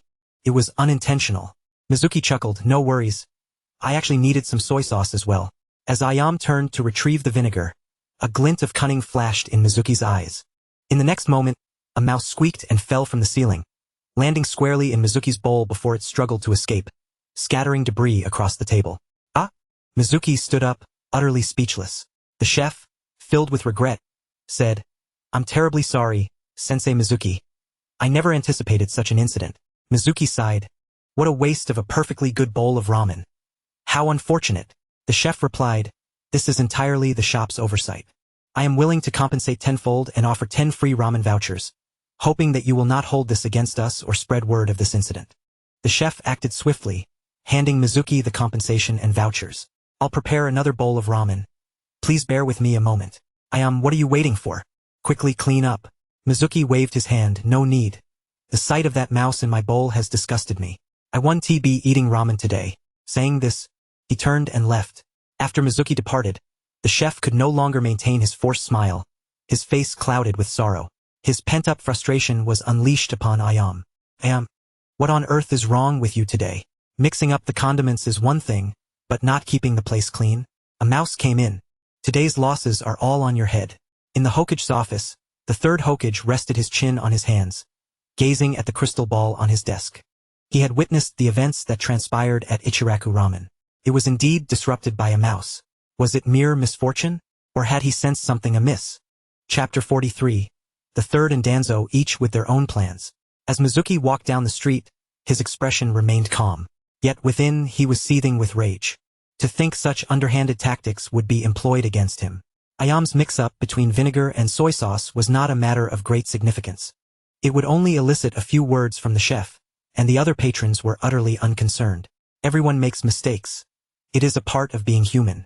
Since no one else noticed anything unusual, who would suspect that someone would conspire against him within his own village? But Mizuki was different. Being a traveler from another world and with the third always harboring intentions to eliminate him, his vigilance was heightened. He could not overlook or afford to overlook any signs of trouble, for a slight misstep could spell his doom. Upon sensing something amiss, Mizuki did not create a fuss. Instead, he discreetly executed Tai Chi, just as a mouse scurried overhead, struck down by his force and landing directly in his bowl. Immediately, Mizuki used echolocation to keep track of the mouse.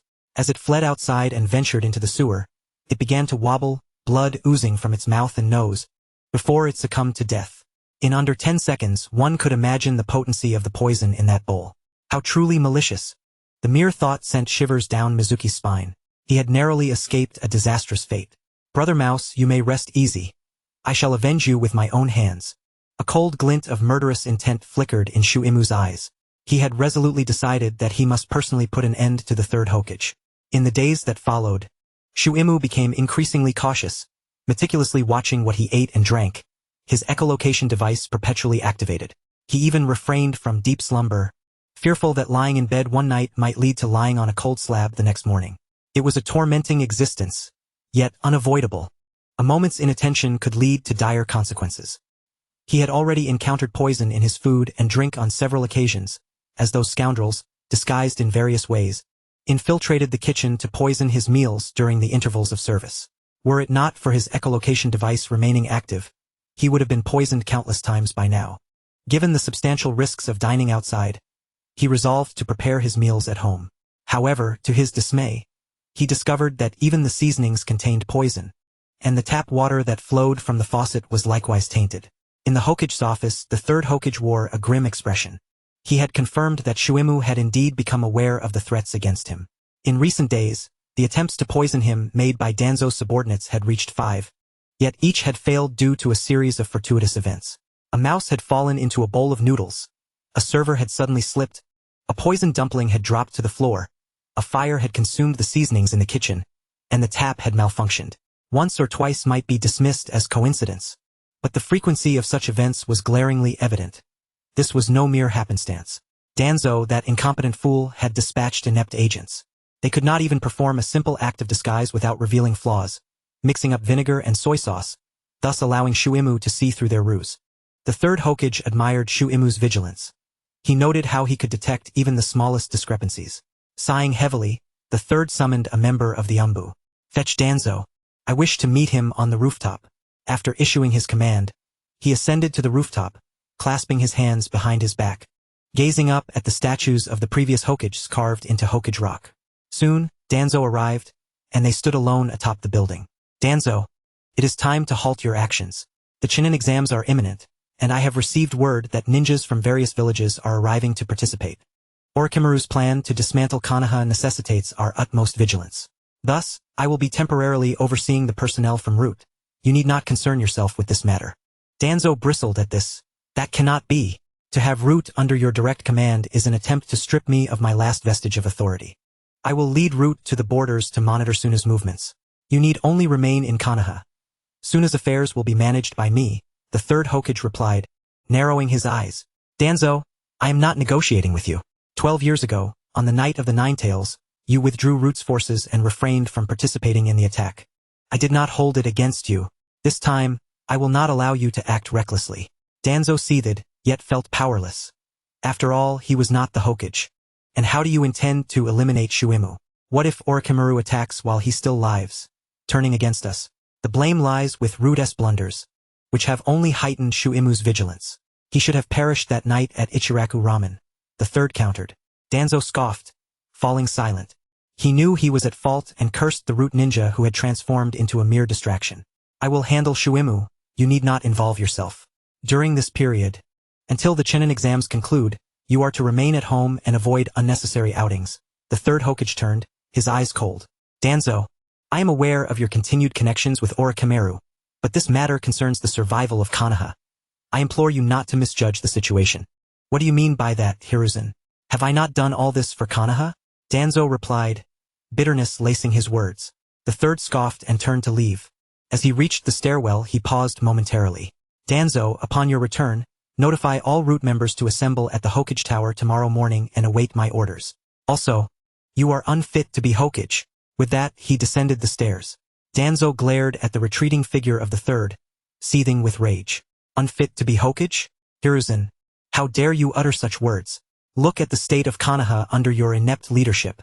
It has grown weak. You are hesitant even to eliminate a single Shuimu. Such a leader is unworthy of the title Hokage. I am the one destined to lead, the only one capable of restoring the village to its former glory. I am the hope of the land of fire. Fueled by the third's provocations, Danzo's ambitions swelled. As he left the Hokage Tower and made his way back to the Root base, he was filled with resentment. By the time he returned to the base, he had made a decision. Shuimu harbored no loyalty to Konoha, and his strength was formidable, surpassing that of many Jonin. Such an individual posed a grave threat to Konoha. With the Chunin exams approaching and the need to counter Orochimaru's plan to dismantle the village, Hiruzen had likely given up on killing Shuimu, perhaps planning to send him on a long-term mission outside the village before the exams. But that was not a secure option. A glint of determination sparked in Danzo's eyes. If he could not kill him, there was only one course of action left: to control him. After the Chunin exams, once Hiruzen was eliminated by Orochimaru, he could manipulate Shuimu to further undermine Konoha, and then personally deal with him. In doing so, his renown within the village would reach its zenith, and his ascension to the position of fifth Hokage would be assured. He raised a hand to cover his bandaged right eye, a smile creeping across his lips. This eye would finally serve its grand purpose. He gestured for a Root ninja, instructing, go, summon Shuimu to see me. Yes. The Root ninja vanished in an instant. Meanwhile, in the Hokage office, Hiruzen entered the mission hall, commanding, bring me the recent mission requests for my review. Irika promptly presented the documents, and Hiruzen perused them, identifying a particular task: protecting a merchant convoy to the land of C rank mission. Irika, assign this task to Shuimu and inform him to come collect it. He departs tomorrow morning. Understood. Lord Third, Irika replied, watching Hiruzen's departing figure, filled with concern. He suspected that this was yet another of Hiruzen's plans targeting Shuimu. Unfortunately, being merely a mid-level ninja, he had no authority to intervene. He could only stand by and witness the fate of his friend.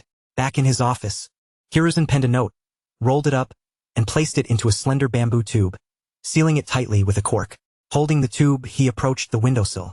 A raven perched there, eyeing him. Hiruzen secured the tube to the raven's leg, uttering, go. The raven cawed twice before taking flight into the distance. At that moment, Shuimu was in the 8th training ground practicing the illusion technique, hell viewing with a small squirrel as his target. The pitiful squirrel was desperately clawing at a pine cone, attempting to extract the pine nuts within. Suddenly, a disorienting vision engulfed it. The pine cone morphed into a serpent that swiftly ensnared the little creature, tightening its grip with each passing moment. The squirrel, in a frenzy, struggled and cried out, but to no avail. It felt its body constricting, its breath growing shallow, teetering on the brink of asphyxiation. In an instant, the scene shifted. The serpent vanished, and the pine cone returned to its original form. Yet, the little squirrel had already succumbed to a dazed stupor, collapsing to the ground with a thud. Ensnared by the illusions of Shuimu, it fainted from fright. My apologies, dear little squirrel. Shuimu expressed profound remorse, feeling guilty for the innocent creature's plight. As restitution, I shall bestow upon you a bounty of delectable treats. Shuimu scampered up a tree, gathering an abundance of pine cones and surrounding the little squirrel with them. Imagining the joy that would wash over the squirrel upon awakening to such a feast, Shuimu felt a significant alleviation of his guilt. Yet, recognizing his lack of finesse, he resolved to seek another target for practice. Casting his gaze about, he soon fixed upon another squirrel not far away. As their eyes met, the new squirrel's expression was filled with resistance and terror. Please do not approach. Fear not, I shall be gentle, Shuimu reassured. Just as he was about to act, a masked ninja appeared, leaping swiftly to stand before him. Root ninja? Shuimu frowned, perplexed by the brazen approach of this root ninja. Shuimu, Lord Danzo summons you. You are to accompany me. Shuimu smirked, replying, I have no time for such nonsense. The root ninja faltered, exclaiming, You dare refuse the summons of Lord Danzo? Shuimu, nonchalantly digging at his ear, retorted, I am not a root ninja. Why should I heed Danzo's call? Enough. Your mere presence irks me. Begone and do not disturb my training. The root ninja seethed with anger yet dared not retaliate. Must Lord Danzo himself come to fetch you? The root ninja began to threaten. Shuimu coldly replied, When I say leave, do you not comprehend human speech? In the next moment, his gaze locked onto the root ninja, activating his genjutsu. In an instant, the root ninja was engulfed in terror, eyes wide, body frozen. However, merely a second later, he broke free from the illusion's grasp. Shuimu, do you realize the gravity of using genjutsu against a ninja from the village? The root ninja implored. Shuimu chuckled. I merely wished to engage in a friendly spar. I did not harm you, so what's the fuss? However, should you continue to linger here with your incessant prattle, I would not mind granting you a taste of the surprise of being slain by your own hand. Chapter 44. Danzo is perplexed. Shuimu refuses to meet me and even resorts to attacking you with genjutsu? Danzo inquired coolly, displaying little reaction. If that is the case, I shall personally pay him a visit. His right eye already yearning for action. In Danzo's eyes, the power of Kota Amitsukami was a force potent enough to incite war, regarded as a treasure not to be wielded lightly. Initially, Shisui had intended to utilize Kota Amitsukami to alter the will of the Uchiha clan's leadership, persuading them to abandon their coup. At that time, Danzo remarked, You would squander such a precious power merely to thwart a trivial coup? In Danzo's perspective, such a coup was insignificant and did not warrant the use of Kota Amitsukami. However, now, if Kota Amitsukami could assist him in becoming the fifth Hokage, the situation was entirely different. Controlling Shuimu, eliminating the third during the Chunin exams, or waiting for the third to be killed by Orochimaru before unleashing Shuimu to wreak havoc upon Konoha. Ultimately, he aimed to paint Shuimu as a heinous villain, loathed by the villagers. Then, he would make his grand entrance, vanquishing Shuimu and saving the village from peril. At that moment, with vast accolades and prestige, the fifth Hokage would undoubtedly be his. With this thought, a rare smile broke upon Danzo's typically grave countenance. Hisashi, do not blame me. Only under my leadership can the village flourish. He departed the root base with a few subordinates, heading toward the 8th training ground. However, before he could reach the entrance, he was intercepted by the 3rd Hokage. Danzo, I warned you against acting unilaterally. The 3rd, believing Danzo sought to ambush Shuimu, immediately rushed to obstruct him. He felt that Danzo lacked the strength to eliminate Shuimu. Even if he succeeded, various rumors would arise, complicating management. With the Chunin exams approaching and the plan to destabilize Konoha imminent, the village needed stability, and no disturbances were permissible. Most importantly, the 3rd had devised a more secure plan. Thus, his priority was to keep Shuimu calm, lest the operation falter before it even commenced. Hisashi, my meeting with Shuimu is not intended to employ force. There is no need for you to impede me, Danzo explained. The 3rd, of course, was not convinced and inquired, What business do you have with him? Danzo, not wishing to divulge the truth, deceitfully claimed, I wish to apologize for what transpired at the meeting and see if I can mend the rift. I am sincere. Perhaps I can persuade him to relinquish his animosity towards Konoha and, with generous offers, he will surely return. His strength is formidable. If reconciliation is achieved, it would be a boon for the village. The 3rd inwardly scoffed at the notion of reconciliation. If such words had come from another, they might have held weight. But coming from you, Danzo, I trust not a single word. Very well, even if you wish to apologize, it is I, the Hokage, who shall undertake it. Your presence is unwarranted. He turned sharply, declaring, Without my permission, You are forbidden to engage with Shuimu. Danzo's expression darkened, wishing he could employ Koda Amitsukami against the third. Yet, he could not. Was it out of fear? Certainly not. Danzo had undertaken assassination of the third before. There was nothing he would shy away from. Thus, it was not fear but rather an inability to act. Koda Amitsukami is indeed formidable, hailed as the most powerful genjutsu, capable of infiltrating one's mind undetected and altering their will. It was Shisui's Sharingan, implanted in Ataka's crow, that, with a single glance, overrode Edo Tensei, liberating Ataki from Kabuto's control. Only in the hands of Uchiha Shisui and Uchiha Ataki could Koda Amitsukami be truly considered the supreme genjutsu. In Danzo's grasp, it paled in comparison. Danzo lacked the Uchiha bloodline, and despite having transplanted Shisui's eye, he had yet to wield it with mastery. A sword held by an infant is powerless. A pearl cast into a pigsty is sullied by filth. This is why, for so many years, Danzo refrained from deploying Koda Amitsukami against the third in his pursuit of the Hokage title. Itaki employed the Koda Amitsukami, a technique that requires merely a glance to take effect. However, when it comes to Danzo, the execution is far more intricate. First, he must remove the bandages, then keep his right eye fixed on the third Hokage, allowing for a few seconds of delay before the technique can manifest. Unless the third is a fool, he will undoubtedly sense Danzo's intentions at the very moment. After all, he is well acquainted with Shisui's Mangekyo Sharingan. The mere attempt to control the Hokage through genjutsu is a transgression severe enough to warrant Danzo's execution multiple times over. Thus, a question arises. Could he use the technique without unwrapping the bandages, applying it discreetly to the third? The answer is no. The effectiveness of Koda Amitsukami diminishes significantly when applied through gauze. During the 5 Kage summit in the anime, Danzo attempted to use Koda Amitsukami on the leader of the Land of Iron, Mifune, through a veil, hoping to manipulate him into supporting his ascension as leader. However, he was promptly detected and exposed by AO, forcing Danzo to cease his actions. Once he halted, Mifune immediately returned to his normal state. This indicates that the Koda Amitsukami at that time merely altered Mifune's will temporarily, lacking any permanence. Therefore, it is evident that Danzo's plan to control the third Hokage using Koda Amitsukami is destined for failure. Hayashi, all my actions are for the sake of Konoha. Should you obstruct me today, I hope you do not come to regret it in the future. Danzo recognized that with the third Hokage's arrival, further resistance would prove futile and would only expose his intentions regarding Koda Amitsukami. Consequently, he could only turn away, albeit temporarily. Surrendering was out of the question. Such a golden opportunity was not one to be squandered. As Danzo departed, the third let out a sigh of relief. He was fortunate to have detected Danzo's scheme in time. Otherwise, his plans would have been jeopardized. Yet, unbeknownst to him, after leaving, Danzo quickly utilized a transformation technique to alter his appearance and had a subordinate assume his likeness, creating confusion. At the 8th training ground, Mizuki's mastery of the Narakumi technique was growing increasingly proficient. The effects of his genjutsu were becoming more potent. If only that root ninja hadn't T left, having him as a sparring partner would have been ideal. With my current level of genjutsu, I could easily prevent him from escaping for even a second, controlling him for at least 3 seconds. Just then, the first squirrel ensnared in the genjutsu finally regained consciousness. Upon seeing the towering pile of pine cones around it, it let out a shriek and fainted once more. I haven't even utilized my technique yet, so why did it faint? Mizuki pondered, perplexed. Could it be that his genjutsu had reached a level where he could cause anyone to faint at will? Never mind. I'll seek out another creature.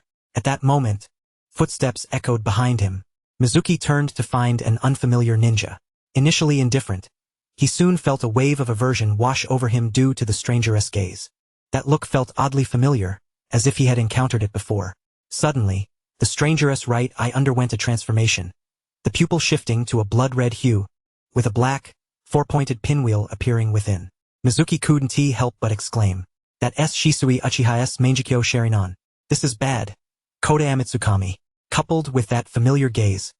Mizuki quickly deduced that the individual before him was none other than Danzo. Danzo, taken aback, was astonished. How did Mizuki recognize Shisui's Sharingan? How was he aware of Koda Amitsukami? Yet, despite his surprise, the release of Koda Amitsukami did not waver. An intangible wave of mental energy surged toward Mizuki, aiming to alter his thoughts. Mizuki, acting swiftly, summoned a bottle of 6-god flower due from his storage ring. He uncapped it and applied it beneath his nose in one fluid motion. As he inhaled deeply, he felt a rush of clarity flood his mind. His thoughts sharpened, and the intricacies of the Narakumi technique that had previously eluded him suddenly became clear. His mental acuity had amplified sixfold. This was no jest. Mizuki's mental prowess, already superior to others, now surged to an astonishing 14 times that of an average individual. A whirlwind of invisible energy whirled around him, a tempest of consciousness. Closing his eyes, he discovered he could perceive his surroundings, not through conventional sight, but through a spiritual lens. Though the range was limited, the clarity surpassed that of ordinary vision, even revealing dust and bacteria invisible to the naked eye. In that moment, Mizuki distinctly sensed a dark force converging upon him. Was this the power of Koda Amatsukami? This shadowy energy was repelled by the whirlwind of mental force, unable to breach his defenses. Koda Amatsukami. Danzo is willing to use it against me. But thankfully I have the six-god flower due. Otherwise, today would have been my end. To be controlled by Koda Amatsukami and become Danzo's puppet would be more torturous than death. He opened his eyes, fixing his gaze on Danzo. The effects of the six-god flower due lasted only 10 seconds, during which he had to either escape or counterattack to halt Danzo's use of Koda Amatsukami. Escape was out of the question. Danzo alone was more than enough to prevent Mizuki from fleeing. Therefore, he resolved to counterattack. You wish to control me with Koda Amatsukami? You seek your own demise, Mizuki shouted, shifting behind Danzo, his kunao plunging directly into Danzo's back. A single strike to end his life, yet Mizuki did not relent. Just as anticipated, in the next instant, Danzo's body dissipated into smoke. Not far from Mizuki, the intact Danzo emerged, his right eye still fixed on Mizuki, the influence of Koda Amatsukami persisting. Izanagi, one of the Uchiha clan's ultimate ocular techniques, could transform a misfortune that occurred within a certain time frame into mere illusion, rendering only favorable outcomes into reality. I refuse to believe I cannot slay you.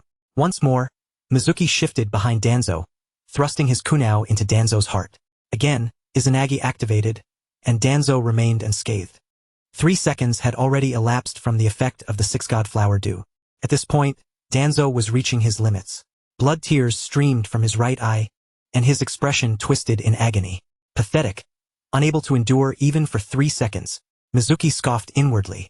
For the third time, he materialized behind Danzo, delivering another lethal strike with his kunao, forcing Danzo to expend yet another Sharingan. When Danzo reappeared, he had closed his right eye, tears of blood cascading down his face. He regarded Mizuki with a look of bewilderment, beginning to question his very existence. Why has it not succeeded? Mizuki was indifferent to his expressions, teleporting once more to Danzo's rear, piercing his heart anew. Danzo perished yet again, and as he reappeared, he immediately employed Earth Release, rock concealment technique to burrow underground and flee into the distance. Shuimu did not pursue. Even if he desired to, he would be unable to catch up. Fortunately, I possess six-god flower due. Initially intended as a safeguard against Uchiha Itake's Tsukuyomi, little did I know that I would encounter the formidable Koda Amatsukami before Tsukuyomi could even make its appearance. Alas, it is regrettable that Danzo is a difficult target to eliminate. Otherwise, I would have ensured his demise today. Chapter 45. Lee's third attempt. Within the 8th training ground, a considerable number of individuals were engaged in training. The combat occurring here had already drawn attention. No one considered it a mere friendly spar. The agonizing screams that escaped Danzo after being pierced through the heart by a kunao were too genuine to be feigned. Team Guy, led by Kai, was also present in the training ground, and Niji, utilizing his Byakugan, promptly observed the majority of the battle. A multitude of onlookers began to gather. As 10 seconds elapsed, Shuimu felt his mind go blank, an overwhelming sense of discomfort surging from within. It was akin to suddenly ascending from ground level to an altitude of 10,000 meters, gasping for air in a state of suffocation. The feeling was unbearable. It was an indescribable agony. By this point, several teams of ninjas had converged. The third Hokage, who had been outside the 8th training ground, arrived accompanied by several Umbu members. Shuimu, what transpired here? The third inquired. Shuimu shook his head, forcing himself to suppress the discomfort, and recounted the events that had unfolded, deliberately omitting Danzo's name. Throughout the entire ordeal, Danzo had appeared under a different identity. Although Shuimu was aware of his true identity, he lacked evidence. Are you certain it was the Mangekyo Sharingan, shaped like a four-cornered windmill? Furthermore, that individual was killed by you 4 times yet managed to resurrect each time? The third's expression shifted subtly as he posed these inquiries. The Mangekyo genjutsu of Uchiha Shisui, Konoha, along with the Uchiha clan's ultimate eye technique, Izanagi, instilled a sense of caution in him. He even harbored suspicions that Shuimu had fallen under the influence of Konoha. Shuimu nodded, affirming, "I am 100% certain." The third asked, "Do you possess any evidence?" Shuimu furrowed his brow, unable to provide a satisfactory answer. There were no other witnesses present. How could I procure evidence? At that moment, Niji stepped forward, saying, "Lord Third Hokage, I can attest to this. My Byakugan observed the battle, and it aligns perfectly with what teacher Shuimu described." Another individual from Team 8, Hinata Hyuga, also spoke up. "Lord Hokage, I too witnessed it." The third nodded in acknowledgement. "Since you both have seen it, it confirms the occurrence of these events." In truth, the third harbored a desire to disclose the nature of Konoha and inform everyone that Shuimu had been manipulated, necessitating restrictions on his freedom. Should Shuimu comply with the restrictions, the third would have a myriad of methods to ensure his demise. Conversely, should Shuimu refuse, it would be tantamount to defying the Hokage's orders, allowing the third to justifiably condemn Shuimu and act decisively. However, after considerable contemplation, the third ultimately abandoned this notion. With the Chunin exams approaching, Konoha required stability. It was preferable to refrain from violence within the village. Moreover, a plan to eliminate Shuimu had already been devised, and a series of arrangements had been set in motion. Altering them midway would not be prudent. Umbu, based on the description, initiate a village-wide search for the suspicious individual. Upon discovery, monitor and report immediately. At this juncture, the third had already begun to suspect Danzo. After all, the execution of Izanagi necessitates the Sharingan, and 4 Sharingan are not easily obtainable. The Uchiha massacre was orchestrated by Danzo himself, resulting in a multitude of Sharingan falling into his possession. Additionally, the mystery surrounding Shisui's death had previously eluded the third's understanding, but now it all fell into place. "Shuimu, come to my office." He instructed the others, "You may disperse." In the Hokage's office, the third presented a mission request. "There are individuals in the village who wish to do you harm. I need you to undertake this mission, which will also serve as a means to evade the current situation." Shuimu glanced at the task, which involved protecting a merchant convoy en route to the land of tea, classified as a C-rank mission. "Prepare accordingly, we shall depart tomorrow morning." Upon leaving the Hokage Tower, Shuimu pondered the third's ulterior motives. The task appeared rather mundane, lacking any particular significance. Yet, Shuimu sensed that a conspiracy lurked beneath the surface. Otherwise, the third would not have summoned him to the office solely to issue a simple C-rank mission. The third harbored ill intentions, and there was a high likelihood of ambush along the way. Shuimu remained cautious. Though his current strength sufficed to handle various threats, it did not render him invincible. Li still had one opportunity for a gift to be returned, which needed to be presented before departing the next day. The previously gifted Tai Chi and Floral Dew were results of careful consideration. The third gift could not be haphazardly chosen either. So what should he give? Perhaps the 18 dragon-subduing palms? Shuimu shook his head, dismissing that thought. To bestow a certain item and knowledge upon his disciple, he must possess it or have the ability to execute it himself. He could teach Tai Chi, albeit in a rudimentary form aimed at strengthening the body, but at least he had something to offer. However, he had no knowledge of the 18 dragon-subduing palms. Surely, he could not simply present a name. As he strolled down the street, Shuimu continued to ponder, yet he could not arrive at a suitable offering. The crux of the matter was that he subconsciously believed himself to be sufficiently powerful, lacking for nothing, thus losing his sense of direction.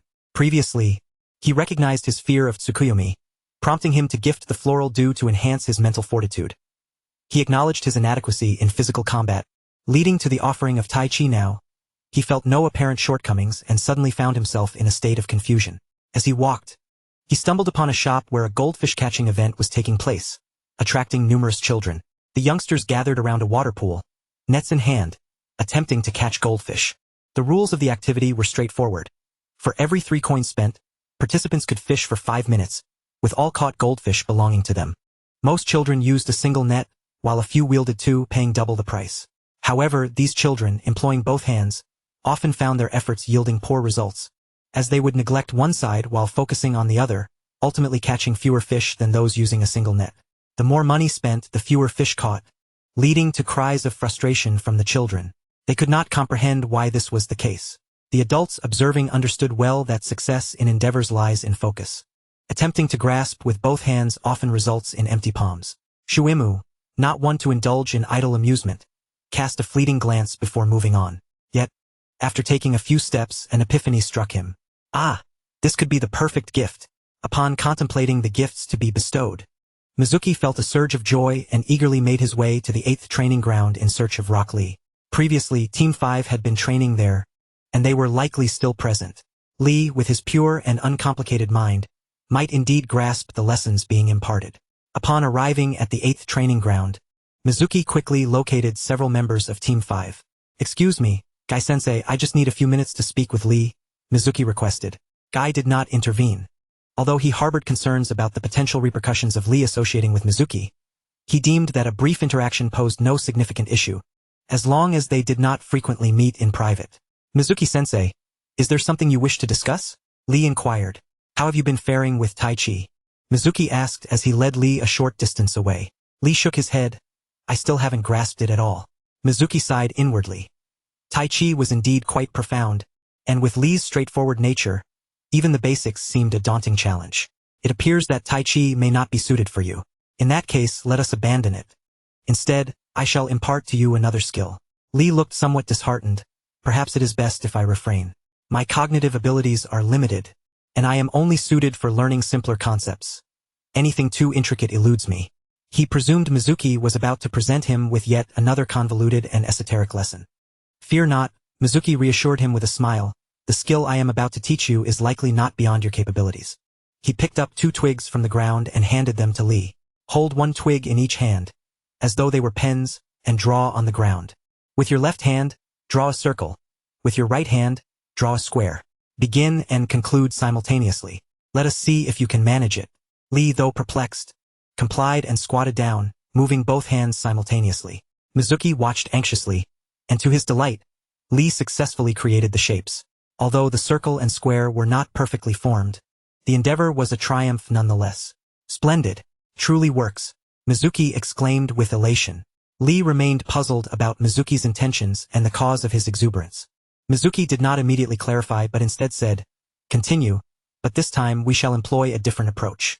With your left hand, write the character for left, and with your right, the character for right." Lee followed suit, though this task proved more challenging, requiring several attempts before he succeeded. The characters displayed a disparity in quality.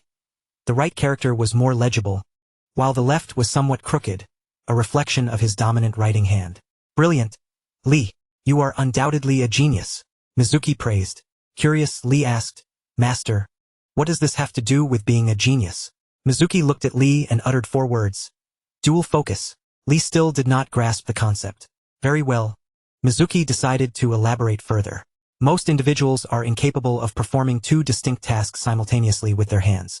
This means they can only concentrate on one thing at a time. However, you are unique.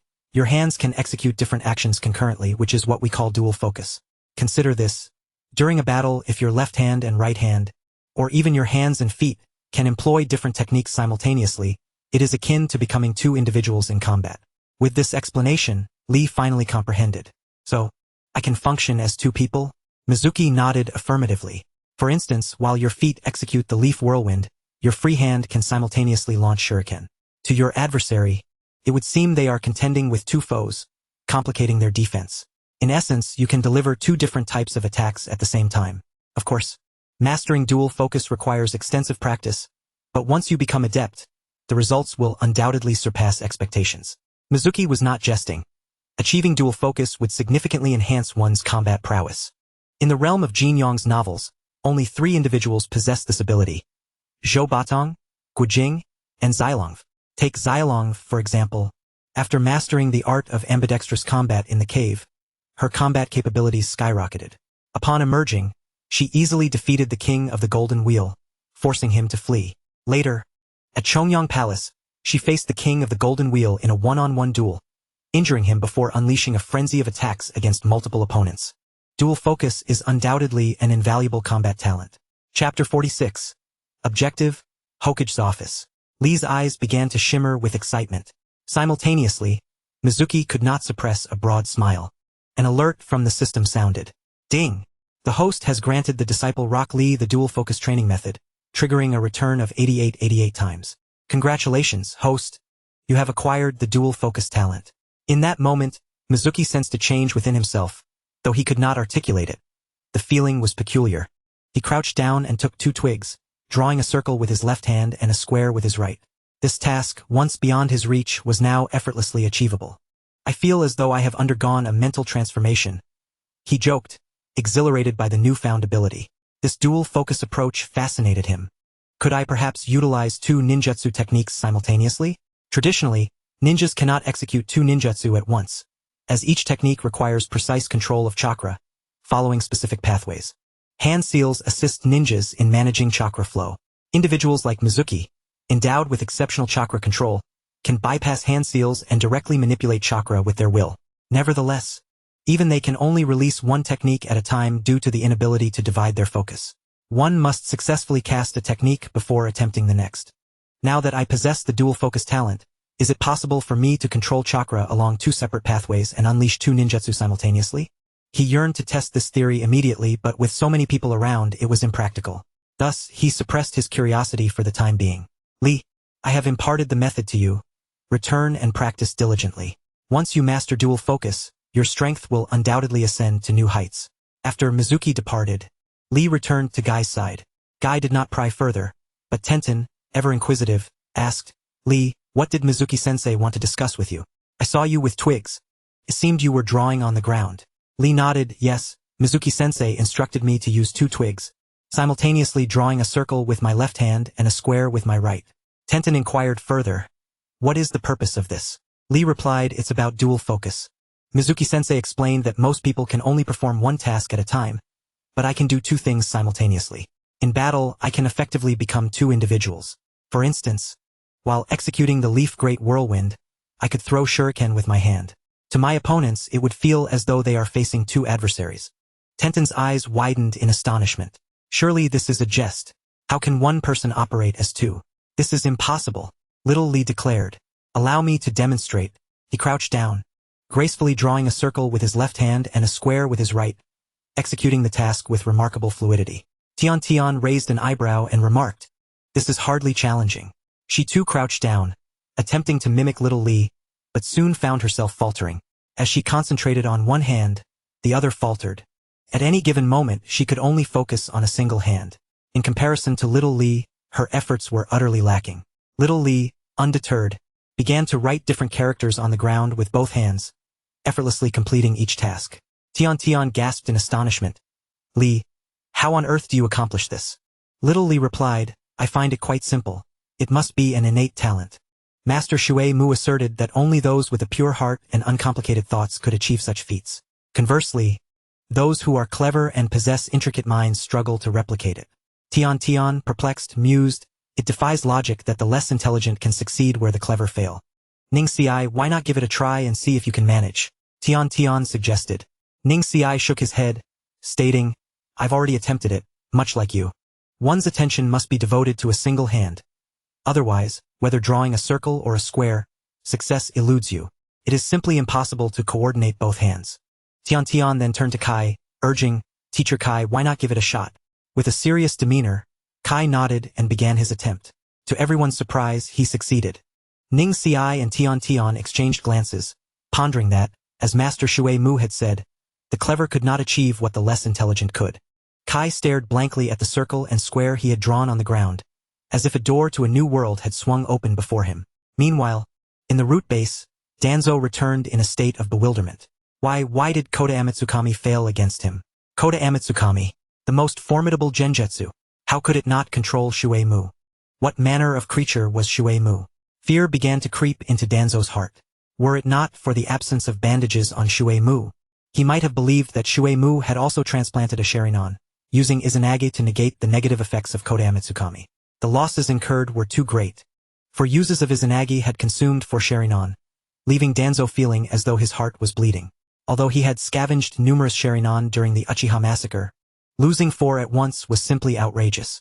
Had he successfully controlled Shui Mu, the loss of those 4 Sharingan would have seemed trivial. The crux of the matter, however, was that he had failed. It was a complete waste. In addition to losing 4 Sharingan, he could not utilize Kota Amitsukami for the time being. which darkened Danzo's countenance. The cooldown for Konoha was exceedingly lengthy. After a single use, one could not employ it again for a decade.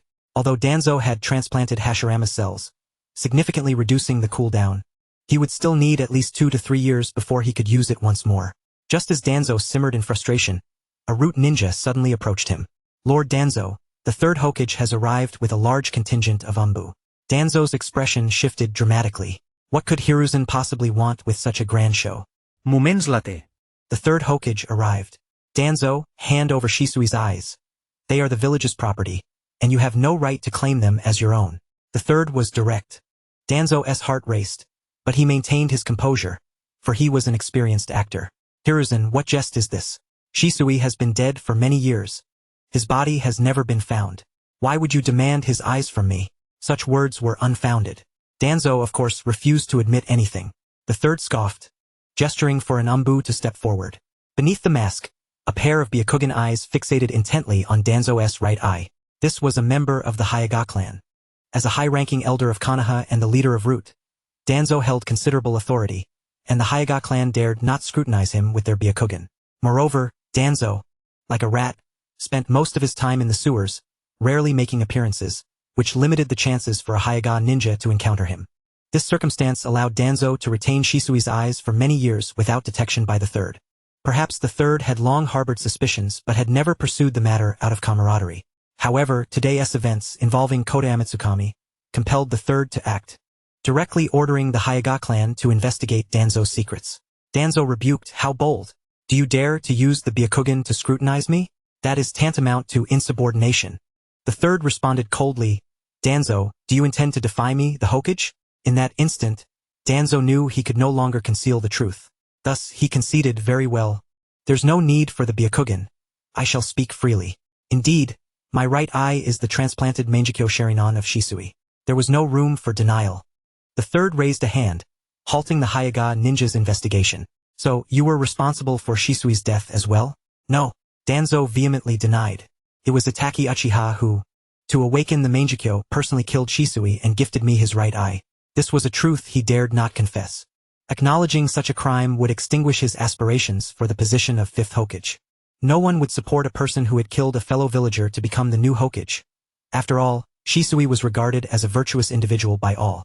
The third Hokage remained non-committal in his response. Naturally, he would not take Danzo's word at face value, yet he lacked evidence to prove that Shisui had been slain by Danzo. Hand over Shisui's eyes. This matter ends here. The third cast a glance at Danzo's bandaged right hand, choosing not to press further. Though he suspected that Danzo's right hand harbored a Sharingan, the third opted for silence. Danzo still had his uses. If everything were to come to light, he would be universally reviled, and no one would shoulder the blame. Furthermore, all root ninjas were to immediately gather at the Hokage's office. "Danzo, after you surrender the eyes, return home to recuperate." The third departed, taking with him Shisui's right eye and all the root ninjas. Danzo seethed with fury, yet found no outlet for his rage.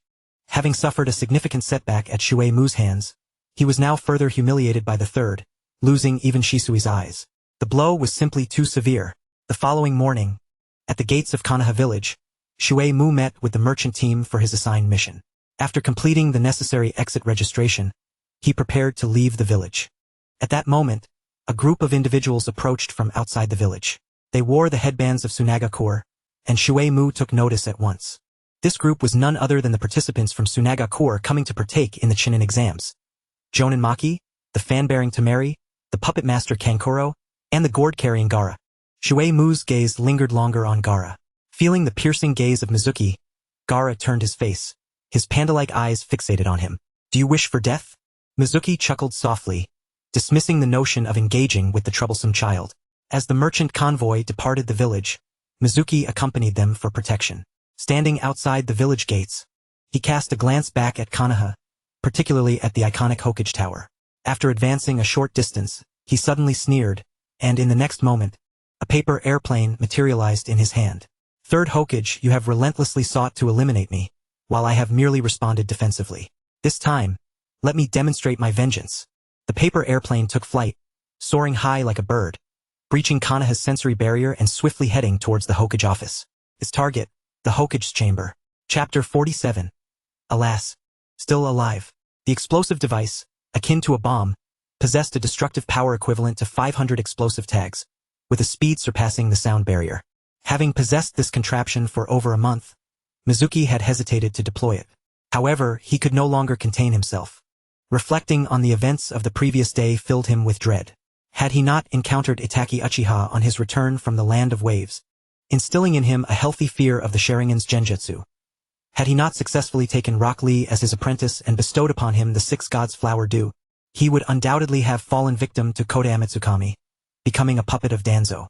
That fate would be more unbearable than death itself. In truth, he yearned to exact revenge on Danzo, to obliterate the root base. Regrettably, he was unaware of its location, so he redirected his animosity towards the third Hokage. In summary, all blame rested squarely on the third. In the sky, the paper airplane streaked like a meteor towards Konoha, trailing a shockwave that immediately captured the attention of several ninjas atop the high walls. Yet, its speed was so astonishing that it vanished in an instant, leaving no one capable of discerning its nature. In a heartbeat, the airplane penetrated an invisible barrier. Hajime, a member of the barrier team, immediately sensed the anomaly. As one of the 5 great shinobi villages, Konoha was far from a mere rural hamlet. It was enveloped by an extensive sensory barrier that formed a bowl-like structure, shielding the village above and even delving underground. Should any unfamiliar presence intrude, the barrier team would promptly detect it, assessing whether it posed a threat. A mysterious object had breached the barrier from the direction of the village gates, exhibiting no chakra fluctuations. It appeared to be a bird, moving at an extraordinary speed. Deemed a minimal threat, Hajime paid it little heed and had no intention of reporting it.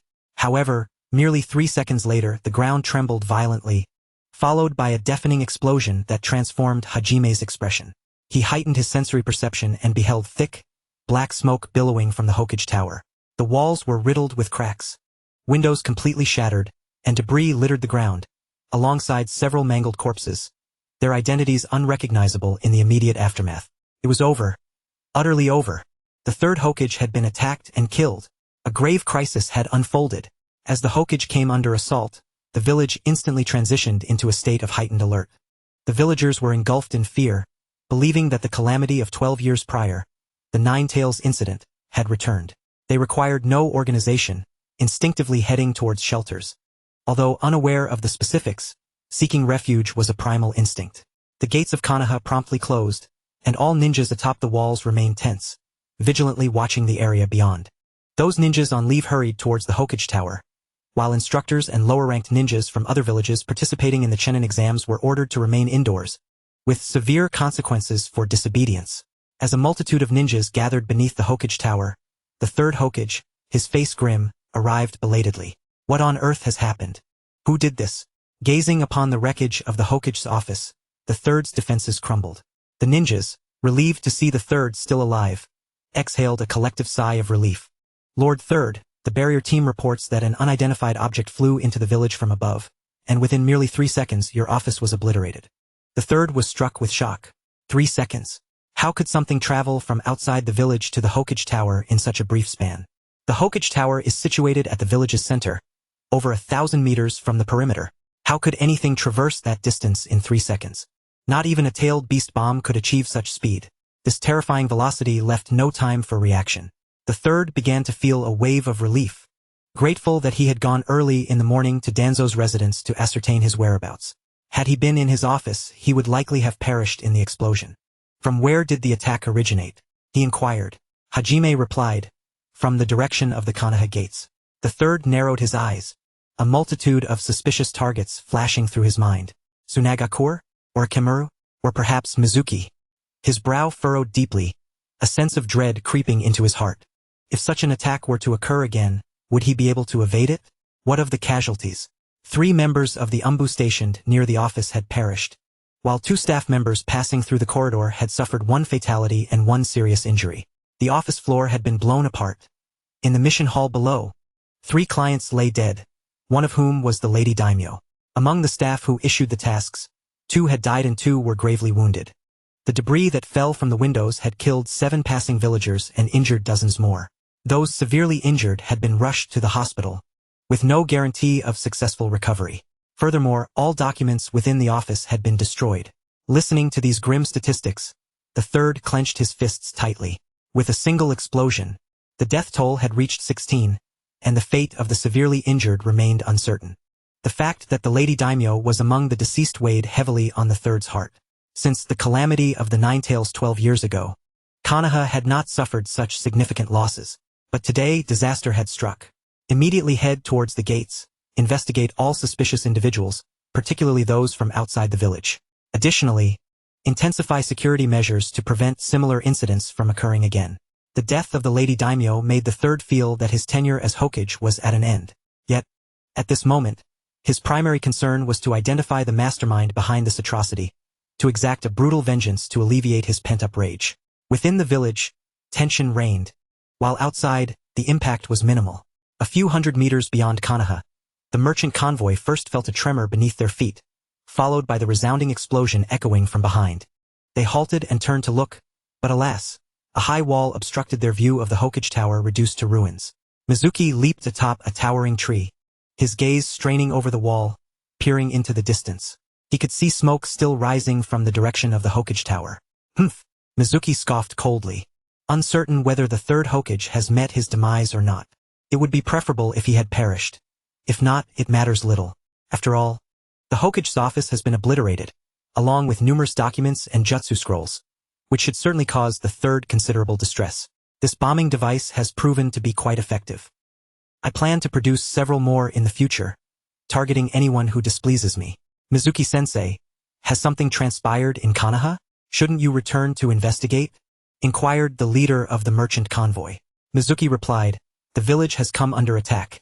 As a ninja of Konoha, I must return to safeguard it. Thus, the mission is temporarily suspended. The notion of protecting the village is mere pretense. He intends to ascertain whether the third is alive. Should he be deceased, he will proceed to eliminate Danzo as well. If the third still breathes, then matters will be set aside until after the Chunin exams. Furthermore, he looks forward to witnessing the third's vexation. The merchant leader acquiesced to Mizuki's suggestion and turned back toward Konoha. Upon reaching the village entrance, Mizuki observed a multitude of ninjas rushing out. What could this mean? Could it be that the third is aware of my involvement in the explosion? Mizuki immediately braced himself. If they indeed sought him out, he would confront them head-on and then defect.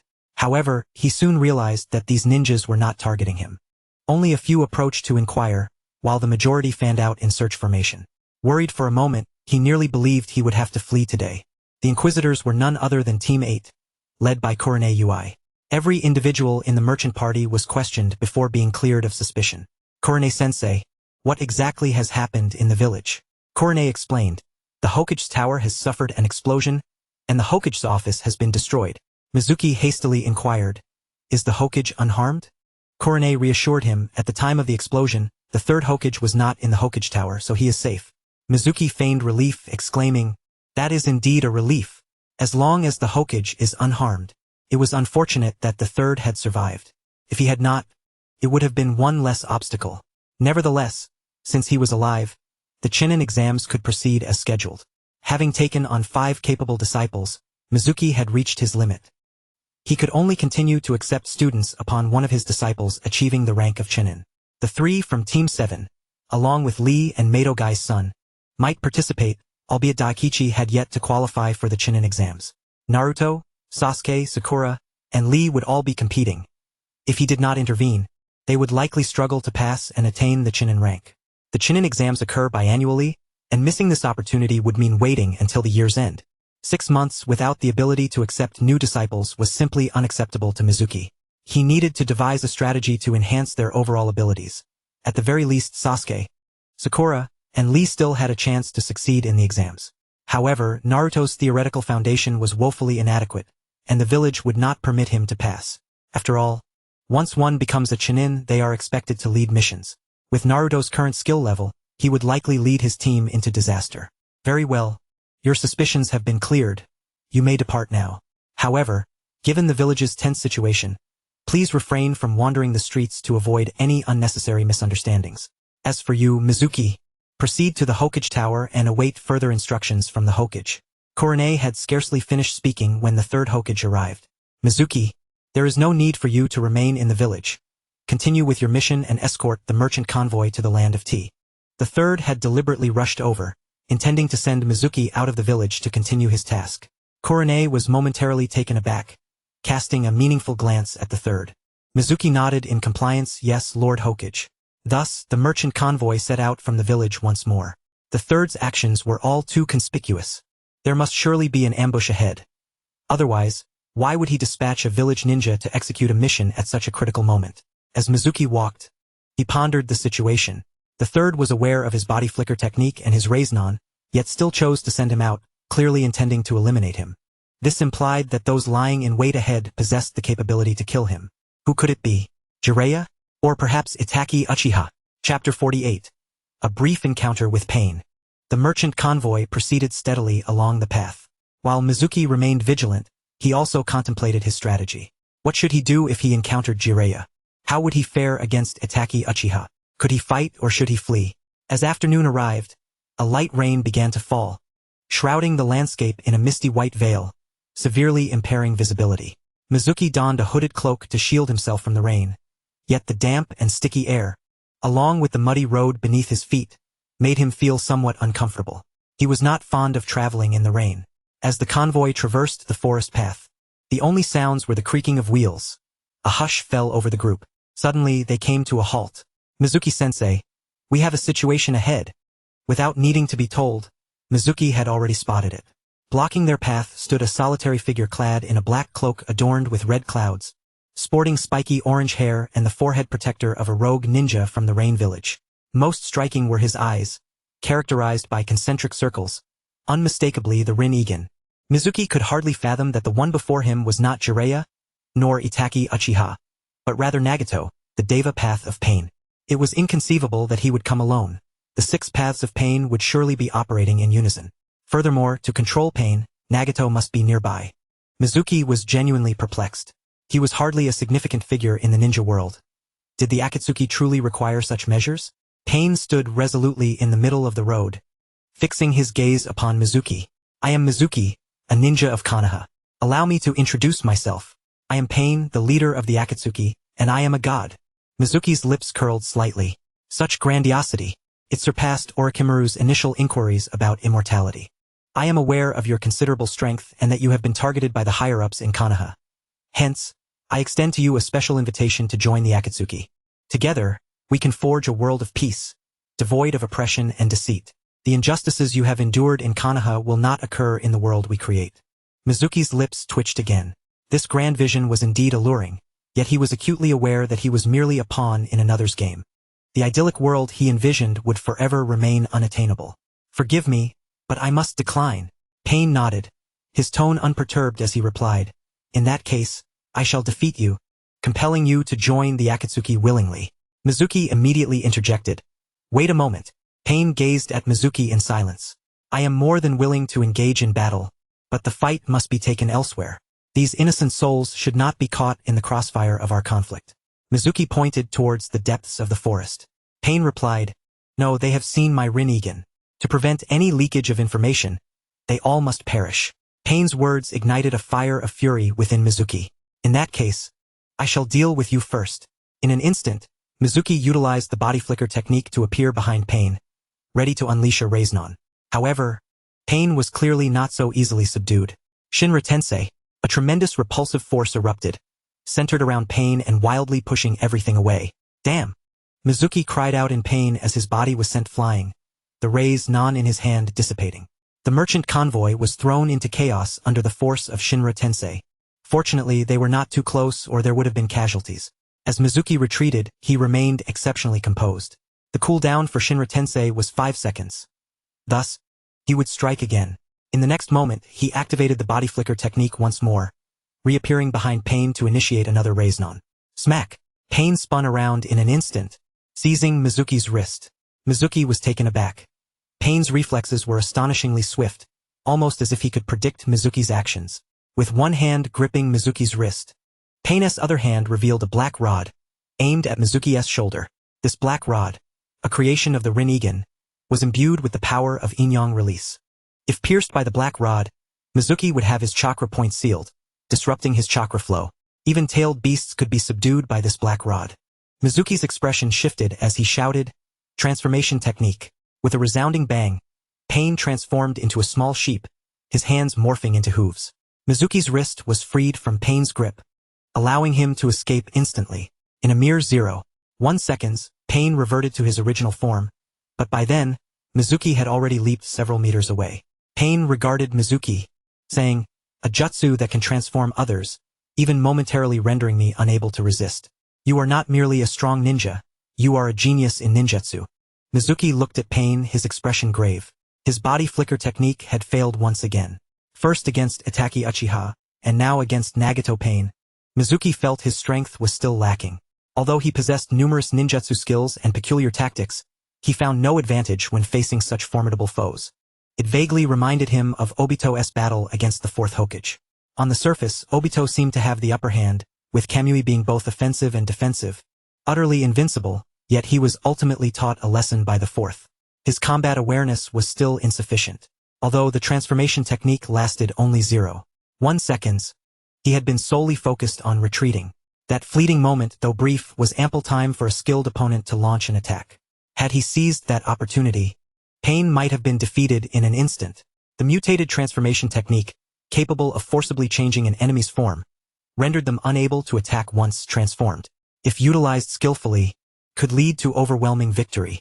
The drawback, however, was that the more powerful the opponent, the shorter the duration of the transformation. Previously, he had forced Naruto to transform for 5 seconds, yet with Pain it had lasted only 0.1 seconds. Moreover, the chakra consumption was immense. In an instant, Mizuki had depleted a full 5 chakra units. Regrettably, Mizuki had failed to capitalize on the opportunity for a counterattack. If he had wielded a kunao during that brief 0.1 second window, the outcome would have been favorable. His combat awareness was still lacking. Your technique is formidable, but alas, its duration is too brief. Furthermore, your reflexes, battle awareness, and combat experience are merely at the level of the average ninja. Even though you have mastered many extraordinary ninjutsu, you still cannot pose a threat to me. As Pain spoke, he raised his right hand. Bansho Tenin. Mizuki's body was immediately rendered uncontrollable, being drawn towards Pain. At that moment, Pain's left hand had already summoned the black rod, aimed at Mizuki's shoulder. Mizuki remained unflustered, employing the body flicker technique once again to appear behind Pain. Pain's response was lightning fast as he turned to face Mizuki. Seizing the opportunity with ample chakra, Mizuki struck once more. His left hand reached out towards Pain, the raisnon coalescing within his grasp, simultaneously activating the mutated clone technique. As the raisnon took shape, Pain transformed into a small sheep once again. This was the first time he had effectively multitasked. In the next moment, the raisnon collided with the sheep's head. The brief 0.1 seconds passed swiftly. Pain reverted to human form, but his body was sent flying, severely injured, rolling over 10 meters before coming to a complete stop. Phew! Mizuki gasped for breath. He had succeeded. The transformation technique consumed 5 chakra units, and having used it twice alongside multiple instances of the body flicker technique and raisnon, his chakra reserves were nearly depleted. He had less than 2 chakra units remaining. Looking at Pain's lifeless body not far away, Mizuki let out a bitter smile. Merely dealing with one of the paths of Pain had drained the vast majority of his chakra. It was indeed a daunting task. In the forest, the sound of rushing air echoed as someone approached rapidly. Through the foliage, Mizuki could discern the unmistakable black cloak with red clouds. He turned to glance at the merchant convoy nearby and sighed. You all must fend for yourselves. At this moment, he was already overwhelmed, and he truly felt powerless to assist those in the convoy. The leader of the merchant group noticed the helplessness etched on Mizuki's face. Mr. Mizuki, is there truly no way out? Mizuki shook his head, replying, You have been drawn into my troubles. But if blame must be placed, let it be on the third Hokage. The merchant leader did not comprehend Mizuki's words, but at that moment, he was utterly despondent. In the next instant, 5 figures descended. They were none other than the remaining 5 paths of Pain. Upon their arrival, they did not immediately attack Mizuki but instead positioned themselves before Nagato's corpse. The Hell Path summoned King Inma. The king opened his wide mouth, extending a long, hand-like purple tongue, and consumed the damaged Nagato Pain, beginning to chew. Mizuki understood that he must leave. If Nagato were to be revived, he would be trapped. Before departing, he decided to make one last effort. He turned to the merchant leader and said, You all must flee immediately. I will hold them off here. Your fate lies in the hands of fortune. Behind them, There were Konoha ninjas dispatched by the third Hokage, searching for those who had attacked the Hokage's office. They would surely sense the battle that had transpired and send reinforcements. If the members of the merchant convoy encountered Konoha ninjas, they might have a chance of survival. As Shui Mu concluded his words, there was no need for the caravan leader to say anything. Everyone began to retreat hastily. Shui Mu remained stationary, instead manifesting dozens of clones. These doppelgangers dispersed in all directions, vanishing in the blink of an eye. The opposing Pain did not attempt to intervene, for they were merely clones. As long as the original remained, all was well. As for the ordinary members of the caravan, they did not pursue. The crux of the matter was Shui Mu. Behind Pain, Yen Wang savored his meal voraciously, then opened his mouth. The Deva Path Pain emerged unscathed. The 6 paths of Pain have arrived. The 6 Pains stood together, their 6 pairs of Rin-Egan eyes exuding immense pressure. Shui Mu remarked, the legendary sage eyes, the Rin-Egan, are indeed formidable. However, I still refuse to join the Akatsuki. The Deva Path Pain responded, I admire your choice to sacrifice your own escape for the sake of those ordinary people. Yet, if you persist in your refusal, I shall be left with no choice but to eliminate you. Shui Mu was at a loss for words.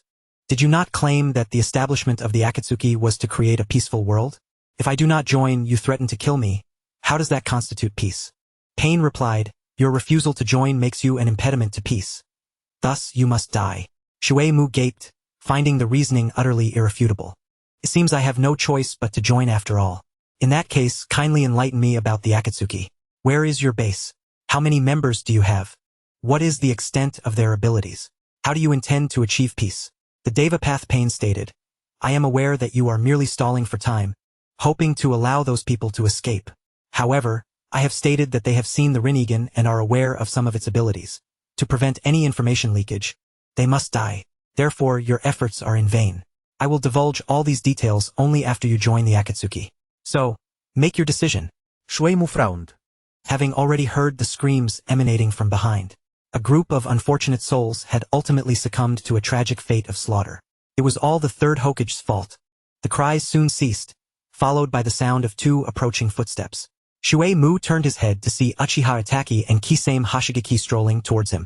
The same hata on Kisame's back was still dripping with blood. Leader, all of them have been dealt with, Kisame grinned cruelly. Uchiha Itachi gazed at Shui Mu, stirring with intent. Especially as the 3 tomo in his right eye began to rotate slowly, brimming with the impulse to activate his Mangekyo Sharingan and unleash Amaterasu upon him. Shui Mu glanced at the Deva Path Pain, a smile gracing his lips. My decision is to refuse. The Deva Path's expression remained impassive as he replied, in that case, you shall relinquish your life here. Shui Mu shook his head, asserting, I will not join the Akatsuki, nor will I die. Even the Rin-Egan cannot slay me. The Deva Path stated, you rely on your body flicker technique, which indeed allows you to move freely. However, unless you instantaneously transport yourself to a far-off location, you cannot escape my pursuit. With that, the Deva Path Pain levitated off the ground, looking down upon Shui Mu with an air of indifference, akin to a deity regarding mere insects. I am a god. In the realm of the divine, you cannot escape. Shui Mu sighed and remarked, you fancy yourself a god, yet fail to realize you are merely a pawn on someone else's chessboard. You speak of peace while turning a blind eye to life, wantonly engaging in slaughter. The Akatsuki pales in comparison to Konoha. Enough! With those words, Shui Mu fell silent, intent on fleeing. Uchiha Itachi's Sharingan immediately sensed the change in Shui Mu. His right eye transformed into the Mangekyo Sharingan, and the flames of Amaterasu erupted, targeting Shui Mu. The black flames engulfed Shui Mu, but in the next instant, with a resounding poof, he transformed into a wisp of smoke, completely dissipating. The Shui Mu present was naught but a mere shadow clone. The Deva Path frowned, realizing that the clones released earlier were for this very purpose. Chapter 49. What is idealism? Leader, what should we do now? Itachi inquired, anxiety gnawing at him. After receiving news from the third Hokage, he and Kisame had intended to intercept Shui Mu midway. While he professed the intent to capture Shui Mu and compel him to join the Akatsuki, his true desire was to unleash Amaterasu the moment he encountered Shui Mu, denying him any chance of escape. The plan was sound. What Itachi had not anticipated was that Konan had also received word of Shui Mu's imminent departure from the village. Subsequently, Pain arrived. The previous failed capture led Konan to believe that relying solely on Uchiha Itachi and Kisame would not yield success. Thus, she informed Nagato. In her mind, Shui Mu's ability to evade capture and preserve his life was unparalleled. He was slippery and elusive, and unless Pain intervened personally, it would be exceedingly difficult to capture him. As for the reason behind the necessity to apprehend Shui Mu, it was a lengthy tale. Since Orochimaru's defection from the organization, the Akatsuki had been short on personnel, leaving the position corresponding to the empty code unfilled. With 10 rings, the official membership should consist of 10 individuals. Currently lacking one member created an unsightly imbalance and adversely affected the Akatsuki's strength and plans. Thus, it was imperative to fill the vacancy. Despite previous attempts to recruit others, a suitable candidate to become the new empty had not been found throughout the ninja world. Individuals like Zabuza were deemed unworthy by the Akatsuki. It was a rare stroke of fortune that Shui Mu emerged, possessing unique methods and formidable strength, having been targeted multiple times by the third Hokage, and with his fiancée having been slain by Konoha. Such an individual was the most suitable candidate for joining the Akatsuki. This opportunity could not be squandered. Even if it meant deploying Pain, they were determined to draw Shui Mu into their fold. Pain glanced at Uchiha Itachi, noting that Itachi's previous action of using Amaterasu against Shui Mu was executed with utmost resolve. This was not an act of recruitment but rather an act of murder. Since I have arrived, he cannot escape, the Deva Path Pain declared coolly, ascending rapidly and surveying the surroundings from above. Under the purview of the Rinnegan, nothing could evade his gaze. As he cast his eyes towards the north, his gaze suddenly sharpened, and a look of astonishment crossed his face. He beheld Shui Mu soaring through the air like a superhero, facing north with his feet pointing south, moving at incredible speed. In comparison, Pain felt outpaced by Shui Mu. Is that a secret technique from the land of earth, the heavy stone technique?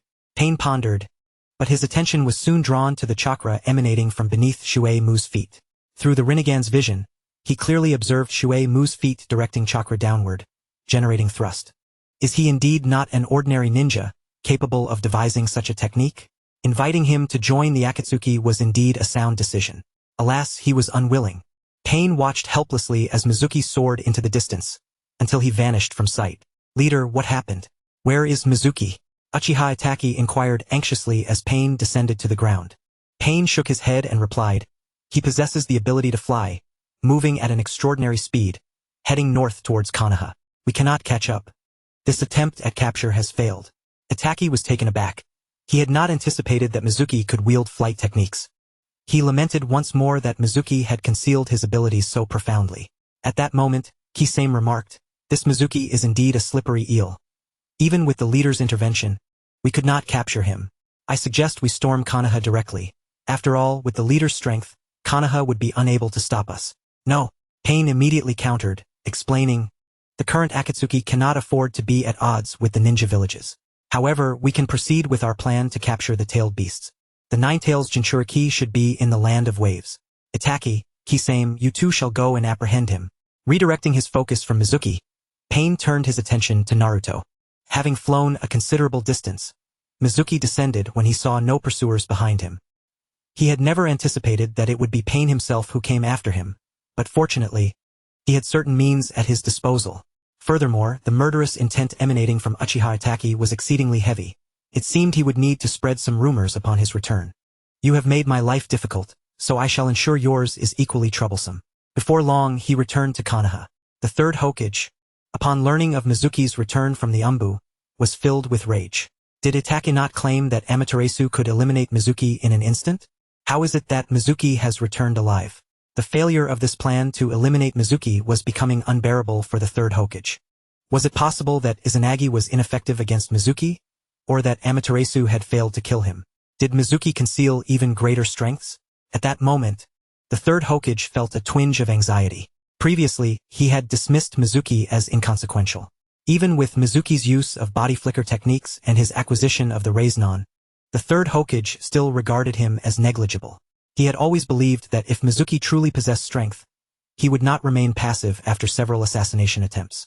Surely, he was weak and too fearful to resist. However, seeing the current situation, the third Hokage's mindset began to shift. He felt a growing wariness towards Mizuki. If he had strength, why did he not resist? Was there something psychologically amiss, making him prefer to linger in Konoha, engaging in a battle of wits with him? With such capabilities, he could easily flee like Orochimaru or Itachi, evading Konoha's grasp. Yet he chose not to escape. What could be the reason behind this? The third Hokage resolved that upon encountering Mizuki, he would probe into his true intentions. It was imperative to understand why Mizuki chose to remain in Konoha and what his sentiments towards the village truly were.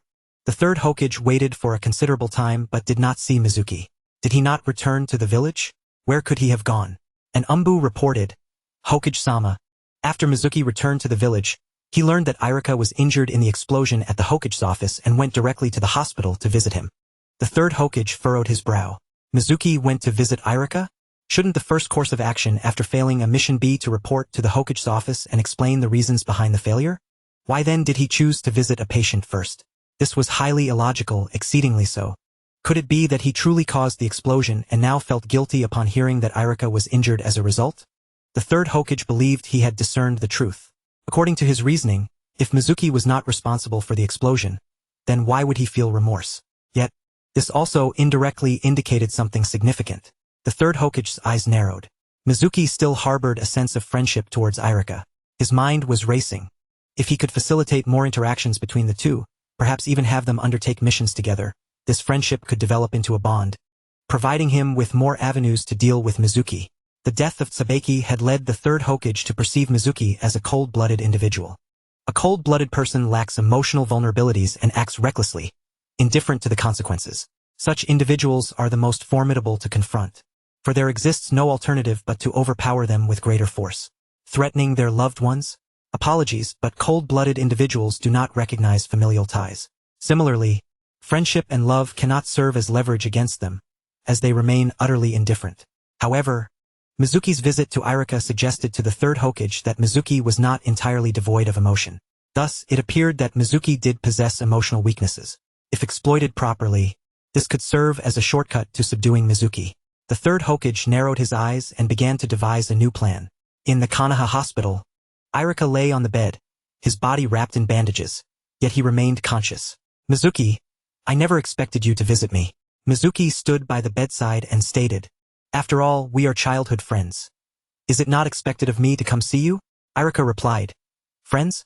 I thought. His words trailed off into silence. It was indeed as the third Hokage had surmised. Mizuki did feel a measure of guilt, which compelled him to visit Irika immediately upon returning to Konoha. As for the others who had perished or been injured, he could not concern himself with them too deeply, only offering an apology in his heart. Of course, there was another motive behind visiting Irika, to demonstrate to the villagers that he, Mizuki, was not a cold-blooded individual. He insisted on remaining in Konoha, and maintaining his image was paramount. Though residing in Konoha often subjected him to scrutiny, he felt a sense of restraint, yet he had no intention of defecting. At least, not at this stage. Even if he were to defect, he would not align himself with other factions. Neither the Akatsuki nor the Sound Village held any allure for him. Should he truly choose to defect, he would establish his own faction. Presently, he was not prepared. He was uncertain about what path to take. In simple terms, he lacked ideals and a goal to strive for. Kuro Zetsu's schemes spanned millennia, aimed at resurrecting his mother. Orochimaru founded the Sound Village to conduct research and attain immortality. The Akatsuki's ambition is peace throughout the ninja world. Uchiha Madara and Obito sought to create a beautiful dream world through the infinite Tsukuyomi. In comparison, Mizuki had yet to discover his own ideals. Perhaps returning to Earth was a commendable aspiration, yet it felt too distant, too ethereal. An ideal devoid of hope is nothing more than a daydream. As he pondered, Mizuki suddenly felt a surge of agitation. In his past life, he had been an aimless individual, coasting through life after graduating from university. Even after his reincarnation, he found himself still lacking a purpose. He could not help but be overwhelmed by a sense of nihilism, pondering the futility of life. As he observed the contemplative figure of Mizuki standing by the bedside, Irika suddenly inquired, Mizuki, do you happen to know the cause of Tsubaki's death? Mizuki furrowed his brow and replied, I do not know. He was reluctant to elaborate on the matter. It was best for Irika to remain oblivious, lest it lead to complications. However, Irika pressed on relentlessly. Was the explosion at the Hokage's office your doing? Mizuki asserted once more, It was not. Well then, I have failed this mission and must report to the third Hokage. I shall return another time, he concluded, turning to leave. As Mizuki exited the hospital room, Irika let out a resigned sigh. I witnessed Tsubaki leaving with the root ninjas that day. She must have perished before your eyes. I can only hope that her demise was not at your hands. Chapter 50. the daimyo's inquiry of the third Hokage. Just as Mizuki stepped out of the hospital, he was met by an individual with silver hair of medium length, round spectacles adorning his face, and a gentle smile that exuded an air of harmlessness. Yao Shirdo. Mizuki instantly recognized the identity of the person. In his previous life, while watching Naruto, Mizuki had harbored a strong disdain for three characters: Shimura Danzo, Haruno Sakura, and Yao Shirdo. His aversion to Yao Shirdo stemmed from the man's unscrupulous methods. Yet he was also a pitiful soul, having personally ended the life of the orphanage director who had loved him dearly, his adoptive mother, Yao Shirnonu, which led him to lose all sense of direction in life. He became cold-blooded, cruel, hypocritical, and tragically lost. The third Hokage and Danzo were to blame. Most of the tragedies depicted in Naruto concealed the shadows of Danzo or the third Hokage. Mizuki scrutinized Yao Shirdo, who feigned complete ignorance. "I am the intern doctor, Yao Shirdo. How may I assist you?" Mizuki replied with a smile. "Indeed, there is something you can assist me with, but I wonder if you possess the courage to do so." Do immediately realized that Mizuki recognized him and was aware of his true identity. However, as an exceptional spy, Do maintained remarkable composure, exhibiting no signs of disturbance even after realizing his exposure. "I am merely an intern doctor. I cannot assist with matters too complex." Mizuki responded, "It is not overly complex, and I assure you, it will pique your interest." Do immediately feigned interest, saying, "In that case, please instruct me." Mizuki glanced around and replied, "Let us leave it for today. Perhaps next time." With that, he brushed past Do. Do's gaze momentarily clouded, and by the time he regained his senses, Mizuki had already distanced himself. Turning back to observe Mizuki's retreating figure, a peculiar smile crept across Do's lips. "So, Uchiha Itachi has joined the Akatsuki as a spy? How intriguing. Truly fascinating." Earlier, Mizuki had employed a simple genjutsu on Yao Shirdo, revealing Itachi's espionage identity within the illusion. Mizuki's intent was to disseminate this information through Orochimaru. While he could spread the word himself, it would lack credibility. However, if Orochimaru were to announce it, the reliability would be significantly enhanced. Given that Itachi harbored intentions to kill him, Mizuki felt compelled to make some gesture. While he might not have the opportunity to eliminate him, creating some trouble was always feasible. Furthermore, Itachi's proficiency in genjutsu was likely formidable, and this intelligence warranted notification to Lord Orochimaru. Although Orochimaru's reanimation jutsu allowed for the exchange of bodies, granting him eternal youth, each resurrection inflicted damage upon his psyche, leading to a marked decline in his resistance to genjutsu. This was the reason he was incapacitated by a mere glance from Itachi. Now that Do had discerned Mizuki's considerable skill in genjutsu, he naturally felt it imperative to inform Orochimaru, urging him to remain cautious. After all, they had established a collaborative agreement in the Land of Waves. It would be rather amusing if a partner were to stab one in the back. Mizuki departed the hospital and made his way to the Hokage Tower, arriving at the temporary office to report the details of the mission, only to be informed that the third Hokage was unavailable. In a conference room, a rectangular table was filled with individuals. At the head of the table sat the daimyo of the Land of Fire, fanning himself with a handheld fan. Behind the daimyo was a maid holding a small cat adorned with a bow, the very pet of the daimyo's wife. The daimyo's wife had come to Konoha to initiate a search for the little cat, only for it to be caught in the explosion and perish shortly thereafter. Remarkably, the cat had emerged unscathed. To the left of the daimyo sat members from Konoha. The third Hokage, Sarutobi Hiruzen, along with his two advisors, Midogate and Nara Shikaku, as well as the Hokage strategist, Nara Shikaku. To the right were officials from the daimyo's court, all adopting a posture of accusation. One official rose to address the assembly, stating, "Third Hokage, it is an egregious matter that such an incident befell the daimyo's wife in Konoha. This incident is a tremendous blow to the Land of Fire and to the daimyo himself. As Hokage, your failure to protect the lady is inexcusable." The daimyo nodded in agreement, adding, "Indeed, it is utterly unacceptable." Despite having lost his spouse, the daimyo exhibited no semblance of grief upon his countenance. Perhaps their marital bond had been fraught with discord, or even contempt. Another official interjected, "The perpetrator remains at large. Are the ninjas of Konoha merely idle? Are the military funds provided annually by the daimyo's estate merely squandered?" The official's words were anything but courteous. The expressions of Konoha's quartet darkened.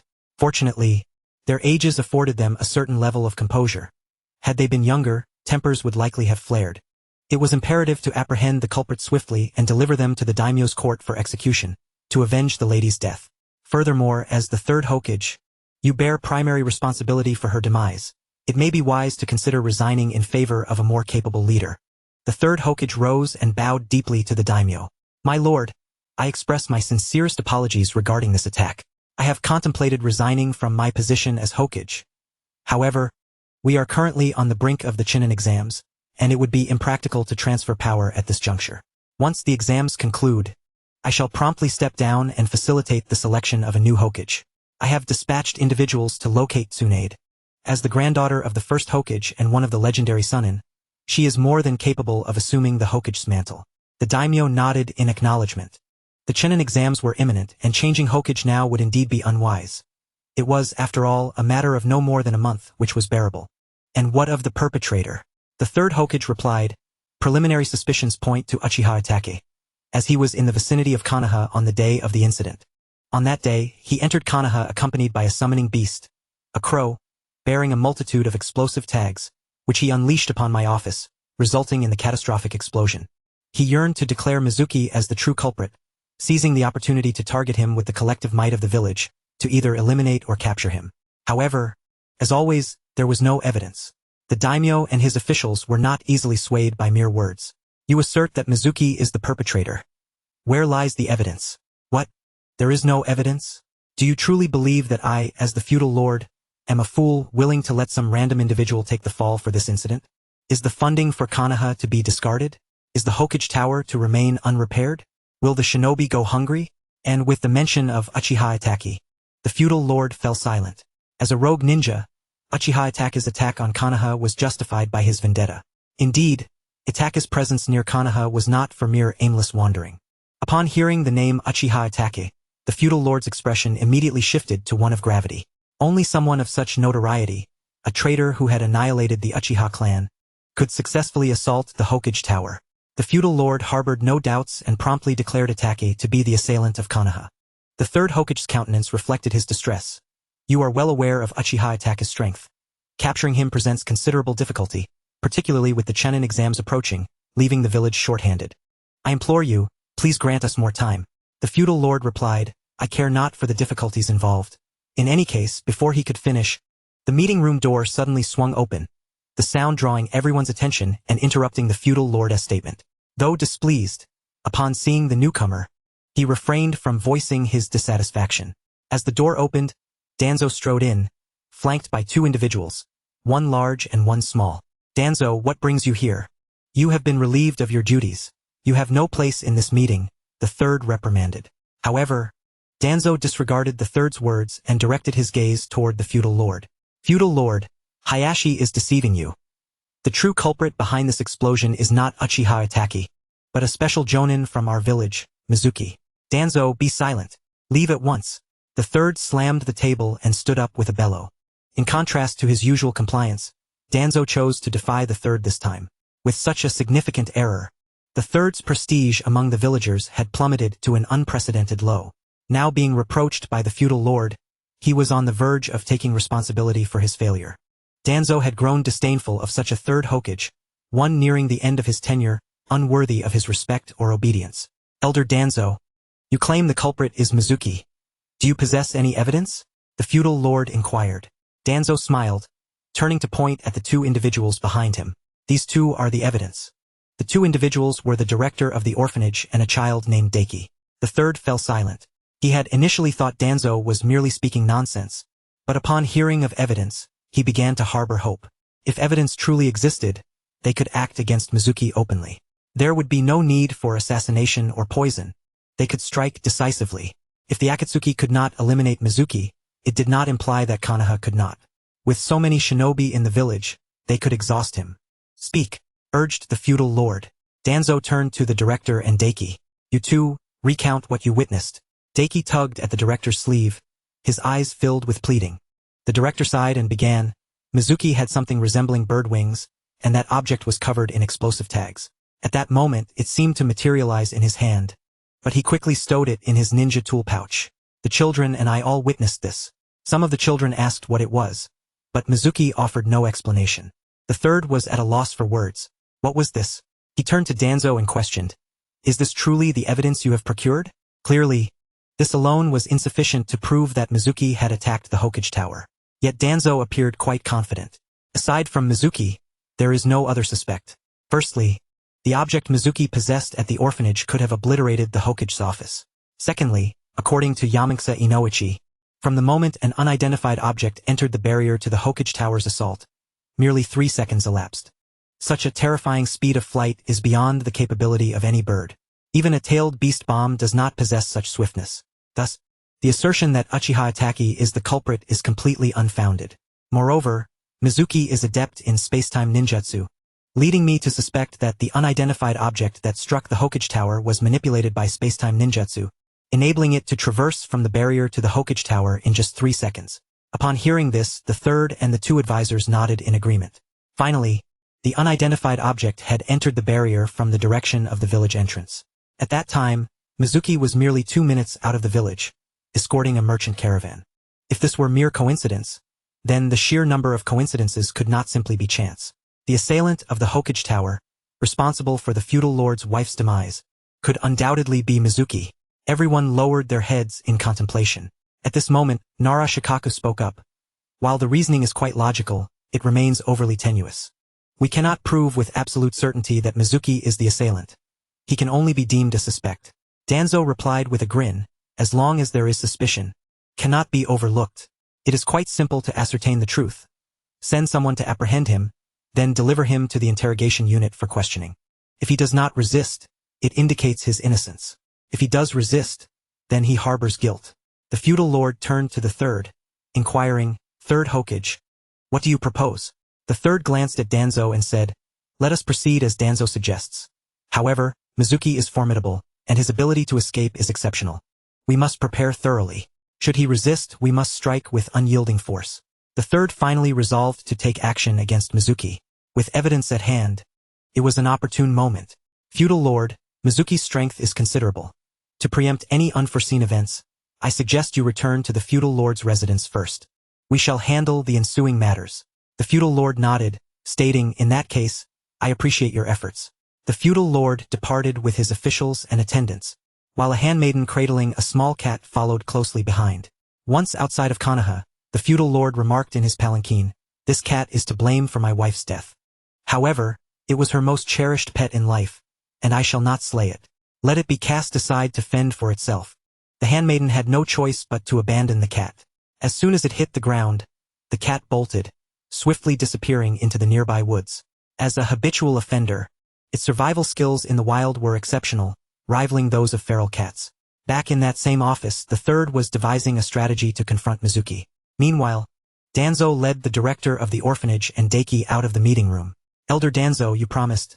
Danzo interjected, "Rest assured, since you have stepped forward to testify against Mizuki, I will ensure that the children are returned to the orphanage. However, this child possesses shinobi potential, and the route requires such talent. Henceforth, he shall accompany me." The director's expression changed, filled with reluctance. He was acutely aware of the challenges that awaited him upon entering the routes. Alas, he had no right to refuse. Within the confines of the conference room, the third Hokage enumerated the capabilities of Mizuki, particularly his ability to flee. Firstly, there was the technique of body flicker, which, according to analysis, required Mizuki to perceive his target before he could swap places with them. Beyond visual perception, Mizuki possessed another form of sensory ability. Reports from Kakashi indicated that under Mizuki's tutelage, Sasuke could discern the movements around him even with his eyes closed, relying solely on his auditory senses, and he could accurately strike down shurikens passing nearby with kunao. Thus, it was evident that Mizuki's other sensory ability was auditory. If Mizuki's vision and hearing were obstructed, preventing him from perceiving surrounding objects, he would be unable to employ body flicker. Subsequently, Mizuki could switch places with his clones. The third Hokage had gathered substantial insight into Mizuki's abilities, crafting plans specifically targeting him. At the Hokage tower, Mizuki had waited for quite some time, yet the third had yet to return. He resolved to no longer wait. It was already noon. He would first have lunch and then visit the orphanage to see Deshiong. He casually grabbed a bite on the street and purchased an assortment of snacks before heading to the orphanage. However, upon arriving, he found the place eerily deserted. Were they out on an excursion? Yet why was the door ajar? Narrowing his eyes, he stepped inside, surveying the surroundings. The more he looked, the more he sensed something amiss. half-washed dishes in the sink, clothes soaking in buckets, and a broom discarded on the floor all suggested that the inhabitants had not left of their own accord but had been abruptly taken, perhaps forcibly. Who could be responsible for this? Mizuki's thoughts immediately turned to Danzo. No one else would commit such an act. He hurried outside, searching the vicinity, and soon discovered the footprints of the children on the ground. Following the tracks for nearly half an hour, Mizuki arrived at the foot of a mountain, where a cave loomed ahead. Just as he was about to enter, he suddenly heard voices behind him. Danzo's voice. Mizuki swiftly concealed himself behind a rock. Before long, two figures came into view. One was indeed Danzo, and the other was an unexpected sight, his apprentice, Deshiong. Was Danzo attempting to recruit Deshiong into the roots? From Deshiong's expression, Mizuki could tell he was being coerced. Mizuki observed in silence, eager to hear what Danzo would say. Yet, upon reaching this point, Danzo fell silent, merely pulling Deshiong toward the cave entrance. This was a prime opportunity. A malicious thought crossed Mizuki's mind.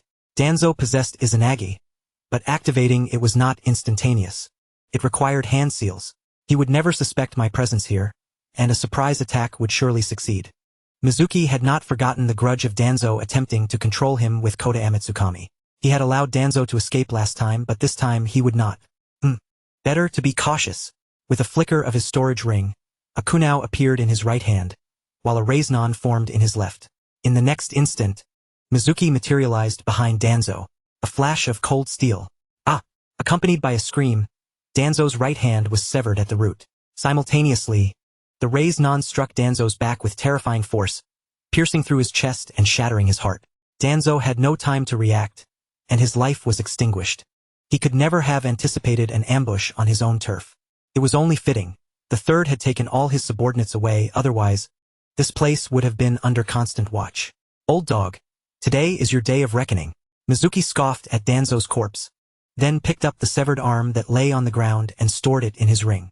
Beside him, Deshiong, having never witnessed such a bloody scene, was utterly stunned. Deshiong, snap out of it. After a considerable time, Deshiong regained his composure, his gaze towards Mizuki filled with fear and a desire to retreat. What's wrong? Haven't you seen death before? I have. My parents were killed by bandits. Do you wish to avenge your parents? I do. So, you must not fear killing. If you are afraid of killing now, how will you ever seek revenge in the future? The fear within Deshiong dissipated significantly. Mizuki approached the corpse, preparing to extract Danzo's right eye. At the same time he inquired, why were you with Danzo? Deshiong immediately replied, Master Mizuki, the daimyo and the Hokage want to kill you. What? Mizuki gasped, turning to look at Deshiong.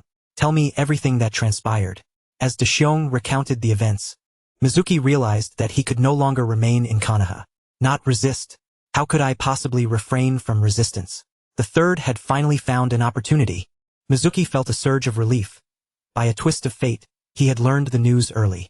Had he remained in the dark, the consequences would have been dire. One should not underestimate Konoha, nor the third. If he walked into a trap, he might truly be ensnared. After all, the third was well aware of his abilities.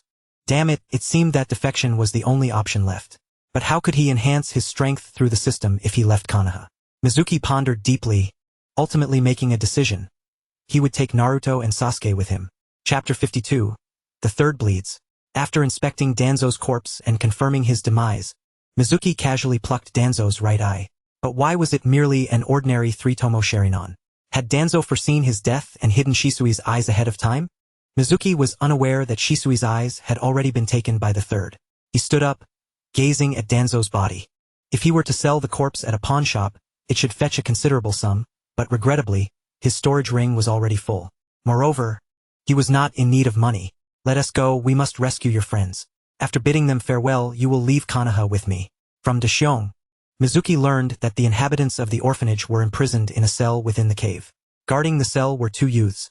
At that moment, inside the cave, at the entrance to the cell, two boys dressed in midriff-bearing outfits wore expressions of confusion. Exion, the curse mark on my tongue is gone. Does that mean? The black-haired boy extended his tongue. He was none other than Sai. At this time, Exion and Sai had not yet officially joined the Roots. They had yet to undergo the final trial of the Roots, and their bond remained unbroken. Due to the fact that Roots members have all been taken away by the third Hokage, Danzo's lack of manpower prompted him to summon Shin and Sai, who were engrossed in their training to guard the prison cell. Shin remarked, "The cursed seal was personally implanted by Lord Danzo. Its disappearance signifies his demise." Sai responded. "If Lord Danzo is dead, does that not mean Root will be disbanded?" Yet, Shin broke into a smile and replied, "This is indeed fortuitous for us." Sai widened his eyes in disbelief, exclaiming, "Fortuitous?" Shin nodded, his heart rejoicing. Indeed, fortuitous. As an elder brother, Shin had matured significantly, understanding much more than before. He had long realized that he and Sai would inevitably turn against each other, and that the survivor would be stripped of all emotions, reduced to a mere tool of slaughter, obedient only to Danzo. However, his affection for his younger brother destined him to refrain from harming Sai. This is why, in the anime, Shin would rather embrace death, driven by love for his brother, than take Sai's life and live devoid of feelings. "What do we do now, Brother Shin?" Sai inquired. This question left Shin in a state of bewilderment. Indeed, with Danzo's death, what lay ahead for them? "Why not follow me?" A sudden voice from behind startled both Shin and Sai. "Who are you?" Shin immediately drew his blade, shielding Sai behind him. "Another brotherly protector. I am Mizuki, a ninja from Konoha, soon to become a rogue ninja," he declared, standing a short distance away with Daiki. "I am the one who killed Danzo, thus granting you the boon of freedom from your fated shackles. So come with me and leave Konoha." Sai retorted, "You killed Lord Danzo. You are clearly our enemy. There is no way we would join you in defection." But Shin asked, "Can you truly lead us away from Konoha?" Sai stared at Shin in disbelief, asking, "Why, Brother Shin?"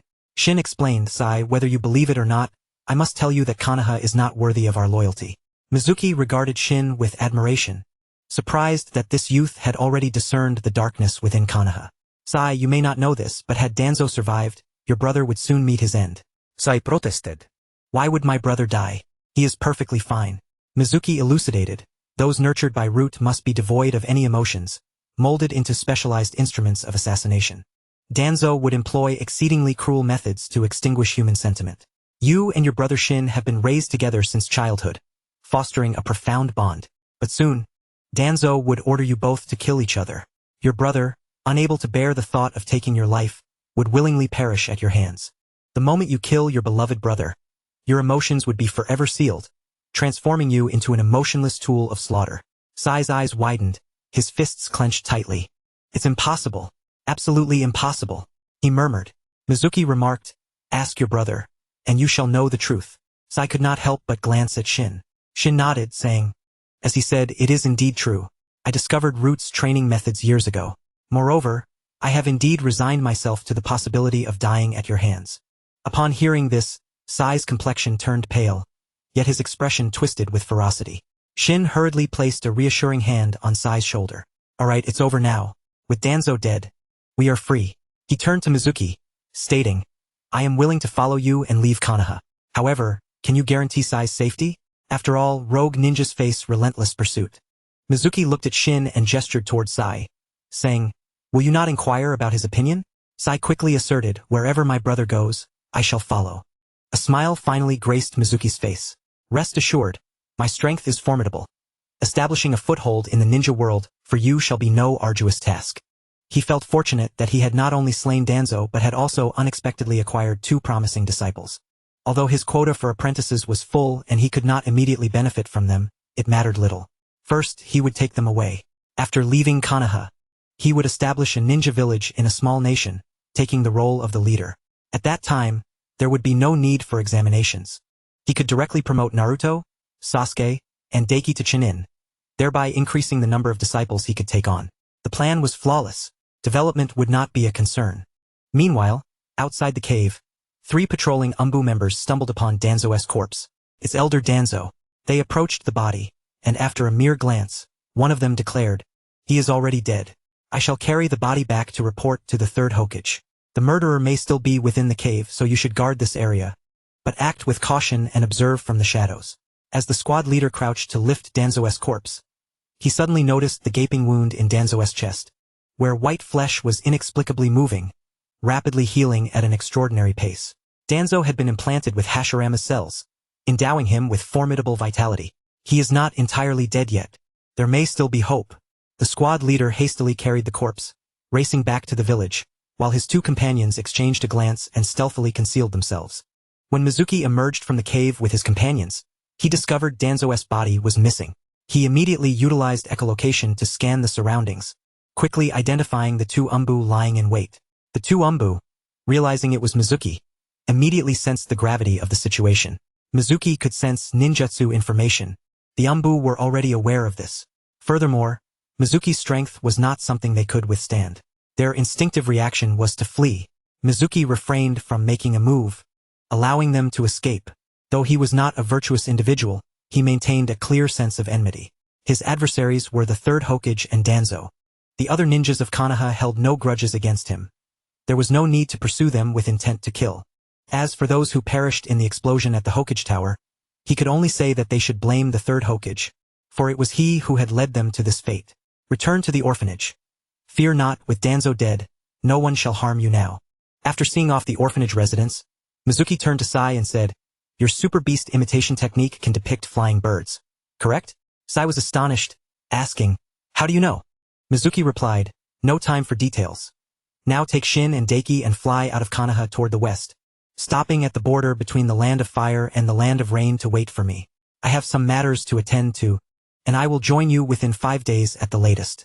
For now, Konoha had no ninjas capable of flight, unless Might Guy opened the 8 gates. Thus, having them leave through the air would ensure their safety. Sasuke deftly extracted a scroll and a brush, swiftly conjuring 3 majestic birds, upon which the trio mounted and soared into the heavens, ascending directly into the clouds. In the blink of an eye, only Mizuki remained outside the cavern. His figure gradually elevated, stepping upon the air as he flew towards Hokage Rock. At this moment, the third Hokage had already laid eyes upon Danzo's lifeless body. The grievous wound, inflicted by a Raiznon, indicated that Mizuki had acted against Danzo. The third Hokage's expression shifted, realizing the gravity of the situation. Mizuki had directly attacked the village's upper echelons. Such audacious confrontation clearly signified that he was aware of the village leader's intent to eliminate him and intended to strike preemptively. This was dire. The third Hokage had meticulously considered all of Mizuki's abilities and formulated a tactical response, waiting for Mizuki to fall into his trap, ensuring certain death for him. Yet, he could not fathom the magnitude of the turn of events that had transpired.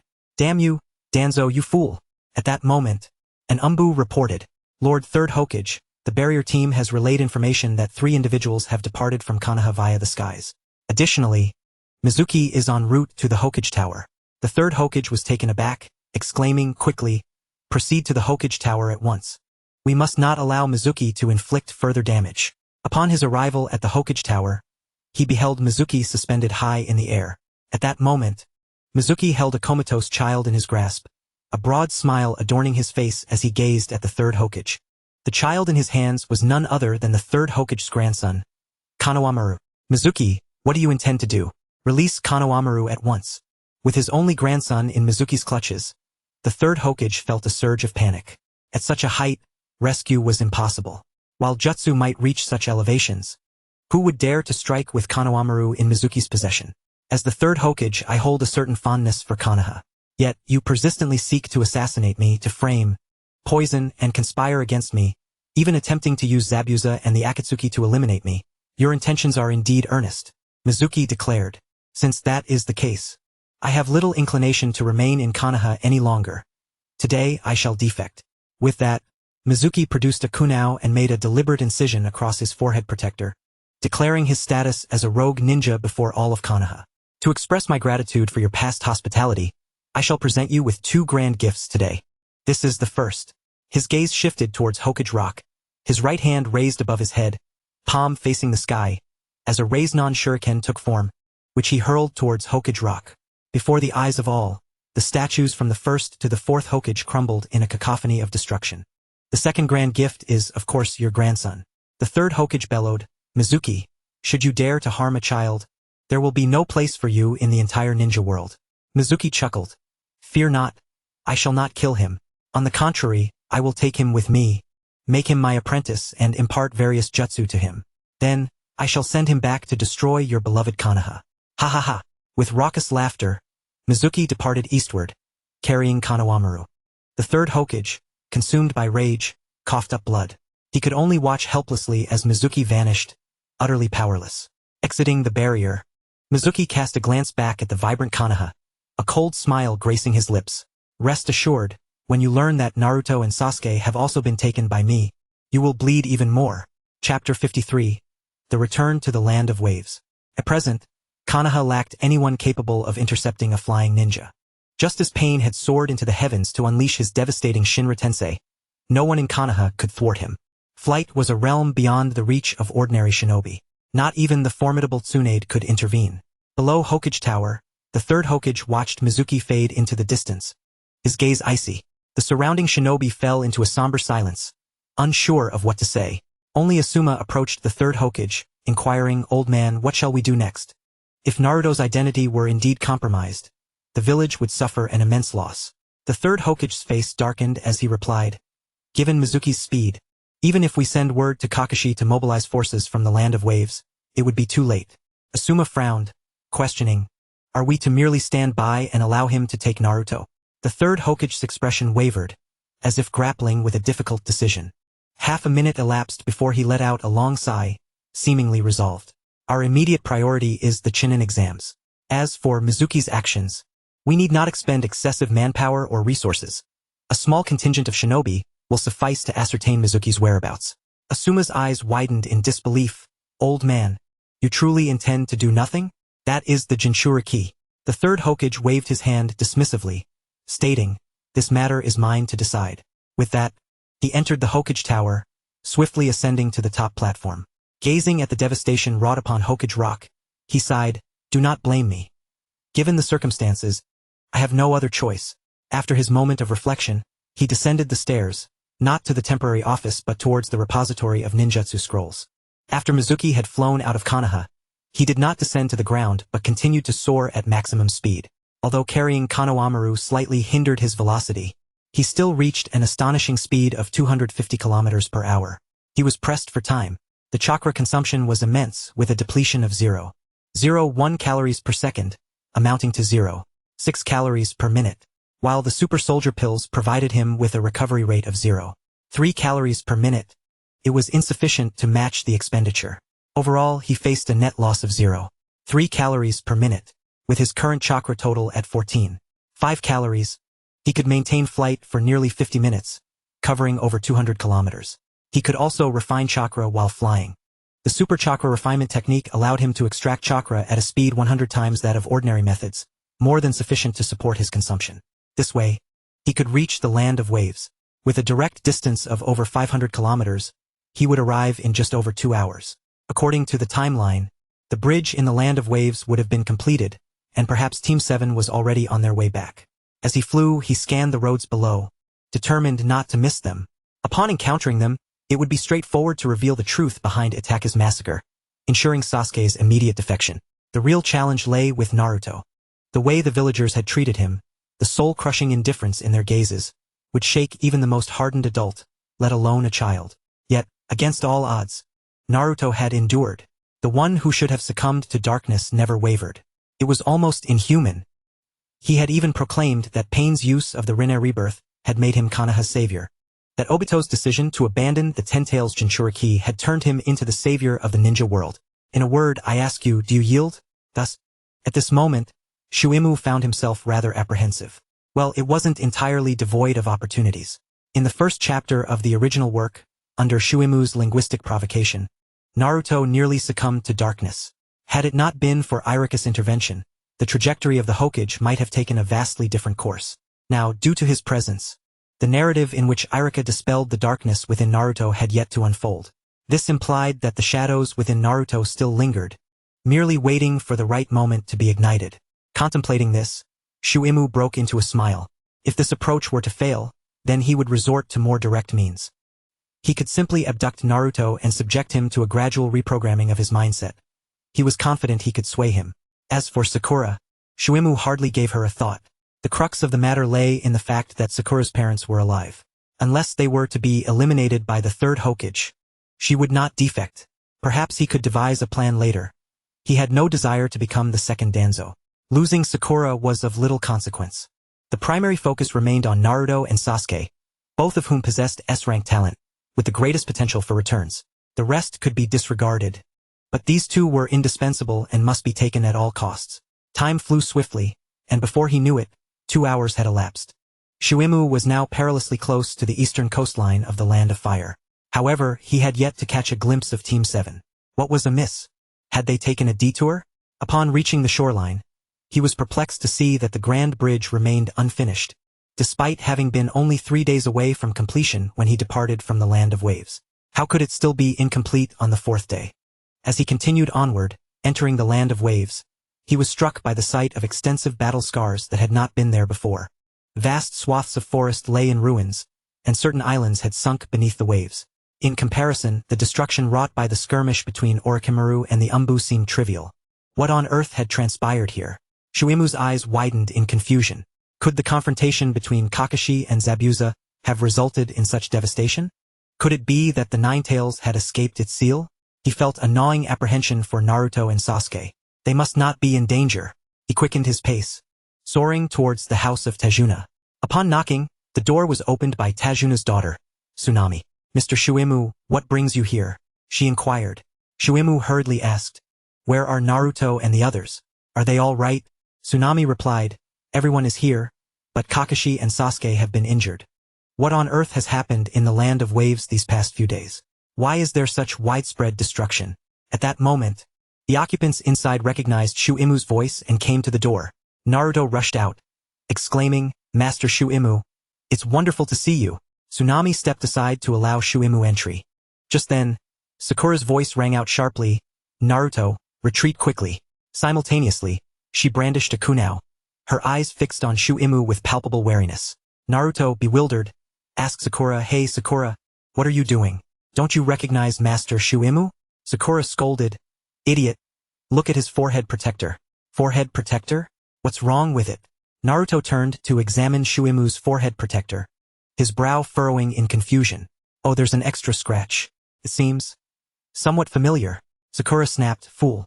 Have you forgotten about Sasuke Uchiha and Kisame Hashigaki who came this morning?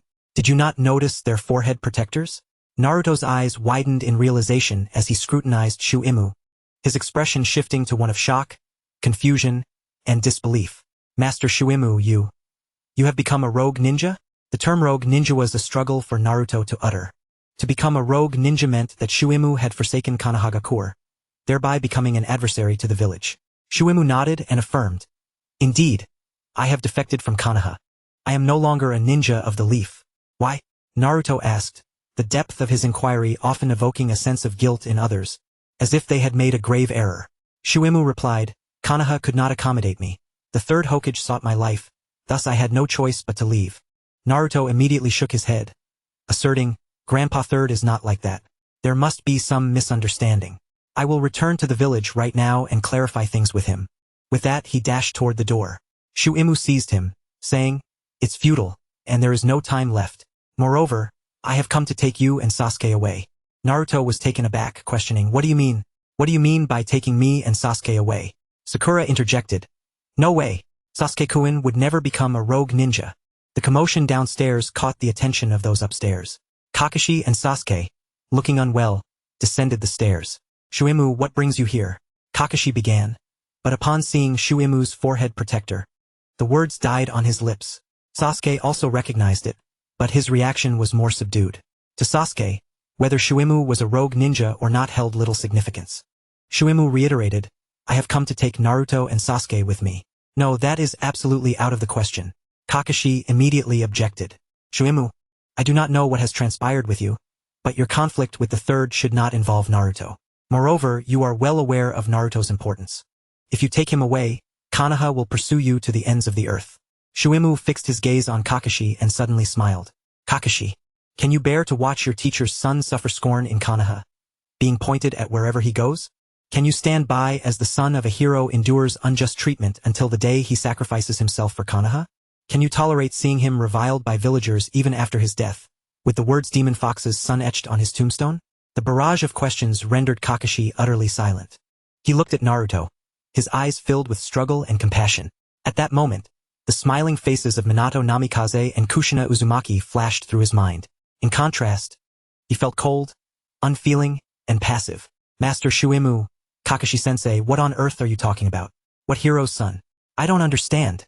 Naruto, clever as he was, gleaned from Shuimu's brief statements that his heritage was not as the villagers had claimed. Shuimu sighed and declared, Naruto, it is time to reveal your true lineage and the identities of your parents. Shuimu, you can't, Kakashi exclaimed. Kakashi-sensei. He attempted to stop Shuimu, but Naruto had already positioned himself before Kakashi, his eyes brimming with yearning and determination. Kakashi-sensei, I, Naruto Uzumaki, have the right to know who my parents are. Kakashi opened his mouth but ultimately fell silent in response. Naruto, your mother, named Kushina Uzumaki, was the princess of the long-extinct Uzushiaga Court, and the previous host of the Nine Tails in Konoha Court. Your father, Minato Namikaze, held the esteemed title of the fourth Hokage, a hero who sacrificed his life to protect the village. Chapter 54. Taking turns. Naruto stared blankly at Mizuki, overwhelmed by the revelation of his lineage. Equally shocked were Sasuke, Sakura, and the entire Dasna family. No one could have anticipated that this seemingly carefree and unreliable genin was, in fact, the son of the fourth Hokage. Is this true, Kakashi-sensei? Naruto inquired, casting a hopeful glance at Kakashi. With a sigh, Kakashi nodded. If I am indeed the son of the fourth Hokage, then why is it that everyone despises me? Why was I left without even the means to afford a meal, forced to fish alone in the wilderness for sustenance? Why do they call me the demon fox's child? My father was the hero who saved the village from the very demon fox. Why is this happening? At that moment, a rift began to form between Naruto and Konoha Court. His gaze dimmed, shrouded in despair. Kakashi explained, Naruto, the third Hokage concealed your identity to protect you. You must not blame him. During the Third Great Shinobi War, your father eliminated countless enemies. Were your true identity to be revealed, you would face an unending torrent of assassination attempts. Naruto's eyes flickered with a glimmer of hope, akin to the first light of dawn. Heh! Mizuki scoffed derisively. Such reasoning is only fit to deceive children. Kakashi, do you truly believe that? Your father, Sakamo Heitake, known as the White Fang of Konoha, killed just as many foes as the fourth. As Sakamo's son, the number of those who wish to kill you is no less. Why then, does the third not conceal your identity? Kakashi replied, it is different. At that time, I possessed the strength to protect myself and had no need for concealment. Mizuki pressed on, what about Konohamaru? He is the third's grandson. Why does the third not hide his identity? Kakashi countered, Konohamaru has protection. Mizuki sneered, indeed. The third's grandson enjoys protection, while the fourth son is left to fend for himself. Kakashi opened his mouth to respond, but found himself rendered speechless, his own arguments seeming absurd.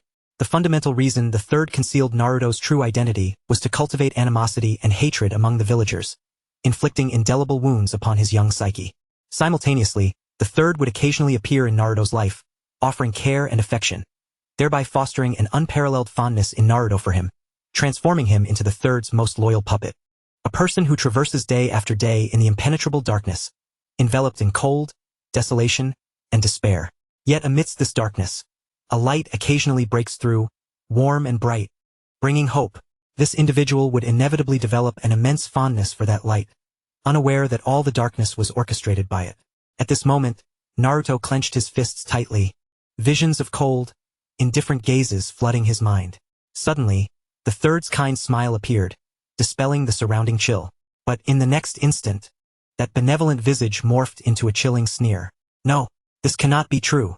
Kakashi-sensei, tell me this is not real. Kakashi wished to argue, but found himself utterly at a loss for words. Naruto released his tightly clenched fists. His disappointment in Konoha Court and the third was complete. Konohamaru, the third's grandson, was cherished by all since childhood. Regardless of his misdeeds, his family would absolve him, for his grandfather was the Hokage. Yet here I am, the son of the fourth, loathed and despised since my youth, blamed for everything I do, with no one to stand by me. Not even my peers would deign to befriend me. Why? What gives? Naruto's heart brimmed with injustice and sorrow. He felt hatred for the villagers of Konoha, for the third, and even for his own parents. Mizuki sighed, then turned to Kakashi, saying, Kakashi, don't you ever question the circumstances surrounding your father's death? The third could have easily quelled the villagers' accusations against him with a single word. Why did he not do so? Kakashi frowned. Enough. Do not speak of that. Yet Mizuki continued, how could ordinary villagers know the details of your father's classified missions? Why was the failure of his mission so widely known? Silence. Kakashi roared in response. Mizuki pressed on. At that time, the fourth Hokage was being nominated. The third was afraid your father might ascend to that position. Not only your father, but Orochimaru was also exiled by the third, as were Jiraiya and Tsunade, all forced into exile. After all, if they were to become Hokage, the third would lose his grip on power. Thus, Minato Namikaze became the fourth, while the authority remained firmly in the hands of the third. After all, Minato was the youngest, lacking connections and influence. Mizuki. Kakashi glared at him, his expression twisted with rage. Mizuki chuckled. It seems you have long suspected the truth, but have been unwilling to accept it. Heh. Mizuki's words mercilessly tore open Kakashi's final wound. In truth, Mizuki was reluctant to say such things. Kakashi was a pitiable soul, having lost his father, his teacher, and his mentor along with his comrades. Alone, he wandered the world. Were it not for Might Guy, he might have succumbed to darkness long ago. Yet, despite everything, he remained gentle, meticulous, and considerate of others. He bore countless scars but continued to treat those around him with kindness. Such a person ought not to suffer further harm. Nevertheless, Mizuki felt compelled to speak, for evasion would only deepen the wounds. Only by confronting the truth and acknowledging reality could one emerge from the shadows of sorrow, leave behind the burdens of past suffering, and embrace a renewed self. Spending each day distracted by trivial pursuits, like a risque book, was an irresponsible and negative coping mechanism. As Mizuki's words transformed the expressions of Naruto and Kakashi, Sakura and Sasuke stood by, rendered speechless. Simultaneously, they gleaned much information from the exchange. At that moment, Mizuki's gaze shifted to Sasuke. Sasuke, why do you seek strength? The sudden question caught Sasuke off guard, but soon his expression shifted as he glanced between Naruto and Kakashi. These two conclusions have been drawn. Now it is my turn? Humph, I am not like Kakashi and Naruto. My origins are clear, and my enemies are distinct. I shall take vengeance upon that man. Mizuki shook his head and said, what if I told you that your true enemy is not Uchiha Itachi? Would you believe me? Such a nonchalant statement sent Sasuke into a furious rage. You're talking nonsense, he exclaimed, utterly incensed. His defenses had been breached. He even uttered a curse. The Sharingan activated, the tomo spinning rapidly in his eyes, the chilling chakra causing the temperature in the room to plummet. Mizuki regarded him with a calm demeanor, eyes filled with pity. Oh, poor wretch. You have always been manipulated by your brother. No, it's impossible. I witnessed it with my own eyes. It was him. It was him. Mizuki shook his head, stating, indeed, Uchiha Itachi, your elder brother, slaughtered your clan and your parents, leaving you as the sole survivor. Yet, what you do not know is that he was coerced and commanded by Danzo to annihilate your family. The reason you still breathe is because your brother loved you more than anyone else in this world. Sasuke shook his head vigorously, shouting, impossible, absolutely impossible. Not only Sasuke, but even Kakashi widened his eyes in disbelief. Mizuki turned to Dazna and said, Mr. Dazna, the matters that follow are classified secrets of Konoha. You are not privy to them. Understood. Dazna quickly ushered his daughter and grandson away, ensuring they were far from earshot. Knowing too much can be fatal. The tale of the Uchiha massacre is lengthy. Allow me to summarize. 12 years ago, during the Nine Tails incident, the fearsome beast's eyes bore the shape of the Sharingan's three tomo, leading Konoha's higher-ups to suspect that the Uchiha clan had somehow controlled the creature. Though they lacked evidence, they intentionally relocated the Uchiha clan's residence from the heart of Konoha to its outskirts, now known as the Uchiha district, during the village's reconstruction. The Uchiha, proud and unwilling to accept their marginalization, sought to instigate a coup to overthrow the ruling third Hokage. Among them were two prodigies, Uchiha Shisui and Uchiha Itachi. They could not bear the thought of civil war, as it would lead to catastrophic destruction. Thus, they maneuvered between the higher-ups and the Uchiha clan, hoping to resolve the conflict. Unfortunately, the third Hokage had already resolved to eliminate the Uchiha as a destabilizing force. Under the tacit approval of the third, Danzo took action. Danzo seized Shisui's right eye, and knowing he could not alter the Uchiha clan's fate, Shisui committed suicide in front of Itachi, throwing himself into the Naka River. Just before his demise, he gifted his left eye to Itachi. Itachi witnessed his friend perish and awakened the Mangekyo Sharingan. Subsequently, Danzo coerced Itachi into slaughtering the members of the Uchiha clan. At this juncture, Mizuki paused, glancing at Sasuke. Sasuke's visage contorted with rage, the tomo in his eyes spinning with increasing velocity. He could have refused. Why did he not? Sasuke rasped. Mizuki replied, because Danzo threatened your life. If Itachi did not act, the village would, and the entire Uchiha clan would perish. Yet if Itachi complied, his brother could survive. Boom! A powerful psychic wave suddenly emanated from Sasuke. The rapidly rotating tomo in his eyes shifted, and a new tomo emerged. Chapter 55. Eternal Mangekyo. Regarding the Uchiha massacre, what you say lacks any foundation, Kakashi interjected, furrowing his brow. At that time I served in the Umbu. Why have I never heard of these events, nor sensed anything amiss? Mizuki did not provide an explanation. With a flicker of light from his storage ring, an object materialized, which he cast to the ground. Everyone gazed at the object, and Sakura queried, "What is this? A severed arm?" Though wrapped in bandages, the shape of the arm and hand was unmistakable. Mizuki looked at Kakashi and asked, "Do you recognize whose severed arm this is?" Kakashi responded, "If I am not mistaken, it belongs to Danzo." "Indeed, it is Danzo's right arm. Once I unravel the bandages, you shall see whether my claims hold any merit." A kunai sliced through the bandages, revealing Danzo's severed arm. The pale skin was embedded with 11 Sharingan, sending chills down Sakura's spine as she covered her mouth in fear of screaming. Naruto too was momentarily distracted, staring blankly at the arm on the ground. Kakashi's expression turned ashen. His lips moved, but he was at a loss for words. Even Mizuki was deeply affected. The most profound reaction came from Sasuke, whose eyes blazed crimson, his body trembling with rage, his fury almost palpable. Kill, kill, kill Danzo, kill the third, kill everyone in Konoha. Sasuke had succumbed to madness, but in the next moment, he collapsed to the ground, unconscious. Sasuke-kun. Sakura exclaimed, alarmed.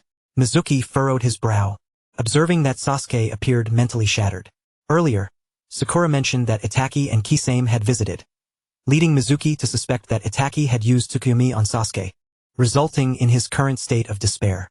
"Oh my foolish brother. Cough cough. In any case, Kakashi, I intend to take Naruto and Sasuke away. I cannot allow them to remain in Konoha. I hope you do not attempt to stop me.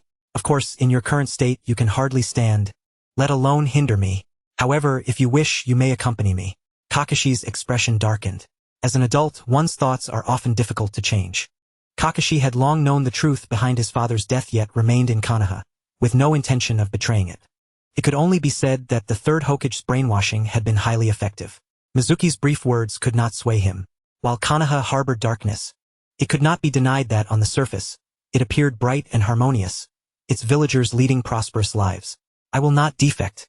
My only desire is to protect the villagers, to safeguard the village. The past is best left in the past." Sasuke bore a grudge against the village for the massacre of his clan. "I have no authority to retain him. However, Naruto as the Jinchuriki is a vital asset to the village, and I absolutely cannot permit you to take him away."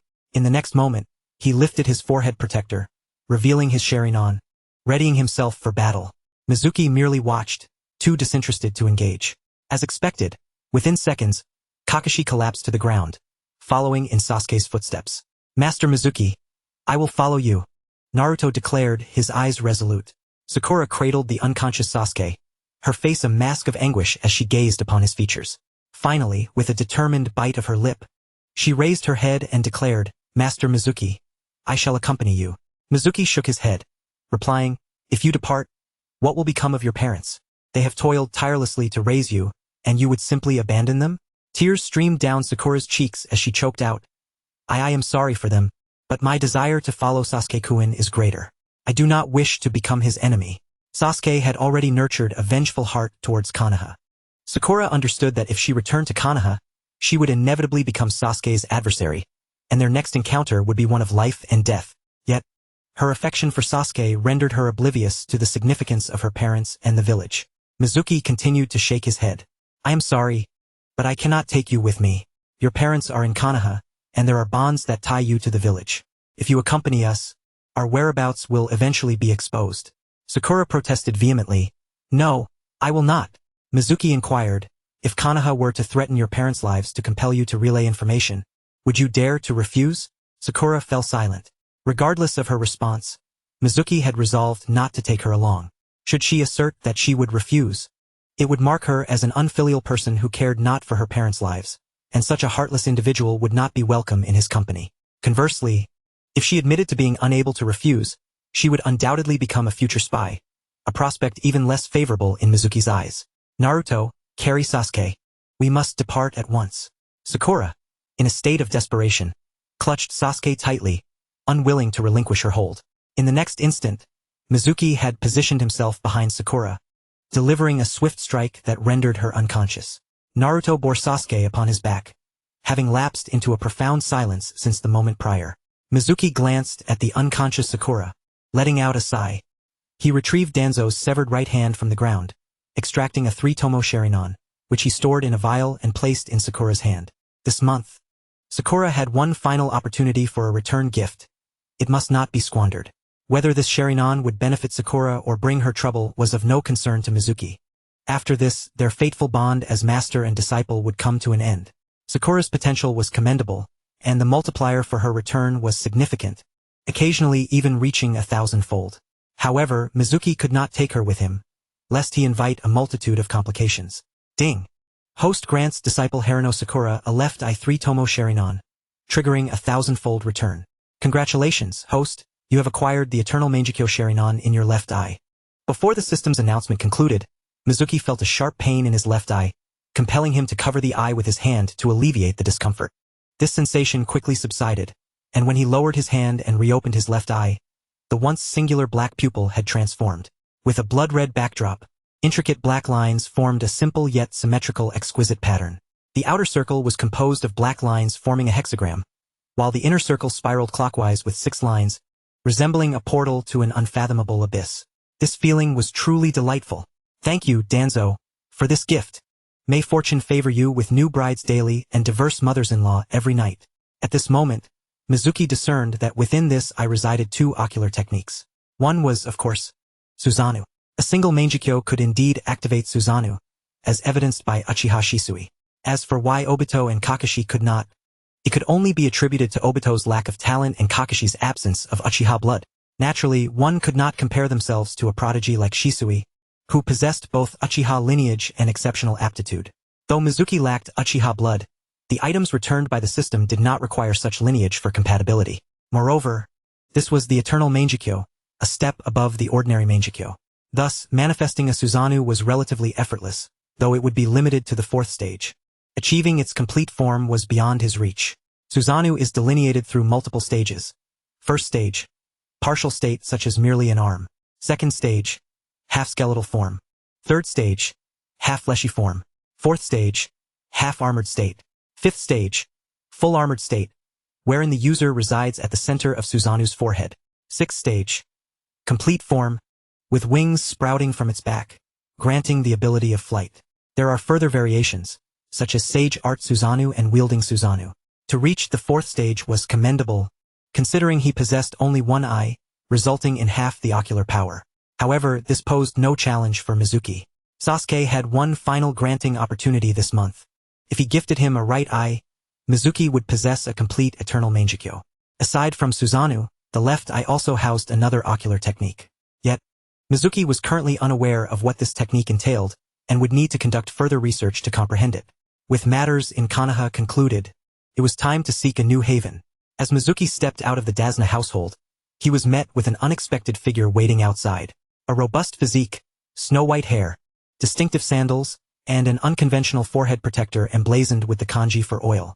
The legendary Jiraiya of Mount Myaboku made his entrance. Beside him lay the unconscious Konohamaru. Mizuki had intended to place Konohamaru in a small boat before departing, but now he found himself in Jiraiya's grasp. Mizuki furrowed his brow. Jiraiya was here, and he bore the marks of battle. It was evident that Itachi Uchiha and Kisame Hashigaki had arrived, yet they had not taken Naruto.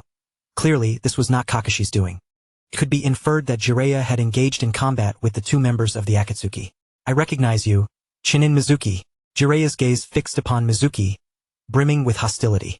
It appears you have turned traitor, not only capturing the old man's grandson but also attempting to abduct Naruto and Sasuke. As one of the legendary Sannin, I shall not permit such an event to transpire. Ninjutsu, Dance of the Rampaging Lions. Jiraiya's hair erupted, ensnaring Mizuki from all directions. Mizuki grasped Naruto's shoulder and executed a body flicker technique, switching places with Jiraiya. The 2 exchanged positions in an instant. Jiraiya, realizing he had occupied Mizuki's previous stance, felt a jolt of surprise as the dance of the rampaging lions lost its target. Mizuki seized Konohamaru with his other hand, performing the body flicker technique once more, transporting the three of them 100 meters away. He then ascended into the air, soaring westward at the utmost speed. It was prudent not to linger, as Itaki and Kisame could still be nearby. The best course was to depart swiftly. If Itaki arrived and discovered Sasuke's defection, he might enact measures to protect Konoha, which would spell disaster. Jiraiya did not relent. He immediately utilized the body flicker technique to pursue. One soared through the skies while the other chased on the ground, and astonishingly Jiraiya gained the upper hand in terms of speed. With three companions in tow, Mizuki's burden was excessively heavy, resulting in a significant reduction in his flight speed, barely reaching 100 kilometers per hour, a pace that was no match for Jiraiya's instantaneous movement. This was untenable. If things continued this way, capture was inevitable. Mizuki glanced at Konohamaru in his grasp and could only sigh in resignation. In the next moment, he loosened his grip, letting Konohamaru plummet downward. Jiraiya, positioned below, hurriedly caught Konohamaru and continued his pursuit. However, the dynamics had shifted. With Konohamaru no longer in tow, Mizuki's flight speed dramatically increased, while Jiraiya, burdened by his charge, experienced a considerable decrease in velocity. Thus, the tides turned, allowing Mizuki to surpass Jiraiya, swiftly widening the gap between them. After 3 more minutes of relentless pursuit, Jiraiya could no longer discern Mizuki's silhouette. Chapter 56. The Boss's Magnanimity. After my left I transformed into an eternal Mangekyo Sharingan. My chakra reserves surged significantly. Originally at 14. 5 cards, it now soared to 24. 5 cards, an increase of 10 cards. Having crossed the borders of the land of waves and entered the land of fire, Mizuki descended from the heavens to the ground. This was primarily due to the difficulty in breathing during high-speed flight. While Mizuki and Naruto were unconcerned, Sasuke remained in a state of unconsciousness, relying solely on instinctual breaths, which were becoming increasingly difficult. Upon landing, Mizuki carried Sasuke on his back, with Naruto trailing behind. Heading westward, Naruto's spirits were notably low. Naruto, what's past is past. The days ahead are long. Try to lighten up a bit, Mizuki offered in consolation.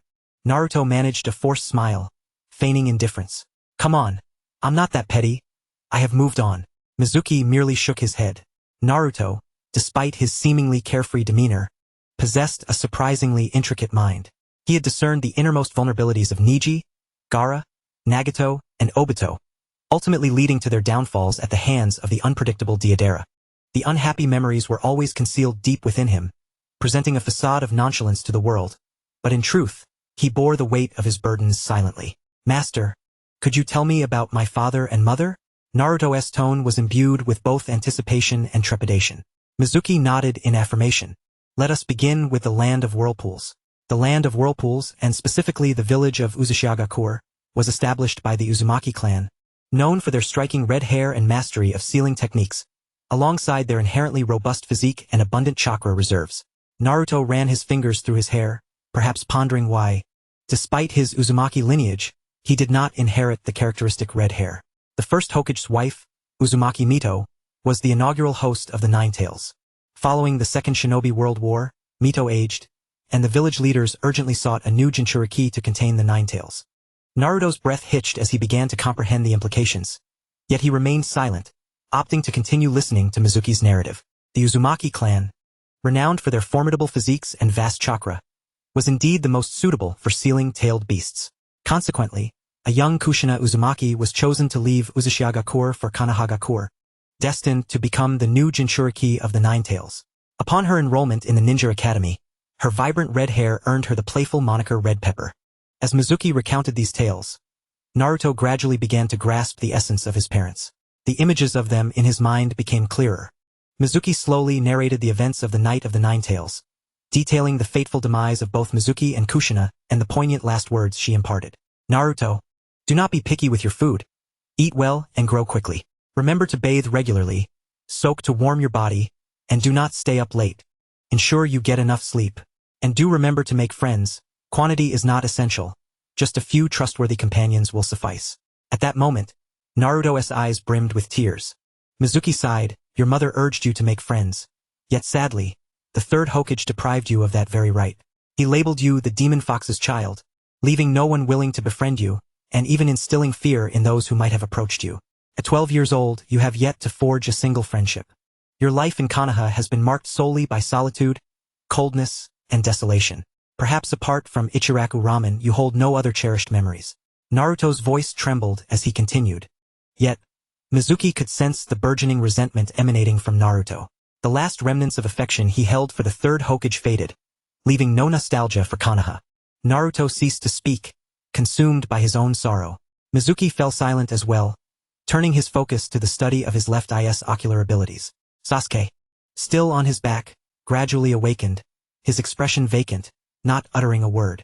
The truth of the Uchiha clan massacre weighed heavily on him. The mere thought of Itake's suffering ignited a desire within him to scream at the heavens, to unleash his pent-up anguish. Suddenly, he inquired, "How can I become stronger at the quickest pace possible?" His suppressed murderous intent towards Konoha was palpable. Mizuki replied, "Do not rush. If you accompany me, you will rapidly gain strength. Before long, you will be capable of standing on your own." He produced a bottle of 6 Gods flower water. "Your mental state is severely compromised. This will be beneficial for you." Carrying Sasuke had taken its toll on him as well. He uncapped the bottle and held it to Sasuke's nose, allowing him to inhale a whiff. In the next moment, Sasuke experienced the miraculous effects of the 6 Gods flower water. Though the effects lasted merely 10 seconds, the enhanced mental fortitude did not completely dissipate after that brief span. It replenished the chakra he had lost. This elixir served not only to amplify one's combat prowess but also to facilitate recovery, yielding astonishing results. With the end of the month approaching, Sasuke still had one opportunity for a return. It must not be squandered. This month, Mizuki had imparted to Sasuke the skills of sound location and the raisnon, leaving one more opportunity unused. What should be bestowed as the final gift? Naturally, it would be the Sharingan. With his left eye already an eternal Mangekyo, it was imperative to secure a Rinnegan for the right. He pried a right eye Sharingan from Danzo's grasp, encasing it in a vial, and handed it to Sasuke. "Keep this, it may prove useful in the future." Sasuke, perplexed, asked what is its purpose. Mizuki elucidated. The Uchiha clan possesses a forbidden technique known as Izanagi, which can alter reality. Once activated, even if one is slain, the outcome of death can be rewritten. The cost of this technique is the permanent blindness of one Sharingan. Danzo's extensive collection of Sharingan was intended for self-preservation. Upon mentioning Danzo, Sasuke's teeth clenched in anger. Mizuki refrained from informing him that Danzo had already met his demise at his hands, deeming it best to keep that information to himself for the time being. Sasuke was reluctant to accept the Sharingan, yet Mizuki forcibly pressed it into his hand. Ding! The host grants the disciple Uchiha Sasuke a 3-tomo Sharingan in the right eye, triggering a 6,666-fold return. Congratulations to the host. You have acquired the right eye of the Rinnegan. Ha ha ha! It has truly arrived. Mizuki's right eye began to throb intensely, the pain more pronounced than when he had previously obtained the eternal Mangekyo Sharingan. As the discomfort subsided, his right eye transformed into a swirling pattern. I had forgotten that while the Sharingan can be concealed, the Rinnegan cannot. Sporting a Rinnegan is exceedingly conspicuous. Do not worry, host. This Rinnegan is a return from the system, entirely under your control, and can be deactivated when not in use. Overjoyed, Mizuki hastily closed the Rinnegan. Sasuke and Naruto, trailing behind Mizuki, remained oblivious to the recent transformation of his eye. Following the activation of his Rinnegan, Mizuki's chakra surged dramatically, skyrocketing from 24.5 to 54.5 units, a staggering increase of 30 units. This enhancement is truly terrifying. I shall no longer fret over insufficient chakra. Once again, I express my gratitude to Danzo for the generous gift. The trio advanced swiftly towards the west. Mizuki deliberately circumvented the direction of Konoha, spending 3 days until they reached the western border of the Land of Fire, adjacent to the Land of Rain. Following the prearranged markers, they soon located Daiki, Shin, and Sai. Their group had now expanded to 6 members. Their objective was to traverse the Land of Rain and reach the more westerly Land of Birds, where they planned to establish a new ninja village. The Land of Birds enjoys a perpetual spring, with verdant landscapes, abundant waters, shaded trees, flocks of birds, and a populace living in peace and stability, an unassuming nation, free from conflict. Furthermore, there are no existing ninja villages within the Land of Birds, and ninjas are a rare sight. Thus, establishing a small ninja village there is exceedingly fitting. Once the village is founded, Mizuki would assume the role of village chief. appointing Sasuke, Naruto, and Daiki as Chunin. With Chunin disciples, the system's limit on accepting students would be lifted, allowing for the recruitment of more apprentices. The greater the number of disciples, the more opportunities for returns, and the faster his strength would elevate. It would not be long before I become invincible in the ninja world. I aspire to establish the mightiest ninja village and unify the ninja realm. Mizuki's heart brimmed with ambition. Had he remained in Konoha, he would have harbored no such aspirations. Nevertheless, having defected, he could no longer languish idly. He must achieve something monumental. A true man thrives in tumultuous times. To be ineffectual is akin to rotting wood and decaying grass. Then, Master, what shall we name the new ninja village? Bird Ninja Village? Naruto inquired. Over the past few days, Naruto had emerged from his sorrow and was regaining his spirited demeanor. One could only say he truly has a big heart. Bird Ninja Village? Perhaps we should make you the village chief and, akin to the 5 great ninja villages, bestow upon you the title of Shadow, thus calling it Bird Shadow? Mizuki rolled his eyes. What a dreadful name. Just like his father, he too is hopeless at naming. Let us call it Han Ninja Village. Han? What special meaning does that hold? Naruto questioned, perplexed. Mizuki nodded but refrained from elaborating. The Land of Birds lies to the west of the Land of Rain, which harbors the Akatsuki organization. Brazenly passing through could lead to complications. Thus, Mizuki guided the 5 youths southward, circumventing the desert of the Land of Wind, and after several days, they successfully reached the Land of Birds. The next step was to meet with the Lord of the Land of Birds and propose the establishment of a ninja village. Mizuki recalled there was a plot involving the Land of Birds in the anime. The previous Lord of the Land of Birds was named Osprey. After his death, his eldest son, Heron, supported by the eminent monk Mengzong, sought to become the new lord but was assassinated by Mengzong. Following Heron's demise, his twin sister, Red Heron, succeeded as lord, determined to uncover the culprits behind her father and brother's deaths. Thus, the current lord of the Land of Birds is, in fact, a woman disguised as a man. The situation became straightforward. With great swiftness, Mizuki apprehended Mengzong and his accomplices, using this as a testament to the Lord of the Land of Birds, and thereafter proposed the establishment of a new ninja village. Lord Mizuki, I cannot acquiesce to this request. Lady Red Heron immediately declined. The Land of Birds is a small nation, financially constrained, and its citizens lack wealth. Establishing a ninja village necessitates substantial funding, which I cannot provide. Mizuki regarded the young lady lord with a bemused smile, fully aware of her concerns. No need for the lord to finance it. I possess the funds. All I require is a plot of land and some assistance in construction. The lord hesitated. However, Mizuki interjected, the lord is concerned about our identities. Isn't she? We are all renegade ninjas from Konoha, and you must be worried that the Land of Fire will hold you accountable. Correct? The lord, taken aback by Mizuki's directness, nodded in agreement. Indeed, the Land of Birds is merely a small nation, lacking both economic and military strength compared to the Land of Fire. Mizuki smiled reassuringly. Rest assured, my lady, between the Land of Fire and the Land of Birds lies the Land of Rain. Even if the Land of Fire were to blame, it would only be a verbal reprimand. Their military cannot reach us. Furthermore, as long as we do not publicize it, who would know that rogue ninjas from Konoha established a ninja village in the Land of Birds? Though Mizuki maintained a smiling facade, impatience began to brew within him. If this lady lord continued to refuse, he would have to resort to more unconventional methods. With the enhancement of the eternal Manjikyo, controlling a lord with genjutsu should not prove difficult. Chapter 57. The plan for Konoha's collapse begins. Red Heron, youthful and naive, failed to perceive the subtle shifts in Mizuki's emotions. However, the minister, Akimi, beside her, had already sensed the unease. My lord, I believe Lord Mizuki is correct. As long as we do not publicize it, no one will be aware that a ninja village has been established in the Land of Birds. The Land of Fire and Konoha will naturally refrain from causing any trouble.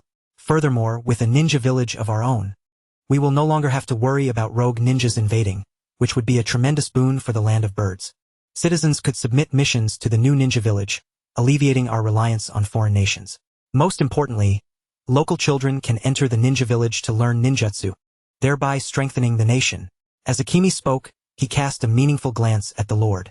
Understanding his implication, the lord had no choice but to acquiesce to Mizuki's request for the new ninja village. Lord Mizuki, what shall the new ninja village be called? Mizuki pondered for a moment. He had initially intended to name it Han Ninja Village, but upon reflection, he found that inappropriate. How could a mere ninja village bear the illustrious name of Han? As for Huaxia or Yanhuang, those were even less suitable. Given that this is the land of birds, it would be fitting to christen it with a name that resonates with avian themes. Since birds are classified as fowls, and the phoenix reigns supreme among them, let us name it Phoenix Village, with the village leader aptly titled as Phoenix Shadow. Together with Naruto and the others, we are renegade ninjas, establishing a new ninja village to commence a fresh chapter in our lives, akin to the phoenix rising from the ashes. The past has turned to dust, while the future gleams with promise. Thus, the name of the new ninja village has been firmly established, Phoenix Village. Mizuki shall serve as the inaugural village leader, adopting the moniker of Phoenix Shadow. Of course, this title is self-bestowed and has yet to receive external validation, but that is of little consequence. The name of Phoenix Shadow will inevitably resonate throughout the ninja world. Subsequently, Minister Akamitsu produced a map of the Land of Birds, inviting Mizuki to select a location. The Land of Birds is nestled amid the four nations. To the east lies the Land of Rain, to the south the Land of Wind, to the west the Land of Stars, and to the north the Land of Earth. Mizuki chose a vast expanse of wilderness near the Land of Stars, spanning several hundred square kilometers. The establishment of the ninja village is projected to require 50 million ryo, and we hope the feudal lord will provide ample support. I have but one request. Expedite the construction. If funds fall short, do not hesitate to approach me. The construction of Phoenix Village commenced, albeit at a leisurely pace, as we lack a seasoned architect like Yamato. Mizuki and Naruto, along with the others, took residence in Minister Akamitsu's home, as the development of the new ninja village had only just begun. The youngsters dedicated their days to rigorous training, especially Sasuke, who devoted nearly every waking moment to honing his skills, save for meals, sleep, and necessary breaks. His thirst for vengeance consumed him. Meanwhile, Mizuki focused on familiarizing himself with the abilities of the Sharingan and Rinnegan. Time passed swiftly, and before long, the month had drawn to a close. The system's monthly allocation of 3 return opportunities per individual had reset. On the first day of the month, Mizuki summoned Naruto and the others, distributing funds to each. Each received 100,000 ryo. Here, take this. It is your allowance for the month, he declared. Naruto and Desya's eyes lit up instantly. Wow, master. You are incredibly wealthy, Naruto exclaimed in wonder, having spent his childhood in an orphanage. Desya had never encountered such wealth and could not suppress his salivation at the sight. The other 3 exhibited no extraordinary reaction. Sasuke had inherited a considerable fortune and deemed 100,000 ryo trivial. Shin and Sai, having been trained by Danzo, were somewhat oblivious to the concept of money. Ding! The host grants disciple Naruto Uzumaki 100,000 ryo, triggering a 5,000-fold return. The host grants disciple Sasuke Uchiha 100,000 ryo, triggering a 5,500-fold return. The host grants disciple Desya 100,000 ryo, triggering a 500-fold return. The host receives a total monetary return of 1 billion ryo. Note: due to the excessive amount, the storage ring cannot accommodate it. The remaining funds have been placed in the host's current dwelling's bedroom. Mizuki frowned. The storage ring's capacity was proving insufficient. While 1 cubic meter may seem ample, it hardly holds much. Even if filled with water, it would only amount to 2,000 pounds, inadequate for a few baths. The construction of Phoenix Village must accelerate. After distributing the funds, Mizuki produced military rations, handing 1 to each individual. In the event of battle, should your chakra be depleted, consuming this will swiftly replenish it and satiate your hunger. Mizuki's total chakra now reached 54.5, akin to Kakashi, allowing him to unleash jutsu freely. However, the rate of chakra recovery lagged behind at a mere 0.3 per minute, which felt rather sluggish. Ding! The host grants disciple Desya a military ration, triggering a 666-fold return. The host acquires a special military ration that restores 1 chakra upon consumption. Ding! The host grants disciple Sasuke Uchiha a military ration, triggering an 8,888-fold return. The host acquires a superlative military ration that restores 30 chakra and permanently enhances chakra recovery by 0.9 per minute. Ding! The host grants disciple Naruto Uzumaki a military ration, triggering a 9,999-fold return. The host acquires an ultimate military ration that restores 50 chakra and permanently enhances chakra recovery by 1.5 per minute. Desya's potential proved rather lacking, receiving only a 666-fold return on the special military ration, which lacked any permanent buffs. Yet, Sasuke and Naruto did not disappoint Mizuki. With the consumption of these 2 military rations, my chakra recovery rate could surge to 2.5 per minute. Remarkably swift. Kakashi would surely be envious if he knew. The three utilized a total of 6 return opportunities within the first day of the month, leaving each with 1 remaining. Mizuki, not in haste to distribute further gifts, carried 200 million ryo to the feudal lord's estate. Lord Mizuki, the previous 50 million ryo remain unspent. We are not currently in need of funds, the feudal lord stated. Mizuki waved his hand dismissively. I implore you to recruit additional laborers to expedite the construction of the ninja village. I possess ample funds, so there is no need to worry about compensation. The sooner the ninja village is completed, the sooner I can ascend to the role of Phoenix Shadow. Once I become the Shadow, I can directly appoint Sasuke, Naruto, and Desya as Chunin or even Jonin. As my disciples' ninja ranks elevate, my capacity for mentorship will expand. 5 slots for disciples are simply insufficient. Rest assured, Lord Mizuki, I shall urge the swift construction of the ninja village, the feudal lord replied, before continuing. The feudal lord of the Land of Fire has extended an invitation, requesting my presence to observe the finals of the Chunin exams in Konoha in half a month. Do you believe I should attend? The feudal lord inquired. Mizuki responded, such matters are for you to decide, my lord. There is no need to concern yourself with my opinions. My aim in establishing the ninja village is solely to find a refuge, not to exert control over the land of birds. The feudal lord then remarked, in that case, I shall forego my attendance. Mizuki remained non-committal. The female feudal lord likely had her decision made long before. Her inquiry was evidently a probe of Mizuki's stance. She harbored reservations regarding him. Regardless of others' perceptions, Mizuki simply wished for them not to provoke trouble. With only half a month remaining until the Chunin exams in Konoha, Orochimaru's plans for chaos were about to unfold. He narrowed his eyes, a glint of coldness flashing within. Orochimaru, do not blame me for seizing your opportunities. It would be far better for the third Hokage to perish at my hands. Days later, Mizuki departed the Land of Birds, journeying toward the Land of Fire and Konoha. Naruto and the others remained in the Land of Birds. This time, he was intent on stirring up trouble, and bringing along the lower ninjas was out of the question. Upon arriving in Konoha, it was the morning of the Chunin exams finals. Utilising a transformation technique. He altered his appearance at will and strode boldly through the gates of Konoha. The gatekeepers, Izumo and Katetsu, turned a blind eye to him. Thus, Mizuki successfully infiltrated the Hidden Leaf Village and arrived at the venue for the Chunin exam finals. The finals had only just commenced. In the first match, Niji Hyuga faced off against Kiba Inyazuka. Without Naruto's interference, Kiba managed to slip into the finals. However, against Niji, Kiba was left utterly defenseless, subjected to a merciless beating. Wait, Niji's Byakugan seems different from the original.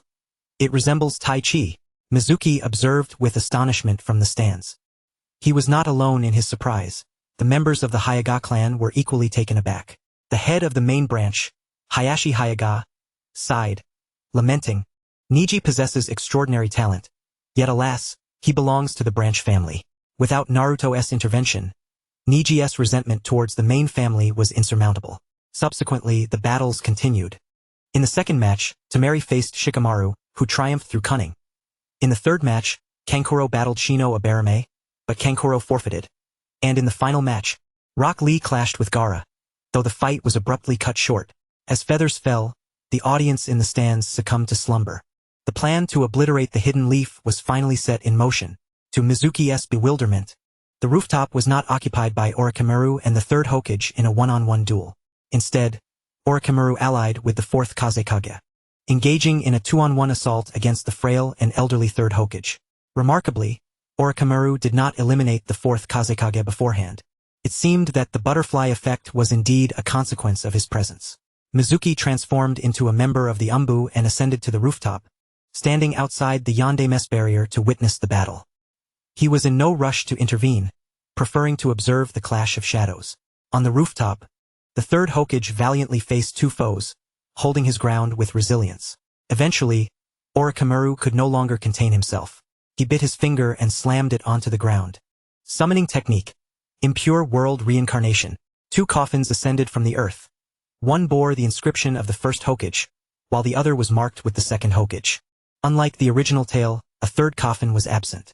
As the lids creaked open, the first Hokage, Hashirama Senju, and the second Hokage, Tobirama Senju, emerged. The third Hokage gazed sorrowfully at Orochimaru, exclaiming, Orochimaru, You have fallen so low as to desecrate the souls of our ancestors and disturb their eternal rest. The second Hokage glanced at his own arm and remarked, "This is my invention, the impure world reincarnation technique. Who could be so unscrupulous to use it on me?"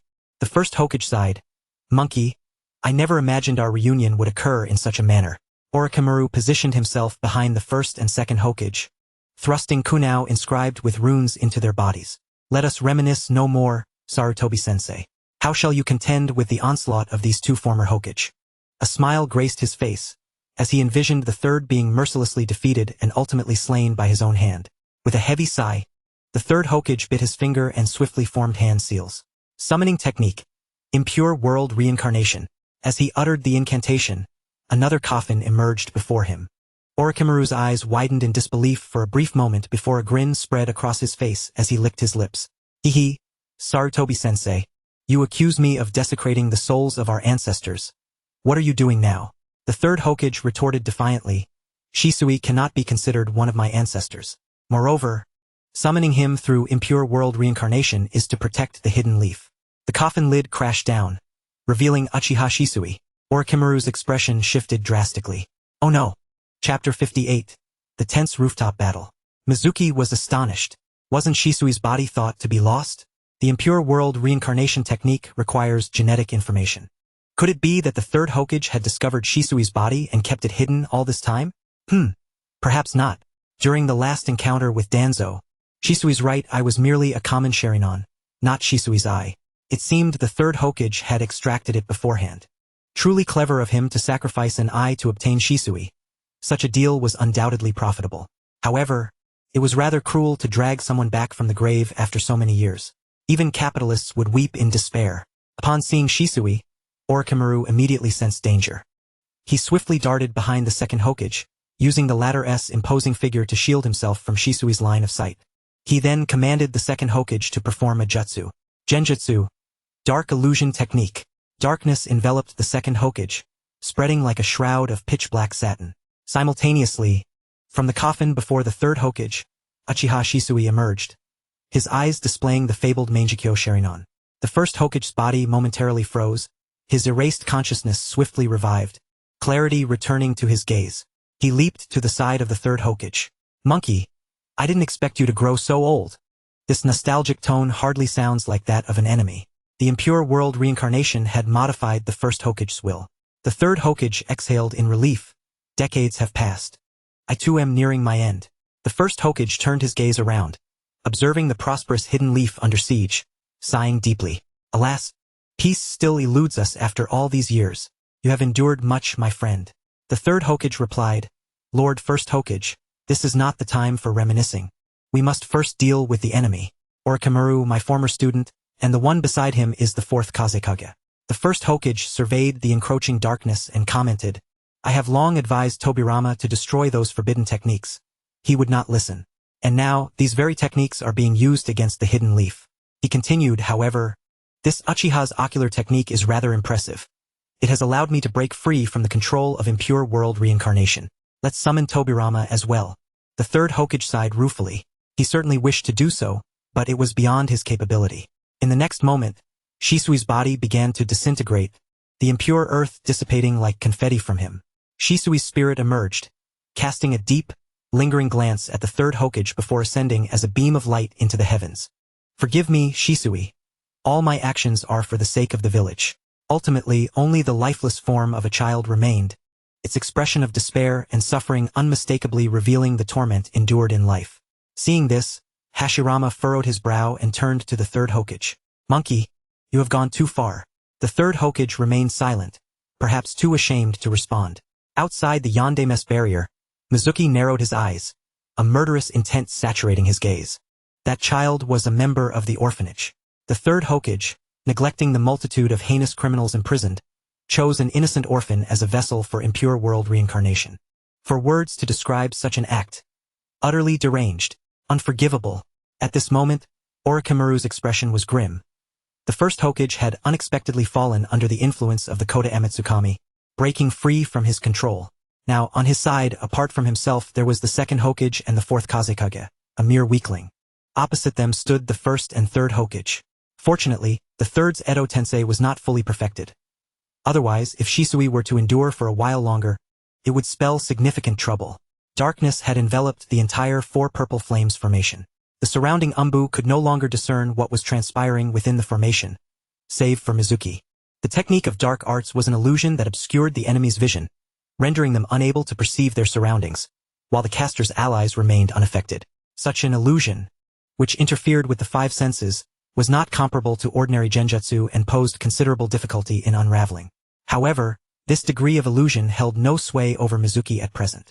With his left eye being the eternal Mangekyo Sharingan and his right the Rinnegan, he found himself largely immune to most illusions. Only the infinite Tsukuyomi might have the capacity to affect him. Would release, unravel the pants. The first Hokage declared, initiating his attack. With a clap of his hands, numerous saplings burst through the roof tiles, growing wildly. Although invisible, it did not hinder the first Hokage from utilizing his wood release to cover the battlefield. On the opposite side, Orochimaru and the second Hokage swiftly evaded, their footsteps causing the third Hokage to tense. Earth release, earth flow river. Fire release, fire dragon flame bullet. The third Hokage's ninjutsu was executed with precision, sending a massive inferno towards Orochimaru and Tobirama. The second Hokage raised a hand and shouted, water release, water barrier. A torrent of water materialized from thin air, forming a circular water barrier that shielded the two within. The fire dragon collided with the water barrier and extinguished instantly. Creating such a substantial volume of water in a dry area was a testament to the second Hokage's prowess, a man who had indeed made a pact with the sea. Water release, water severing wave. A high-pressure stream of water, akin to a laser, shattered trees in its path. The forest created by Hashirama was swiftly transformed into a deforested wasteland. Water release, great waterfall technique. A colossal wave, akin to a tsunami, surged toward the third Hokage. Upon hearing the sound of rushing water, the third Hokage reacted immediately. With rapid hand seals, he expelled mud onto the ground. Earth release, earth flow wall. A towering wall rose, successfully blocking the deluge. Water release, water dragon bullet. The second Hokage's assault did not relent. Meanwhile, the first Hokage commenced another maneuver. Wood release, flowering tree realm descends.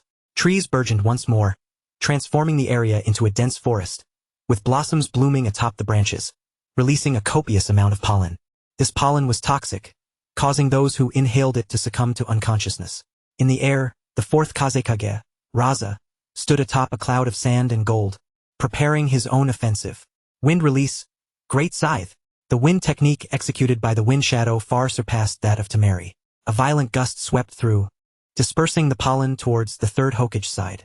Had it not been for the limitations imposed on the first by the Edo Tensei, his strength would have been far greater. Otherwise, the mere jutsu of the fourth Kazekage would hardly have been effective. Similarly, the second Hokage's abilities were significantly curtailed. For a moment, both sides found themselves in a stalemate. The third Hokage had no intention of employing the Reaper Death Seal. After all, with the first Hokage on his side, the disparity in strength was not as pronounced, and there was no need for a deadly struggle. Who would not wish for a peaceful end to their days? Outside the four purple flames formation, Mizuki observed the dazzling clash of ninjutsu between the two sides, his eyes shining with excitement. In stark contrast, he realized his own lack of mastery over elemental ninjutsu, possessing only a couple of rather lackluster earth techniques. I wish I could hurl fire, water, wind, and lightning techniques, he thought enviously. As the battle raged on, he decided it would be better to explore the Hokage Tower. Not to mention the Book of Seals. Acquiring some ninjutsu scrolls would also be advantageous. However, he first needed to visit the ninja tool shop. The storage ring he possessed was woefully insufficient. Standing atop a roof and surveying the village below, Mizuki quickly spotted the location of the ninja tool shop. The village was in chaos, with citizens rushing towards the shelters, and naturally the ninja tool shop was closed. Mizuki selected a stray dog at the entrance of the shop and activated the body flicker technique. On the roof, several Umbu agents stared in bewilderment at the sudden appearance of the dog. Hadn't a person just been here? At this moment, Mizuki had already reached the entrance of the ninja tool shop, which was now shuttered, as the staff had evacuated to safety. He broke through the door and began searching the shelves for storage scrolls, taking several with ample capacity. As for the other scrolls, he thought it best not to rush. Next, he needed to find Sakura and Lee to deliver the items. Both Sakura and Lee were engaged in battle at the finals. Transforming back into Iroquois appearance, Mizuki returned to the arena and first sought out Sakura. At that moment, Sakura was contending with a sand village genin. Mizuki appeared and, with a swift chop, sent the sand ninja tumbling to the ground. Sakura, take these 3 storage scrolls, they will be useful later. Sakura, puzzled, asked, Irika-sensei, what are you doing here? The academy has started, and with the village in chaos, shouldn't you be organizing the students to evacuate to safety? Mizuki urged, enough chatter. Just take them for now. They will be useful later. The Hokage had anticipated an attack today and made arrangements. Sakura, trusting him, accepted the scrolls. Ding! Host grants student Haruno Sakura 364 cubic capacity storage scrolls, triggering a 3,125-fold return. Congratulations, host, you have received 3 200 cubic storage rings. Haruno Sakura has exhausted her 3 return opportunities for this month. Mizuki's eyes sparkled. 3 200 cubic storage rings, and he no longer needed to worry. First, he would head to the Hokage Tower. On the 2nd floor of the Hokage Tower lay the collection room for ninjutsu scrolls. Mizuki continued to maintain Irika's appearance as he approached. The long corridor led to the collection room at its end. Outside the door stood 2 umbu guards. Stop! Leave this place at once, or face dire consequences. Upon seeing Mizuki, the umbu immediately shouted. Mizuki smiled faintly. His left eye underwent a transformation, revealing the eternal Mangekyo Sharingan. Illusion. Narika's gaze. With the enhancement of the Sharingan, the power of Narika's gaze multiplied. The 2 umbu, paralyzed with fear, soon exhausted their mental energy and collapsed to the ground. As he walked past them, Mizuki gently pushed open the grand door.